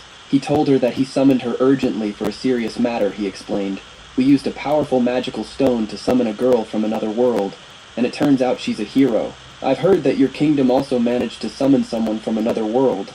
Since this has now become a reality, I want you to inform your kingdom that they are invited to the ceremony we're hosting, and don't forget to remind them of the hero they summoned. The princess agreed to deliver the message, but she asked, what is the name of the hero you summoned? The king replied, she said her name was Suki, but later explained that Suki is her family name because in her world, family comes before the individual. The princess found the name strangely familiar, as if she'd heard it before, and it stirred a suspicion in her heart that Suki might be from the same world as their own hero. The king granted her permission to meet Suki in person, and so the king's daughter escorted her to where she was staying. Elsewhere, we see Rice standing in the heart of a dark forest, Surrounded by terrifying monsters whose eyes glowed in the shadows, he issued a cold command. I want you to capture anyone with immense magical power. You have until tomorrow. The monsters shot off like a raging storm, rushing toward their target. Meanwhile, Grace's trap to ensnare Rio was slowly unfolding. The next day, at Celia's home, she was sitting and playing with the younger brother. While Miharu sat with her sister, their conversation inevitably turned to Rio, since the moment they met him. Her sister noticed and asked with clear jealousy, "Why are you talking about him all the time?" Jealousy was written all over her face. Miharu replied calmly, trying to reassure her, "I trust Rio. I'll leave everything to him. He'll find a way." Her sister gave a sarcastic half-laugh and said, "This is the first time I've seen you flustered in front of a guy. You seem happy being around him," but Miharu quickly denied it. "Maybe it's just because he's kind and gentle with us. Nothing more." Her sister snapped back. "His rudeness reminds me of the old Haruto." Realizing her words were harsh, she apologized and left, only to fall deep into thought. Did she still love Haruto, or was her heart beginning to lean towards someone else? At that moment, Rice's monsters appeared around the house. The air changed. A heavy, eerie presence blanketed the area. Miharu and her sister froze in fear and rushed to get inside. But the monsters broke through the magical barrier and stormed in with terrifying force, just as it seemed everything would end. Aisha appeared, unleashing a powerful spell that drove the monsters back. She said, "They were drawn by the barrier's energy, but don't worry, I'll protect you even if it costs me my life." Before she could finish her words, a massive beast lunged at Miharu and her sister. At the last moment, Celia intervened and saved them both. Suddenly, a whirlwind of power burst through the air. Rio had arrived, throwing himself into the battle with everything he had. The monsters fought back with abnormal strength. They weren't ordinary creatures. Aisha told him, "These monsters don't emit the usual aura. Their dark color exposes what they truly are, something entirely different." Rio managed to take one down, only to find its body vanish and leave behind a strange crystal. He realized this was no illusion. These were real beasts. At the same time, Aisha used her magic to eliminate the rest. After the battle, Rio gathered everyone and said, "We have to move immediately. The danger is far from over." On the other side, Rice was observing as his monsters returned to him, but he noticed some of them never came back, specifically the ones Rio had defeated. The others returned, bringing captured warriors caught in the trap. Rice then ordered them to spread out again and continue the operation until his goal was achieved. The next morning, Rio transported his group to the village. Everyone was left stunned by the strange sensation of instantaneous travel. They couldn't believe they had left their previous location and arrived somewhere new in the blink of an eye. As soon as their feet touched the ground of the village, and they saw the demi-humans, their gazes froze for a moment. Their forms were unfamiliar and different from anything they had known before. Rio smiled calmly and explained that these were not merely demi-humans, but unique spirits who lived hidden from the world, and only a very few people even knew of their existence. Suddenly, Latina spoke fluent Japanese, and everyone's eyes widened in shock. She laughed and said that, like Rio, she retained memories from her previous life. She then offered to teach them the language of this new world. Rio looked at her and asked if she was sure about revealing her true identity to everyone. She replied confidently that she had already told the village elder and her friends long ago, and they had accepted her as she was. The moment she heard Miharu's name, she immediately recognized her and welcomed her warmly. They then began a calm tour around the village. They noticed that the villagers were eyeing them with cautious, mixed expressions, curiosity laced with fear. Rio explained that the village had been isolated from the human world for a long time, and its people were naturally reserved when dealing with outsiders. Soon after, the village chief and the other elders arrived, warmly welcoming the guests. They held a small celebration adorned with lights and incense, where Deuce greeted them kindly, and the joy spread throughout the place. Miharu's younger sister watched the scene with sparkling eyes. She noticed how the villagers interacted with Rio with love, respect, and trust, and she felt that this young man truly was someone worth relying on. The next day, Rio and Celia said their farewells to everyone. Miharu had prepared a generous meal for them, and while looking at Rio with grateful eyes, said, "Thank you for everything you're doing for us. I promise I'll repay you one day." He simply smiled in return, then departed with Celia and Aisha, heading towards Celia's family estate. Meanwhile, in another part of the kingdom, the summoned hero from another world was standing before the princess. She told him that a special ceremony would be held to welcome the newly summoned heroine, and that he was personally invited. She also mentioned that Princess Flora and the Duke would be attending. Although the Duke had the final say in such matters, the hero was already distracted. Captivated by the princess's charm, he immediately accepted the invitation and asked if she herself would be attending. When she said yes, he smiled and confirmed he would definitely be there. That night, Rio and Celia arrived at her family home. She was overwhelmed with emotion upon returning. She told Rio that there was a secret passage in the garden, one that only family members knew about, and suggested they use it to leave the letter, but Rio preferred to use spiritual arts to hide their presence. And indeed, they succeeded in entering unnoticed by the guards. At that very moment, Celia's father was sitting in his study. When she lit the lantern, the crystal beside him glowed, signaling that his daughter had arrived. He rushed to the passageway,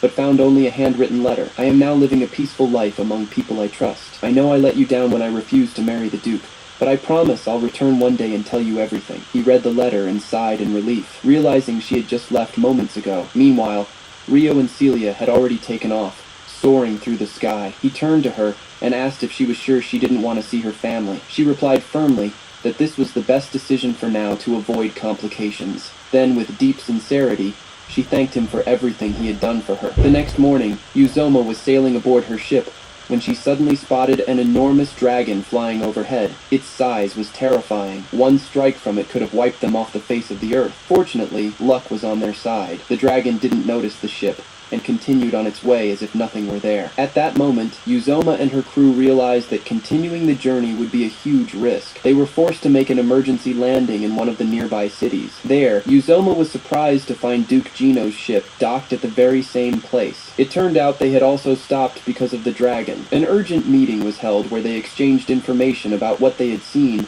and tried to assess the nature and path of this mysterious creature. In the same city, Rio and Celia were together, but they had lost track of Aisha. They searched for her until they found her calmly eating in a food stall, completely unbothered. As Rio entered, the vendor looked at him and asked, "Are you that girl's servant?" Rio hesitated for a second, then replied, "Yes, I'm her servant. I'll pay for what she ate." But the man reassured him, "No need to pay today. The whole city is exempt right now because summoned heroes from another world here, and they've been invited to a grand ceremony in a city called Galar." At that, Rio asked nervously, "Do you know their names?" The vendor replied that he didn't, but he heard their ship was headed to Galark for the ceremony. During the meeting, Sama said that the presence of such a powerful dragon nearby was terrifying and dangerous, far beyond what humans could handle. Uzoma replied that in the worst-case scenario, if the dragon threatened the city, they would propose evacuation. Sama then asked her what she planned to do now. She said she was returning to her homeland. She had left her assistant in charge, but in truth, she was the actual ruler, and her country needed her. Sama looked concerned, and said that returning now was risky, but Uzoma reassured him that her maids were used to battle and danger. Sama responded firmly, "I'm a hero. How can I stand by and watch? I'm coming with you." One of them tried to object, but Gustav interrupted, saying, "He's a hero. Our status does not allow us to stop or command him, Uzoma." Then clarified that Sama was a hero from a different kingdom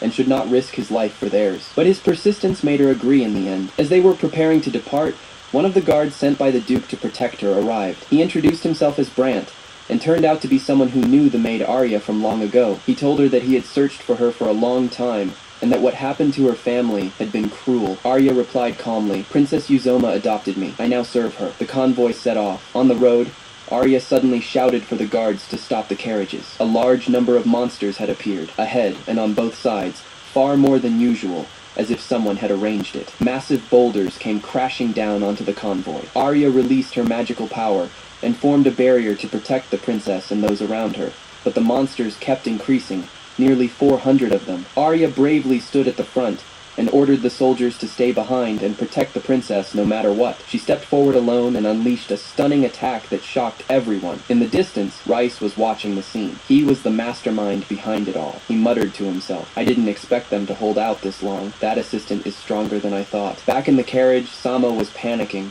trying to hide his fear. He pretended to be calm and said, "Why haven't the guards taken care of the monsters yet? If this continues, I'll step in." Suddenly, a massive object crashed onto the carriage, shaking it violently. Sama drew his sword and shouted, "I can't take this anymore, I'm fighting!" He jumped out of the carriage, followed by the two princesses. Uzoma cast a barrier spell to protect Flora. Still, Sama hesitated to unleash his power. He knew that activating it would draw the monsters toward him, and the truth was, he didn't have the real skill to face such overwhelming numbers. So, he asked the third princess to tend to Flora and help a wounded soldier. She used a healing technique that revived their morale. Her assistant soon returned and reported that she had eliminated many of the monsters. The princess smiled confidently and said, "I'm counting on you. Finish the rest." Her assistant charged forward, fighting with such power that Brant stood in awe of her strength. But the true shock came when a minotaur appeared. The massive beast approached Sama with heavy steps. Sama collapsed to the ground, frozen in terror. The beast charged toward the maid,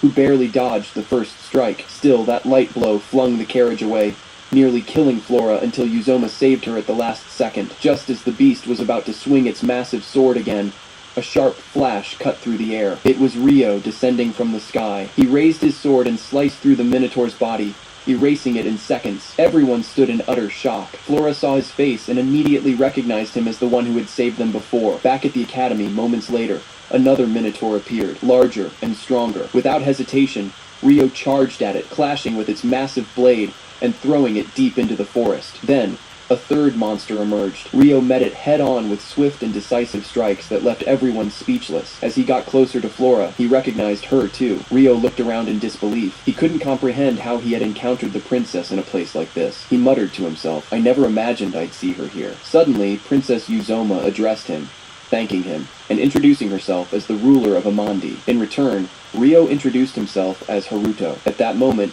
Flora's eyes widened in surprise, as if she suspected he was the same Rio she had known before, but she wasn't entirely sure. Rio noticed her expression and asked calmly, "Did I do something to trouble you, princess?" She replied, somewhat flustered, "No, not at all. I just feel like I've seen you somewhere before," Rio answered with a slight smile. "I don't think that's possible." Just then, Flora's attendant spoke up. "If the princess feels like she's seen you before, perhaps you're a noble, and not just an ordinary man." But Rio quickly denied it. "No, I'm just a wanderer. I travel from place to place, training with the sword. I have no ties to royalty." Suddenly, a maid approached. The moment she laid eyes on Rio, she recognized him instantly. Calling out his name, she said, "Haruto, I was the one who helped you at Ra's shop that day. I'm Chloe." This came as a surprise to the princess, who hadn't expected Chloe to know him. Chloe quickly explained, "I was in charge of the main branch in Amanda, and I met him there." The princess looked at her in shock, then turned to Rio and said, "I had no idea you were one of our customers. Thank you again." At that moment, Sama appeared and introduced himself as the newly summoned hero. As soon as Rio heard his name, he immediately deduced that he too had come from Japan. He smiled and said, "So, you're the one everyone's been talking about. Rumors of you are everywhere." Sama replied confidently, "That's right." Rio responded with respect. "It's an honor to meet you." Sama smiled. "You seem like a skilled swordsman. Your battle was incredible." Rio replied humbly, "Truthfully, you all far surpass me. Just being among you makes me nervous." Princess Flora looked at him in disbelief and said, "How can someone who slayed a meaner without even blinking say that?" Suddenly, Sama began to show signs of jealousy. He urged them to keep moving, and the group continued on their way. Meanwhile, Rio couldn't help but notice how strangely Flora was behaving around him, as though she truly did recognize him. It puzzled him even more, especially seeing how quickly Sama had integrated with everyone. Rio then offered to repair the carriage that had been damaged by the monster. The princess turned to her maid, Arya, and said they should inspect it first. But Rio stopped suddenly upon hearing the name Arya. It felt oddly familiar. A memory flashed in his mind. He was flying with Celia and Aisha, and he had said to them, "Once we cross this forest, we'll reach Amandi." At that very moment, Aisha had sensed a battle taking place between Arya and a group of monsters. They all rushed toward the fight. There, Celia recognized Arya and said to Rio, "She used to be with me at the academy. I heard she now serves the daughter of Duke Kree." A massive monster appeared. Rio handed Celia over to Aisha and said, "Take care of her." Then he moved toward the beast. Before engaging, Rio repaired the broken carriage using only his sword. The princess stared in awe and asked, "I saw you command the wind. Is that sword enchanted as well?" He replied briefly, "Yes, but it runs on spiritual energy, not conventional magic." A short time later, Rio had finished fixing the carriage. Everyone stood stunned by his skill and speed, but before they could leave, their eyes were drawn to the massive sword of the monster still embedded in the earth. Rio channeled his spiritual energy and effortlessly pulled it from the ground. Their eyes widened in shock. Everyone stared at him in amazement. Even the princess couldn't believe the strength he possessed. At that moment, Rio thought to himself, "This man possesses terrifying magical energy." He boarded the carriage with them. The princess turned to him and said, "When we reach Amandandi, I will thank you properly." He replied, "It would be my honor." Meanwhile, back in the spirit village, Miharu and her sisters were learning the language of this world and training to use spiritual energy through magic. Doris herself was overseeing their training. As Miharu's younger sister walked alone, she saw a group of children playing. and was reminded of the happy days she once shared with Miharu and Rio, the laughter, the joy, the moments when Rio had promised he would always stay with them and never leave, but in the end, he had left and broken that promise. Since that day, she had viewed him as nothing more than a liar. Latina approached and brought her home. They sat together, and after Latina finished telling her own story, Miharu's sister remained silent, deep in thought. Then she spoke softly. "There was someone I loved in the past, but he betrayed me and caused me so much pain that I started seeing the world differently. Later, my mother remarried and had a son, my younger brother, and I also gained an older brother, my stepfather's son. Since then, my life changed. He was always by my side, helping me, caring for me with a kindness I could never forget. That's what made me cling to him. That's what made me feel like I wasn't alone in this world." Meanwhile, in the great empire of Croatia, Emperor Nettle sat in his grand palace. One of his loyal subordinates appeared before him and said, "It seems, my lord, that you're planning to launch a new war." The emperor smiled arrogantly and replied, "Yes, I want to ignite war by any means necessary. I seek to expand my power and take control over the rest of the kingdoms. I've already sent an envoy to the neighboring kingdom. This will be the first step in the plan." Then came the twist. A familiar figure entered the room. It was Rice, the envoy sent to the kingdom. Through his manner and words, it became clear that he and the emperor had shared plans and had been in secret alliance for some time. A quiet yet cunning pact had been taking shape behind the scenes, filling the atmosphere with tension and silent calculation. Rice turned to the emperor's aide and said, "Frankly, I have a request.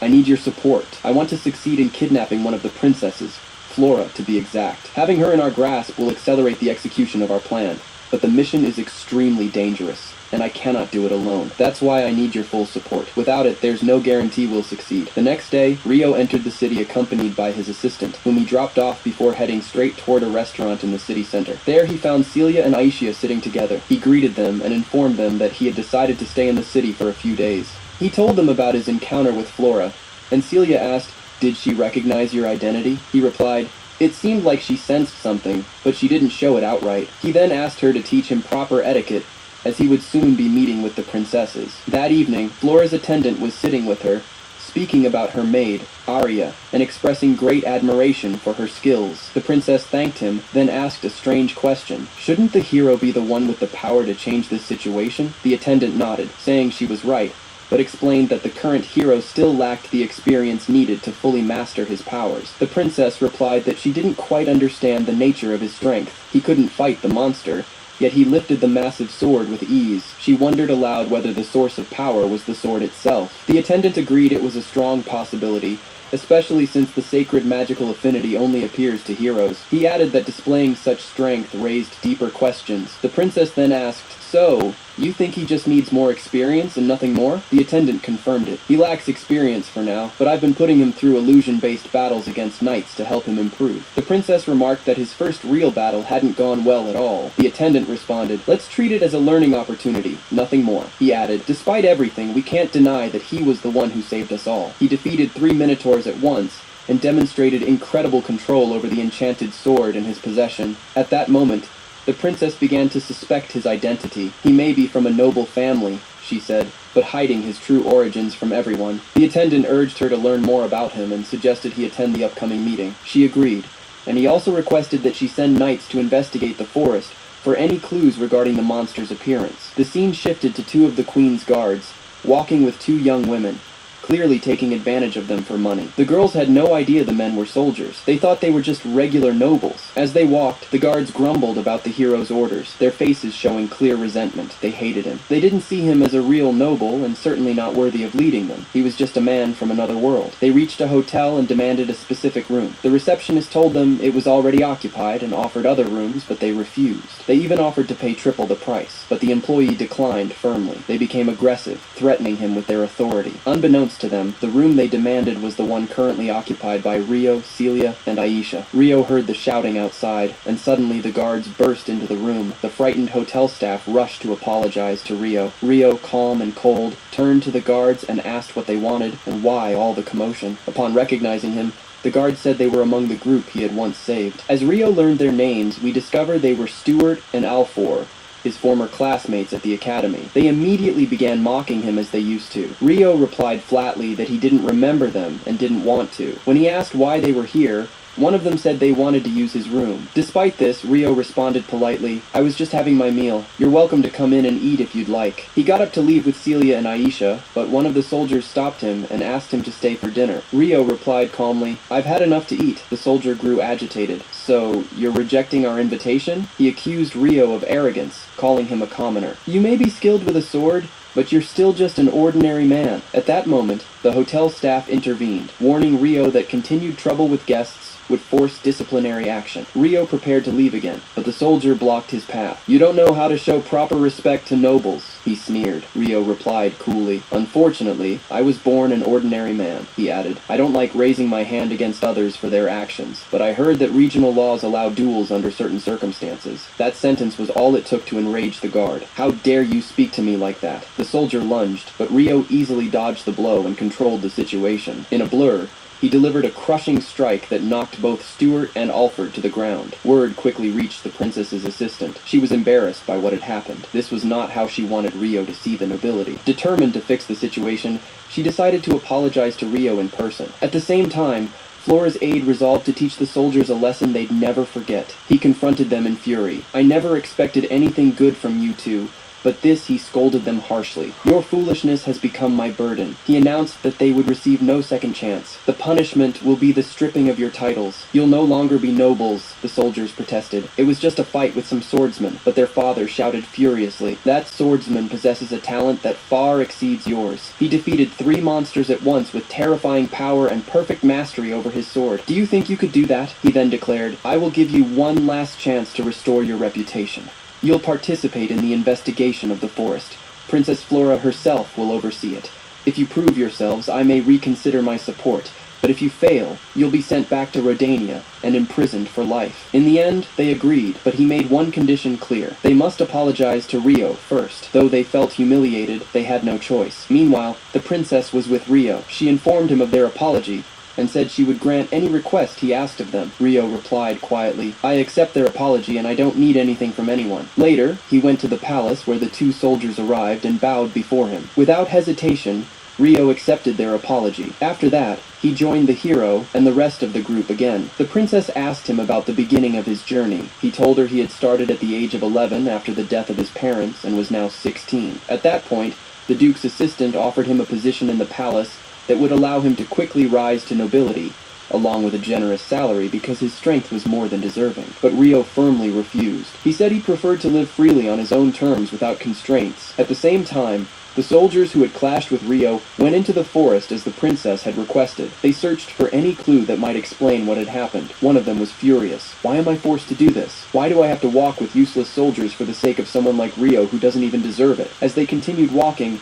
their captain warned them of possible monster attacks. Then suddenly, the Emperor's assistant appeared before them. After that, the scene shifts to Maharu, who was standing in the village square, drenched in sweat from intense training. She gripped her sword tightly, focusing on each and every strike. The village boys and girls stood nearby, watching in awe. They couldn't understand how she possessed such unwavering determination, or why she pushed herself so harshly. One of them asked, "Why are you doing this? Why do you train day and night?" Breathing heavily, Miharu replied, "I do it so I won't be a burden on Rio. He always fights and risks his life to protect us. But this time, I want to protect myself and protect him too. I don't want to remain weak, always waiting for him to save me." At that moment, the scene shifts again to the Emperor's assistant, standing with coldness in his eyes.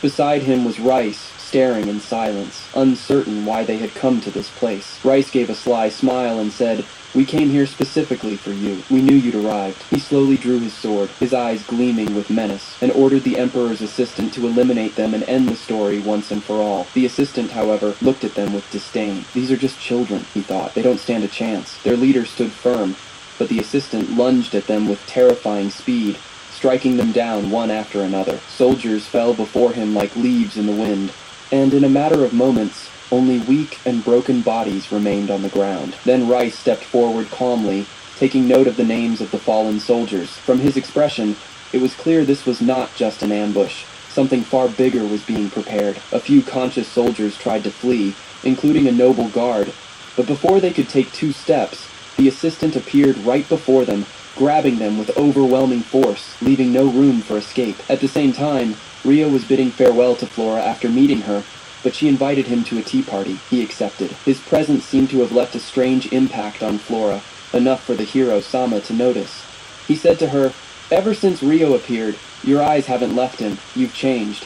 She tried to justify herself, saying she was merely trying to understand his talent for the good of the kingdom. Then we return to Rice, who suddenly wakes up to a horrifying nightmare. He realizes that the soldiers who were once with him had now turned into monsters. He watches in terror as one of his comrades transforms into a beast right before his eyes. One of them says, "We've turned all your soldier friends, and you'll be next. But this time you won't be like those ghosts. You'll be something different." They implant a strange jewel into his body, causing him unbearable pain as he begins to transform into a hideous, terrifying creature. Meanwhile, the Duke notices that the group of soldiers he had sent hasn't returned, and there's been no news from them. Worry begins to creep into his heart. He decides to wait one more day, and if they don't come back, he'll search for them himself. "I was right," he mutters. "We need someone more talented to help us." At the same time, Flora was lost in thought, trying to piece together her feelings about Rio. She was confused by how strangely she'd been acting toward him. Then the Duke arrived and informed her of what had happened. He apologized, saying, "My soldiers were lost because of this mission," but the princess admitted her mistake. "I should have sent my own guards, not yours. They may already be dead." She suggested sending a stronger group this time. The Duke proposed we should have Rio accompany them. He might be the key to victory and to eliminating the monsters for good. The princess agreed to the idea. Back with Rice, he was now standing among monsters. His assistant informed him that the noble soldier's transformation was complete, and they would begin their movement by dawn. This new creature was far more powerful than the rest, highly skilled in combat, and would be a deadly weapon in the upcoming battle. Elsewhere, Aisha woke Rio and informed him of a terrible threat. Monsters had started to appear and had sensed their presence, but hadn't yet pinpointed their location. Meanwhile, the monsters were drawing closer, and the soldiers quickly blew the alarm horns to keep people inside their homes. Celia woke to the sound of the loud sirens and ran toward Rio, her heart filled with worry. She asked what was happening, and Rio calmly responded, "Our priority is to gather information about the attacking monsters." Celia insisted on fighting. She told him she could use magic well. He agreed, and went to assess the situation himself. There, he discovered that the monsters had breached the city's gates and broken through the surrounding defenses. Despite everything, Rio still believed there was hope, but suddenly, Aisha returned and warned him. Another group of monsters was entering the city from a different direction. This meant the city was now surrounded. The citizens began fleeing east, but that created a new problem. The monsters had already infiltrated from that very side. At that moment, the soldiers prepared to launch a full-force attack, but the monsters' strength was overwhelming. They destroyed the palace's main gates and burst inside. Even the maids began defending themselves. It was chaos until Rio intervened. He charged a monster head-on, taking it down. Then another group, he defeated them as well. Everyone watched in awe. At the same time, the princess was directing the remaining soldiers, trying to hold the lines, one of the female guards informed her. "Thanks to Rio, we've regained control over much of the battle." Relieved, the princess felt a bit more at ease. But far away from all this, Rice and the Emperor's assistant were hiding in a distant location, watching everything unfold with twisted joy. They had succeeded in unleashing the monsters deep into the kingdom. Meanwhile, Rio continued fighting with unmatched skill. Even the soldiers couldn't take their eyes off him. His power stunned everyone, but in the middle of the battle, he noticed something strange. A group of monsters was standing still, not participating in the fight. He quickly realized they weren't real monsters. They were kingdom soldiers transformed by Rice's dark abilities. As he focused on their faces, he said to himself, "I remember fighting these men before. Back then, I could take them down in seconds. If one of them manages to sneak into the city now, they could cause chaos. Their goal isn't just a fight, it's something else entirely." But instead of wasting time on them, Rio decided to move to another area to keep fighting and stop the monsters from advancing further. At that moment, the soldier monsters began releasing strange and terrifying screams. The guards stood frozen, unable to understand what was happening. Suddenly, Rice turned to the noble soldier and said, "It's your turn now. Go and attack them yourself. We're counting on you entirely." Suddenly, the monsters surged forward like a raging storm and tore through the soldiers mercilessly. The catastrophe worsened when a massive monster appeared, shaking the earth with each step it took. At that moment, Arya,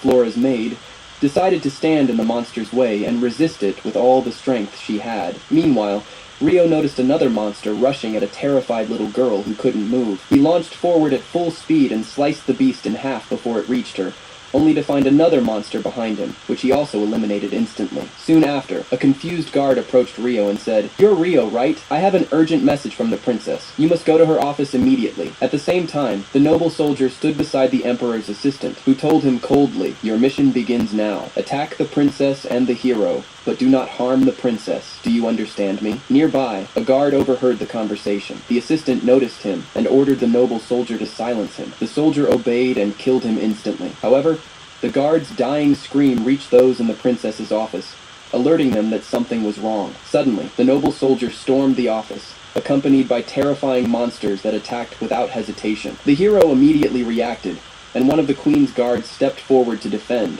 but a massive beast blocked his way and overpowered him with ease. In the next instant, the noble soldier struck the hero with devastating force, knocking him unconscious in one blow. Everyone was in shock, not just because of the monster's power and appearance, but because he spoke. That had never happened before. Then the creature rushed at Duke Irvy, his own father, and landed a deadly blow to his abdomen. The Duke's other son, engaged in battle with another monster, couldn't help him. The beast continued its assault, then grabbed the Duke and hurled him toward his frozen son. With all the enemy monsters occupied in battle, the princess saw a chance to escape. She ran swiftly, but as soon as she exited the office, she was shocked to find the Emperor's assistant standing there waiting. He grabbed her and left the building. Meanwhile, Rio stood next to the other princess, who thanked him for saving her. But Aisha interrupted, saying there were still monsters inside the building. The princess couldn't believe it. She said the building was protected by elite soldiers, and no such reports had reached her. But Rio and Aisha insisted, so the princess took their advice and ordered the soldiers to search the entire place. At that moment, Rice spoke with the Emperor's assistant, telling him to escape with the princess to avoid being caught in a pointless battle. It became clear that the real objective from the beginning had been to kidnap the princess. Elsewhere, Flora's assistant was fighting the monsters with all the magical techniques she knew, but she quickly realized her attacks had no effect. She was on the verge of collapse. Suddenly, the hero awoke, his eyes filled with fury, and lunged at the monsters with a strength no one expected. He eliminated them one after another, then launched a water elemental assault on the noble soldier, destroying everything around him. The disaster was that Rio and Flora were on the lower floor of the same building. When they saw the massive explosion, they realized it came from the very room where the hero and Flora had been. Yet to everyone's shock, the noble soldier survived the hero's attack. As he moved to pursue the monsters, Rice suddenly struck him from behind with a powerful blow that knocked him out. Then Rice looked at the soldier and ordered him to head into battle with the remaining enemies. As he left, Rice drew a magical circle on the ground, summoning wave after wave of terrifying monsters that began attacking the citizens. A group of soldiers quickly surrounded them, and a fierce battle erupted in the streets. On the other side, Rio stood in the heart of the battlefield, swiftly decapitating monsters at incredible speed, but then his eyes fell on a scene that froze him in place. Flora had been captured. She was being held tightly by one of the enemies, screaming in pain and fear, calling out to the hero and the others for help. The enemy raised his weapon, threatening to cut off her leg if anyone moved. Rio focused on the enemy's face and voice. When he pieced the details together, he was shocked. It was the same man who had hunted Dimma, the same man who had killed his mother. His heart burned with vengeance. But Aisha came to him and said, "You must go after the kidnapper. I'll handle the monsters." She used her magic to erect a massive barrier to stop the beasts from reaching the citizens. Rio accepted her words. Before leaving, he looked at Flora and made a vow in front of everyone. "I will save you no matter what it takes." Then he rushed off after the enemy. Meanwhile, the others couldn't understand why the number of monsters was still increasing. Aisha continued her task, erecting barriers to protect the people. The princess was stunned by Aisha's immense magical power. It felt as if she came from another world, but Celia approached her and explained that Aisha possessed the same mysterious magical force as Rio. Indeed, Aisha began unleashing her terrifying power against the monsters. She struck them with relentless magic, but they soon surrounded her from all sides. At that moment, the noble soldier returned, headed straight for Rio's group. It was clear he intended to eliminate them, especially Aisha. As soon as they heard his voice, everyone was stunned. His words revealed something mysterious, but before they could make sense of it, one of the monsters broke through the magical barrier protecting the princess. She quickly constructed a stronger stone shield to protect everyone. Meanwhile, Aisha faced the noble soldier, who attacked with a flurry of powerful strikes. She dodged every blow with incredible finesse, and in the critical moment, she landed a single decisive slash, severing his head and ending him in a pool of blood. At that time, Rio was flying through the sky using his magical powers. Having successfully tracked the killer's trace, he arrived at the killer's location and found him standing there with Flora. The killer was utterly shocked. No one had ever managed to follow him so precisely before. Meanwhile, Miharu was experiencing a strange dream. She saw a man standing before her, holding his sword and radiating a terrifying rage. She also saw Ryo's mother lying in a pool of blood with a small child who resembled Ryo standing beside her. Over her lifeless body stood the killer himself. Then Ryo appeared in the dream, drew his sword, and sliced off the killer's head. Miharu woke up shaken, feeling that this was not just a random nightmare. It was deeply connected to what was actually happening. Back to Ryo, standing before the Emperor's assistant, who was none other than his mother's killer. Ryo asked him to identify himself before drawing his sword as if ready to kill Flora. But Ryo's cold, indifferent gaze made it clear. He didn't come to protect Flora. He came for one reason only: revenge. The killer understood this, uncovered his face, and asked if Ryo had been searching for him all this time. Ryo replied sharply, "Yes, you are my true target since the beginning of my journey." The killer attacked with all his strength, but Ryo easily blocked the blows without flinching. Shocked by Ryo's strength and speed, the killer drew a massive sword, but even then, Ryo handled it just as effortlessly. It became clear that Ryo didn't want Flora involved in the fight. His focus was solely on the man who destroyed his family. Elsewhere, Ryo's group was still battling the monsters, but Celia noticed something strange. All the monsters seemed to target her specifically, as if someone had marked her out. Back with Ryo, he asked the killer why he bore such hatred. The killer said he would tell him everything if he made sure the princess stayed out of the fight. Ryo agreed, and the killer began his confession. 10 years ago, I was your father's friend, but I betrayed and killed him. When I tried to kill you, your mother intervened, so I killed her too. Dumped her body in the trash after forcing her to drink something that weakened her completely. When I was about to kill you, she begged me to spare you, and I did. I was sure that one day you'd come back to avenge them, and here you are. Though I must say, your hair color has changed. A wave of sorrow and bitterness struck Ryo as he remembered his painful past. Yet, he did not break down. He had endured too much to fall. Now, at that moment, Flora realized that Ryo was the same boy from the academy, despite his appearance having changed. She was shocked, but deep down, joyful, to finally understand the truth. Suddenly, Ryo burst with fury and slashed off the killer's arm. The killer panicked and tried to flee, but Ryo chased him at incredible speed and struck him again. Still, the killer escaped once more. Enraged, Ryo cut down all the trees in the forest to gain visibility, eventually finding him again. He launched a blazing attack that overwhelmed the killer, who realized he was utterly outmatched. As the killer attempted to heal himself, Ryo burned his arm and destroyed one of his eyes. He stabbed him with his sword, but didn't kill him. Instead, he left the sword inside him, unleashing flames that scorched him from within. In one final act of desperation, the killer tried to strike at Flora, but Ryo instantly protected her. That's when Rice appeared and took the killer away, saying to Ryo, "We'll come back for you once we're ready to face your power." As they vanished, Ryo heard the killer call out Rice's name. Before disappearing, they left behind a massive dragon that unleashed a terrifying fire breath. Even Celia and Aisha from far away felt its power, but the killer knew Ryo would survive, and indeed, Ryo defeated the dragon with his full strength. After the battle, Flora ran to him and said, "I knew it. You're Ryo. I was sure from the beginning." But Ryo, cold and detached, replied, "Forget anyone named Ryo. Act as if you've never met him." His words deeply wounded Flora, who turned away, heartbroken. Meanwhile, the princess thanked Aisha and Celia for everything they had done. She said that without their help, she would never have made it this far. They began treating the injured. It turned out that Dookie was seriously wounded, so Celia used her healing magic to save him. When the Duke learned that Flora had been kidnapped, he became deeply worried. No one knew what had happened to her. Flora's maid blamed herself for encouraging her to run away, and the others tried to comfort her. Later, Ryo brought Flora back to her home and reassured her family. He told them the kidnapper had escaped, but also revealed something shocking, that he had known the man for a long time, and that the kidnapper was directly tied to his dark past. It was clear this was deeply painful for Ryo. Meanwhile, after many failed attempts to heal the killer, Rice said, "We have no choice but to use the stone." He plunged it into the killer's body and warned him, "If you ever see that boy again, don't even think about fighting him. He's far stronger than you." Ryo later met with Aisha and Celia and told them everything that had happened. He explained that the kidnapper was the same man who killed his parents. Celia looked at him with sympathy, placed her hand on his shoulder, and promised, "I'll always be by your side, no matter what happens." Ryo then sat down with the Duke, who revealed another secret. The killer had once been a candidate to become the royal sword, but instead became the imperial sword. The reason he was never appointed in the kingdom was because of a disaster involving a noble family. Since that day, he held a deep hatred for the queen, and that's what led to Flora's kidnapping. The Duke added that someone else was helping the killer, but no one knew who, It was someone whose face was always covered. He hinted that it might be rice. The Duke offered to give Rio anything he wanted as compensation. Wealth, land, anything. But Rio simply replied, "I want nothing except to attend the hero welcome ceremony." The Duke agreed,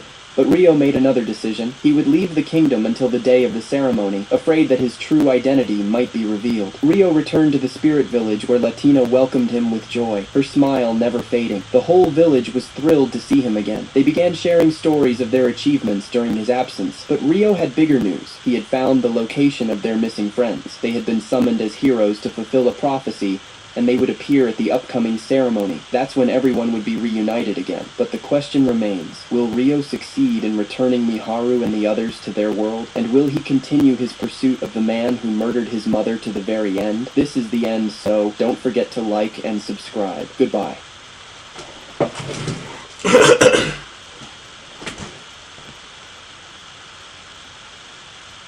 Sometimes I just want what I...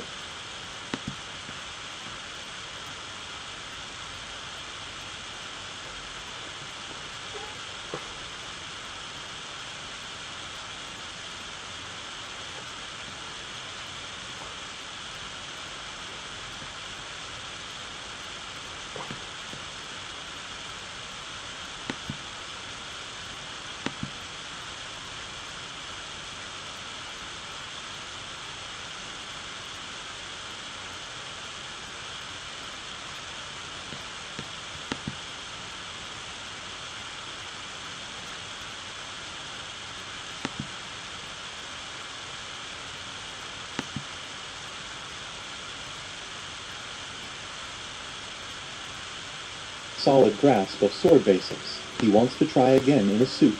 But before he can get started, Yasushi strolls in and tells him that no real warrior would ever use one of those default automated suits because they're too reliant on AI.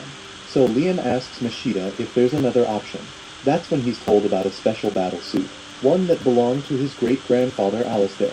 It's a rare relic, but it's fully manual, and no one before him or after has even been able to get it to function, and that makes Liam want it badly. Sometime later, we see that Yasushi ends up wandering through a dusty old shrine, poking around for anything worth grabbing, all while muttering under his breath about how damn annoying it is that Liam's actually making real progress. This whole so-called training was supposed to be a total scam, just a way to milk him dry, and Yasushi knows deep down he can't keep stringing Liam along forever, and if he wants to keep the money flowing, he's gonna have to come up with even more useless crap to throw at him. As he absent-mindedly leans against the wall, he accidentally triggers a hidden mechanism that reveals a mobile knight, ancient and worn, but for Yasushi, this rusty relic is exactly what he needs to keep the money flowing and Liam distracted. Meanwhile, somewhere on Earth, the malevolent entity known as the Guide continues his hunt for negative emotions. He stumbles across a man losing his mind at a Starbucks because the cream that was on his cappuccino sticks to the cup lid, and that shit makes him mad. The Guide savors the bitterness radiating from the guy's petty tantrum, but finds himself craving something richer, something more exquisite. Back in Liam's world, Yasushi has already tasked Liam with restoring the ancient mobile knight, now named Avid, as part of his so-called training. Eager to take on the challenge, Liam throws himself into mastering his master's completely bogus technique, the Flash, while his ever-loyal butler Brian watches.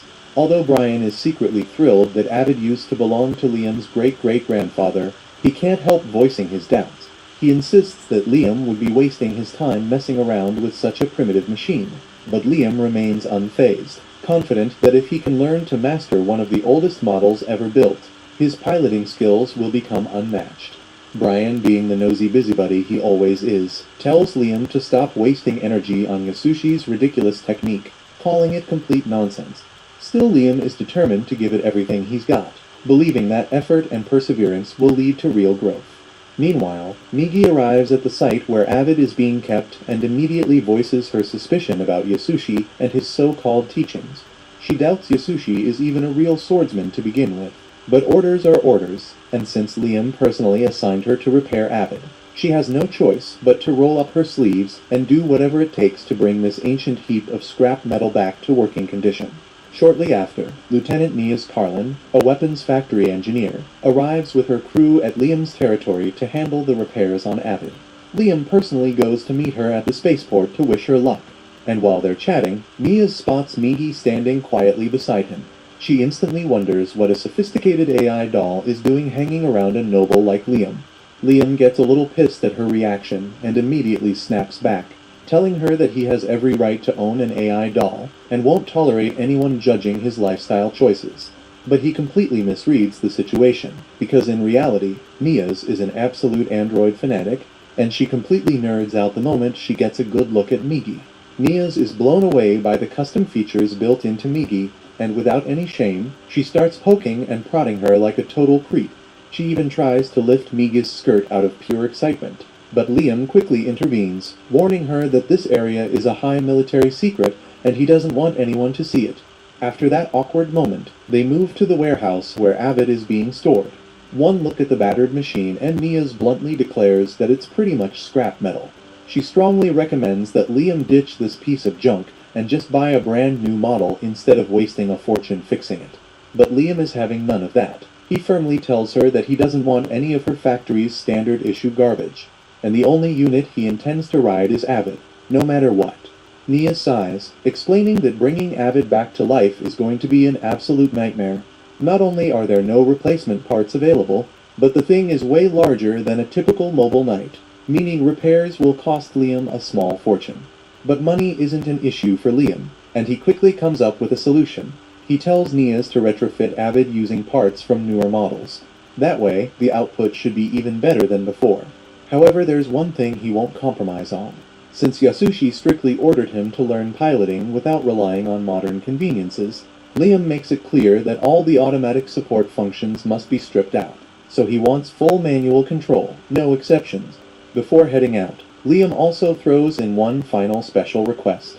He wants Avid to have a rocket punch, a detachable flying fist attack, because in Liam's mind, no ancient machine is complete without it. Right around that time, Yasushi strolls into the warehouse to check on the progress being made with Avid's restoration.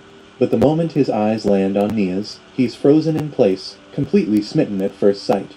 This shameless perv finds her so stunning in all the wrong ways that his nose instantly starts bleeding.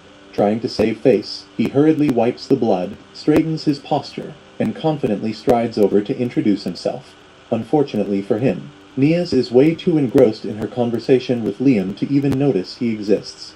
Undeterred, Yasushi keeps trying, cheerfully introducing himself and even boldly asking her out on a date. But once again, Nias brushes him off without sparing him a single glance. She's far more interested in explaining to Liam why his ridiculous idea of adding special moves to Avid is absolutely out of the question. Liam, being Liam, counters by casually offering her as much money as she wants to get the job done. And at that, Nias immediately caves. After all, her real goal from the start was to squeeze as much cash as possible out of Liam. Yasushi burning with jealousy watching Liam and his fated one chatting like they're starring in some rom-com, quietly vows revenge, and since he can't exactly sabotage Liam directly, he decides to punish him with an even more brutal and ridiculous training regimen. This time, his brilliant idea is to have Liam train completely blindfolded. He drags Liam out onto a river and makes him stand on a slippery log, struggling just to keep his balance. And while Liam tries to stay upright, Yasushi gleefully fires off a barrage of tennis balls using a custom-made launcher. It's pretty clear Yasushi is just venting his personal grudge for stealing his would-be girlfriend, but he masks it under the excuse that this new torture will sharpen Liam's swordsmanship. Liam, getting pelted by tennis balls while trying not to fall into the river, groans about how ridiculously heavy his weighted sword feels, but following his master's crazy instructions, he keeps practicing, determined to dodge the incoming tennis balls using only his mind's eye. Meanwhile, aboard the pirate flagship, Commander Goes strolls down into the prison cells, where he reveals he's been keeping dozens of captured women, including Princess Christiana herself. He doesn't bother explaining anything to the prisoners. He simply orders Christiana to step forward, announcing that they've finally arrived at their destination, the Treasure Island. Goes leers at Christiana, getting far too close as he tells her that she's so beautiful that just looking at her makes his whole body shudder with excitement. Then, without warning, he drags her to the ship's laboratory, where his deranged assistant awaits, and flings open the door to a nearby room, revealing a horrifying sight. One of his earlier pets, a woman so mutilated and defiled she hardly looks human anymore. With a cruel laugh, Goes tosses the broken woman out of the ship like garbage and turns his full attention back to Christiana. He announces that she will be his next project, his new prized pet. With no need to rush, Goes gleefully begins brainstorming ways to modify his new toy. His assistant offers a few sadistic ideas, like slicing off her legs to cripple her permanently. But Goes, ever the creative lunatic, comes up with an even sicker plan. He wants to gouge out Christiana's eyes and graft them onto her palms. Trapped in this nightmare, Christiana looks around in terror, spotting rows of test tubes filled with other mutilated victims. So unless a miracle happens, she knows she won't escape this hell. Meanwhile, back at Liam's estate, a few weeks have passed, and Niaz finally finishes repairing Avid, stuffing it full of customizations based on Liam's wild requests. But there's still one last step, so Niaz brings Liam into Avid's cockpit to show him the basics of operating it. And of course, being Niaz, she can't resist getting a little wild, pulling her top halfway down under the pretense of needing more freedom to instruct him properly. Liam, doing his absolute best not to look, awkwardly follows her instructions and powers up the ancient mobile knight. Avid immediately scans him and locks him in as its sole recognized pilot, meaning no one else can use it from now on. Feeling hyped, Liam tries to take his first step, and immediately faceplants, toppling the whole mech over. So Niaz reminds him that Avid doesn't have any modern conveniences like automatic balancing systems, and unlike newer models, piloting this beast won't be as easy as pressing a forward button. However, there's a huge benefit. If Liam can master controlling Avid manually, it'll be like moving his own body. Feeling fired up, Liam pulls himself up and manages to walk forward again, this time keeping his balance on Avid a lot better. He pilots the unit out of the warehouse, and while he's practicing, Niaz reminds him how crucial it is to maintain a solid mental image to control the mobile knight properly. She moves in closer to adjust some of his controls, but her massive melon ends up bordering him by accident, completely throwing off Liam's mental focus. And that shit makes the robot start moving its hands in a very weird way, as if it's reaching out gently to hold something it really shouldn't. Niaz instantly catches on to what kind of mental image Liam must be having, giving him a suspicious glare. Liam quickly tries to defend himself, insisting that it wasn't his fault. On the ground, Yasushi is observing all this from afar, and he's absolutely convinced that Liam is misusing his power inside the cockpit to do some shady moves with Niaz. Brian, however, is wiping tears from his eyes, thrilled that his master is finally showing some normal, healthy interest in a real woman, not a robot. Yes. There's a problem. Need to get back on the road? Want to get out of here? Here for it. Once in a lifetime, it's never enough. Never enough. For the ring finger, For every finger. when I wear diamonds, I feel powerful, firm, fabulous. The warmth, the brilliance, for all that is beautiful in life. For all the precious moments. For anywhere, and everywhere.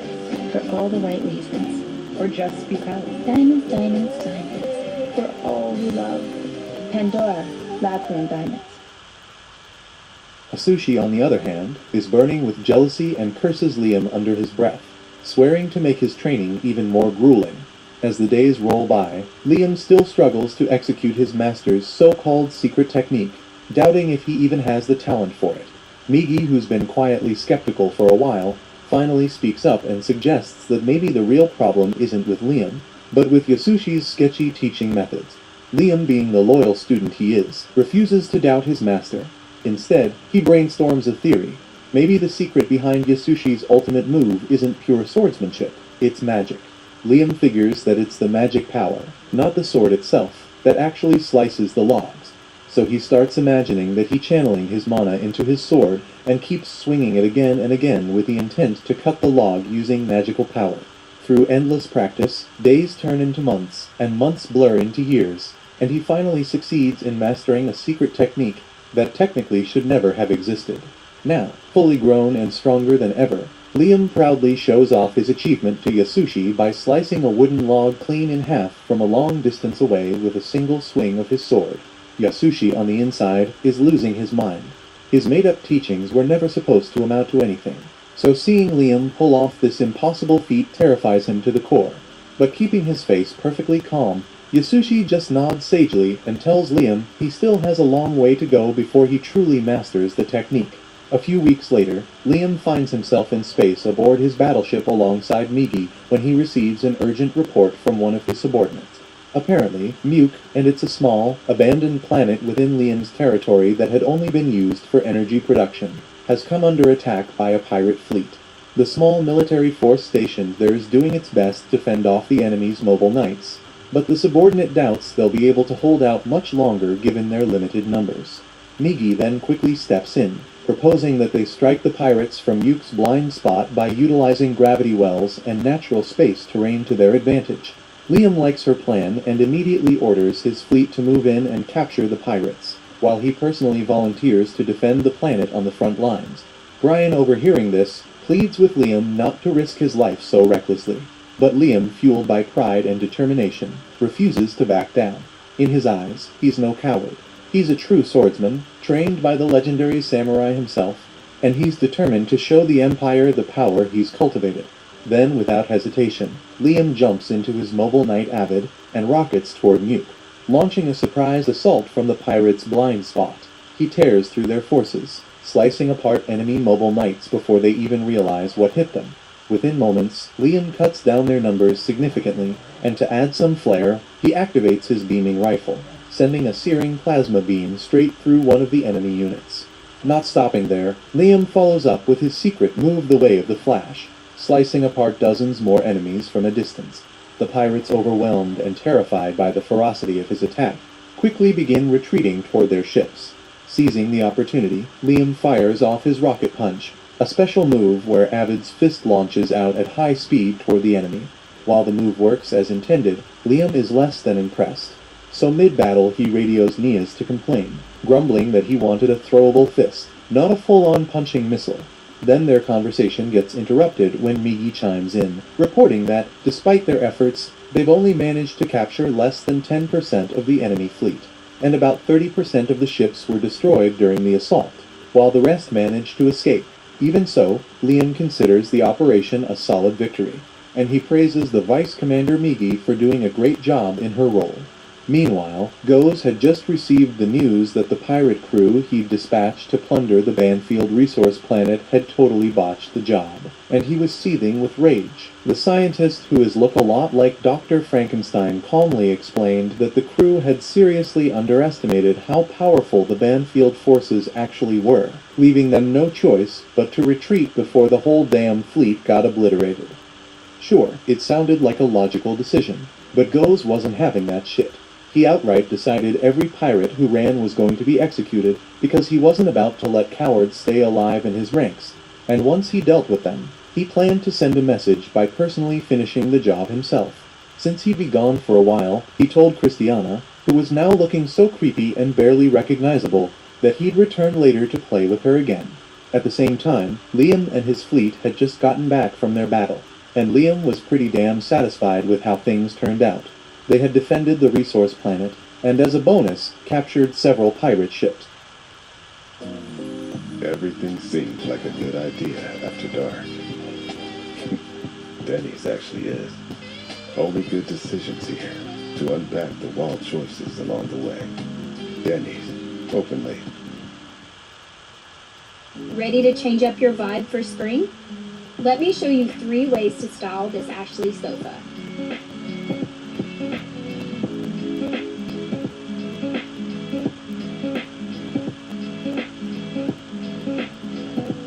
Shop the season in-store or online at Ashley.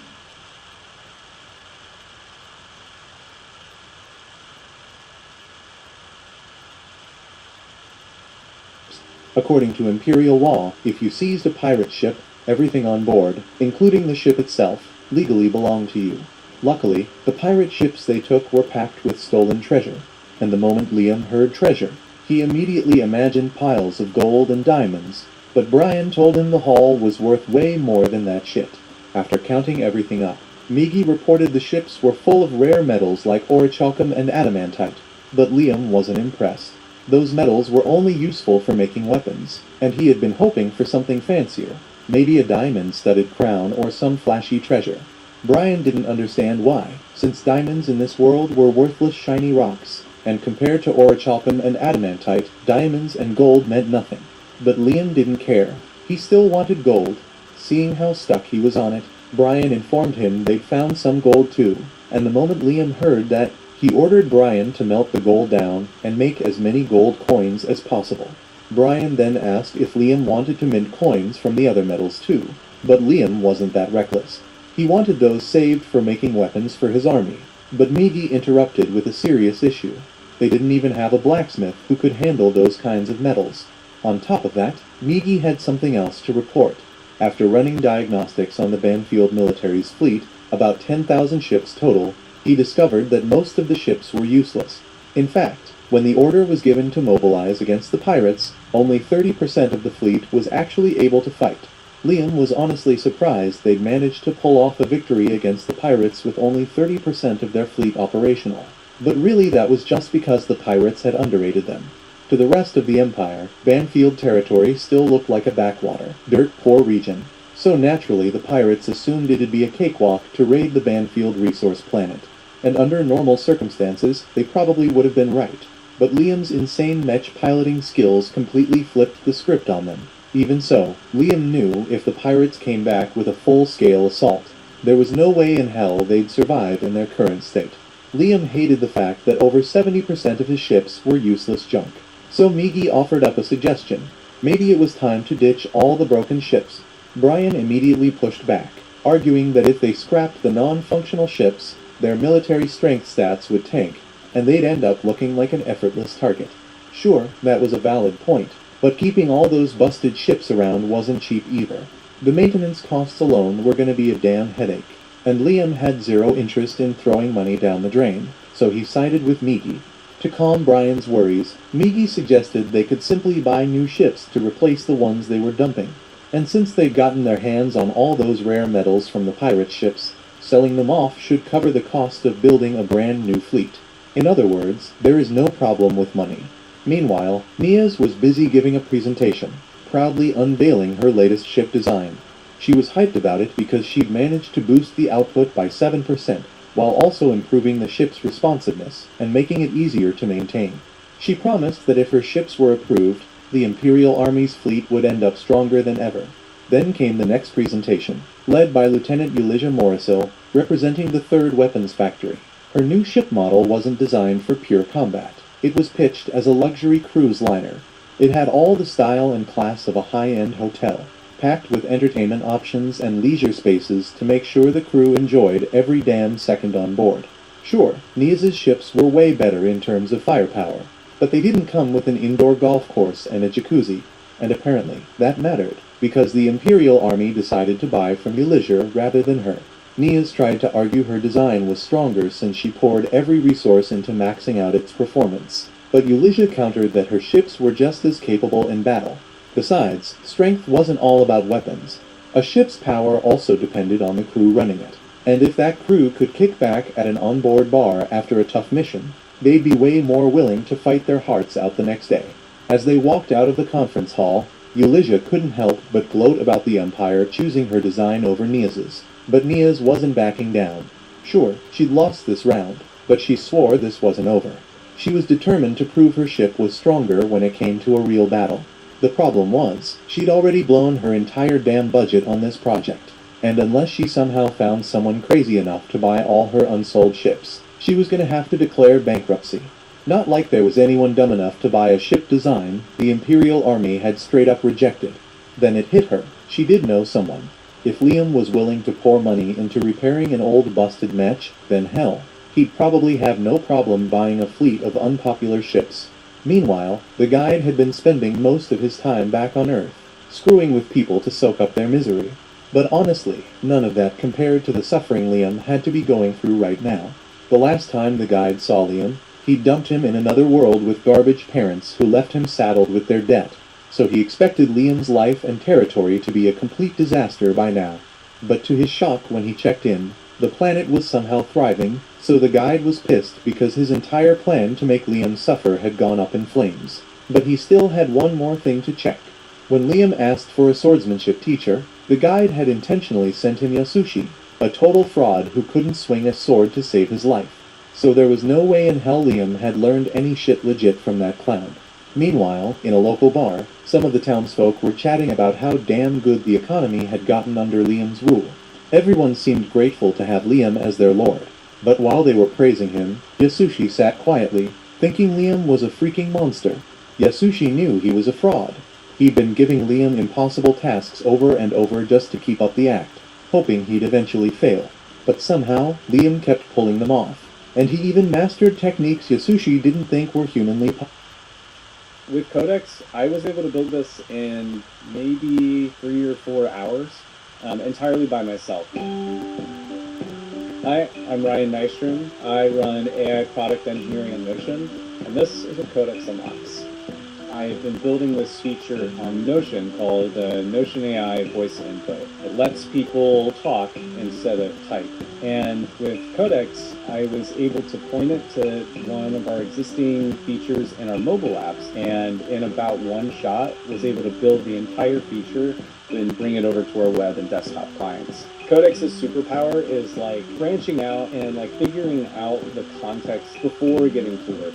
I manage a team of people, and like traditionally managers have not had time to like write code, and the fact that I can build this feature like solo while still supporting my team is like, I mean, it's crazy.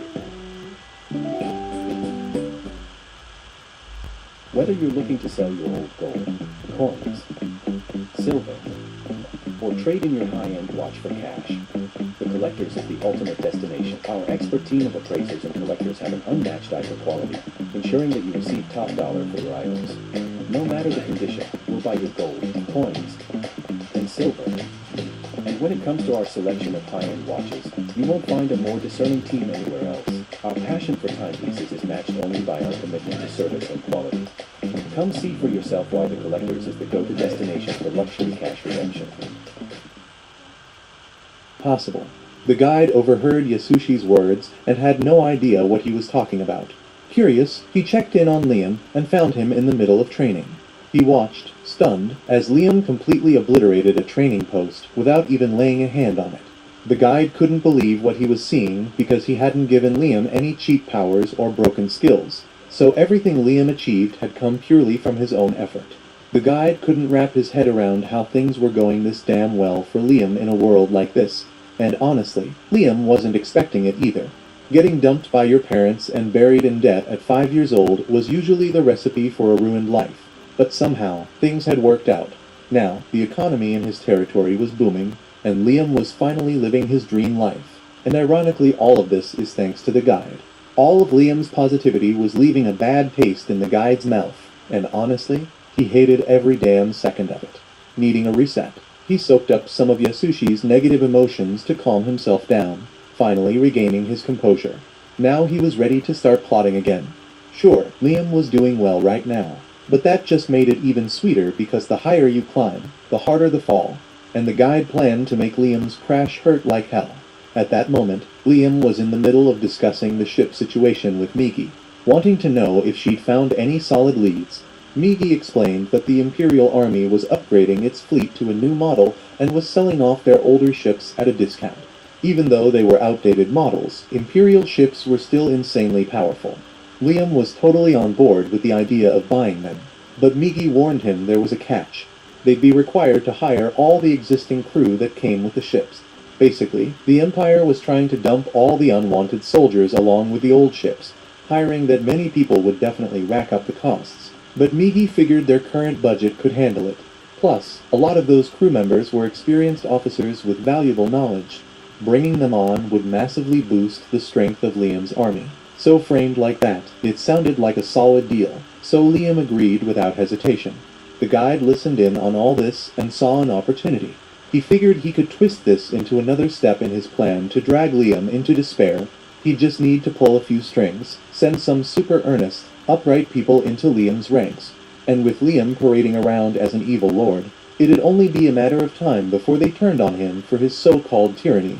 Meanwhile, Yasushi was slumped at home nursing a brutal hangover, silently wondering how the hell his life had ended up like this.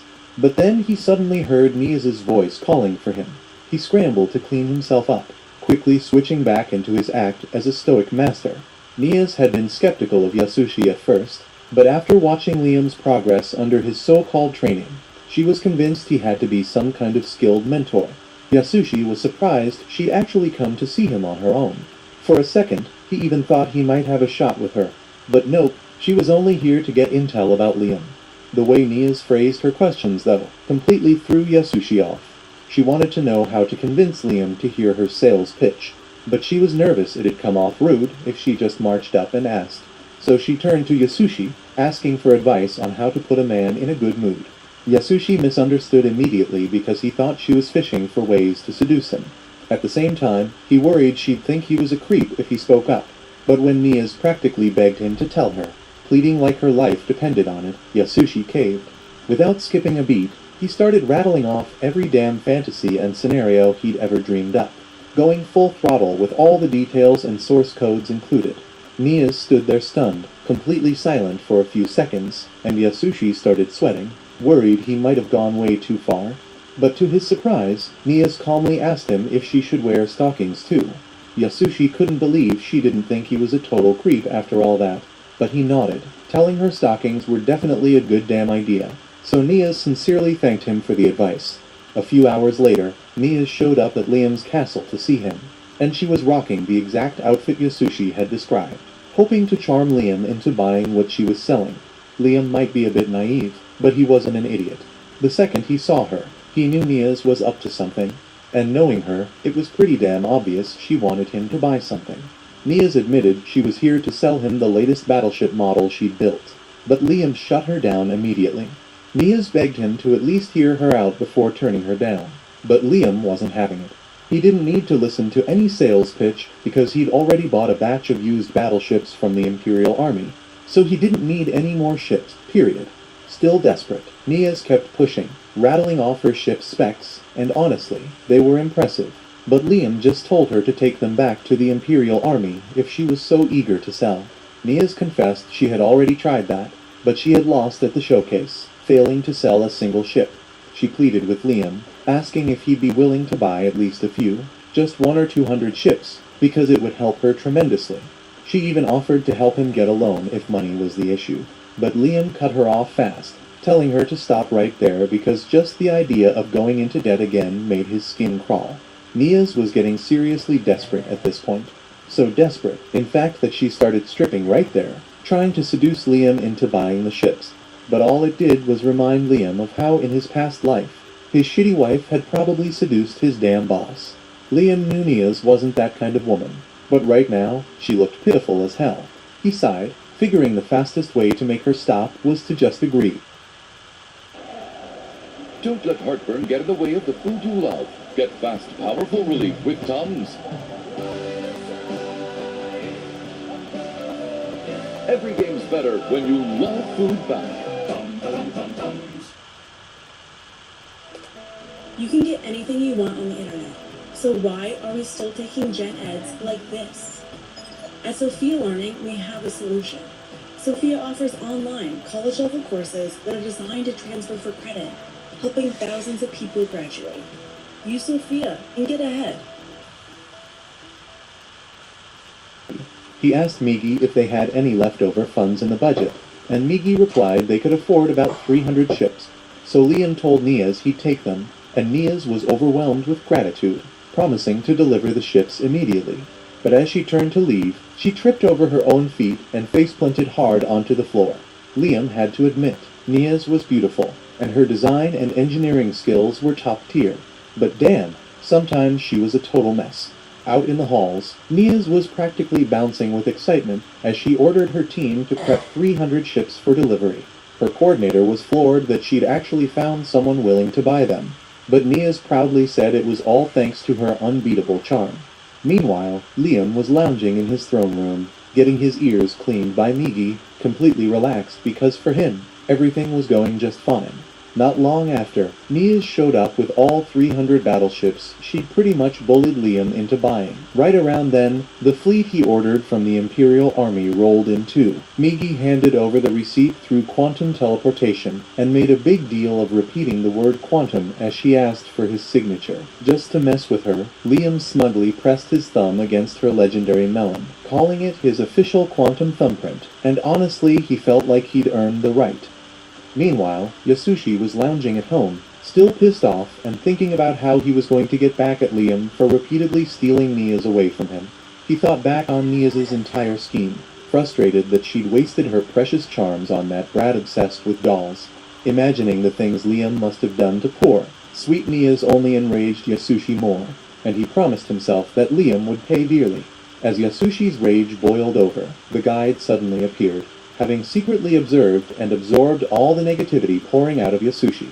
The guide was thrilled by Yasushi's anger and eagerly anticipated how it might ultimately lead to Liam's downfall. Deciding to put his faith in this scheming fraud, the guide departed to another dimension to continue harvesting negative emotions elsewhere. Nia's brought Liam on board the battleship she built to give him a guided tour. Liam didn't have high expectations for luxury or style from someone as clueless as Nia's. But even with those low standards, he found himself disappointed by the bland interior. Nia's tried explaining that fancy interiors were purely decorative and had zero practical use in battle. But Liam wasn't hearing it because he wanted decorations. Nia's knew there was no convincing him, and she wasn't going to install useless luxury decor either, so they just agreed to disagree and moved on to discussing how to operate the ship instead. Nia started briefing Liam on the basics of piloting the battleship, including how much power he needed to use at the start and how frequently he'd have to swap fuel. She even tried persuading him to buy a loyalty card, promising discounts on future maintenance, but Liam flat out rejected the offer. Moving on, Nia's proudly showed Liam the throne installed on the bridge, which still had its protective film attached. She eagerly insisted on peeling off the film and pushed Liam to close the deal, desperately trying to use her body to charm him into signing the receipt. She even suggested he could use her legendary melon as a stamp if he wanted, but Liam seemed thoroughly unimpressed because he had already tried it before, leaving Nia's wondering if he was a rainbow or something. Liam just wanted to finish this annoying conversation quickly, so he finally agreed to sign the receipt. However, still not fully satisfied, Nia's then asked Liam for a favor. She wanted those pirate ships he seized the other day. Liam immediately refused, stating clearly that he intended to add those captured pirate ships to his own fleet. Nia stubbornly kept insisting like a greedy pest, so Migi stepped in, proposing they hand over some of the pirate ships to Nia's. In return, she'd have to agree to repair and upgrade the remaining vessels for them. Liam immediately loved the idea since all those pirate ships were basically scrap metal anyway, and Nia's gladly accepted the offer.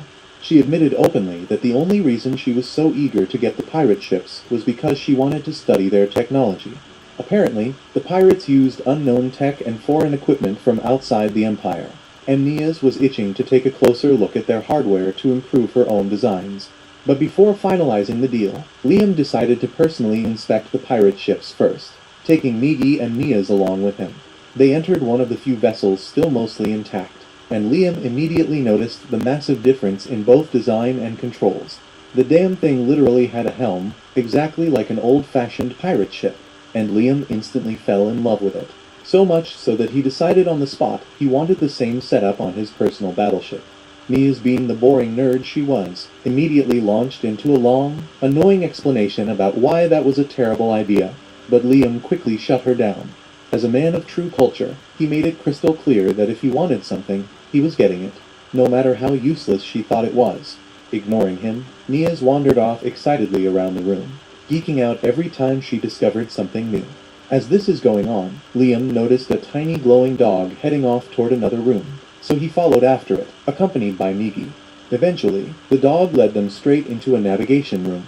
As Liam stepped inside, his footsteps activated some hidden mechanism in the floor, which projected a hologram showing the ship.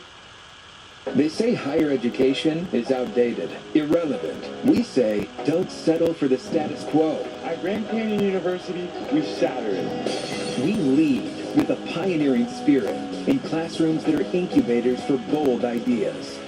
You want opportunities. You want purpose. A chance to lead and serve in meaningful ways.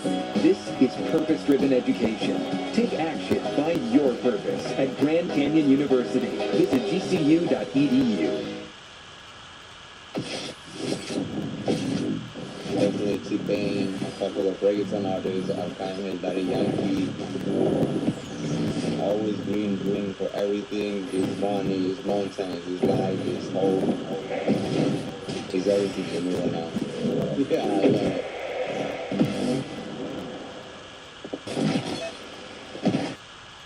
Ship's previous flight paths.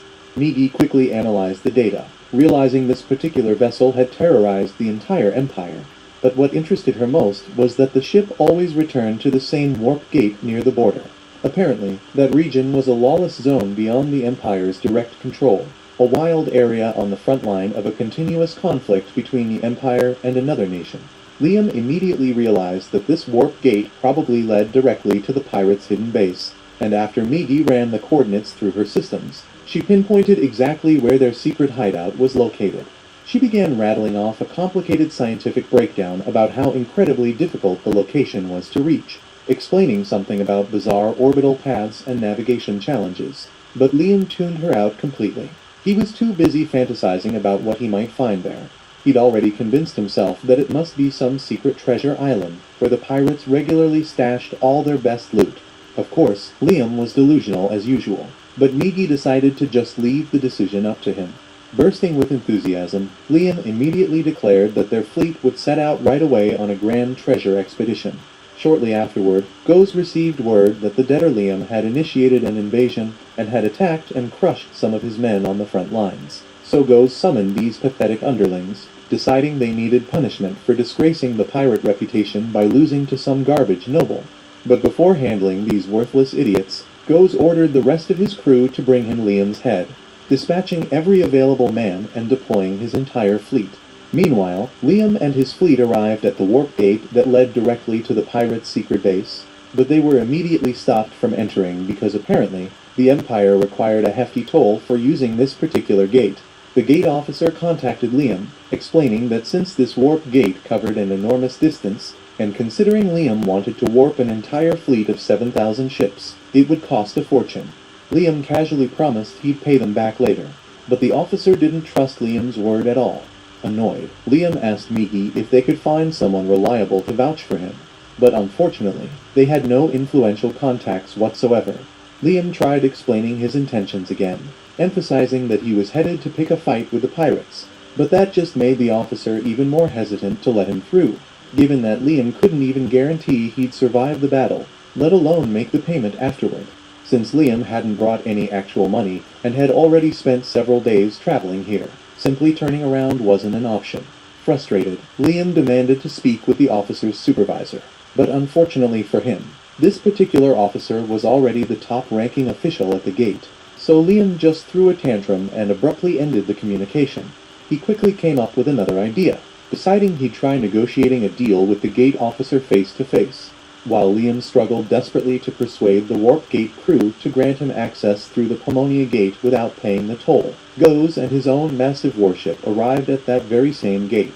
Unlike Liam, Goes had plenty of connections here, and even though he was clearly the villain in this scenario, he didn't have to beg anyone for access because those with the money always made the rules.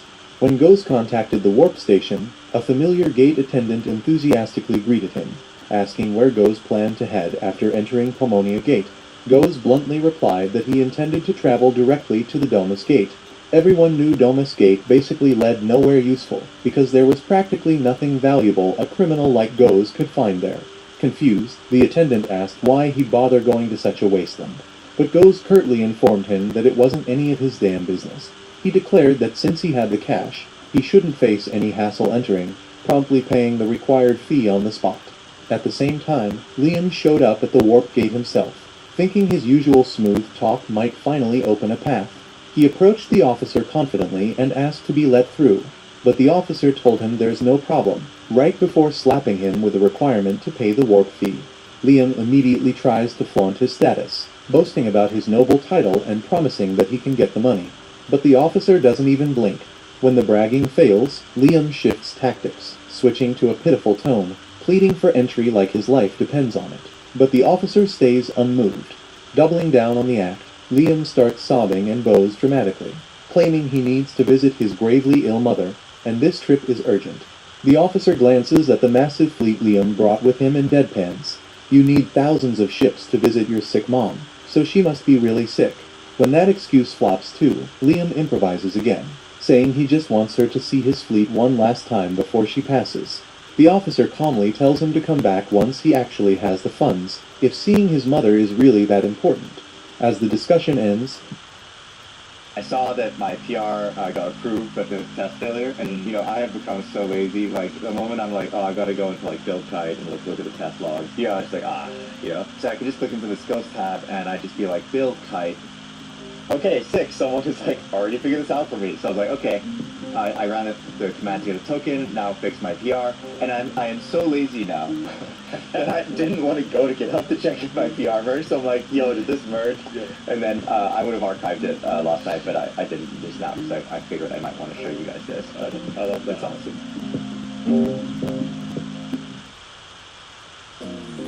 Everything seems like a good idea after dark. Denny's actually is. Only good decisions here, to unpack the wild choices along the way. Denny's, open late. The officer receives a transmission regarding Goze's travel authorization and walks off to handle that matter. Liam is fuming because he can't believe his negotiation tactics aren't working anymore. He wanders around in frustration until he notices that weird glowing dog again and follows it. Inside the warp control room, the staff notice Goze's route on the monitor and immediately realize that Liam's fleet is still queued up in the waiting zone. It's clear this encounter won't be anything close to peaceful, but the real problem is they're the ones who messed up, because they accepted payment from a known pirate without double-checking his destination, an oversight that could land them in serious trouble. So in classic bureaucratic fashion, they all quietly leave the control room and take a group break, hoping that by the time any chaos breaks out, they'll have plausible deniability by not being present at all. Once the room clears out, Liam finds himself there and takes a look around. He realizes it's the warp gate controls and notices Goze's ship hovering near the Pomonia gate. He assumes the officer must have felt guilty and secretly gave him permission to pass, and cleared the room to cover it up. But when Liam glances at the terminal again, he sees the warp paths moving in reverse directions. Figuring the guy must have made a mistake, Liam sits down and tries to fix the routing. His meddling unintentionally messes up Goze's transfer path. But since the warp sequence continues as normal, Goze doesn't notice anything wrong. Out of nowhere, Migi calls Liam and asks him to come back. When he returns, she informs him that they've just received a letter of credibility. Not from a noble house, but from Nia's herself. Since they've been one of her top clients, a favor repaid in full. Liam grins, clearly pleased, and notes that the officers were already willing to bend the rules. But now that they've got formal backing, getting through should be no problem at all. He gives Migi the go-ahead to enter the wormhole, and she follows the order without question. Their journey toward the Pomonia gate begins, and lucky for them, Goze and his crew had just cleared out of their base, completely unaware of what's coming. Meanwhile, Goze is getting irritated. He was supposed to arrive at the Domo's gate within 30 minutes, but the trip has dragged on far too long. He turns to the crew member piloting the vessel, who also looks worried, but they eventually spot a gate up ahead and assume they've reached their destination. Unaware of Liam's interference with a warp system, they proceed through it. But the moment they arrive, they're greeted with a sea of red alert lights. Dozens of warships sit primed and ready, weapons hot. They've stumbled straight into an Imperial Army defense zone. It's game over for them, but it's a massive win for Liam. Back on Liam's end, he finally arrives at his target location. Migi suggests verifying the coordinates, but Liam waves it off because he doesn't need confirmation. The sheer number of pirate ships sitting idle in the distance makes it obvious that they've found the hidden treasure island. Migi scans the area and confirms that none of the ships are currently powered up. They're caught totally off guard, completely unprepared for battle, so Liam doesn't hesitate. He seizes the moment and orders Migi to initiate the attack. She deploys their warships while Liam hops into his mesh, and within seconds, he begins bombarding the base, sending missiles raining down on the island. He lets loose his signature rocket punch to obliterate the pirate ships in one swoop, then follows up with the avid crush technique to pulverize the rest. and these freaking attacks set enemy ships one by one. So Migi report that the entire enemy fleet has been torched. But Liam isn't satisfied yet. He's not here just to cause chaos. He came for the pirate horde, and that's what he's after. So he commands Migi to deploy the mobile knights. She does so without delay, sending them all toward the massive rock-like island ahead. Liam watches the operation from his vessel, eyes gleaming, fully fired up for the treasure hunt that's about to begin. And within seconds, Liam and his unit of Mecha Knights launch a full-scale assault on the treasure planet, blasting straight through its armored exterior to force their way in, deep within the facility. The unhinged scientist starts to lose it as Liam's relentless attack shreds through the last scraps of their defense system. He bolts to the control room, only to find out they're under full invasion, and every single pirate ship guarding the orbit has already been obliterated. At the same time, Liam pushes deeper into the core of the base and runs straight into a squad of pirates piloting combat matches. He wastes no time cutting them down, and by the time his unit captain arrives, Liam's already finished clearing the room. The captain informs him that their side has secured the area too, and Liam instructs them to keep pushing forward while searching for the treasure vault. Just then, he spots the glowing dog again and decides to follow it. Turns out, that was the right move because it leads him straight to the main control hub, where the scientist and his crew immediately throw their hands up in surrender. Satisfied with how smoothly things are going, Liam demands that the scientist hand over every last bit of treasure. Frankenstein responds by asking what kind of loot he's after. Money, loot, or the exotic pets that pirate Captain Goes was so fond of. Liam guesses the glowing dog must have been one of those pets, so he asks for more details. Not everyone's life runs in straight lines. At Sophia, we get that. Our flexible, affordable, self-paced college-level courses help thousands of people just like you complete their degrees for only $99 a month. Your biggest fear came true. Your beloved pet is suddenly missing. Luckily, you have Google Fi Wireless. It's fast, because every second counts when you're chasing down leads. The scientist, misinterpreting Liam's interest, assumes he's just another sadist like Goes, obsessed with turning people into obedient animals, and offers to condition the pets to follow Liam's every order. Liam has no idea what the hell this lunatic is rambling about, so the scientist decides to show him personally.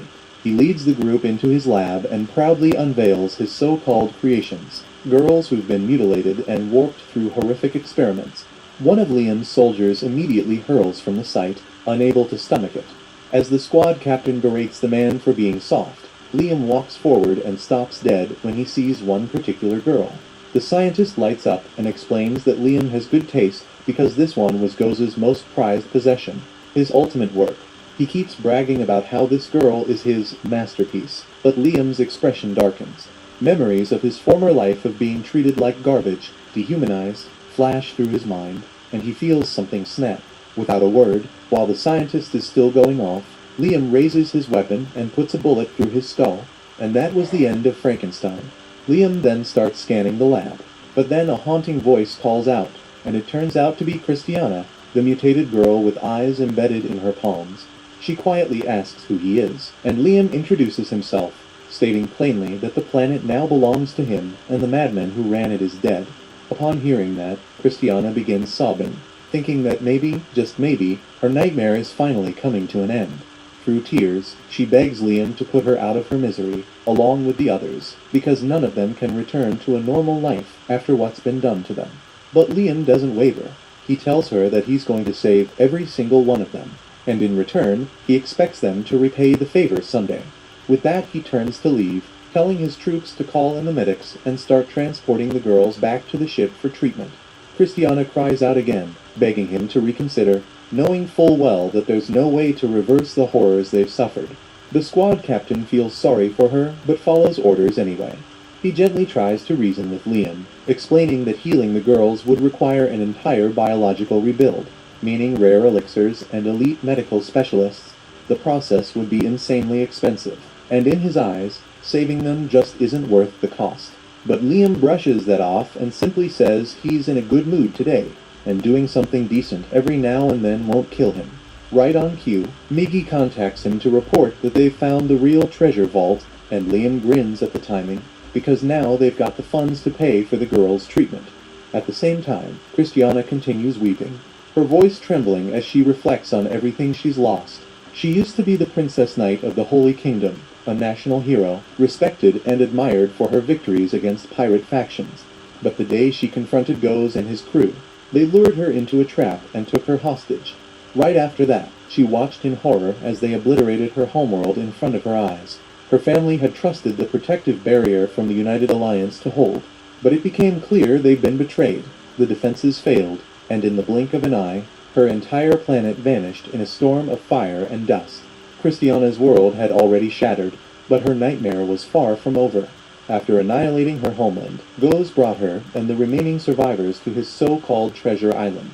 Her squad mates were terrified beyond words, but Christiana held on to whatever hope she had left, reassuring them that someone, anyone, would come to their rescue, and she refused to believe their fate was sealed. When Goze finally showed up, Christiana met him with defiance. She told him to end her life right then and there if that was what he wanted, because she would rather die than be degraded and toyed with. But Goze simply laughed, saying that if killing her was the goal, he'd have done it already. He made it clear that the only reason any of them were still alive was because he planned to add every last one of them to his personal collection. Then, with a twisted grin, he announced that he was in a generous mood, and he'd let one girl go free, but he demanded that Christiana choose. Cornered and unsure what to do, she picked the girl who looked the most terrified, thinking she might be sparing her. But it was all a cruel setup, because the moment she spoke the girl's name, Goze handed her over to the scientist who looked like Gollum, who gleefully dragged her away to be the first test subject. The grotesque scientist transformed into a multi-limbed abomination and began slicing the girl open while she screamed. Christiana went mad with horror and begged for it to stop, but Goze just laughed in her face, telling her that if he stopped now, the girl would die. Completely broken, Christiana had to watch as the girl she tried to save was turned into a twisted, unrecognizable creature. Goze leaned in and whispered that this was just the beginning, and he promised that Christiana would become something far more beautiful. Shaking, she demanded to know how someone could take joy in this, and he answered without hesitation, it was pure satisfaction. Goze said life had been cruel to him, cursing him with an ugly face, so he takes that pain and twists beautiful women into monsters. So watching them crumble from the inside out was his idea of fun. Then he forced her into the operating chair, and all of Christiana's strength vanished. She begged, she cried, she promised anything, obedience, loyalty, submission, if he would just let her go. But Goze told her that this was exactly what he wanted. He'd saved her for last on purpose because he wanted to see her fall the hardest, suffer the longest. Picture this. You've got a big new website idea and your team is ready to go. Instead of taking months to build it, why not just use Framer? With Framer, designing is building. No handoffs, no waiting. Build your full website. Build landing pages. Build anything. With a robust CMS and everything you need for great SEO, big teams worldwide love Framer. Design and launch all in one place. With enterprise security, 24/7 support, and 99.99% uptime, Framer is ready for your biggest ideas. Let's build.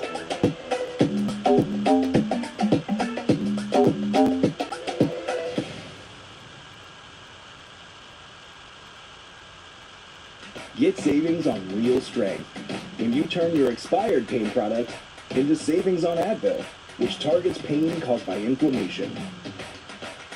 Visit AdvilExchange.com. Scan your expired pain relief.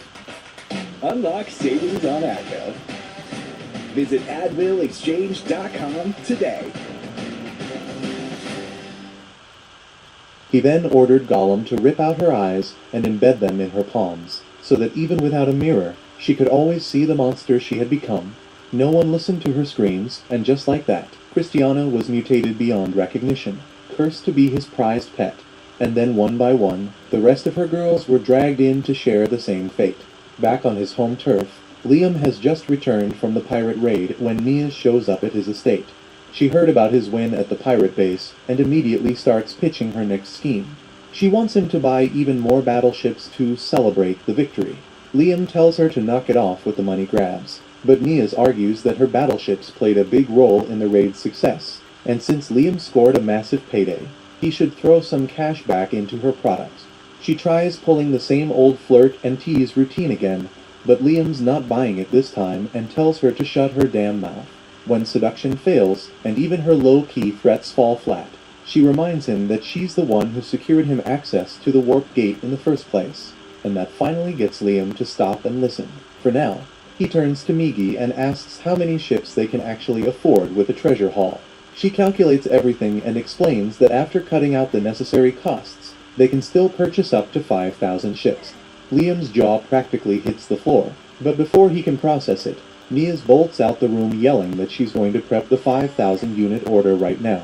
Liam dashes after her in a panic, trying to stop the damn lunatic before she actually places that massive order. Elsewhere in the palace, Yasushi is wandering through the halls, trying to come up with a new excuse to squeeze some more funding out of Liam. Right then, he spots Nias strolling past while on a video call, proudly telling her colleague that she just locked down a major sale from Liam by selling out every last scrap of her pride. As usual, Yasushi misreads the situation completely and assumes Liam is treating Nias like a personal toy again, and he gets fired up, which makes the lurking guide extremely happy since he's been waiting around hoping Liam will slip into some darker emotions. Meanwhile, Liam is busy searching for Nias, but Yasushi runs into him first and calls him over. He brings Liam to the training field, where things immediately go downhill. Liam is blindfolded, handed an absurdly heavy sword, and told to get ready for another one of Yasushi's insane training routines. This time, dozens of drones circle him and fire tennis balls at breakneck speed from all directions. Liam doesn't stand a chance and keeps getting nailed, and just when it couldn't get worse, Yasushi dials up the intensity again. Liam drops to the ground, groaning that there's no way he can defend against everything using just one blade.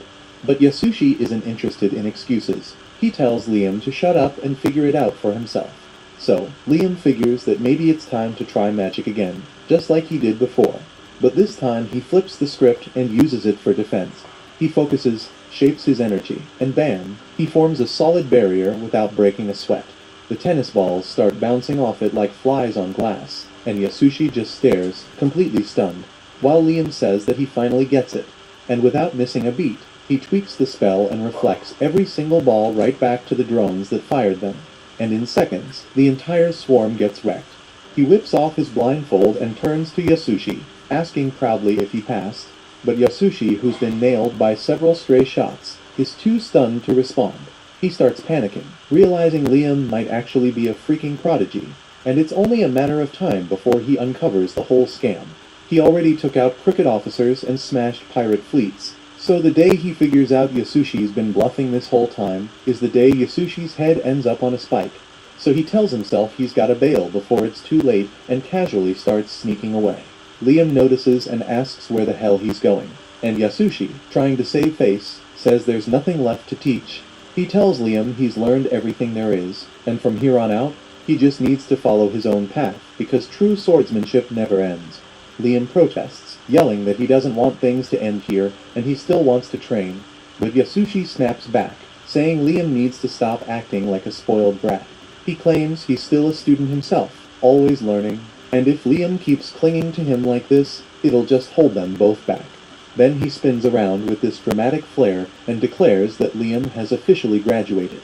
He's now a true wielder of the Way of the Flash, and as a proper successor, it's his job to spread their sword style across the universe.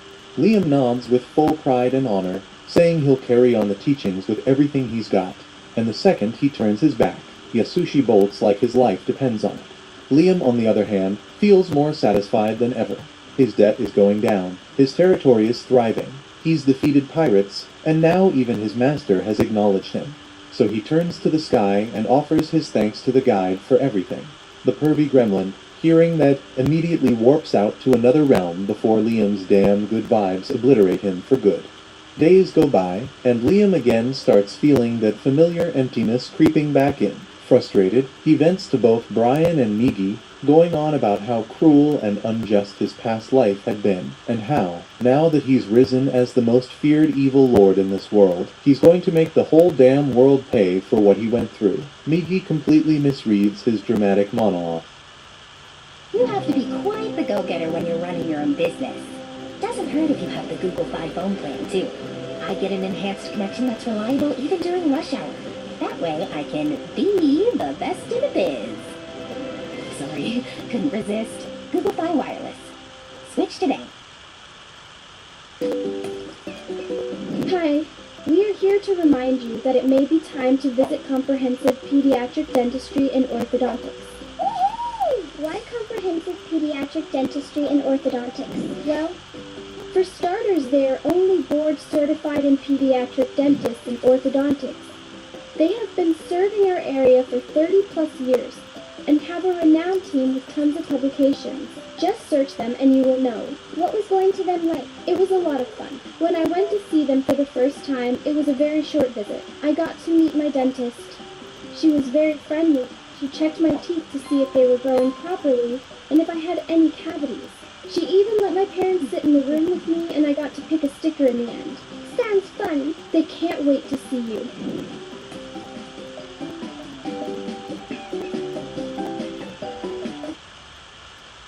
Nodding enthusiastically in agreement, except in her mind, she's thinking about all the unpaid debts he still hasn't settled. Liam casually brushes her off, promising he'll pay them later. Right now, he's far too focused on relishing his life as an evil lord. To truly enjoy this life, Liam knows he needs three things: power, money, and above all, a harem filled with beautiful women. He already has power, being an exceptionally skilled, certified master swordsman, so next on his list is money. As if on cue, Merchant Thomas arrives to congratulate Liam on his victory against the pirate. To celebrate, Thomas brings Liam's favorite thing, heaps of gold. Liam is immediately delighted, though he senses there's a catch. Curious, he asks Thomas what he really wants. Thomas candidly explains that his merchant crew needs to traverse dangerous territory and requests Liam's fleet, exactly 100 ships, as escorts. Liam glances at Miki, who confirms that such a fleet is ready. Liam agrees to lend Thomas the ships, but subtly hints that next time, Thomas should bring even more gold. After their meeting, Thomas and his assistant drive through a bustling major city in Banfield territory. Thomas is genuinely amazed by how prosperous and advanced the place has become in just a few years, all thanks to Liam investing most of the territory's taxes into development. He openly praises Liam as a wise and effective ruler, though he's slightly puzzled by Liam's odd obsession with gold. Still, gold being relatively inexpensive, Thomas shrugs off his curiosity and simply hopes their prosperous relationship continues. Back in his lavish mansion, Liam hands over the fresh gold bars to Miki, instructing her to convert them into gold coins and even gold baths filled to the brim. Sitting regally upon his throne, Liam revels in his newfound wealth, thrilled that he's finally accepted a bride, exactly what a true evil lord would do. Now sufficiently wealthy, he realizes he no longer needs to worry about money. With power and riches secured, there's just one final thing missing from his perfect evil lifestyle, and it's a magnificent harem. Immediately inspired, Liam decides to remodel a massive hall in his mansion into the perfect harem chamber, completing his vision for a life of ultimate indulgence. Brian doesn't even try questioning his choices anymore and simply accepts it. Fully aware he's plotting another new crazy idea again, Liam then explains his vision to install a swimming pool filled entirely with liquor, hang meats everywhere, scatter fruit all over, and obviously station attractive women around every corner like living art. Migi cuts him off, but Liam insists that his desires are not up for debate before she can mention how over-the-top his idea is. However, Migi quickly clarifies she isn't concerned about Liam blowing a huge fortune on pointless decorations. Her real issue is the plan to fill a pool with booze, which she points out could be hazardous due to alcohol vapors filling the space. Upon hearing about the risk of fire or explosions, Liam briefly wonders if he needs to rethink his idea. Migi continues by explaining how disgusting it would be to drink alcohol from a pool, and before Liam can object, she delves into an overly technical explanation that eventually convinces him his idea isn't practical. Brian finally chimes in as well, outlining precisely why hanging meat isn't feasible, and after an extensive explanation, Liam at last understands just how absurd and questionable his whole plan is. Nevertheless, he's determined to build himself a harem, And when both Migi and Brian shockingly agree to let him indulge in as many women as he wants, Liam finds himself genuinely taken aback. Apparently, he had forgotten how influential and authoritative he truly is, and since many others in similar positions have harems, it's perfectly reasonable for Liam to have his own. Brian then launches into another long-winded lecture, reminding Liam how he assumed he had zero interest in women and was embarrassingly drawn only to artificial dolls. Confessing the idea of Liam having no heir made him deeply worried. The old man starts aggressively pushing Liam to produce an heir immediately before pirates or some other threat eliminate him, but Liam brushes him off, fully focused instead on establishing his harem, deciding he'll include 100 women. Yet, upon learning that 100 women is considered a modest number in this society, Liam seeks Migi's backing, and she insists Liam should aim for at least 1,000. Liam suddenly freaks out and ditches the whole plan, deciding to stick with Migi as his one and only. But after a lengthy talk from Brian, he caves and insists he'll exclusively pick girls who can't stand him, because that's how real bad guys roll. With that twisted logic, he storms into the city and heads straight for his first target. But the moment she lays eyes on him, the girl totally falls for him. He freezes up, completely grossed out, especially when she flashes a nose balloon, some idiotic trend that's apparently hot right now. Disgusted, Liam bolts back to his mansion and instantly issues a ban on the nose balloon, calling it one of the biggest turn-offs ever invented. Later, during a beach visit, he spots women completely covered from head to toe, and that's when it hits him. This planet has terrible fashion sense. So, he decides to make fixing that his next big mission and tells Migi to bring in a team of elite designers. But Migi says revamping fashion alone would bust their yearly budget, causing Liam to shelve the idea and seek another solution. Considering importing gorgeous girls, You can get anything you want on the internet. So why are we still taking gen eds like this? At Sophia Learning, we have a solution. Sophia offers online, college-level courses that are designed to transfer for credit, helping thousands of people graduate. Use Sophia and get ahead. Get one of these Jimmy John's sandwiches, chips, and a drink for $8.99. Choose Turkey Tom with all-natural turkey or Pepe with smoked ham and provolone. Delicious. The $8.99 meal deal for a limited time at Jimmy John's. Oh, that's good. from other worlds. Migi counters that Liam's estate already employs the territory's finest beauties, leaving no reason to import extras. However, Liam refuses to approach them, since his whole goal is to find ladies uninterested in him. Migi then assumes Liam secretly prefers men, but is just embarrassed to admit it out loud. That shit makes Liam immediately offended, because that's not it at all, and desperate to prove her wrong, he starts plotting his next move. Meanwhile, Christiana, thanks to advanced medical treatment on this planet, returns fully to her natural body. She believes she's dreaming, but she never wants this dream to fade. Hearing from the doctor that Liam funded the elixir, a legendary medicine used to regenerate her and the other rescued captives, fills her with emotion. Nonetheless, she recalls Liam's instruction that she has to repay his kindness someday, and wonders whether she'll ever get the chance to properly thank her hero and settle that debt. At the same time, the locals pack into the pub once again, chatting over drinks about how much their lives have turned around lately, and every word about Liam is glowing with praise. They talk about how he crushed the pirates and took their ships, which were then repurposed to quickly expand the town's infrastructure. And now everyone's got a job. Folks are so busy with work that spare time has become a luxury. The city's booming, the people are content, and to them, Liam's nothing short of an incredible ruler.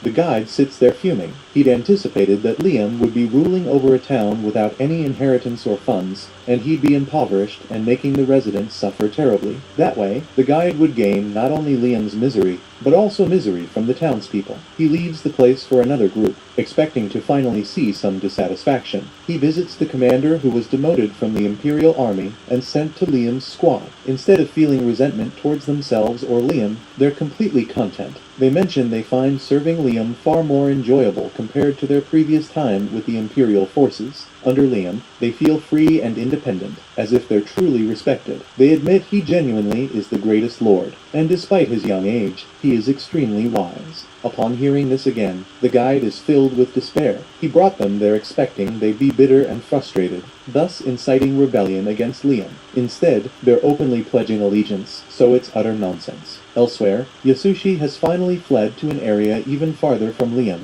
praying Liam won't come after him. and that he'll face no trouble. He still worries Liam will eventually discover his deception and retaliate against him. While consumed by these fears, he listens to the broadcasts and hears Liam receiving praise for his victory over the pirates. During Liam's speech, he mentions that his abilities come entirely from his mentor Yasushi, who trained him in the way of the Flash. When Yasushi hears that, fresh anxiety sweeps over him again, making him terrified Liam might locate him later. The guide arrives at the same time, witnessing Yasushi receiving praise. When he introduced Yasushi to Liam, his intent was for Yasushi to be an imposter, leaving Liam with no real training, so he's utterly frustrated. Then we see that eventually, Goze manages to flee back to his pirate crew after a brutal clash with the Imperial Army, wondering how things spiraled so badly. Fortunately for him, he requests a status report on his fleet and is relieved to hear several ships are still intact.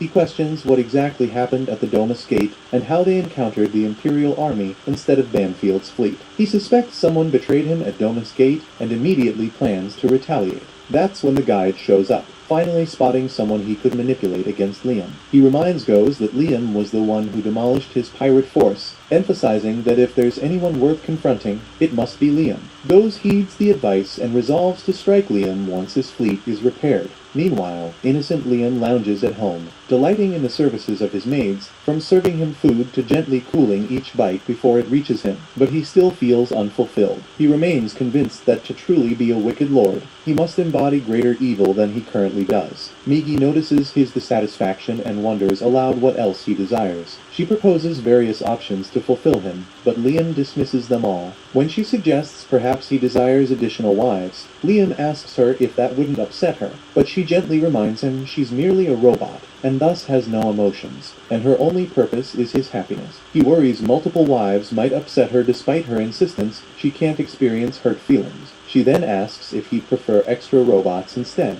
cautioning that Brian might object, but Liam disregards Brian's feelings entirely. The next day, Migi presents an overview of their outstanding debts, highlighting how much they've already cleared and how significantly their interest rates have dropped because of these payments. Liam appreciates his current situation, but he's still restless. His true ambition isn't being an excellent lord. He wants to become a villain. Unfortunately, he's forced to consider the city's welfare simply so he can generate sufficient revenue to repay his obligations. Migi then casually asks what he actually wants to do as an evil lord, and he says his dream is to raise taxes and drain every citizen's life dry. In her opinion, that's a terrible idea. Doing something like that would damage their economy, leaving less money flowing around to handle their debts. He acknowledges she makes sense, but it's a mature Everything seems like a good idea after dark. Denny's actually is. Only good decisions here to unwrap the wild choices along the way. Denny's, open late. First time in Ireland. What do you think is left?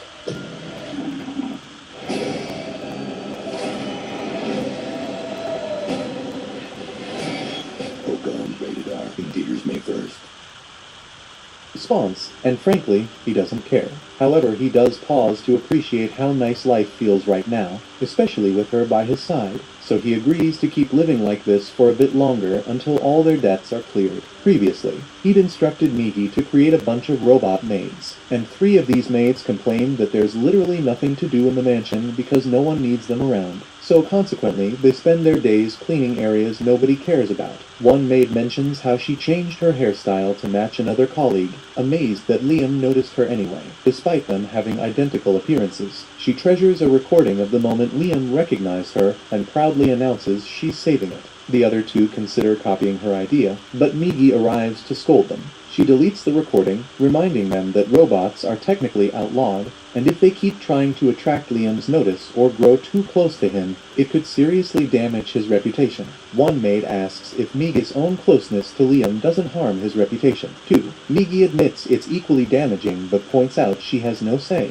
since that's exactly what Liam wishes. After she leaves, the robots quietly wonder if Migi's actual intention is just to keep Liam all to herself. Then we see Brian suddenly burst in bearing terrible news. announcing that Goes has officially declared war against their territory. He summons the advisors immediately to come up with a response plan. They explain what Goes demands from them: a ton of money, attractive men, and pretty women, and if they're provided, he'll spare their city. Liam grows troubled, and Brian believes he's upset because Liam genuinely cares about the people. But in truth, he's bothered because Goes sounds exactly like the kind of evil lord he wants to become. He mentally compares his own arsenal to Goes' strength and realizes he seems weaker by comparison. He considers fighting, but reflecting on it, Goes' bounty really isn't high enough to justify the hassle. While they're discussing, time abruptly pauses, and the guide suddenly appears. The guide recognizes Liam is hesitating about the battle, so he steps in to convince Liam, insisting that Goes' pirate fleet holds vast treasure,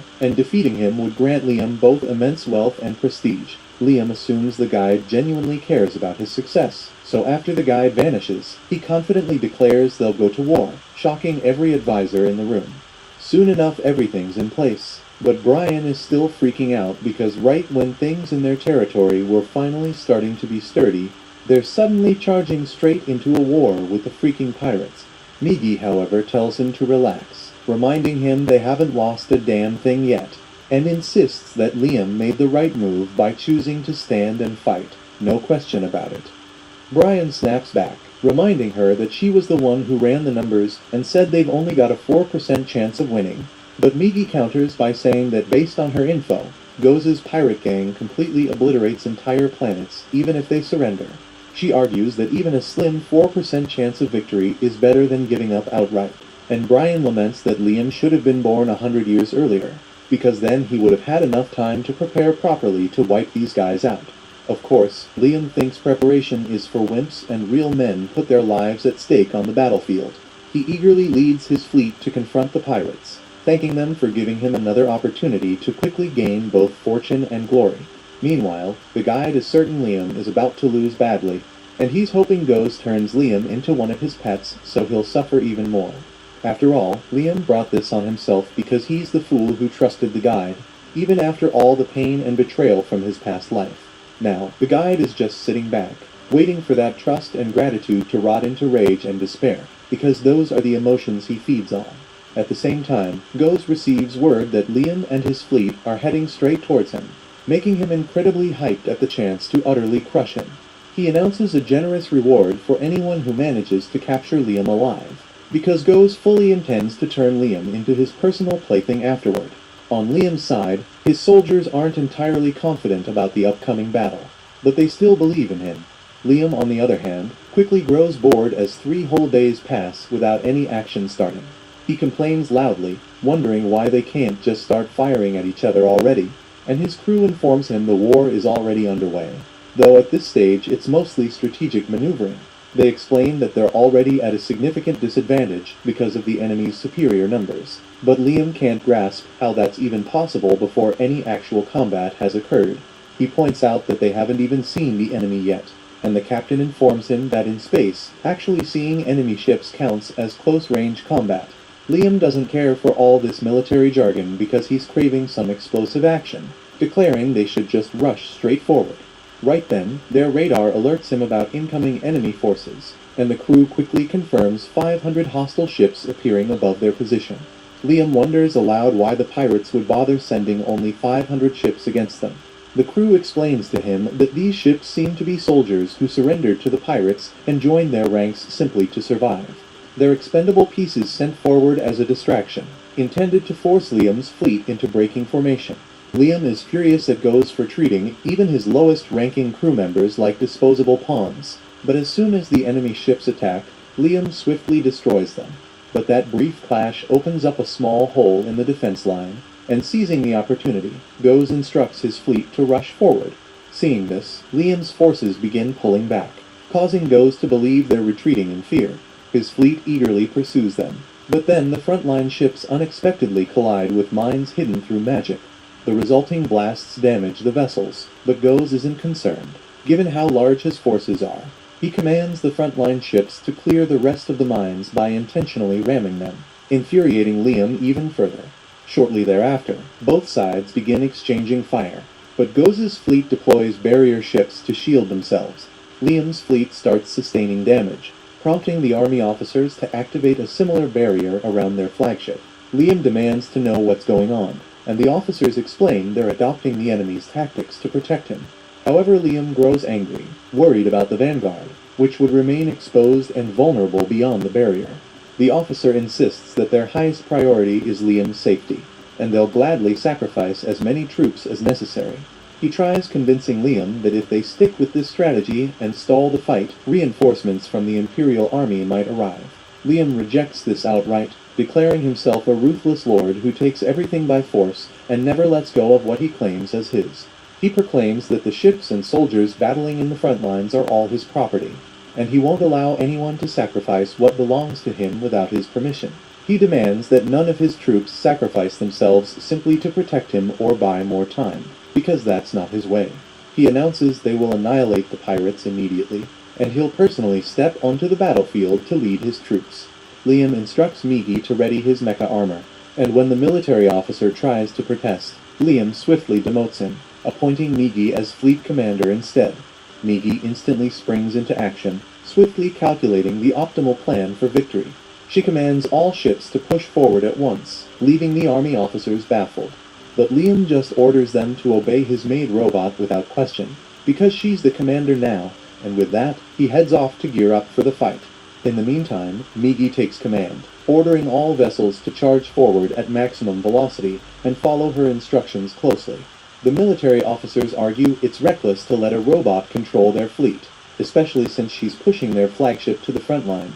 But Migi explains that once Liam joins the battle personally, they no longer have to shield it. Instead, she proposes using it to support Liam directly, since it's the most powerful ship they have, and the senior commanders admire her quick thinking and devotion. They endorse her strategy, and as the fleet accelerates forward, Liam launches into space as well. He then activates a short-distance warp, teleporting directly into the heart of the pirate fleet, and Goes wonders if Liam plans a suicide run to inflict damage by detonating one ship. He orders his crew to target and blast the ship emerging from the warp gate, but to his astonishment, only Liam appears in his mecha suit. Liam effortlessly evades fire from the pirate vessels and starts obliterating them, right as his own fleet arrives at the battlefield. They immediately open fire on the pirate ships and deploy their mecha units, prompting Goes to launch his own mecha squad in response. Yet Liam utterly overwhelms them, slicing effortlessly through their ranks and summoning his plasma cannons to bombard the pirate ships. Due to Liam's relentless assault, the pirate formation begins to collapse, and Migi spots a vulnerability. She commands the fleet to charge directly through the pirate's center, while the mecha units continue battling each other. Liam exhausts the ammunition of his plasma cannons, when suddenly a high-ranked pirate knight confronts him.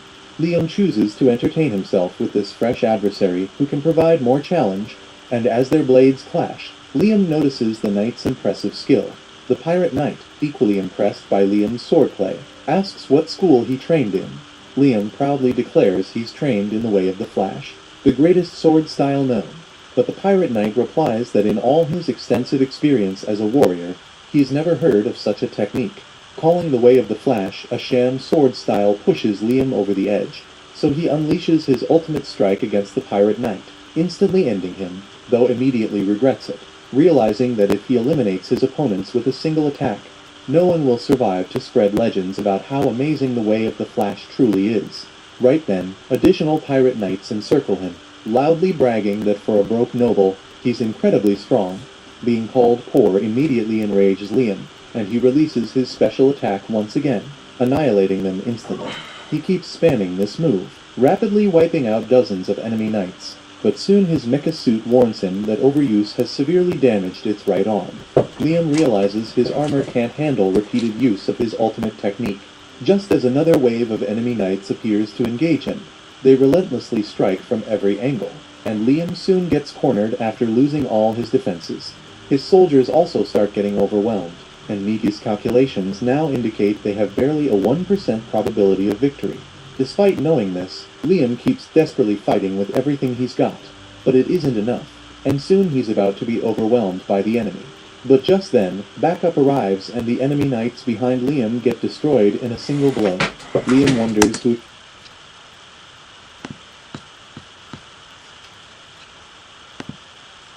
I'm overly tired.